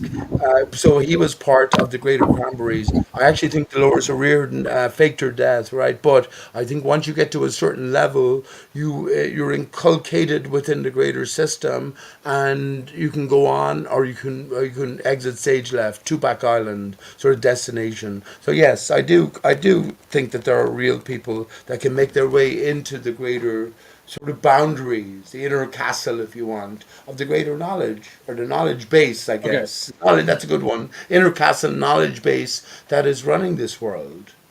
All right, then which ones are civilians? You think Justin Bieber is? If just use that term. My RC I don't know. What I don't know RC is? What are you talking about? You know, it's funny to use the word like citizen is funny because, of course, that's their term that they tag us with in terms of the sort of society we're in and the pay taxes on your land, social security number, the whole system. So yeah, it's funny to call like us like a citizen, just because we were Shit born. I zen, Gio. Just 'cause- Shit I zen. I shit on the zen of the man. Yeah. Just because we're born on Earth, we just have to be a citizen. It's pretty trippy. But anyways, so which ones do you think are civilians or citizens then? Do you think Justin Bieber is? Not at all, man. He's a fabricated character. All the Disney fucking. Okay, He's got real talent, though, dude. He is a really good singer. Like that is true. Don't doubt that. He really does have a talent. See, that's why that's the thing that's why the controller elite people. I don't like to use the term elite because I don't even think they are elite. I think they're the opposite of elite. They're actually very, very low vibrating beings in terms of the frequency of what they're doing. But anyways, the controllers, that's a term. They have to let real people in. They have to let real people into those industries because often the people that do get in are some of the, not all of them actually are the best talented, but some of them are. And like Justin Bieber, there was this thing he did. So apparently he got that like Gordon Ramsay disease and half of his face was paralyzed. There's a whole thing like, was that because he drank the Kool-Aid? Everything else with that, whatever that may be. But he had this like disease. And then I just saw one little clip of him recently where he was doing some like, it was like a live kind of, everyone was like drinking, but it was like a smaller concert type venue. It was like probably for some filming of something. And basically he was like going to do the side vocals for this other dude's song. Anyways. And so, but he's like, apparently he's drunk and he was supposed to get on stage and sing it, but he was like slumped over on the stairs and he was slumped over on the stairs. He didn't even make it to the stage, but he had the mic. And right when his part came, he sang. And it's unbelievably good. Like he is such a skilled singer, and it's been going around. Like maybe you guys may have seen it because it's been all over YouTube Shorts and TikToks and whatever. And people, at least it was maybe a few months ago. It happened a bit ago, but anyways, I only bring that up just to like say that. I mean, because that was just raw. He's like he was like slumped over the stairs. It did seem like he had a beer in his hand or a wine glass or something too. So like did seem like he was drinking, and then but his singing was so skilled. I mean, I'm just saying they would let real people in that have really good talent because the controller people, they don't have access to the best talent. They're limited. Everybody go search for drunk Bieber 1 second, please. now. Yeah, 1 second. Let me respond to Gio here directly because Gio, no, I wasn't saying the contrary. I'm not saying that these people are not amazingly talented. I actually think that all of this sort of one-eye satanic Illuminati stuff is all an act in a sense. But I will make reference to a video I remember seeing of, what's her name? Beyonce. She was in, I think, and it was about 10 years ago or something like that, but she was initiated and she was in tears as she was making this personal video. But I think that they're led into the greater, truer nature, which is what you deliver somehow, Gio, of our human experience. And that we're all wondrous beyond measure in comparison to the sort of lowly levels that we might have thought ourselves at. You know what I'm saying? So yeah, I do think, that's what I'm saying, there's a greater story here. So I do accept the great talent on all of these characters put forth on the stage. The problem is though, where did they get their genius from? Is it programmed? Do they steal? Can they listen into your computer as you're writing a song or something and take that? Can they go to chat GPT or something like that and get a song and impress people? Well, I think maybe. They're definitely not genuine though, and that's the point. But they could be good. They could be good. The angel and the devil on one shoulder, that sort of thing. Go ahead.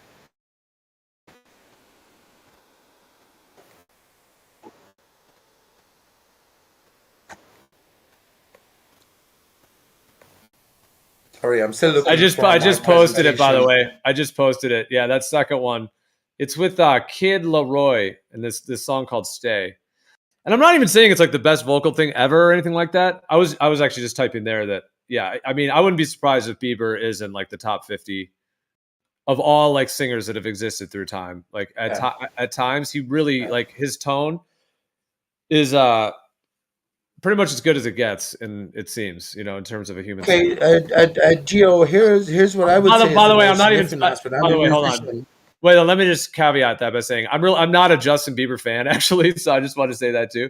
I do appreciate his singing, and I think there are some decent songs of his, but I just want to say I'm not like actually a fan of his music in that way. But I'm just And saying. also, I'd like to put on I to the play table guitar. that I did in fact search for drunk Bieber, and I found it. Yeah, would I posted say- it too. And I posted the second one, the one I posted above the one you did, like it shows the video of him because he's definitely like slumped over and he just bolted this out. And it is a little bit touching because this is after he had that Gordon Ramsay disease. And then it sounds like he's been having all kinds of problems with like in his, well, that's what they put in the news and all that. But like, didn't he's got divorced. He got married, then divorced. And it sounds like there's some serious stuff with her. Like that whole, what is Yeah. the Baldwins? No, it's the Baldwins. She's like the Baldwins' daughter. Yeah, so those Baldwins seem like they're in the family line. So it's like so. she married in with Bieber to probably control Bieber, and it sounds like it's all gone south, and his Right. life has gotten really messed up. Hold well, on, Pete. Just real quick. Go ahead. Gio's got a Justin Bieber poster in his bedroom on his bedroom wall. Yeah, dude, I'm singing and dancing to it like every day. Yo, No, actually, when Bieber, well, I'll just say this: when Bieber first came out, that first like that baby, all that, like when he was younger, that stuff was obviously really cheesy, but it was like attractive to young girls. But then he did come out with some albums later, like as he grew up more. And in terms of like comparing him to like a Michael Jackson, some of those later albums, I have heard those songs, and they're not even necessarily the ones that are like, well, some of them are some of his hits, I guess, but some of those songs are actually well written. I mean, he has a whole production group, but it reminds me of Michael Jackson. Now, Gio, 1 second, bud. You see, this is why I get muted so often, because I have so much to say beyond. I'm not taking away from what you say. Obviously, these people are talented. I would suggest, I'm a musician myself, but we have the music, we have the lyrics. So if the lyrics are trying to influence it a certain way and there's great music attached, this is what we relate to more is the music itself, the vibration, the frequency, right? So you can understand possibly more than anyone else how this beautiful face, this beautiful voice, this beautiful range can be transmitting in the under sort of terms, which is the lyrical sense, a darker or a deeper or a less positive message. I will just say about I think that Michael Jackson, and I don't even think of it, I know Michael Jackson is still alive. He faked his death, he came back as the 5 Alive Dodo. So if you hear Michael Jackson in Justin Bieber, that's because there's probably a great chance that he's still influential behind the scenes. That's all I'll say about that. That's a mad thing to say, isn't it? No one else can ever say that. Make that connection. I make the connection with the dodo bird, non-existent dodo bird, to the Gleason's map, the flat earth map that was presented to all of us, and now we understand everything is inverted, Gio. That's what the White House and the underground Essie was mentioning earlier on. So now we turn the Gleason's map upside down, so Australia's at the bottom. Certain bird jumps That was a out. quick And transition. Jackson That was so came quick. back as the 5 Live Dodo. I'm finished. Go ahead. You ever Bieber's in a dodo? Hold on, Jeremy. We just went into a Pete tornado. We got to No, hang on bud. tight. Isn't it great? Isn't it great? We just went through No. a big Pete tornado right there. We're all bracing ourselves. Justin Bieber. We're hoping it moves through and doesn't damage any buildings. Yeah, bro, you come in like the Tasmanian devil, dude. It's from Bieber. It's like Looney Tunes. It's like a Looney Tune thing with you.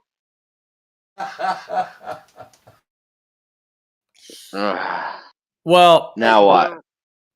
Listen, I only found out tonight that Gio was an ardent fan of Justin Bieber, Jeremy. So forgive me. Oh, yeah. No, he is a talented musician, and some of his songs are good. There are some good ones. Yes, yeah. Like it's not like the type of music that I'm going to actually put on and listen to, but I can hear it and be like, okay, yeah, there's like good melodies and Gio, that what I was going to say to you actually, outside of, and that's, we'll have some patience for the humor as well. Remember, this is a miracle. We're talking great minds, and I'm myself excluded, of course, great minds across the greater expanse of the earth. But, Gio, I'd ask you, in terms of the greater things that you talk about, imagine yourself being challenged or tasked to write a poem completely stone cold sober at the break of day or something like that. And then after some sort of congenial mushroom trip or something, your ideal mushroom trip, there'd be different deliverances. I say maybe the core of the expression would be the same, but they would be expressed absolutely fundamentally differently, wouldn't they? Well, I mean, we do need maybe a different topic change here out of Bieber land. So you mentioned mushrooms. Have you ever done like a really high dose, like, you know, at least 5-6 dried grams of psilocybin, Pete? Like a full Never, dose? bud. I fucking That's tried a one. lot, man. That's like a One full second, dose. That's one like second. Let me 3 tell. doses. Hang on, Gio, hang on. He asked me, right? Yeah, Gio, well, that's like a I- heroic. That's I guess that Terrence McKenna called it the heroic dose. Yeah, that's full on. Yeah, Let bro. me answer That's what I'm you. asking if he's done. That's what I'm asking. Yeah, exactly. Let me answer you, Gio. Ireland here, there's only one fucking strain of weed you can get. That's from the local dealer. You can't get fucking mushrooms anywhere. I actually Oh, went dude, out you to try gotta and you pick my gotta own know. Yeah, mushrooms. yeah. Yeah, I So went out to pick you my. know Yeah. you can get that. You can get it anywhere in the world. You know that, right? Like with through Oh, the no, I couldn't. I yeah. couldn't. I went out to pick my own mushrooms, and I ended up with some sort of stupid batch. And okay, it made me feel okay, but I didn't get the proper high, and I never got to that proper high level that you were talking about. Okay, so you're saying you have no access to them? Yeah, like No, there's no local dealer I can go down here and get an ecstasy tablet or Do you guys not a have a mushroom. black market in? Do you not have a black market in Scotland? Not what Scotland? Oh, you fucking cunt!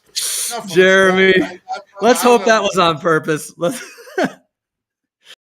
Oh, let's hope that was a roast. Even though it Listen, couldn't I'm be a roast, telling but it you would the be a truth. If I funny. need some weed, I go to the local dealer. If it's shit weed or if it's good weed, I just got to take what I get. Mushrooms, you're not gonna get mushrooms around here from anyone that I know anyway. I mean, I hear where Pete's coming from, dude. Well, I don't know where it's like over where you're. What part of Ireland are you in, Pete? I'm in Limerick City. Okay, I've heard of it. Okay, yeah. So I hear what you're saying, dude. Maybe if you don't have access to it in that way, well, there are let's just say marketplaces on the internet, as it were. You know, remember what the Silk Road was back in the day? Well, that's all still accessible. So technically, you can really get anything in terms Right, of that. Like you can get mushrooms and right. stuff in terms of And those Geo, type markets. But I do know, I hear what you're saying in terms of if you don't have like local access. I mean, it's incredibly sad that they're even made illegal. It's totally wrong on every level. bullshit, But if isn't you're it? saying but you're saying your whole life though, you've never had any access or at all? Well, well, here's what I'm saying. So let me tell. Oh, Gio, I could fucking talk to you about half an hour on this, right? I actually tried to make my own DMT over the internet. I ordered a Mimosa Hostile Spark from Holland, and I sort of made an arse of it. Not half an arse of it anyway, first time around. But circumstances changed and I didn't get back to it a second time around. But the first time around, the crystals I didn't get a great immersion. I smoked them and I got great sleep. Very calm sleep. It was the same with mushrooms. I couldn't get them anywhere, and I was most interested in them. I went out to local woods and everything. I brought my son along, but the mushrooms I got and I processed. Yeah, same thing. I got a great good feeling, but I never got that sort of immersion into the other land. I remember some mushrooms I took, great feeling, just happy, calm out by myself, and I woke up a few hours later and I was gawking, getting sick all over the place. So I never ventured sort of beyond that. But here's the thing I'm going to say to you, Gio.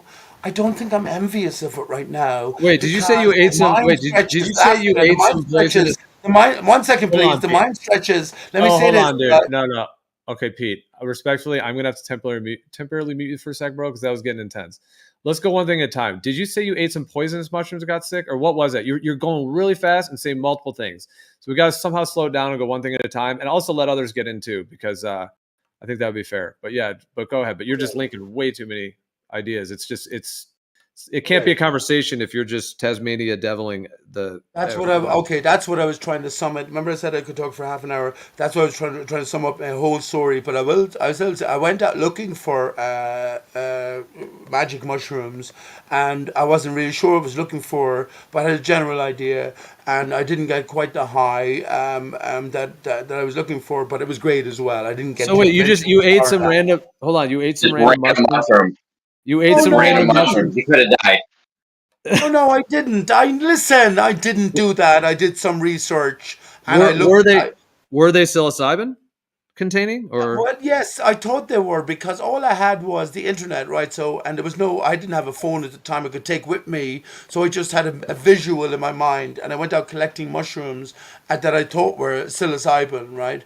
And I got a good enough. If I stuck, here's my point. Actually, let me make my ultimate point, Gio, because that's my just experience. I had a good experience, and I think that if I were to follow your level, if I was to go back to, okay, I did that. What I'm saying to you, the greatest psilocybin experience was coming to Flat Earth and beyond. So even now, if you offered me DMT or magic mushrooms, I probably think I wouldn't take them. Because. All right, so so hold on. Let me ask this: have you ever for sure experienced psilocybin? Something that you knew for sure was psilocybin. Have you ever experienced that alkaloid? Yeah, definitely. But Yes? there was head shops around, what do you call it, Limerick here in Ireland in the early 2000s.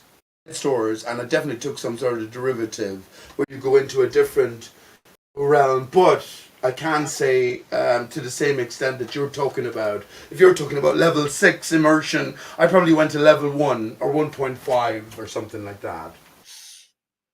Okay, so that was a product at a store years ago in 2000. So that's not necessarily mushrooms. Type in the head stores.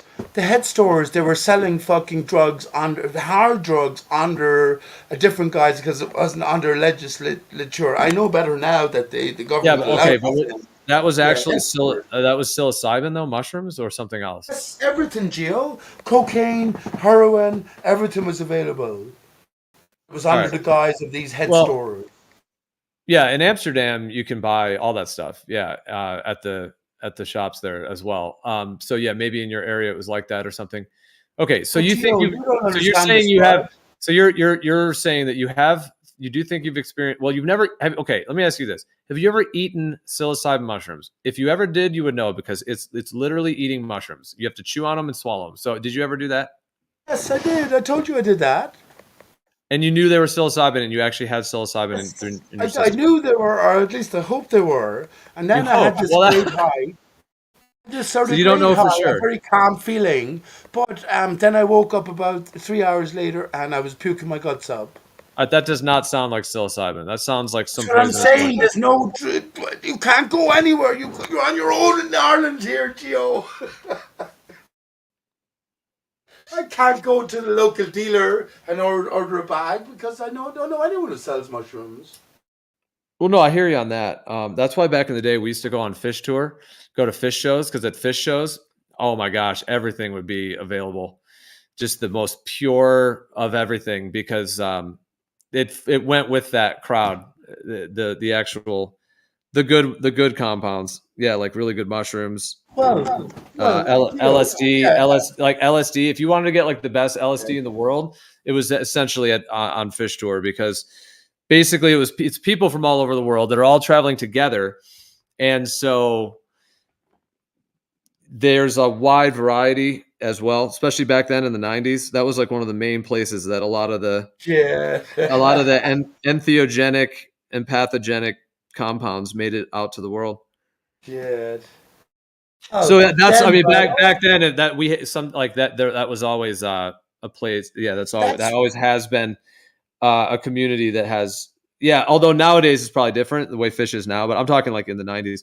But my point was, Pete, is that I mean I always had access to these things just because people that I would get cannabis from would also have other, and so I never really had that problem. But I'm also saying that there was a way, like if you went to a fish show, that you could also get like some like really, like this liquid. Is what I was trying to say to you, Gio. Like really high purity liquid LSD from California. Shit, man! I did a show. My own channel, taking LSD tablet, And I found it was great at the end, but it did remind me of, this is what I'm talking about, these head stores. They were made available after, I'm going to say 9/11.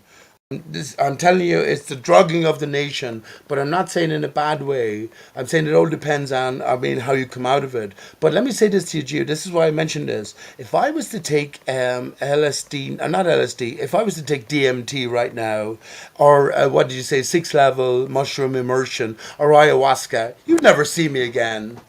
You never ever No, see me. I know it. no, dude. I If know you you never see me again, and that's maybe why I'm no, grateful well, for the immersion I had, because then came flat Earth and all of well, those dude. wonderful If the hold thoughts. You on, know, if those are used correctly, especially you mentioned the ayahuasca, if you're trying to say you'd be gone in some way, like you think you would lose your mind or something, it would actually be the opposite. You actually capture your mind and soul in a sense and reintegrate, and you become more of who you are and in a more healed state and also a more integrated state as well. I So know that. That's what I'm saying, and that's why I mean I'd be gone from your reckoning. I wouldn't be it's like the here. opposite. It's like the opposite of losing your mind. It's like it helps. It's like helping you find your. Exactly. It's like That's what I finding your know. mind That's instead of exactly what losing I it. know. That's what I'm saying. I wouldn't be here having the same debates and arguments with people, or you know, I wouldn't. I'd just say, okay, and it's gone, gone. Fundamentally, Gio, think about it. We'd be having to say. I listened to J Ace yesterday. For goodness sake, I wasn't in chat, but for goodness sake. I mean, if you can see through someone, it's fair enough. They might be delivering factual information, but you know they're fucking faking it. I'm saying I just wouldn't. I wouldn't. What would be entertained then? Do you know what would be entertained, Geo? I'd All be right, entertaining Pete, next Pete, life dude. or lives Okay. before or other things more important.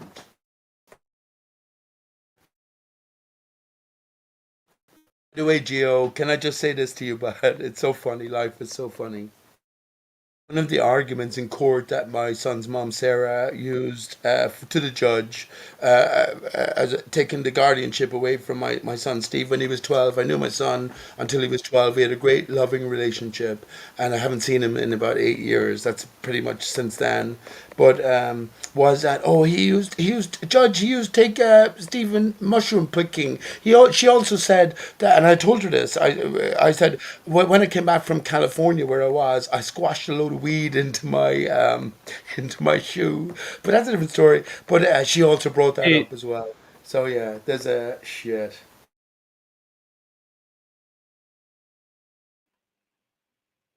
Okay. All right. Has anyone else? I was mentioning like the 5 or 6 grams of like dried psilocybin mushrooms. Has anyone else done that? Go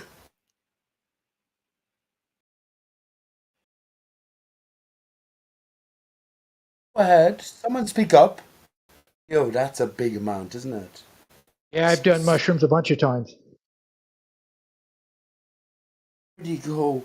Where do you go to, my lovely, when you take that?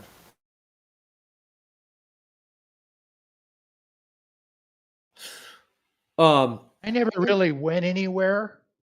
I had a little bit of like visuals. Most of all, I was just elatedly happy. Next day, my face was sore from laughing and smiling so much. I love it. Yeah. Yep. That is common. Yeah, I've done Especially the lower I've done dose. the hero's dose of mushrooms, but for me, everything pales in comparison to ayahuasca, and probably you agree, Gio. Did you do these things when you were a flat earther, Geo? The first time you mentioned in the 90s. When did you become a flat earther, and did it make a difference post and pre application? Anyone else? Well, for me, I have been working with these medicines since, what did I think? Probably like 96, 97. You were about 2 or 3. No, I was born in 81. So yeah, like my later teens. But yeah, probably since 96, 97. And then I first researched flat Earth in 2004. Around then, I looked into it, researched it. 2003, 2004, researched it, and did a lot of found like Kidding me? I mean, I have my whole story of that whole journey, but so that's when I began researching it. And then still was thinking about it and considering it over the years, but it was in 2015 that it fully landed for me. Shit. That's everyone has an amazing Geo, you of all people have the most amazing story, I'm sure. But that's mad. Now you mentioned now imagine the frustration you might feel at mentioning to actually this is where I feel that pillbox has been sort of slightly misaligned because imagine you Geo now mentioning to someone the possibility that the earth might be a stationary and a flat extended plane of some sort. That's gonna fucking create so much opposition, but that's a basic accepted premise in your thinking for so long. It must separate you ultimately from your fellow man. Does it? That's why I'm afraid to go back to DMT. That's what I was saying. If I go back to DMT now, in my current state of mind, or 6 grams of psilocybin mushrooms, I'm just going to separate myself ultimately from my fellow Pete, man. I mean, the peoples that use these plants and medicines and have for eons and eons of time, going back to the roots of humanity, in terms of using certain plants and tools for spiritual access and for advancing and healing and all of these, they all have a planar stationary earth cosmology. Like the shamanic worldview has the upper world of the heavens above. It has like the middle world, as it were, the plane of existence. And then it has the underworld, but spiritually and physically. So, and these plants have assisted them in gleaning tremendous amounts of knowledge and information and healing and so on through the earth directly and through the spirits, and then understanding cosmology, etc. So you're kind of, I feel like you're characterizing it in a way that you feel like you would be sort of like lost in space or something. But what I'm saying is that it depending on using the correct plants in the correct way. So that's important, that it has to be the correct way, but, Where do we need to go, Geo? Where do you need to go? setting, hold on, with the right set and setting, you're going to, like, they have a overall, someone mentioned, Truth Prevails mentioned the term like spiritual entropy. And it seems like certain plants, when used correctly in a certain way, seem to have like a natural entropic feature in them that brings you into like more wholeness, more understanding, more healing, less emotional despair overall. And even having to face some of that stuff on the experience as well. So it doesn't just come for free. It's not just like a magical pill. Like you actually have to face these parts of yourself. And then once you accept it and heal it, then you advance to a higher level of sanity, meaning that whatever part of you, like in the ego, or that was limited or had anxiety or depression, whatever it may be, that's the part that is eliminated. And then more of the whole is integrated. And then there's like an actual authentic healing that can occur. And so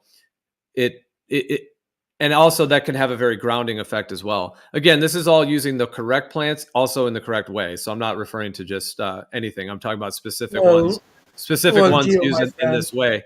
So I'm just saying, if you were to work with them at some point in your life, if you chose to or felt drawn in whatever way, and you did the correct thing, used them correctly, you would, I would say, because of all the experience in terms of all of humanity of working with these plants and so on, of knowing how they affect. And like for ayahuasca, for example, if it's brewed and created correctly, I will stand by and say that like it will never leave you worse off.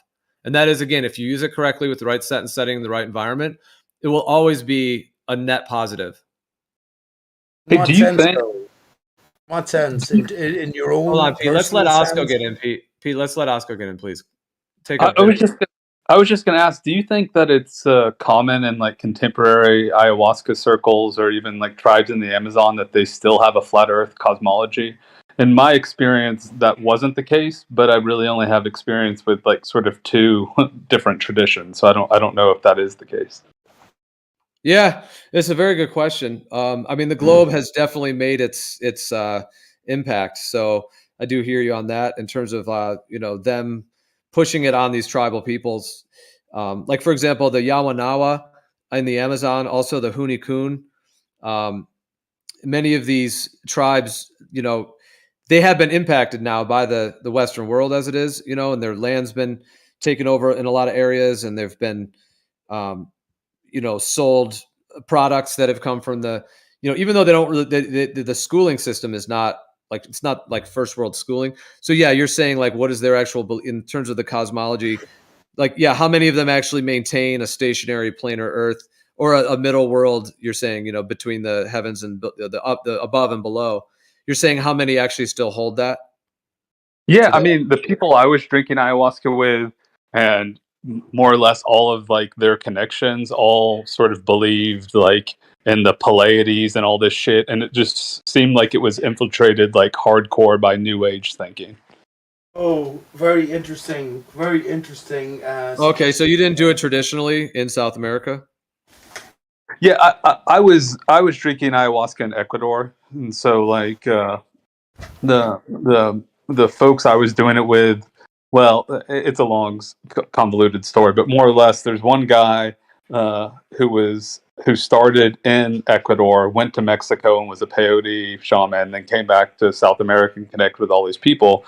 And there's like a small family tribe of like 40 people who their entire lineage through all of history is drinking ayahuasca. And even those people, from the Amazon believed in from the Pleiades and so on and so forth. So like the main people I was drinking ayahuasca with, I would consider to be like New Age shamans, like they were, but they were not flat earthers by any stretch of the imagination.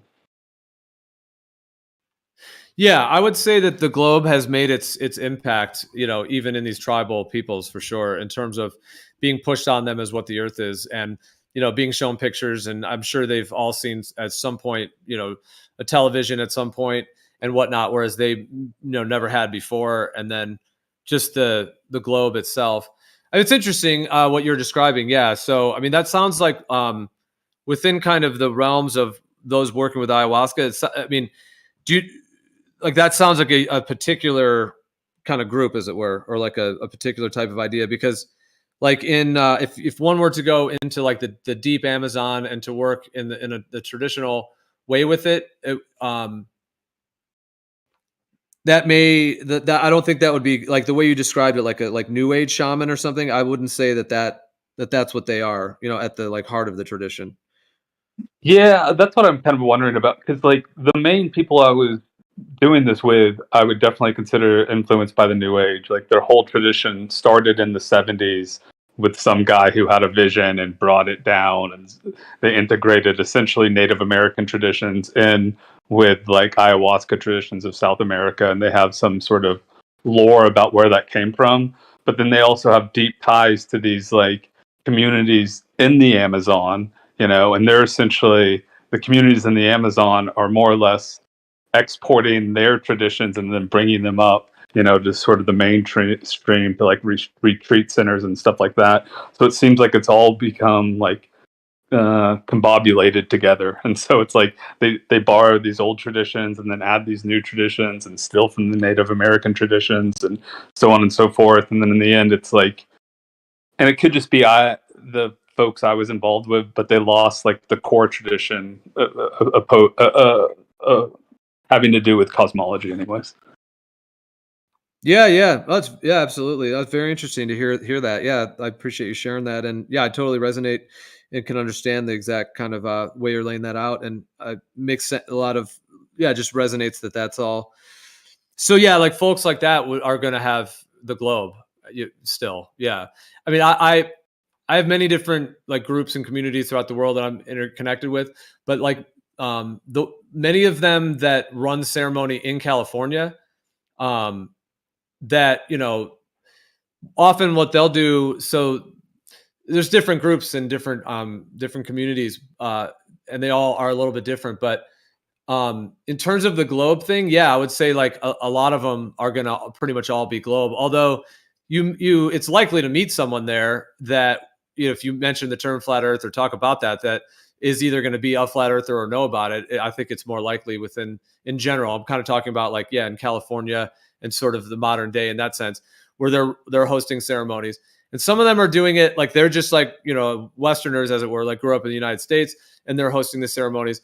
And then, and those are going to be globe related as well, most likely. And everyone who's doing this, coming to the ceremonies are going to be people our age and whatnot that are still going to think it's a globe. even to the point to where like some of those communities might even be apprehensive about even talking about flat Earth because they're almost plugged into the system in that way in some of those communities more than others. And then lastly, there's people that will host ceremony, but they'll have traditional folks come from South America up to California or up to different areas, so they'll travel to them. And then of course there's doing it traditionally, in the Amazon and in the traditional ways as well. And there's many other retreat centers and out there. But yeah, the one you're describing, that is interesting. And so, I mean, was the overall vibe like for healing, or like what was the overall vibe of it? Or was it for like ascension, or what was the kind of focus on it? Yeah, I mean, it was a healing. I worked at a quote unquote spiritual retreat center, and it was centered around ayahuasca and San Pedro.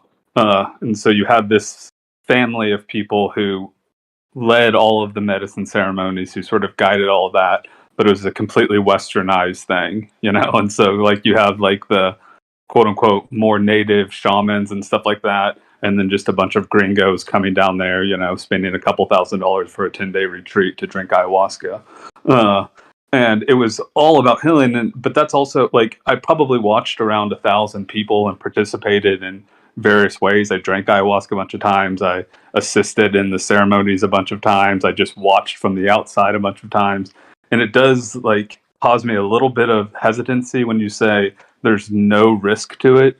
Because from my perception anyways, like if you are a little bit like maybe manic or schizophrenic or something like that, I think these high dose or a psychedelic can exasperate that. And it sounds like you disagree, but I definitely think that was the case.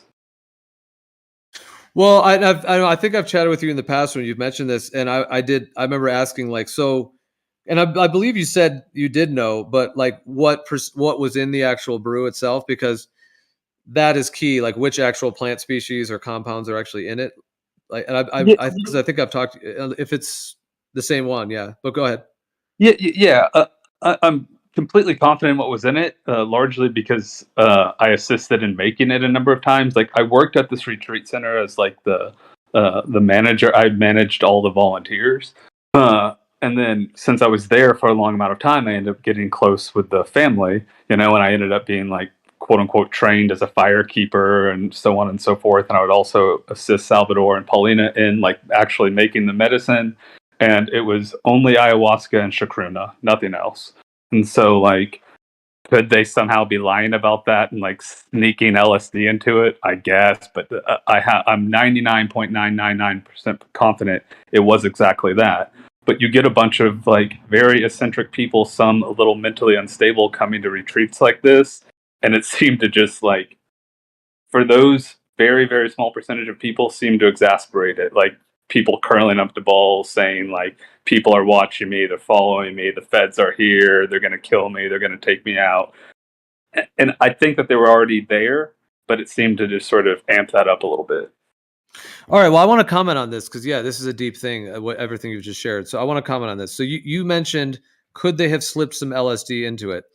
Okay, so I'm just saying, you said those words, and I because that is an interesting thing. So LSD, of course, is active in such small microgram dosages that all you'd have to do is just drop a few drops in there, and then it mixes in, etc. So it would be really easy to do. Now, you just mentioned it, so I'm just wondering, is there something to that with this? Because so LSD is a very different compound, and LSD does have risk involved in certain ways. I would say if someone's gonna use LSD, there's many things I could say about it, but it is very, very potent.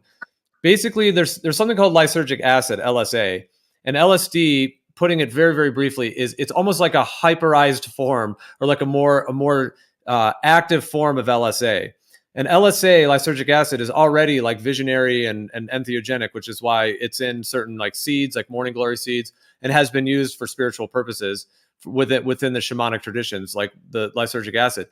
But LSD, which is lysergic acid diethylamide, that one is like, it seems to give like an LSA, like the lysergic acid effect, but with a much more like almost like magnifying, kind of booming, like cosmic light. It's like this light energy that's really kind of opening and expansive in a really intense way, almost in an artificial way a little bit, because it is semi-synthetic.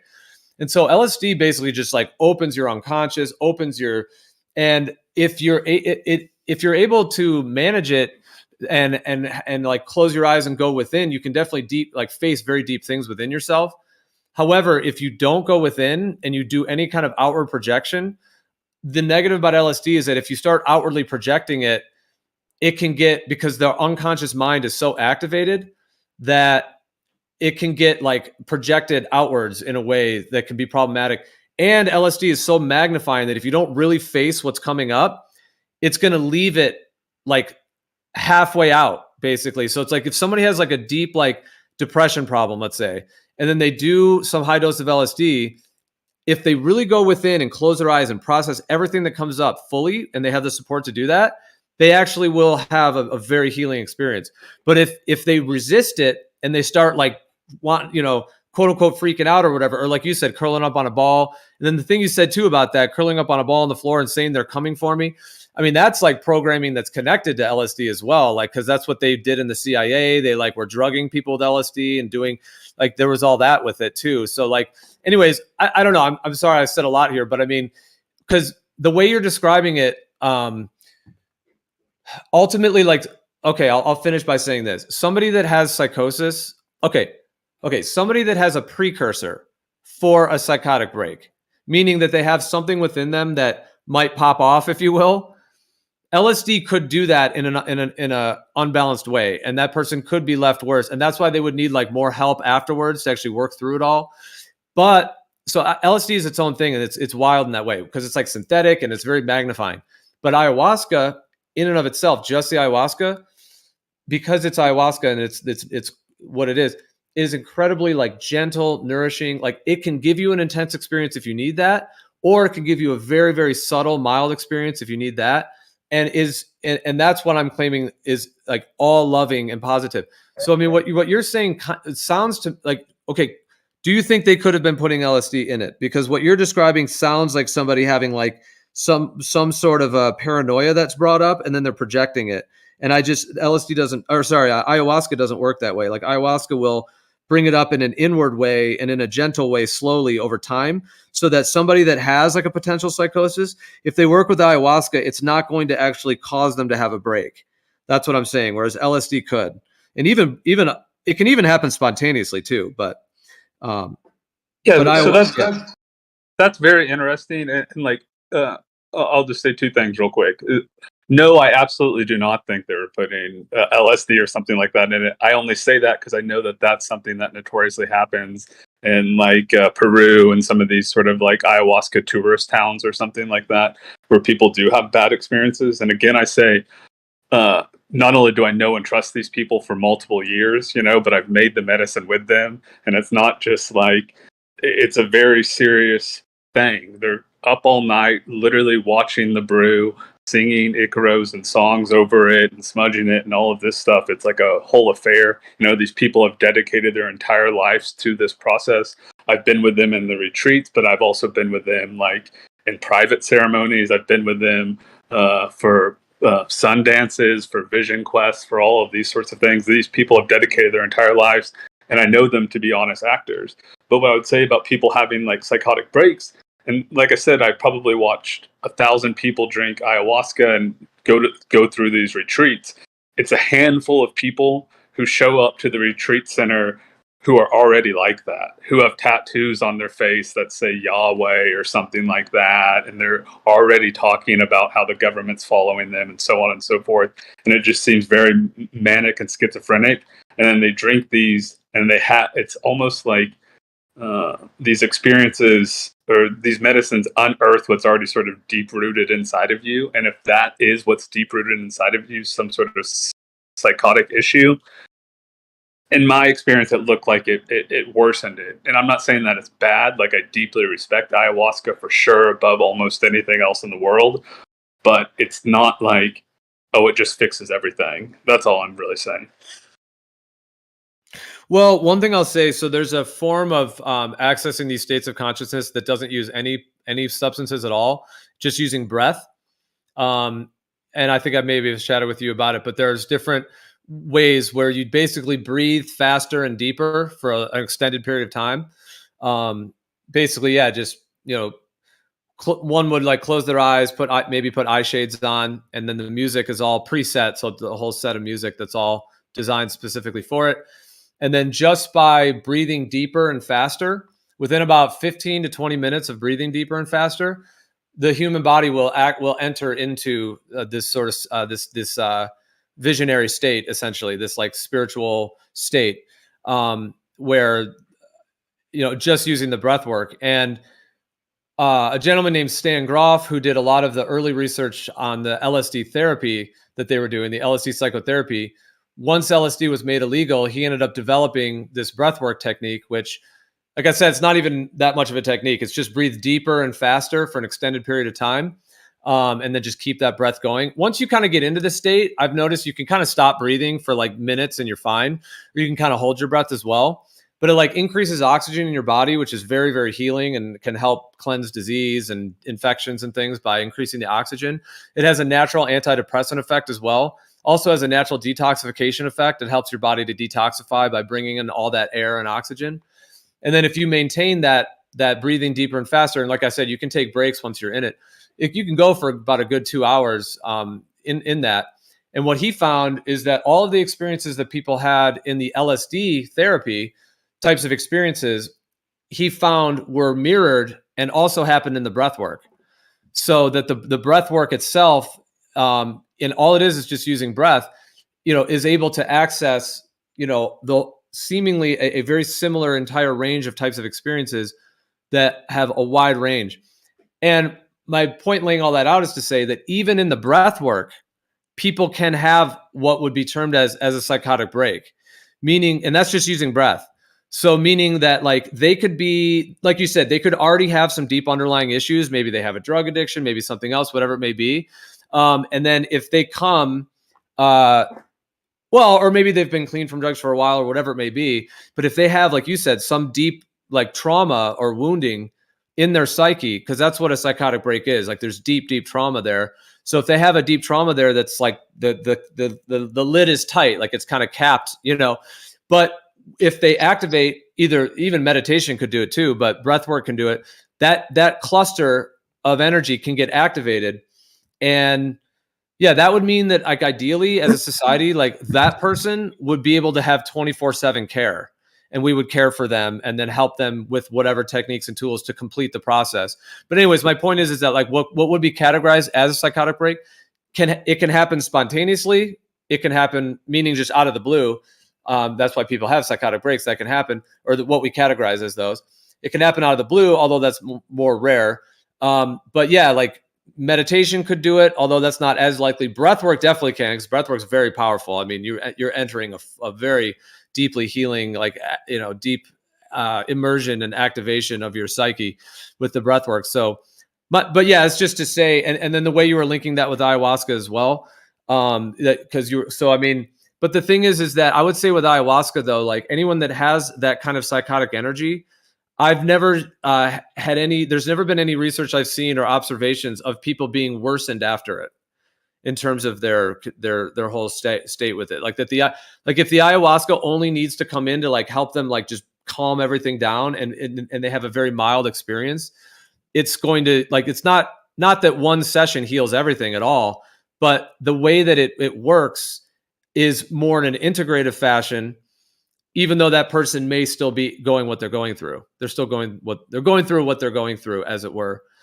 And I just think they all can do, there's just different layers of people being activated into those states. And I'm just saying that if someone's on the verge of a psychotic break, I think that the usage of ayahuasca is not going to worsen them afterwards. Whereas LSD technically could, because LSD is such an intense, potent magnifier. And if someone doesn't know what they're doing and they just took a huge dose of it, or they're at a party and stuff, that's why people have really bad times, because they're at a party and they're not able to actually go into, like, their unconscious is being brought up to a massive degree. They're like facing deep things within them energetically within them, and just projecting it outwards. It makes it kind of become stuck or whatever.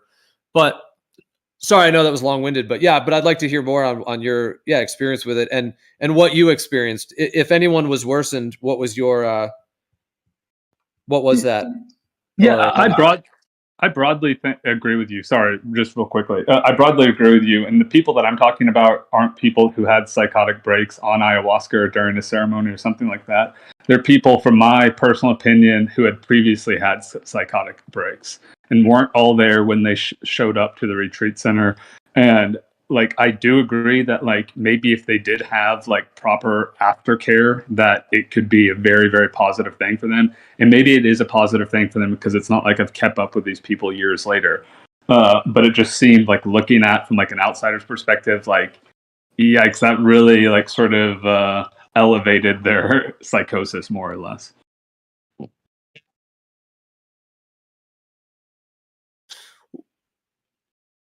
Okay, so well, that's interesting. So okay, so these people may have had other.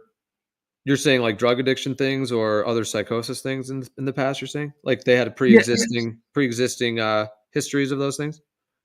I can think of 3 people just off the top of my head that I encountered. One of them was this guy who had tattoos on his forehead and was supposedly trying to get over his drug addiction. He was addicted to heroin and actually used heroin. He like 2 or 3 days before drinking ayahuasca, which I think is definitely a problem. Another girl who was like clearly overly paranoid. Was told me before we drank medicine that she thought people were following her and they were spying on her through like satellites in the sky or something like that. And then afterwards, like she was threatening to kill herself because she was completely convinced that everyone was watching her and they were going to take out her parents. And another guy who just who drank it and was like just a bit eccentric and had curled up in a ball and was saying like, I'll build the pyramid, I'll do it. And it's like, they just seem they seem to be already past the breaking point of psychosis. And then like that just sort of like played into their fantasies. Okay, well, so you may be describing the experiences they had, which maybe were dramatic or however those were, but after it, and when you said goodbye to them, were they better off or worse off? That's kind of, because I mean, people can have various different types of experiences. I mean, I'm kind of thinking the way you're describing it of someone who has who knows what drug history. You mentioned like heroin use, like that's a whole. I agree, like that's a whole concern there, absolutely, especially doing ceremony around that and getting to help that person work that out is its own entire thing in and of itself. But I hear what you're saying there. And then these people may have had whatever other drug experiences on hard drugs or things like that, or different traumatizing experiences, or they already had some paranoia or something like that going on, a condition, as it were, if we want to, out of the DSM-5 or whatever, if we want to use the mainstream psychology type definitions, but they already had some condition. And then you're saying that they did like, I mean, they did ayahuasca, I mean, the dosage, like, did they just do a small dose or did they do like a full dose or, but then the ultimate question would be like, like, were they actually worsened? Because if somebody already has a lot going on, then they're going to, like you said, they may need special care or special support. But in terms of ayahuasca always being integrative rather than fracturing, like in terms of a polarity of something that fractures or something that integrates, ayahuasca will always, it's like entropically charged for integration. Yeah, I agree. And an overall betterment of like physical, spiritual, mental health. Yeah, I agree. I think it's just what worries me slightly is that people think, oh, I'm going to fly down to Iquitos, do a ayahuasca ceremony and it's going to fix me. And like, that's not really how it works. Like, it enables you to integrate like sort of past trauma or to like work on yourselves and like, connect neurons that weren't previously connected or something like that. But it's not like just something that's going to fix you. And I think like if you're not dedicated to actually doing the work after the fact, it's not necessarily going to be a positive experience. And that's just kind of my hunch. I don't have like some sort of scientific data to back that up. Well, I mean, the type of, you describe the group that you worked with. Have you worked with it in any other contexts or just with them or? Yeah, I've only drank ayahuasca with these people. And to be honest, I wouldn't drink with anyone else because I deeply trust these people. And like, I kind of went into it naively, not understanding how powerful it was. you know, and I feel like I just kind of got lucky. But like, I would not drink medicine, like share a ceremony with anyone unless I knew for certain that I could trust them. Yeah, for sure. Well, I mean, there's many places that, you know, in today's day and age that one can go and do ceremonies. And yeah, you're describing your experience and in terms of all of that.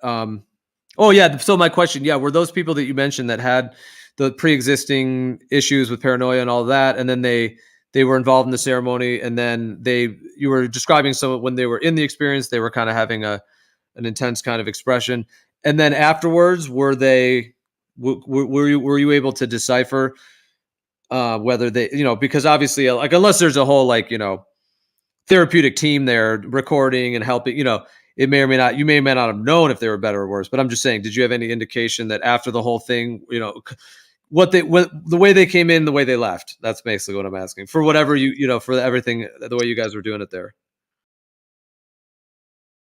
Off the top of my head, the one person that stands out to me as not necessarily doing better was the girl who was like overly paranoid and thought like people were following her, and like she was like threatening to commit suicide at the retreat center after the fact. And so like it was like a big sort of ordeal because this girl saying like, I'm just going to kill myself because I know that they're all watching me, that like they've like somehow taken over her father or something like that. And so like she definitely did not seem to get better from it whatsoever. But like I said, she came into the retreat that way, and it probably wasn't necessarily, in my view, responsible to allow her to participate. Where the other people seemed to like be moderately better, or the one guy definitely seemed to be better. The other guy seemed to just be a far out person. Well, there was a study that they did. It was like a mainstream because it was on, like, you know, CNN or CBS and all that at one point, one of those specials of some sorts where they did do. So it did hit mainstream television, but they basically took like 5 war veterans that had PTSD, and they took them to the jungle to do ayahuasca in the traditional way, and all of that. And they documented it all and everything. And I guess just to link to the point I was going to make on it is that from what I remember, like the main results is out of the 5, it was something like, and this is totally me just estimating from my memory, but I mean, I have it saved and I could get it, the resource if needed, to link it, of which one it was. But essentially, out of the 5 of them, so these were like war veterans that had severe PTSD, like, you know, severe post-traumatic stress syndrome from being in war, and they had like their lives, they just couldn't even maintain their job anymore. They had tons of fear and all kinds of paranoia as well, like bombs going off, and it got to the point where they couldn't even be a father. Like the one guy, like he couldn't be a father anymore. He couldn't work. He couldn't support the family. Anyway, so these people were like in rough spots. I think one of them was homeless and all of that. Another one was, so yeah, they were in rough spots and all of that in their psyches, like as challenging as it gets in a sense. Or at least up there with that. And they did, I forget how many ceremonies. I think they may have done like 3 ceremonies of, like, you know, good, strong medicine, you know, as far as I remember. Like they definitely did like full doses because they were in the traditional sense. So when you do the dose, like they basically hand you the cup and then it's like a shot glass, you drink it in that sense. And so if it's a really well-run ceremony, they tailor the dose in that sense. Now you could ask for a lighter dose if you wanted that, but if you're kind of willing to do the full thing, then they'll give you, you know, if they're doing it correctly and they know how to do it. But anyways, my main point to say is that out of those 5, it was like, I just remember the results were something like one of them was like really better off from just one experience. Like he was like on fire and just got his life back and all that. I think 2 of them got like definitely some overall benefit, like some insights, but also felt like they had a lot more work to do. And it was like a little bit like they're excited, like in that afterglow, but at the same time, like they had some improvement, but not like dramatic improvement. And then, so that's 3. And then the 4th one maybe was like fairly neutral. Like they kind of were like, well, they had some interesting thoughts. Like some people experience the first time they do it as extremely mild. Like they just sit there almost like they're just they're just chilling. Like, but there is like an emotional energy that happens. So for some people, it can be very, very gentle. Anyways, and so that I think that fourth person was neutral, and then the fifth person was basically not really better off, not necessarily worse off, just still had like a lot of severe issues going on. Because the dosage will hit people differently, and the medicine works with people at different speeds as well. Kind of gives you what you need in a natural pacing, so that it's never overwhelming.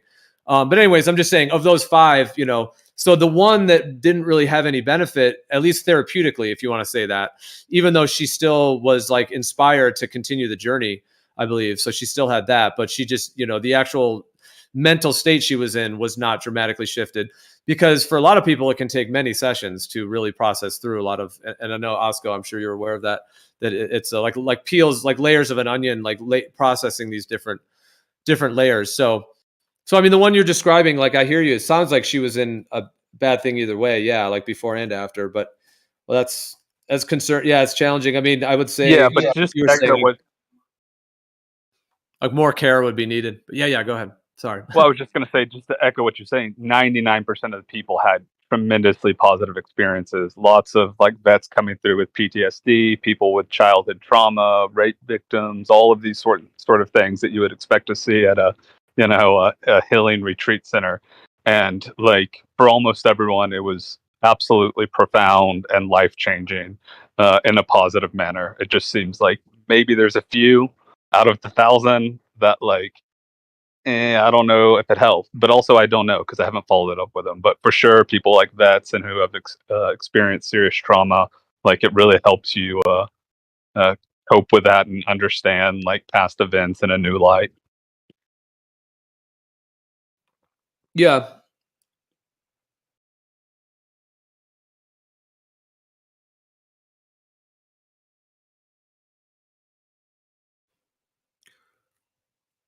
Well, also, was that one ceremony, or with some of those, like, or was it multiple? Like because yeah, that's a factor as But well. the way they did it, it was like a 10-day retreat.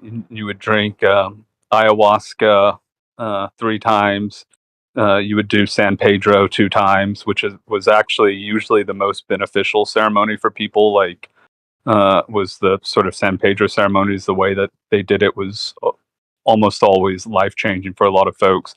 And then they would do 1 sweat lodge with San Pedro with an option to add, like, if you wanted to drink ayahuasca, like on the last door, you could. So they would do San Pedro and ayahuasca, and that was like more or less a ceremony that like this guy invented. Wait, they blend those at the same time?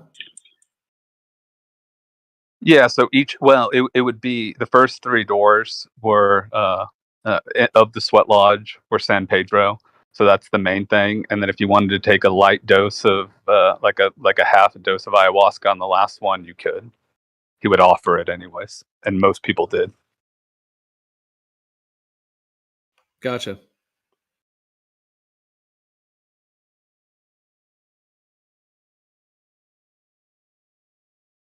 Yeah, I mean, I think anytime you're gonna, in a sense, like amplify, magnify your psyche and access the roots of one's mind in these ways, even if you're just using meditation or breath work, or if you're, consuming a plant medicine of some sort, then yeah, there is definitely a certain amount of care and understanding going into it in terms of that. And so, yeah, I mean, I would say, like, if somebody has like pre-existing like conditions going on, like you said, of like paranoia or some kind of psychosis or something going on that is of that nature, then yeah, I mean, I would agree that.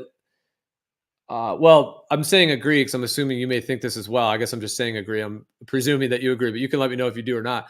But if one is going to be if one's going to be in an environment where there's like a lot of people and there's a ceremony happening where everybody's drinking the medicine and everything, like if they already have those pre-existing conditions, I could see a way in which, like, ideally they may need some more like one-on-one care before they could do it in a whole group as well. That's what I would think.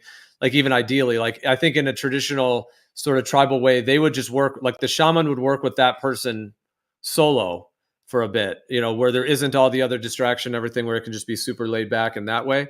And then also have the ability to work with them for several ceremonies as well, or as is needed to help them resolve their condition. Like even in the past, like way back where, like, let's say someone was like hearing voices, or they had some kind of what we would now call psychosis. That's what they call it. But if someone was hearing voices, they would take them to the shaman. The shaman would apply the medicines to assist them to heal that paranoia or that hearing voices, whatever that may be, in that sense. And so that's kind of an example of a pre-existing condition, if you want to call it that, because like there's something called the shamanic illness where usually like someone young in the tribe will have some kind of illness, like either psychological or physical. And then by healing it, they actually become the next shaman in the tribe by healing that shamanic illness and then turning that into their sort of wisdom and their higher self. So it's like we all have that in a certain sense, like that part of us. But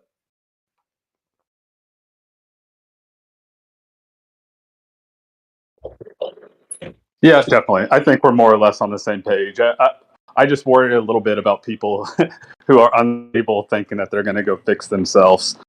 Where, on the other hand, like, I think you're right. If they could work more closely with a shaman over a long period of time, you probably could heal yourself of almost anything with ayahuasca. I genuinely believe that, like, physical or mental, you can heal yourself. But like going to a week retreat, you might not do it, and it could just lead to it could just end up being more confusing than anything else.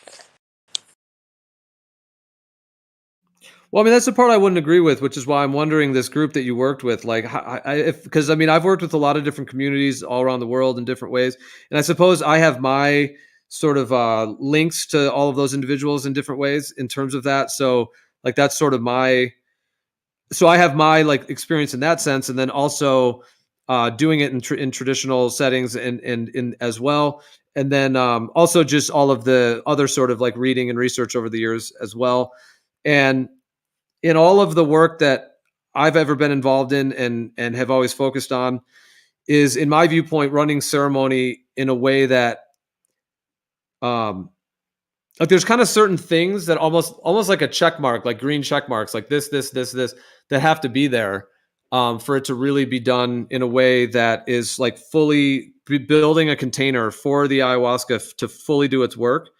Because the plant medicine itself does contain alkaloids, like DMT and also harmine and harmaline. So you are getting those alkaloids, but there's also the component of like the ayahuasca spirit has to be able to actually work through the plant as well. And so my understanding is that like the actual ceremony setting, like the intentions, the energies, how it's done. There's also the way that somebody who like the ayahuasca actually chooses the shaman essentially to be a connection between the ayahuasca and the shaman.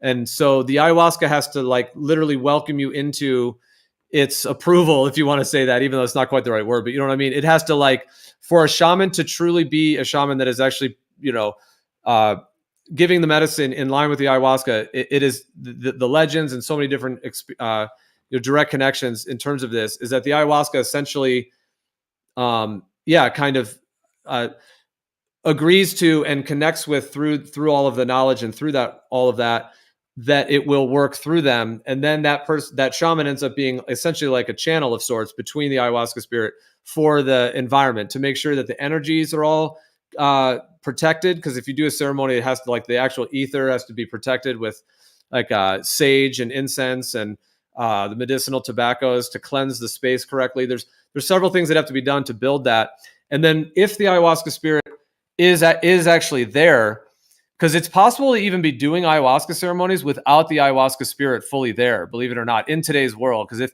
I'm not saying that is the one you did or not, but I'm just saying it, or there could be varying levels of it. Because like the actual, like in my understanding of it, the actual ether space, like the actual space that you're in physically within that 30 foot, 40, 50 feet area has to be, protected, and the kind of vessel has to be there for it as well.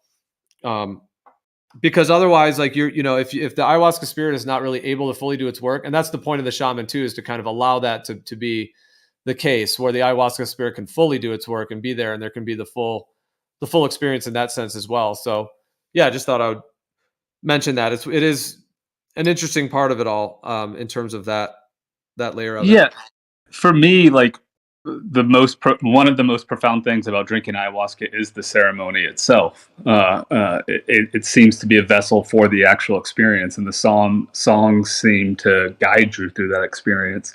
And like these people I was drinking ayahuasca with, like they're definitely not like ancient traditional Amazonian tribe people, but I will say that they definitely take it very seriously, and they've dedicated their entire lives to it. And so like, is there a difference there? Could you be bamboozled? Like theoretically, yes, but I would bet my life that these people are doing the best they can in the situation they have. Are honest actors who have a deep connection to the ayahuasca spirit or something like that, so on and so forth. And so, like, it's hard to know if you're getting quote unquote the real thing, like this deep Amazonian tradition. But like, I do feel like these people have sort of are touching on something very real. Is all I can really say to that. Yeah. Well, I kind of think of it as like the folks running the ceremony are basically the vessel for the ayahuasca to really be present and to do its work, and then setting the whole space up for that in that way. And I do think that there can be, even though it sounds, it to some in the mainstream, it may sound even metaphysical of sorts. But for example, another plant, iboga, I've consumed iboga that was grown in Africa, and I've consumed iboga that was grown in Hawaii, for example, between those two. And it was completely downloaded and fully integrated and understood by me through my direct connection with the iboga spirit, that in order for the iboga spirit to be fully active with the medicine has to actually be grown in Africa, like on that actual land, like in that ether space of Africa. And if it's grown in Hawaii, it still has some efficacy, but the full iboga spirit cannot come through, in a sense, because the plant is like the median point for the spirit to enter our bodies, as it were, or enter our psyches, our spaces, etc. That's what allows for that to occur in that sense. In terms of, like, in the particular sense of ayahuasca, it does seem like the ayahuasca spirit is in a sense embodied within those actual plant species specifically, and it seems to like glean access to what the ayahuasca brings, and then the ayahuasca is able to bring like visions and all many different forms of experiences that are orchestrated as well. But anyway, so like I said with the iboga, like I think there's a similar thing with ayahuasca where there's all those factors of like how the medicine is brewed, how it was harvested, how it was processed, how it was cooked, the intentions, all those things that you were mentioning. Yeah, like to me, those would all be the key components as to like how, well, in a sense, putting it in a sense, like how accessible the ayahuasca spirit had to the folks that were engaged in the ceremonies in terms of that whole thing. So yeah, I'd be curious what your thoughts were on that part of it from your experience.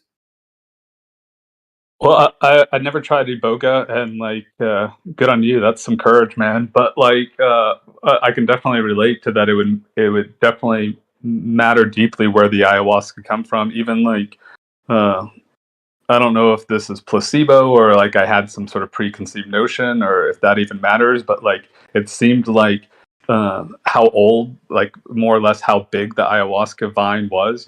So like sometimes like they would make the brew with like big thick vines that are like 20 or 30 years old, and other times they might do it with like smaller ones that are a little bit younger, and they all sort of came from the Amazon from this one family. But like it seemed to guide you down a different experience based on the vine. And I know that the vine's not the psychoactive substance, but nonetheless, like that the vine actually seems to be what's guiding you. So it makes sense that like iboga grown in Hawaii would be different than iboga grown in Africa, not just because the soil's different, but because like the spirit is actually different. I mean, that totally resonates with me. Yeah, and it seems to be the same with ayahuasca. Like ayahuasca that's actually grown in the Amazon, like in South America where it grows naturally, compared to ayahuasca that's grown on Hawaii as well with ayahuasca. I would say amongst many communities, it's pretty universally agreed upon that Hawaiian batches of ayahuasca, they tend to be kind of more like joyous, almost like kind of want to almost sing and dance a little bit. Sometimes people do dance a little bit as well. Like the Hawaiian ayahuasca tends to be like celebratory and more kind of playful in a sense, almost like Hawaiian ayahuasca. Whereas ayahuasca that is grown in South America, it could be that it could bring about that, but it's seen as more like medicinal and therapeutic, and like having a doctor like working on your system, like you get the full. That's the ayahuasca that's grown in the Amazon, like where you get the full. Are you guys talking about like in the ground, like growing it? Well, ayahuasca is vine, yeah. so it's not in the ground, but yeah. Well, or even in the ether. Okay, so you wouldn't grow it in the dirt, or okay, gotcha. Yeah, I don't think so. Is that right, Gio? I mean, I know that naturally it's just a vine that is more or less above ground. I don't think you would grow it underground, would you? Well, I mean, yeah, the ayahuasca vine is a big, thick, woody vine that grows up the sides of trees. So yeah, like when you harvest it, you basically take like a machete or something, and you hack off a piece of it, and then everything else that's involved in it. But I mean, you can plant and grow ayahuasca though. Like if you have land in Hawaii, like ayahuasca will grow naturally in Hawaii. So yeah, I mean, you could, and people have. That's what Terrence McKenna, he was growing ayahuasca on his land in Hawaii. And you can even, you can even do it legally because the plant is not illegal. It's the consumption of DMT that's illegal. Isn't that insane? You can literally legally, United States legally, you know, US legal or whatever, you can actually have the vine growing in your house, in your backyard or in your garden. But technically, if you chop it up, mix it with a leaf, and then brew it into a liquid and drink it, now they say it's illegal. Totally crazy. But dude, I think it's the same with mushrooms. Like you can have psilocybin mushrooms, just like say growing in your yard, but once you intend to eat them, that's when it becomes illegal, which is bizarre. It's totally insane. Yeah.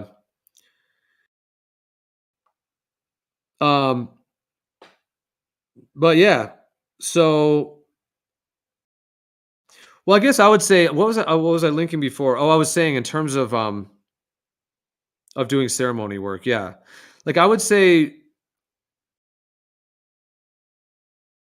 well, what's the main topic? Like, yeah, whether like someone's, okay. So what is like, okay. So in your experience at that place, what are the percentages of people that were improved, neutral, or little improvement to none improvement, or even worsening? What would you say of all the thousands of people in your whole experience? What would you throw the numbers on for the percentages of those from what you guys were doing? Almost everyone was extremely positive. Like I estimate that I probably saw like 1,000 people drink ayahuasca. Probably 900 of them had profoundly beautiful and positive experiences. Probably, 90 of them had like neutral experiences, and like a few maybe had bad experiences. Or I wouldn't even say had bad experiences. Like some people, like it's funny you were talking about dosage and stuff like that. Like we had like this professional European basketball player come, and he was a big dude is what I'm getting at.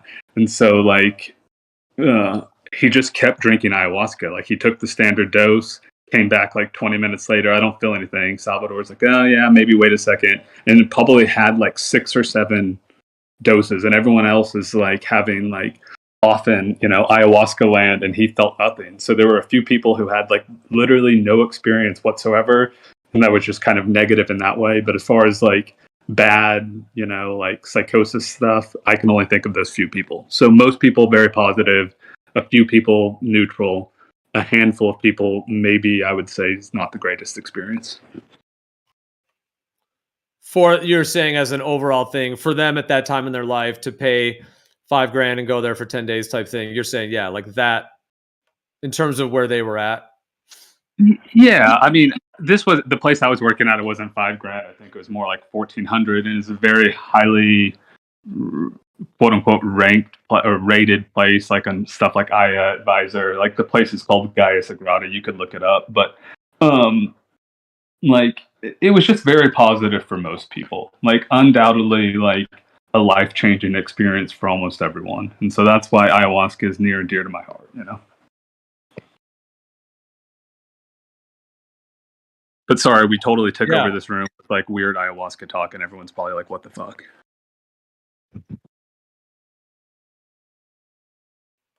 No, man. Anytime we have a chance to talk about plant medicines, I always am appreciating these conversations. But yeah, I just I think I found the website for it. Yeah. If you're interested, like, so the people that I was drinking medicine with have since left and created their own, like, kind of small retreat center. And, like, so I wouldn't necessarily recommend that place to anyone because I can only recommend the, you know, the shamans that I was working with, and they're no longer there. But I can link you to that. Or, like, if you wanted to know, like, a little bit more about the types of people I was working with, like, she's not a shaman, but per se, but like she was heavily involved in like that medicine family and that community. This a friend of mine named Wyra, and she was actually on Aubrey Marcus's podcast randomly, so I can link you those. Yeah, right on. So you were saying, so your numbers were basically 90%, like of the people that came through this particular center in your experience, your numbers were basically, if you had to throw them out there, like if we were psychologists and we're taking statistics and therapeutic benefit and all that, because that's what they did. Like when they were doing the actual LSD psychotherapy, like, or LSD therapy back in the like 40s and 50s, in the 50s, when that research was actually still going on, they were doing it in a very like detailed way where like each experience was documented, and then, you know, the advancements and the progress that they were making, you know, through working through their issues. And but they have all those markers, you know, like therapeutic benefit, therapeutic, you know, heuristic, all the heuristic values and all of this. So with that, you're saying from your experience at that particular place, you're saying it was like 90% overwhelmingly positive, and then about 9%, I think you said, that were maybe neutral, and then 1%, the people were in a really rough place, and maybe it wasn't just the answer to their, you know, not just that type of setting or just but that's only 1%, you're saying. Not 90 positive, 9 neutral, 1% are the ones that had some kind of challenging thing going on. Yeah, probably even less than 1%, to be honest with you. But like for most people, it was extremely positive. I think there's just a few people that didn't have good experiences from my perspective. You know, there were people who had problems with, you know, the ceremony or the people or the whatever, just like anywhere. But for most people, it's very positive. Well, even in the breath work, like I said, all you're doing is using breath. They actually have like a questionnaire before, like if you're going to do one of those, you know, retreats. They were called modules as well. The term module, where you'll do so there is like a questionnaire type thing, and it does say like, have you ever had any previous history of, you know, schizophrenia or anything like that? So they do actually have a bit of a screening process for that, because yeah, like the breath work can absolutely help that person, especially if they work with it, you know, over several sessions and everything like that. But it is exactly for the reason you're saying. But a whole social environment, you know, with like 20, 30 people and, you know, in and out and all of that takes, you know, and eating meals, and then like that, you know, some people, yeah, like well, there's two things. The whole social situation for them, because if they're already in a really, really kind of fractured place in their psyche, in a sense, to use that term, or they're really suffering deeply, then yeah, being in a whole social environment may be very challenging for them in some ways. But then also, like ideally, you want to have like a care system that if they do have something like that happen, that they could be able to have further support. So I guess like if you want to link it, it's not even a good link. I'm sorry to even make the link, but like I guess just the idea of well, no, I'm not sorry. I was going to link it to like the dark side of pharmakia, because they're doing the opposite of this. But I guess, I'm just because it's ultimately the positive side of it is like what something is if it's an actual medicine. And the idea that certain medicines have a component of like for a medicine to be a real medicine, it has to do no harm.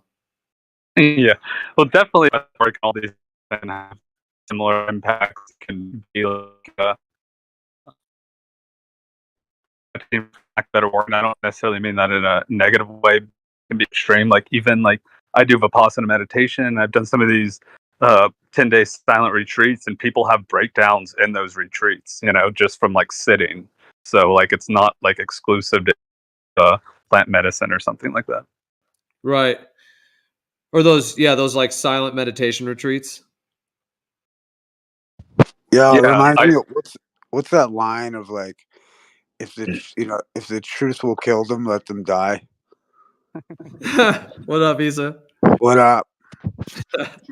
Yeah, dude, the last silent meditation retreat I did, like we're on the third day, like on our first morning meditation, and you're meditating for like 12 or 14 hours a day, and you're taking a vow of silence and so on and so forth. And like all of a sudden, like some chick just started having a seizure in the middle of the meditation, like freaking out and screaming, literally just from sitting and observing yourself. So for sure, any experience can. Hey, yo, and you can get up and leave at any time, right? Yeah, we also had dude. We also had a girl the last retreat I went on get hiccups and like could not stop hiccuping. Like it started on like I don't know the third or fourth day and just hiccuped the entire time. Wild. Yeah, some people are working through some deep stuff. No doubt. That's why, like, yo, I often feel like I remember early on, I just felt like the impetus of like, almost like the ballers out here are like doing God's work. Because like it ain't for everybody. You mean Big Bang? Big Bang, right? The whole Big Bang's whole, his emissaries, his missionaries. The Big Bang missionaries. For real, they're at work, dude. Hold on, but hold on though, bro. But bro, look, dude. If you have have you ever seen like a sheepdog deal with sheep? Yeah, that's awesome when they do Right, that. like you know what I mean. Like no matter how hard you fucking try to teach a sheep to do or to, you know what I mean, bro? Like it's not gonna happen. And like it ain't for everybody. Like actually, what kind of irritates, and I'm sure it's like I swear to God, like I feel like the ballers are like the first wave psychedelics that are like, no, don't let the masses ruin it. Like you know what I mean? Like they're hiding the great fishing spot with Big Bang.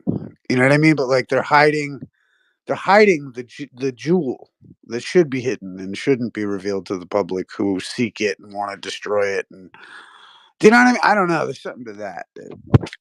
I've come to that kind of thing. You're better off being a crazy flat earther and just letting it go. Like, there's no reason. Like, I don't know, man. At what point do you like realize like this is insanity? Holy shit! Like, I don't know. Forgive me, but I just think of it like that. Like, it's unfortunate, and you can like, or I don't know, Yeah, but it's like one can exit out of that situation if they so desire. Like that can be exited. That any state that has a vibration that is not of. Well, like, yeah, that's what's interesting with psychedelics is like you can't.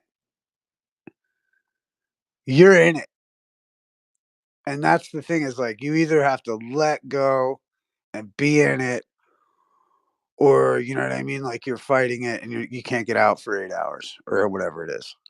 Yeah, and some people when they get really deep in their process, like they sometimes need like a little bit of support, a little bit of someone rooting you on a little bit, to help you work See, through but it. like, I mean, I hear the lingo. Like, it's like I get the lingo of like, but something even that gets to me. Like, this is why I feel like smash everything is like, in regard like kill all idols kind of a thing. Like, you know what I mean? Like when I hear like terms like breath work and shit like that, it makes me want to cringe so fucking hard. Do you know what I mean? Like, it almost it's weird for me, like, because it's almost like a corporate lingo regarding shit that is everything anti that. You know what I mean? Like, Well, interesting you should say that, because I've had breathwork experiences where I am doing exactly that. Like, what, how did you word it? what's that? The cringing. Cringing. Yeah. Exactly, dude. So I've had many experiences where I am like, in a sense, yeah, there's like energy moving through my body, and I'm like shaking sometimes, like, because it's like energy. But the thing is, like, that has healed like anxiety and depression that I used to have, for example. So like, I literally, that's just funny that you say cringe like that, because like, basically what I found, and what many have found, is that if you really like start doing a lot of this work, like, people tend to work first, they work through like their childhood trauma issues, and then there gets a point of actual birth. And one could see it as like a spiritual rebirth as well. It's like a metaphysical rebirth, and it is experienced as a spiritual rebirth. But in that process, people can access memories of their actual birth, like feeling confined, feeling like they're suffocating, feeling like they're being pressured, and they're like, tense above the birth canal and all that. And when people get to that layer of it, like, they're actually processing the actual like cellular memory. And many of our births were somewhat traumatic because they were not like natural, and they were in hospitals, and there were drugs involved and all this other stuff.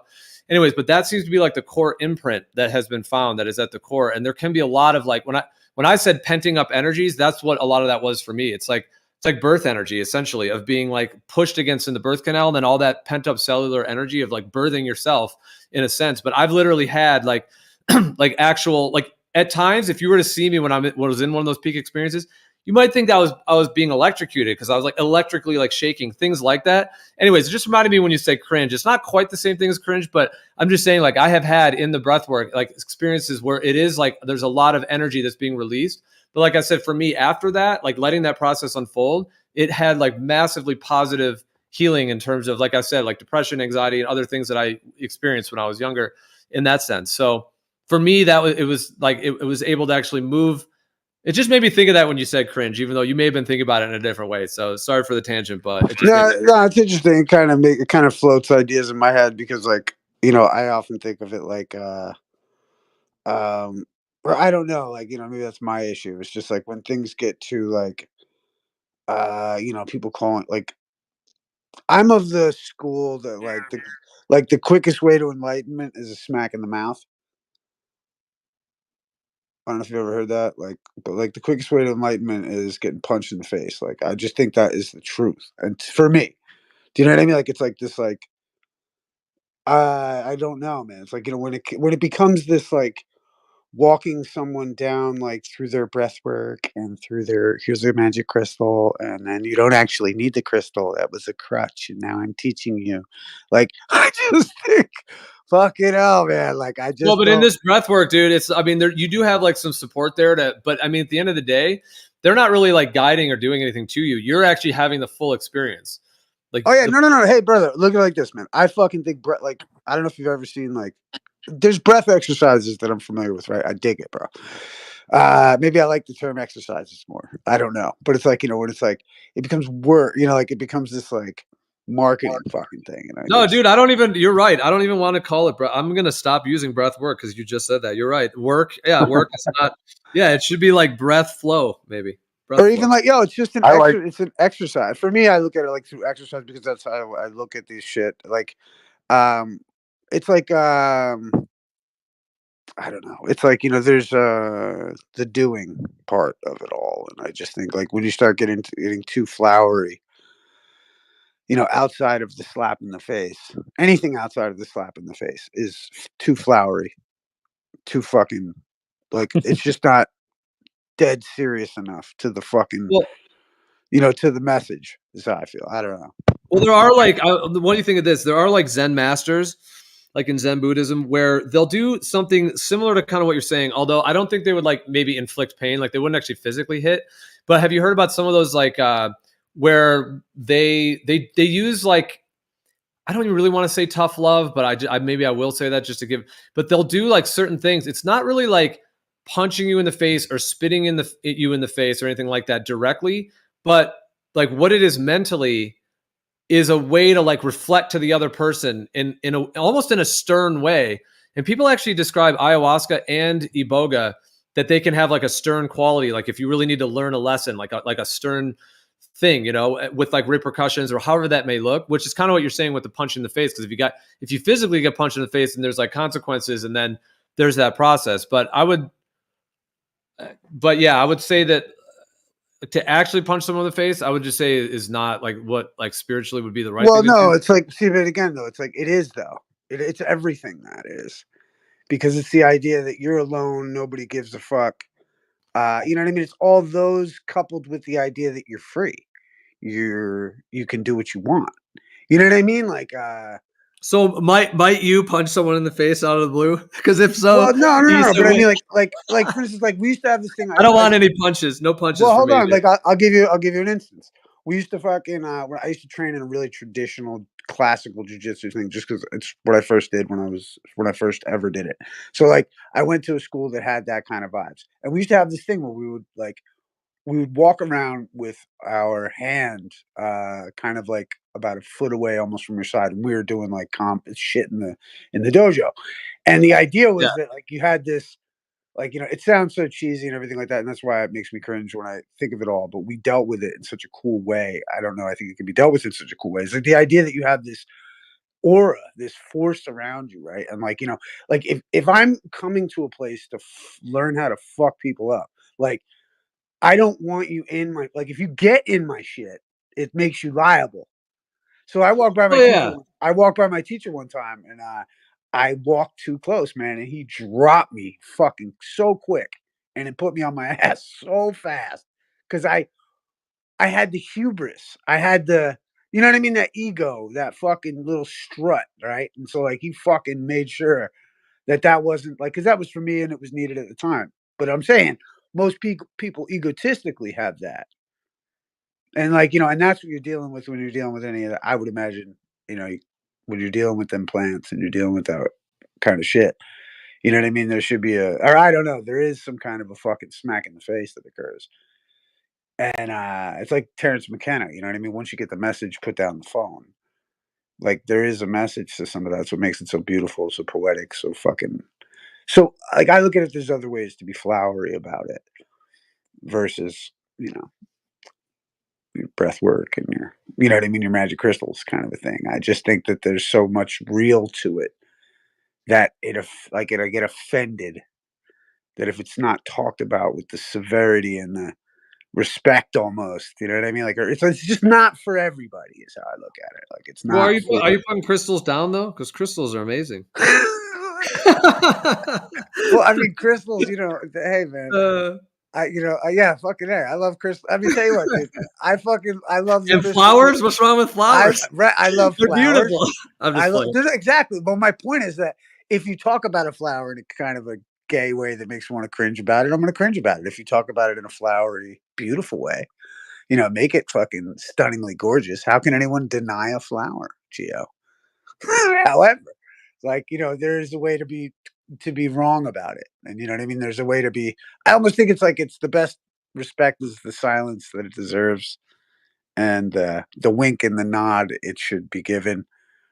I think there's too much of a push for, like, it's like I've sat at fucking dinner tables with people who had no business going down to fucking the jungle and doing ayahuasca and coming back and fucking pretending like they fucking had some enlightening. I don't know, man. Like, I don't know. I just feel as though it's like there's been like it's too popular. But I think it's so healing that I can't really say that either, because I think it is also like the fucking the power of the tribes of down there that are going to heal the world almost. So I do feel that vibes. I just don't think everybody deserves it, or not everybody deserves it. Who am I to say that? But Well, it makes everybody, me think. I don't know if everybody can handle it. Really, I don't know. It sounds like you're talking about like a commercialization of spirituality. Yeah, that kind of thing, man. Like, and like this, like, have you ever seen that the mockumentary, where the guy pretends to be a guru? Come on, dude. Have you ever seen this, Gio? Holy shit! It's I hope snacks. what the fuck is that one? Are you sitting here? What the fuck is that Kumari or something like that? And he pretends to be a guru. And fucking, have you seen this fucking thing, Gio? What is it? Dude, remember that fucking documentary or like a mockumentary about the guy who pretends to be a guru? Kumari. He's like, my name is Kumari, and he gets fucking all these people to fucking give him money and fucking do his dude. It's unreal. And then at the end of it, he breaks it to him that he's not whatever, and they all like some of them freak out and fucking. It's just crazy, dude. Yeah. Well, that's a whole thing in and of itself. Yeah. Yeah, that's the kind. I guess that's what I'm just kind of referencing. But the idea, that's the extreme. But like the side of it, like where this shit is so cool, so legit. It's like flat Earth. It's just not for everybody. I don't know, man. I think that's something to take note of. But yeah, forgive me. I got a minute to speak. I'm like actually hanging out. I can talk to you guys. Nice. Glad you're here. Yeah, we'll see how long that lasts. But yeah. Well, yeah.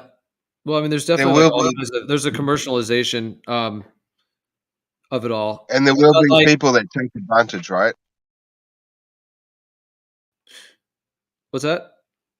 I said there will be people. There's always people that will take advantage of some innocent situations. You know, like I've been to Thailand and innocent, like a retreat, and they have people there scamming, like on the side. You know, there are people that infiltrate and they can take advantage of certain innocent situations, and even you in have to be Thailand. aware. Yeah. You're talking in Thailand? Yeah. Yeah. I've heard of things of that nature. But Issa, are you saying okay, Issa, if somebody has like severe mental distress of some sort, like fear or like just anxiety or depression or a drug addiction or whatever it may be, like if they could use breath in a way that they could actually heal that naturally and get to the root of it versus being on like Prozac or just being addicted to alcohol or whatever it may be, would you be in support of that being a thing that could be made available for people? Yeah, man. Fuck yeah. I think it should be. Yeah, I mean, I do. I think, but I also think, like, let's say microdosing mushrooms might be the move for like alcoholics. I've heard a lot of good things about mushrooms and stuff like that. Like, yeah, mushrooms can make like powerful changes in microdose levels. Yeah, you know what I mean? Like, like I think, like, I just don't think like the full bore marketization of the rituals of some people in the Amazon, need to be given to the people elsewhere, in my opinion. I think that's where it pisses me off with the scam of it, because then it becomes anybody can be from Peru or something, or you know what I mean, from from Brazil, and claim to be what. I just think, I don't know, and not that there's anything wrong with their traditions, and like I'm not judging that. I feel for those people that, like, potentially are having their culture sold in a way, when in reality, like, there's plants in the area that the people who need it live already. They don't need to go to fucking the jungle to do it. They could take, you know what I mean? There's something around them, something like in the ground around them that they could make use of versus having to go mix the two plants of the Amazon. You know what I mean? Well, I mean, it's like, what kind of reset have we gone through? Because it's crazy to think that mushrooms were like out of all of like mainstream science, mainstream awareness, even in like the 20s, 30s, 40s. Whereas Gordon Wasson had to actually go like in the 50s to this shaman woman named Mary Sabina. That's like the history of it all, like in the 50s and 60s, and actually get the mushroom and bring it to, like science basically. And then they actually studied it, and then they labeled it, psilocybin, and made all the classifications. And then ayahuasca was understood at some point along as well, within the 60s, 70s, etc.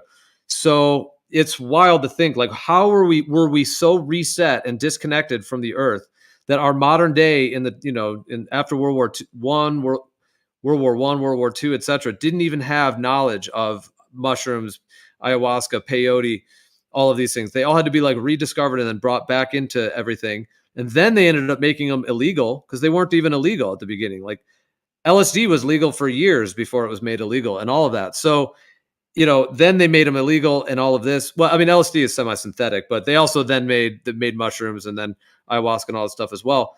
And then nowadays, because ayahuasca is more fully known about in terms of its healing and spiritually supporting and healing benefits to it, that there's like a lot of nowadays there's all this kind of like ayahuasca tourism, basically, where there's all these different retreat centers, and some of them, legit, some of them not, essentially on varying levels. And some of them just even being scams or even being like based in sorcery, where they mix other plants in with it, which is not real ayahuasca. You're dealing with something else now if they're mixing other plants. Some of them do that. There might even be some that are total scams, or they're trying to rob people or something on the really bad level.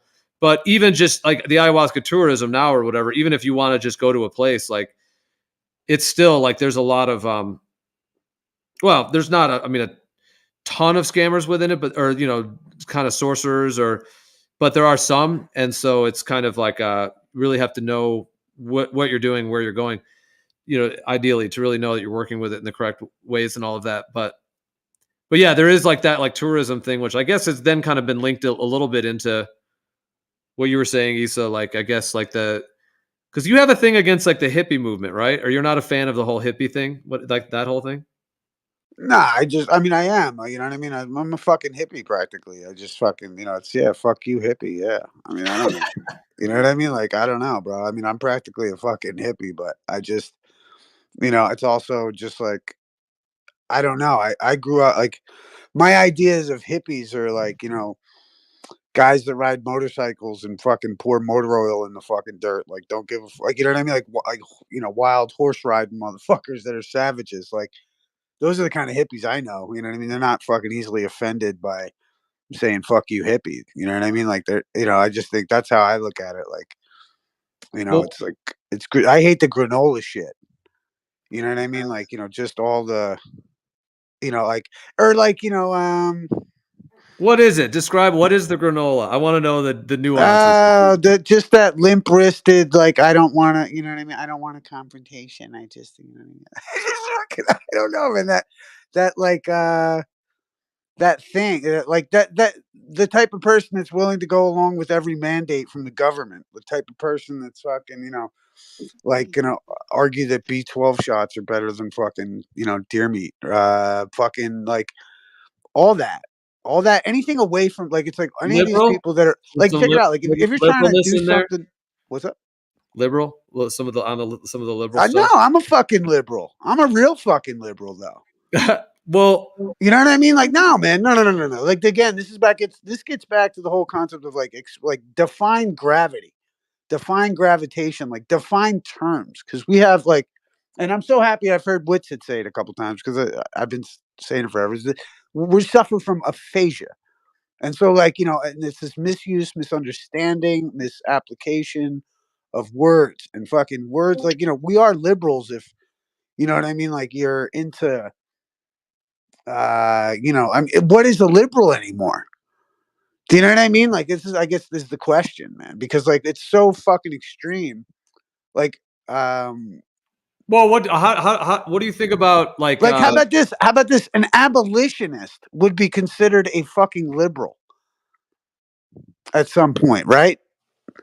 So what is fucking, what is a totalitarian if that is the antithesis to the liberal? It's modern day leftism with their soft fucking, you know what I mean? Soft computer fucking finger hands, dude. Like, I just think like, and even like, that doesn't define somebody to be either a liberal or conservative. But I'm saying like that granola esque of, even on like, they're gonna like, you're gonna prefer to eat like soy, which is gonna kill more of the earth than fucking anything else. You know what I mean? Like, then hunting, or then like liver meat, or then like, so I don't know, organ meat. You know what I mean? Or I just think like we've lost like, a base. But like, I'm pro, grow your own fucking type shit. Does that make me a liberal? You know, Well, I yeah, I used mean, to. all these categories. Any one of us is beyond any one of these Well, categories. yo, now check this Well, out though. Let's look at the like. I'll never forget. New Perspective asked me one time. You know, he talked about like the meek shall inherit the earth, and what is that? You know, what is that kind of? We're getting to like what that implies about stuff. And I was thinking like, you know, well, meek is an interesting term because in the Right sense to like him. you know, meek could like meek in a Christian sense, right? Means that like you're gonna follow the word of God because you fear Him so fucking much, and you're so much His servant that you're not going to tolerate one fucking iota of ungodliness in your presence. So what does meek mean? You know, meek means maybe the most hardcore motherfucker who's ready to beat the shit out of anyone who's not fucking following God's law. Right?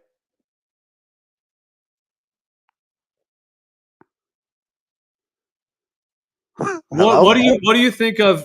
No, I'm with you on. I'm hearing. I'm listening to all that, and I want one of the piece I want to throw in. Then you can keep on that, or you can respond to this either way. But what do you think about Burning Man? Because dude, I'm gonna post a video because I watched part of this the other day. For anyone who hasn't seen this, like, dude, I mean, it's basically like, I mean, would you call these like in terms of where the hippie movement went? Because I mean, like, how do you categorize the Burning Man scene? Because first of all, it's like all like antiquitech. They have all this antiquitech, like these incredible art cars. I mean, just like the video I just posted, even if you just skim through and look at some of the stuff, like I'm sure you guys have probably seen some clips from it, but if you haven't seen, they set up some unbelievable like sacred geometry. It's like a mix of like futuristic sacred geometry, antiquitech with like other funky art styles, and they have all kinds of different like music. But what do you think of that kind of? Because they have a whole thing, Issa, like where apparently you don't have to pay for anything, so nobody exchanges money at Burning Man. Everything's free basically. So some people will bring like kegs of beer, and it's just an open bar. You just walk up and say, "Can I have a beer?" And they say yes, and they give you a beer. People are cooking food. Food's free. And the idea is that everyone contributes something and everybody's fed and everybody's good, you know, in that sense. So that's like one of the spirits they have. So like, yeah, you could be at Burning Man and just literally just go get some food. Go Hey, get hey, yo, no. how much is it to get in? Well, there is a price. Yeah, there's a ticket. Oh. Yeah. How much is it? I don't know, dude. It's probably a few hundred. I think it's a good amount. As I far think as I know, I haven't gone ever to Burning Man, but I You have know, I'll tell a you lot of what, brother. friends, You know what? I'll a lot never of forget, friends and people who have gone. So, brother. I'll never forget back in like the fucking 90s. A buddy of mine came back and he was like, "Dude, I went to Burning Man." And from what I gathered from back what it was fucking amazing, right? Like I saw these pictures, and he's like, I'm like, dude, are you naked? He's like, yeah, bro. Fucking like, like he had the fucking, you know, he was there early on with Burning Man. He said it was the most amazing shit in the world. Like I've always got a deep little place in my heart for Burning Man because of my dude and because of how he portrayed it to me when it first fucking started. Like, yeah, and I, pretty again, much like, same with me. Same with me because I have a lot of friends that have gone and I've yeah, heard so man. No, I many get it, bro. stories And and I'm all for legends. the art scene. Like, dude, I'm a fucking like shit, motherfucker. I created Flat Earth Music and Arts Festival. You know what I mean? Fucking Flat Earth. You know, what was it? FEMA camp, Flat Earth Music Nice. and Arts, bro. Fucking You were in it's that. yeah, rap. I've started the motherfucker. Nice, That's dude. my idea. I remember seeing some footage from it. That was my hey, bro. That was my idea. It was me, Catexas, and fucking IPS all hanging out and fucking snacks and shit. Fuck, we were all hanging out and we were dying laughing, thinking about all the ways we could have like, you know, like we could have because we were gonna have like you know, like those little things that you put your head in and the two arms, like the old like medieval you know, like thing, or like have an electric chair in the room and see if anyone would want to sit in it. Like so it was round up your friends and come to FEMA camp. So like, anyway, yeah, fuck it, yeah, dude, I get it, man. I'm fucking all for the arts, dude, like, and all for that shit. But my problem is that it gets in this weird little culty little thing. These guys like come along. It's like skateboarding. It's like, you know what I mean? And I don't know, man. I just think that it is what it is. It's just also like, hey, like flat Earth. It's like, dude, you're just not cool enough, bro. Keep it there. Keep it. Don't forget who's not cool enough. You know what I mean? Sometimes. You know what I mean? Like everybody, you know, everybody should have access, but nobody, you know, not everybody needs to come. That's what I feel like. That's all, man. Isn't it interesting that like we're talking about, like different history, everything that's connected, like that term Tartaria and all of that stuff, the mud floods, like we're talking about all this antiquitech. Is it just a coincidence that all these people in Burning Man, like I would venture to say, okay, in terms of like just to use the word flat earth or flat earther, like as far as I know, Burning Man is not a flat earther thing as far as I even know at all that I'm aware of. I would like, what are they all Globers there, I would assume, but you can't ever say all. I'm sure there's a bunch of people that have heard about flat earth, maybe even more than we would think these days, actually have either heard about it or the discussion is actually happening more there now than ever in the past, I would think as well. Nonetheless, I think in general, it's, I don't, but my point is that like, even like flat earth in general, again, just using that term and then how that links into like, if we're lied to about what the earth is, and then what is our real history then? That's the next question, because they've sold us a history of Copernicus and globes. They've sold us that history. But if the globe's false, then the idea that the history is false, or at least not what it at least partly false. Well, yeah, that's what I to the think. bigger thing. Yeah, it leads to the bigger That's what thing. I think. Like man. But just to finish real quick, but how are these dudes at Burning Man just doing all this antiquitech art, even though they're not into like researching Tartaria theories about mud floods and ancient antiquitech in our previous history? That's amazing that that's syncing up. Well, I think that if you like, you're not talking to the artist, maybe. Like the artist maybe is heavy duty into it. Maybe just smart enough to know not to talk about it or advertise it. You know what I mean? But then what you get is they're marketing these concepts to like, Google employees to come pay $1,000 a half an hour to fucking have their float fucking near the fucking, the music place or near the fucking cool fucking whatever it is. And I just think I think there's a lot of flat earthers, and I think there's only bound to be more, for better or worse. And I'm sure Burning Man and those kind of places, but a lot of those people, dude, are on the concept that they are the elite and that they are going to create rockets and leave us and go to fucking Mars. So don't forget it, man. Like, don't forget their fucking agenda is to rock and roll all the way to fucking Mars while you fucking. Well, that's what I'm saying. On the Yeah, climate, but dude, like, the Earth dying or some shit. But my like point is, these people at Burning Man. That's kind of what I'm saying. How that links in though. Like these people at Burning Man are like making all this antiquitech art. Just for even though they're not into like necessarily flat Earth or Tartaria or mud floods or these ancient history ideas. Even though you're right, some of them could be. But I bet a lot of them would probably say that they believe in the globe. See, and but you know what, dude? Mars and all that shit. You know what, though? The problem with flat earthers is that they think that ballers discount all that shit. Like, well, they obviously don't. Like, They're into hold it. on. No. It's like the steampunk. The steampunk style? It's that right, too. Yeah, well, that, but even a lot of those guys, a lot of people, they almost, and I almost did too, like, they almost like equate their level of intelligence by how tuned into the space program they are. Right? Now, I used to do it. I used to think I was like smart because I knew about, well, we just discovered this new asteroid and how fucking cool and blah, blah, blah, blah. And one day, I used to think the aliens weren't going to talk to us unless we learned contract law. Like, you know what I mean? Like, it's like, I just think that that you're going to have a hard time fighting against that. I just think that also it's like, there's probably a lot of, I think it's just all there, man. I like the idea. Like, if I played music, I'd want to get invited and paid to play Burning Man. Like, I would probably do that. That'd be fun. But like, fucking, I just don't.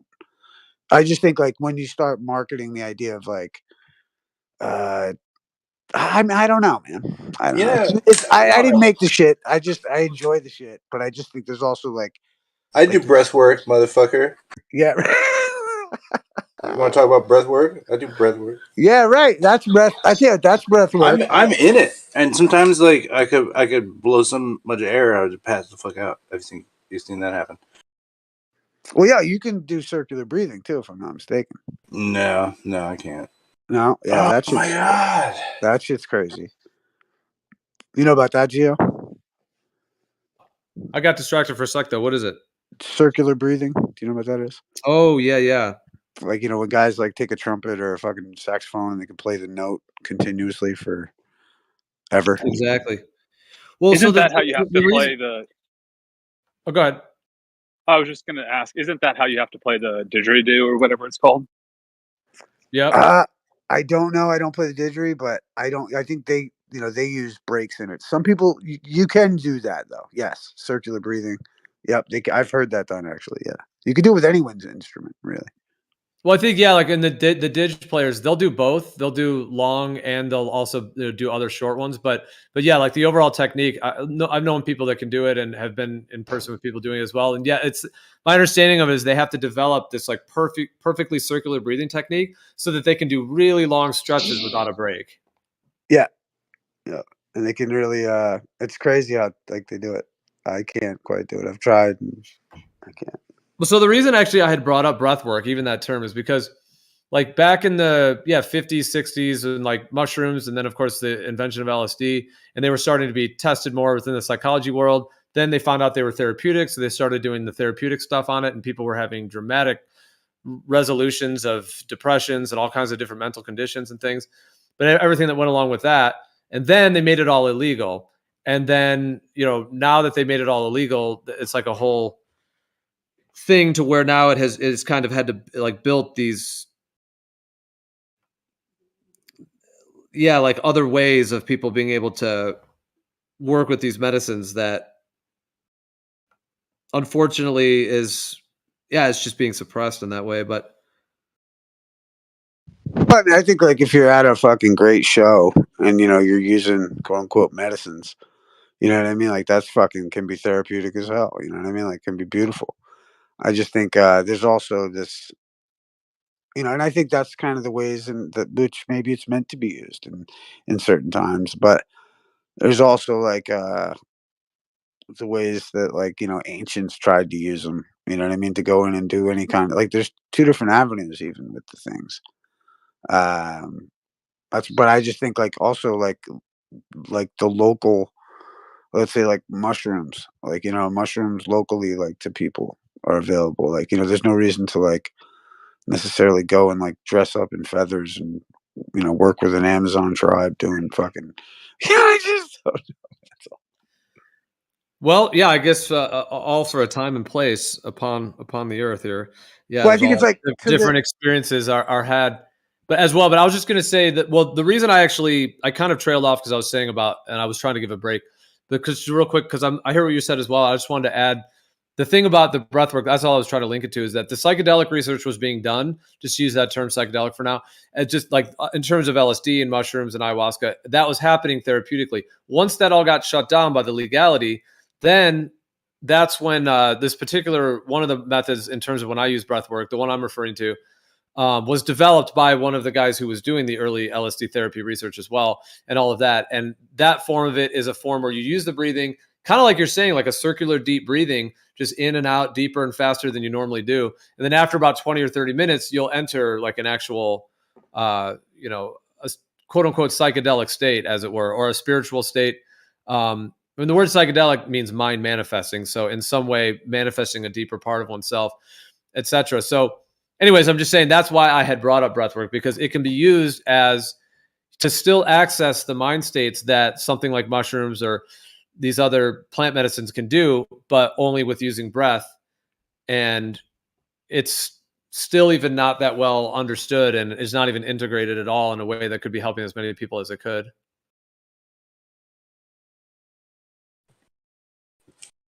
Yeah, like you get like this rush from just like expelling air. You know what I mean? Like if it takes toxins out of your blood, The thing about the breath work that Yeah. I found, yeah, exactly. Yeah, it does. It detoxifies the bloodstream. Deep breathing's a psyop. Come on. No, I find it fascinating. Is it the ancient ways? Is it the ancient ways of the outer ponders? Yeah, the outer ponder deep breathing is a psyop for sure. No, I was gonna. Well, how do you get like these conversion intense meditational states, like where there's for sure.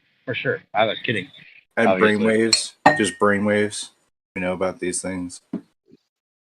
Yeah. That people say that's like basically what you're getting when you're smoking. Like if you want to like actually get to what smoking does for you, just do some deep breathing is pretty much like part of the reason that you get addicted to it. They say just the deep breathing part of it, right? But But I People wanted get. to jump. Wait, what'd you say? Wait. Well, You can they get say that addicted maybe to breathing? smoking. No, the smoking, like you're doing deep breathing when you're smoking, and You that's talking about part of what's smoking giving. cannabis? Are you talking about cannabis No, or? smoking cigarettes. Like if you're smoking cigarettes, like they Oh. say, like part of what makes you feel good when you're smoking cigarettes is you're doing deep breathing. But I mean, you don't really necessarily need to smoke to do the deep breathing. Oh, I see what you mean. That when you're when you're smoking heavily, it is like a breathing. Yeah, yeah. Okay, I see what you mean. Well, I mean, the smoking is basically the opposite, right? So it's like vasoconstriction that's going to be happening from the nicotine. Yeah, that's true. Right? So, it's definitely interesting contradiction. Dude, have you guys ever used a volcano where it fills this whole like bag with the vapor, and you can use like herbs in it? Like you can do it with cannabis, but you can also do it with many other herbs as well. But it's basically like it blows up this bag, like it vaporizes it into a bag. If you guys have seen that or anyone's ever used it, they're pretty popular. It's called the volcano. Anyways, and it puts the vapor in the bag, and then you just breathe on the bag. And if you have like if you share it with someone else, you would just take an inhale, then pass it to them, and they would take an inhale. But if you can just toke on it though, where you kind of breathe in and out through the actual bag of the vapor. You can also do this when you huff nitrous oxide through balloons. You can get you can get really spun doing that, where you breathe the nitrous in and out. That's the way to get ultimately spun on nitrous. Oh yeah, for sure. The big balloon. Yeah. I've done that. I've done like the gas mask with like the really good green bud and vaping or doing the like that, whatever the little hot plate where you're using like the what do you call it, the smokeless kind of gravity plate. bong. Gravity bong too. Yeah, gravity bong's different too. But yeah, no, the hot plate where it's like a little ball and it just heats up the weed, and then you just like you got a tube attached to it, kind of like a hookah. Like dabbing? Just, dabbing? No, like, you never seen that? Like the smokeless kind of like it's like a hot plate that just like I've done dissolves the weed. I used to do this thing in the Maritimes in Canada. They call them knife hits, and they do them through a bottle, like because all the bottles are all recycled on the island. They're all kind of shitty. Yeah.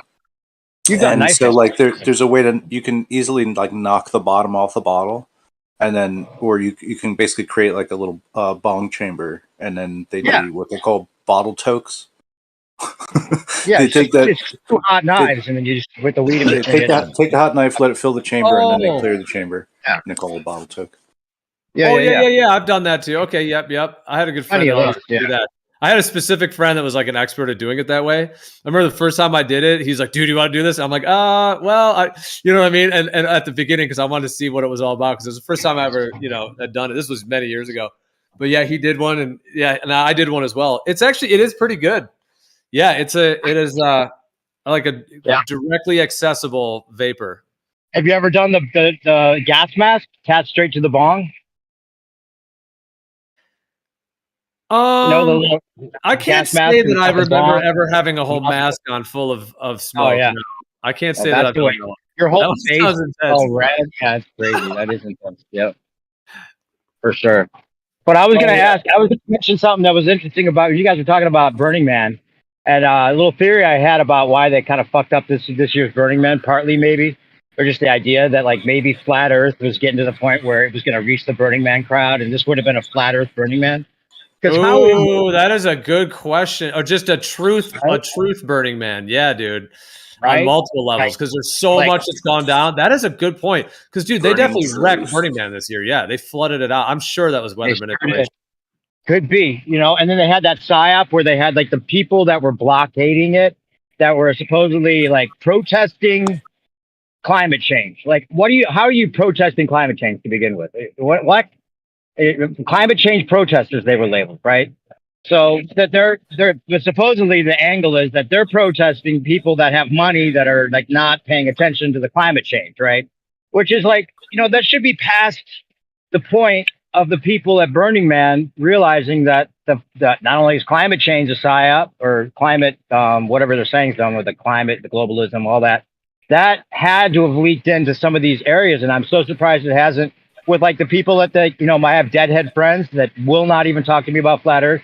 And interesting how when the psychedelic era, which was kind of pushed, as we know, with some of it being, definitely medicine, and some of it being like, actual psyop on the public for the control through, whatever they call that. I forget the name of the project at the time. Regardless, it's interesting how they tied the psychedelic era to the space era, and all of like the psychedelic tie. You know what I'm saying? Like the planets and the universe, and the realizing we're in the cosmos, and the cosmos tied to the psychedelia was part of the psyop. That was part of them, like learning about space. The blue marble is tied to that guy that was doing trips and stuff, right? Was it? I don't really know of a direct connection with that. It seems like they've always just tried to suppress. Well, it seems like they tried to co-opt. It seems like at the beginning, in my thought of it. So, like I was saying before, the history when Gordon Wasson went to marry Sabina and got the original psilocybin mushroom, and then brought it, to the United States essentially, and then from there was a lot more usage of it, and then studying of it, and then it finally got into science where they actually like labeled it, made the term for it. It still was many years until they made it illegal. So it was legal for many years, even after it was discovered. But and then that all started coming in the 60s to I guess what they tried, they call the hippies, as it were.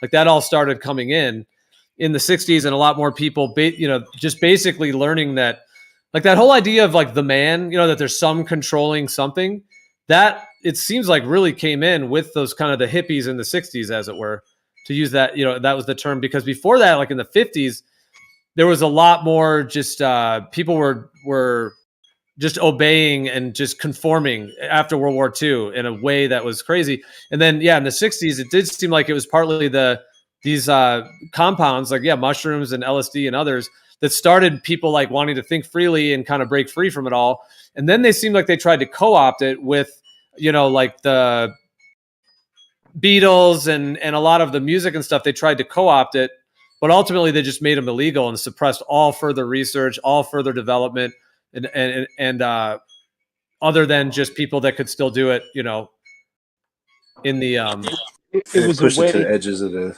culture. Somebody help me out with the whole drug and the government's drug acid influence underground TV underground. I want to say, or what's that? What was the project? What's the link there that I'm thinking of? Somebody help me out with that. Well, I wouldn't say that. I don't think the government developed LSD. I mean, LSD was first synthesized by Albert Hofmann in 1938. And when he first synthesized, he was basically creating all of these LSD derivatives. That's why it's called LSD 25, because it was the 25th in his series. And they were trying to develop drugs for cluster headaches. And certain of these lysergic acids can have benefit to help resolve cluster headaches. So he worked for Sandoz Pharmaceutical Laboratories. Now, I don't doubt that Sandoz is totally in with these controller families and stuff for sure. I mean, it's pharmaceutical. Like the electric Kool-Aid acid test was CIA operation, right? Well, no, but what I'm saying is that I wouldn't doubt that Sandoz itself was a controlled, operative, as it were, because that's the pharmaceutical companies, Sandoz Pharmaceuticals. Right. They're literally developing drugs. However, Albert Hofmann, I think, is a legit guy. I don't think he's in their family line. I don't think he's in their actual group. He's an authentic chemist. He's an authentic chemist who authentically synthesized that compound. And then the whole story where he accidentally ingested it because he had a little bit of it on his finger and he rubbed his eye. And that's all it takes is a little bit of crystal LSD. And he just touched his eye with his glove on. And that's how and then he had this whole experience, etc. And then the whole story goes from there. So I'm just saying, I don't think it was made by sort of them in that way. It was invented. And then after he invented it, it was actually shelved for like 6 years. They didn't even touch it. Like for many years, it wasn't even touched. And then when he went back actually and was looking back over all of these earlier lysergamide extracts, and then no, I'm sorry, that story's a little long. He had made LSD and didn't. Hold on, let me finish. Let me just say it right. He had first synthesized LSD and did not know that it even had the visionary effects to it, like that it even had that.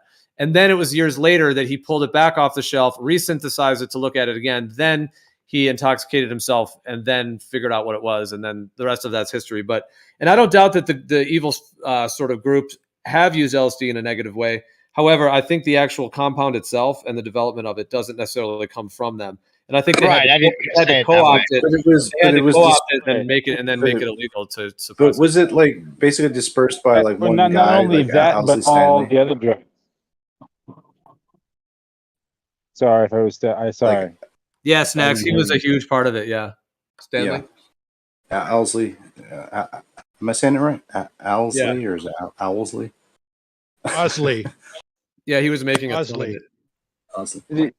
Orange. The whole '60s was a but way. but also like it was didn't he all. have It was something all to do with very like acoustic double research or situation. something like that as well? They had. It was the Orange Sunshine. Yeah, he did a bunch of stuff. I thought that he basically was touring around to different things, like some studios on the East Coast, and then out to what is that place out in California? I keep forgetting what the name of it is. The place where all the musicians and stuff like that. So he was going out there and basically tuning up their acoustic systems too, I think, and then also he just like happened to bring most of the acid for the acid wave. So like I don't know, it's kind of a strange thing, but Yeah. Well, the I early guess- people, it wasn't even illegal. So the early people that got into it, they just literally ordered it online, or not online, but over the phone type thing. Like they, back in the 60s, like they meaning that they could just order it and then they just shipped it to them. So these original guys, they were just getting like vials of LSD from Sandoz before it was even illegal. So yeah, people started figuring out what it was, and then that whole counterculture and everything happened. And then it did seem like it was co-op to me in many ways, like in terms of some of the music stuff and some of the different things that went on. And then they just made it hardcore illegal and have tried suppressing it to the maximum until just in the last years, finally research is starting to happen again more with mushrooms and many of these. Yeah, I had a friend who was an artist, but I knew when he was like just graduating, and then he'd gone to like art school and stuff like that. But he had, I guess, ingested quite a bit of different psychedelics and other drugs and stuff like that. And he had like a whole book of like just rubbish writings that were it was just so many cool words smashed together, but like an entire book of it, and just had so much like, whoa, damn, sorry about that. Incredible calamity there. But yeah, it really tremendously changed his brain waves. Like he was definitely a different sort of thinking type after that, and he was always kind of like a little bit different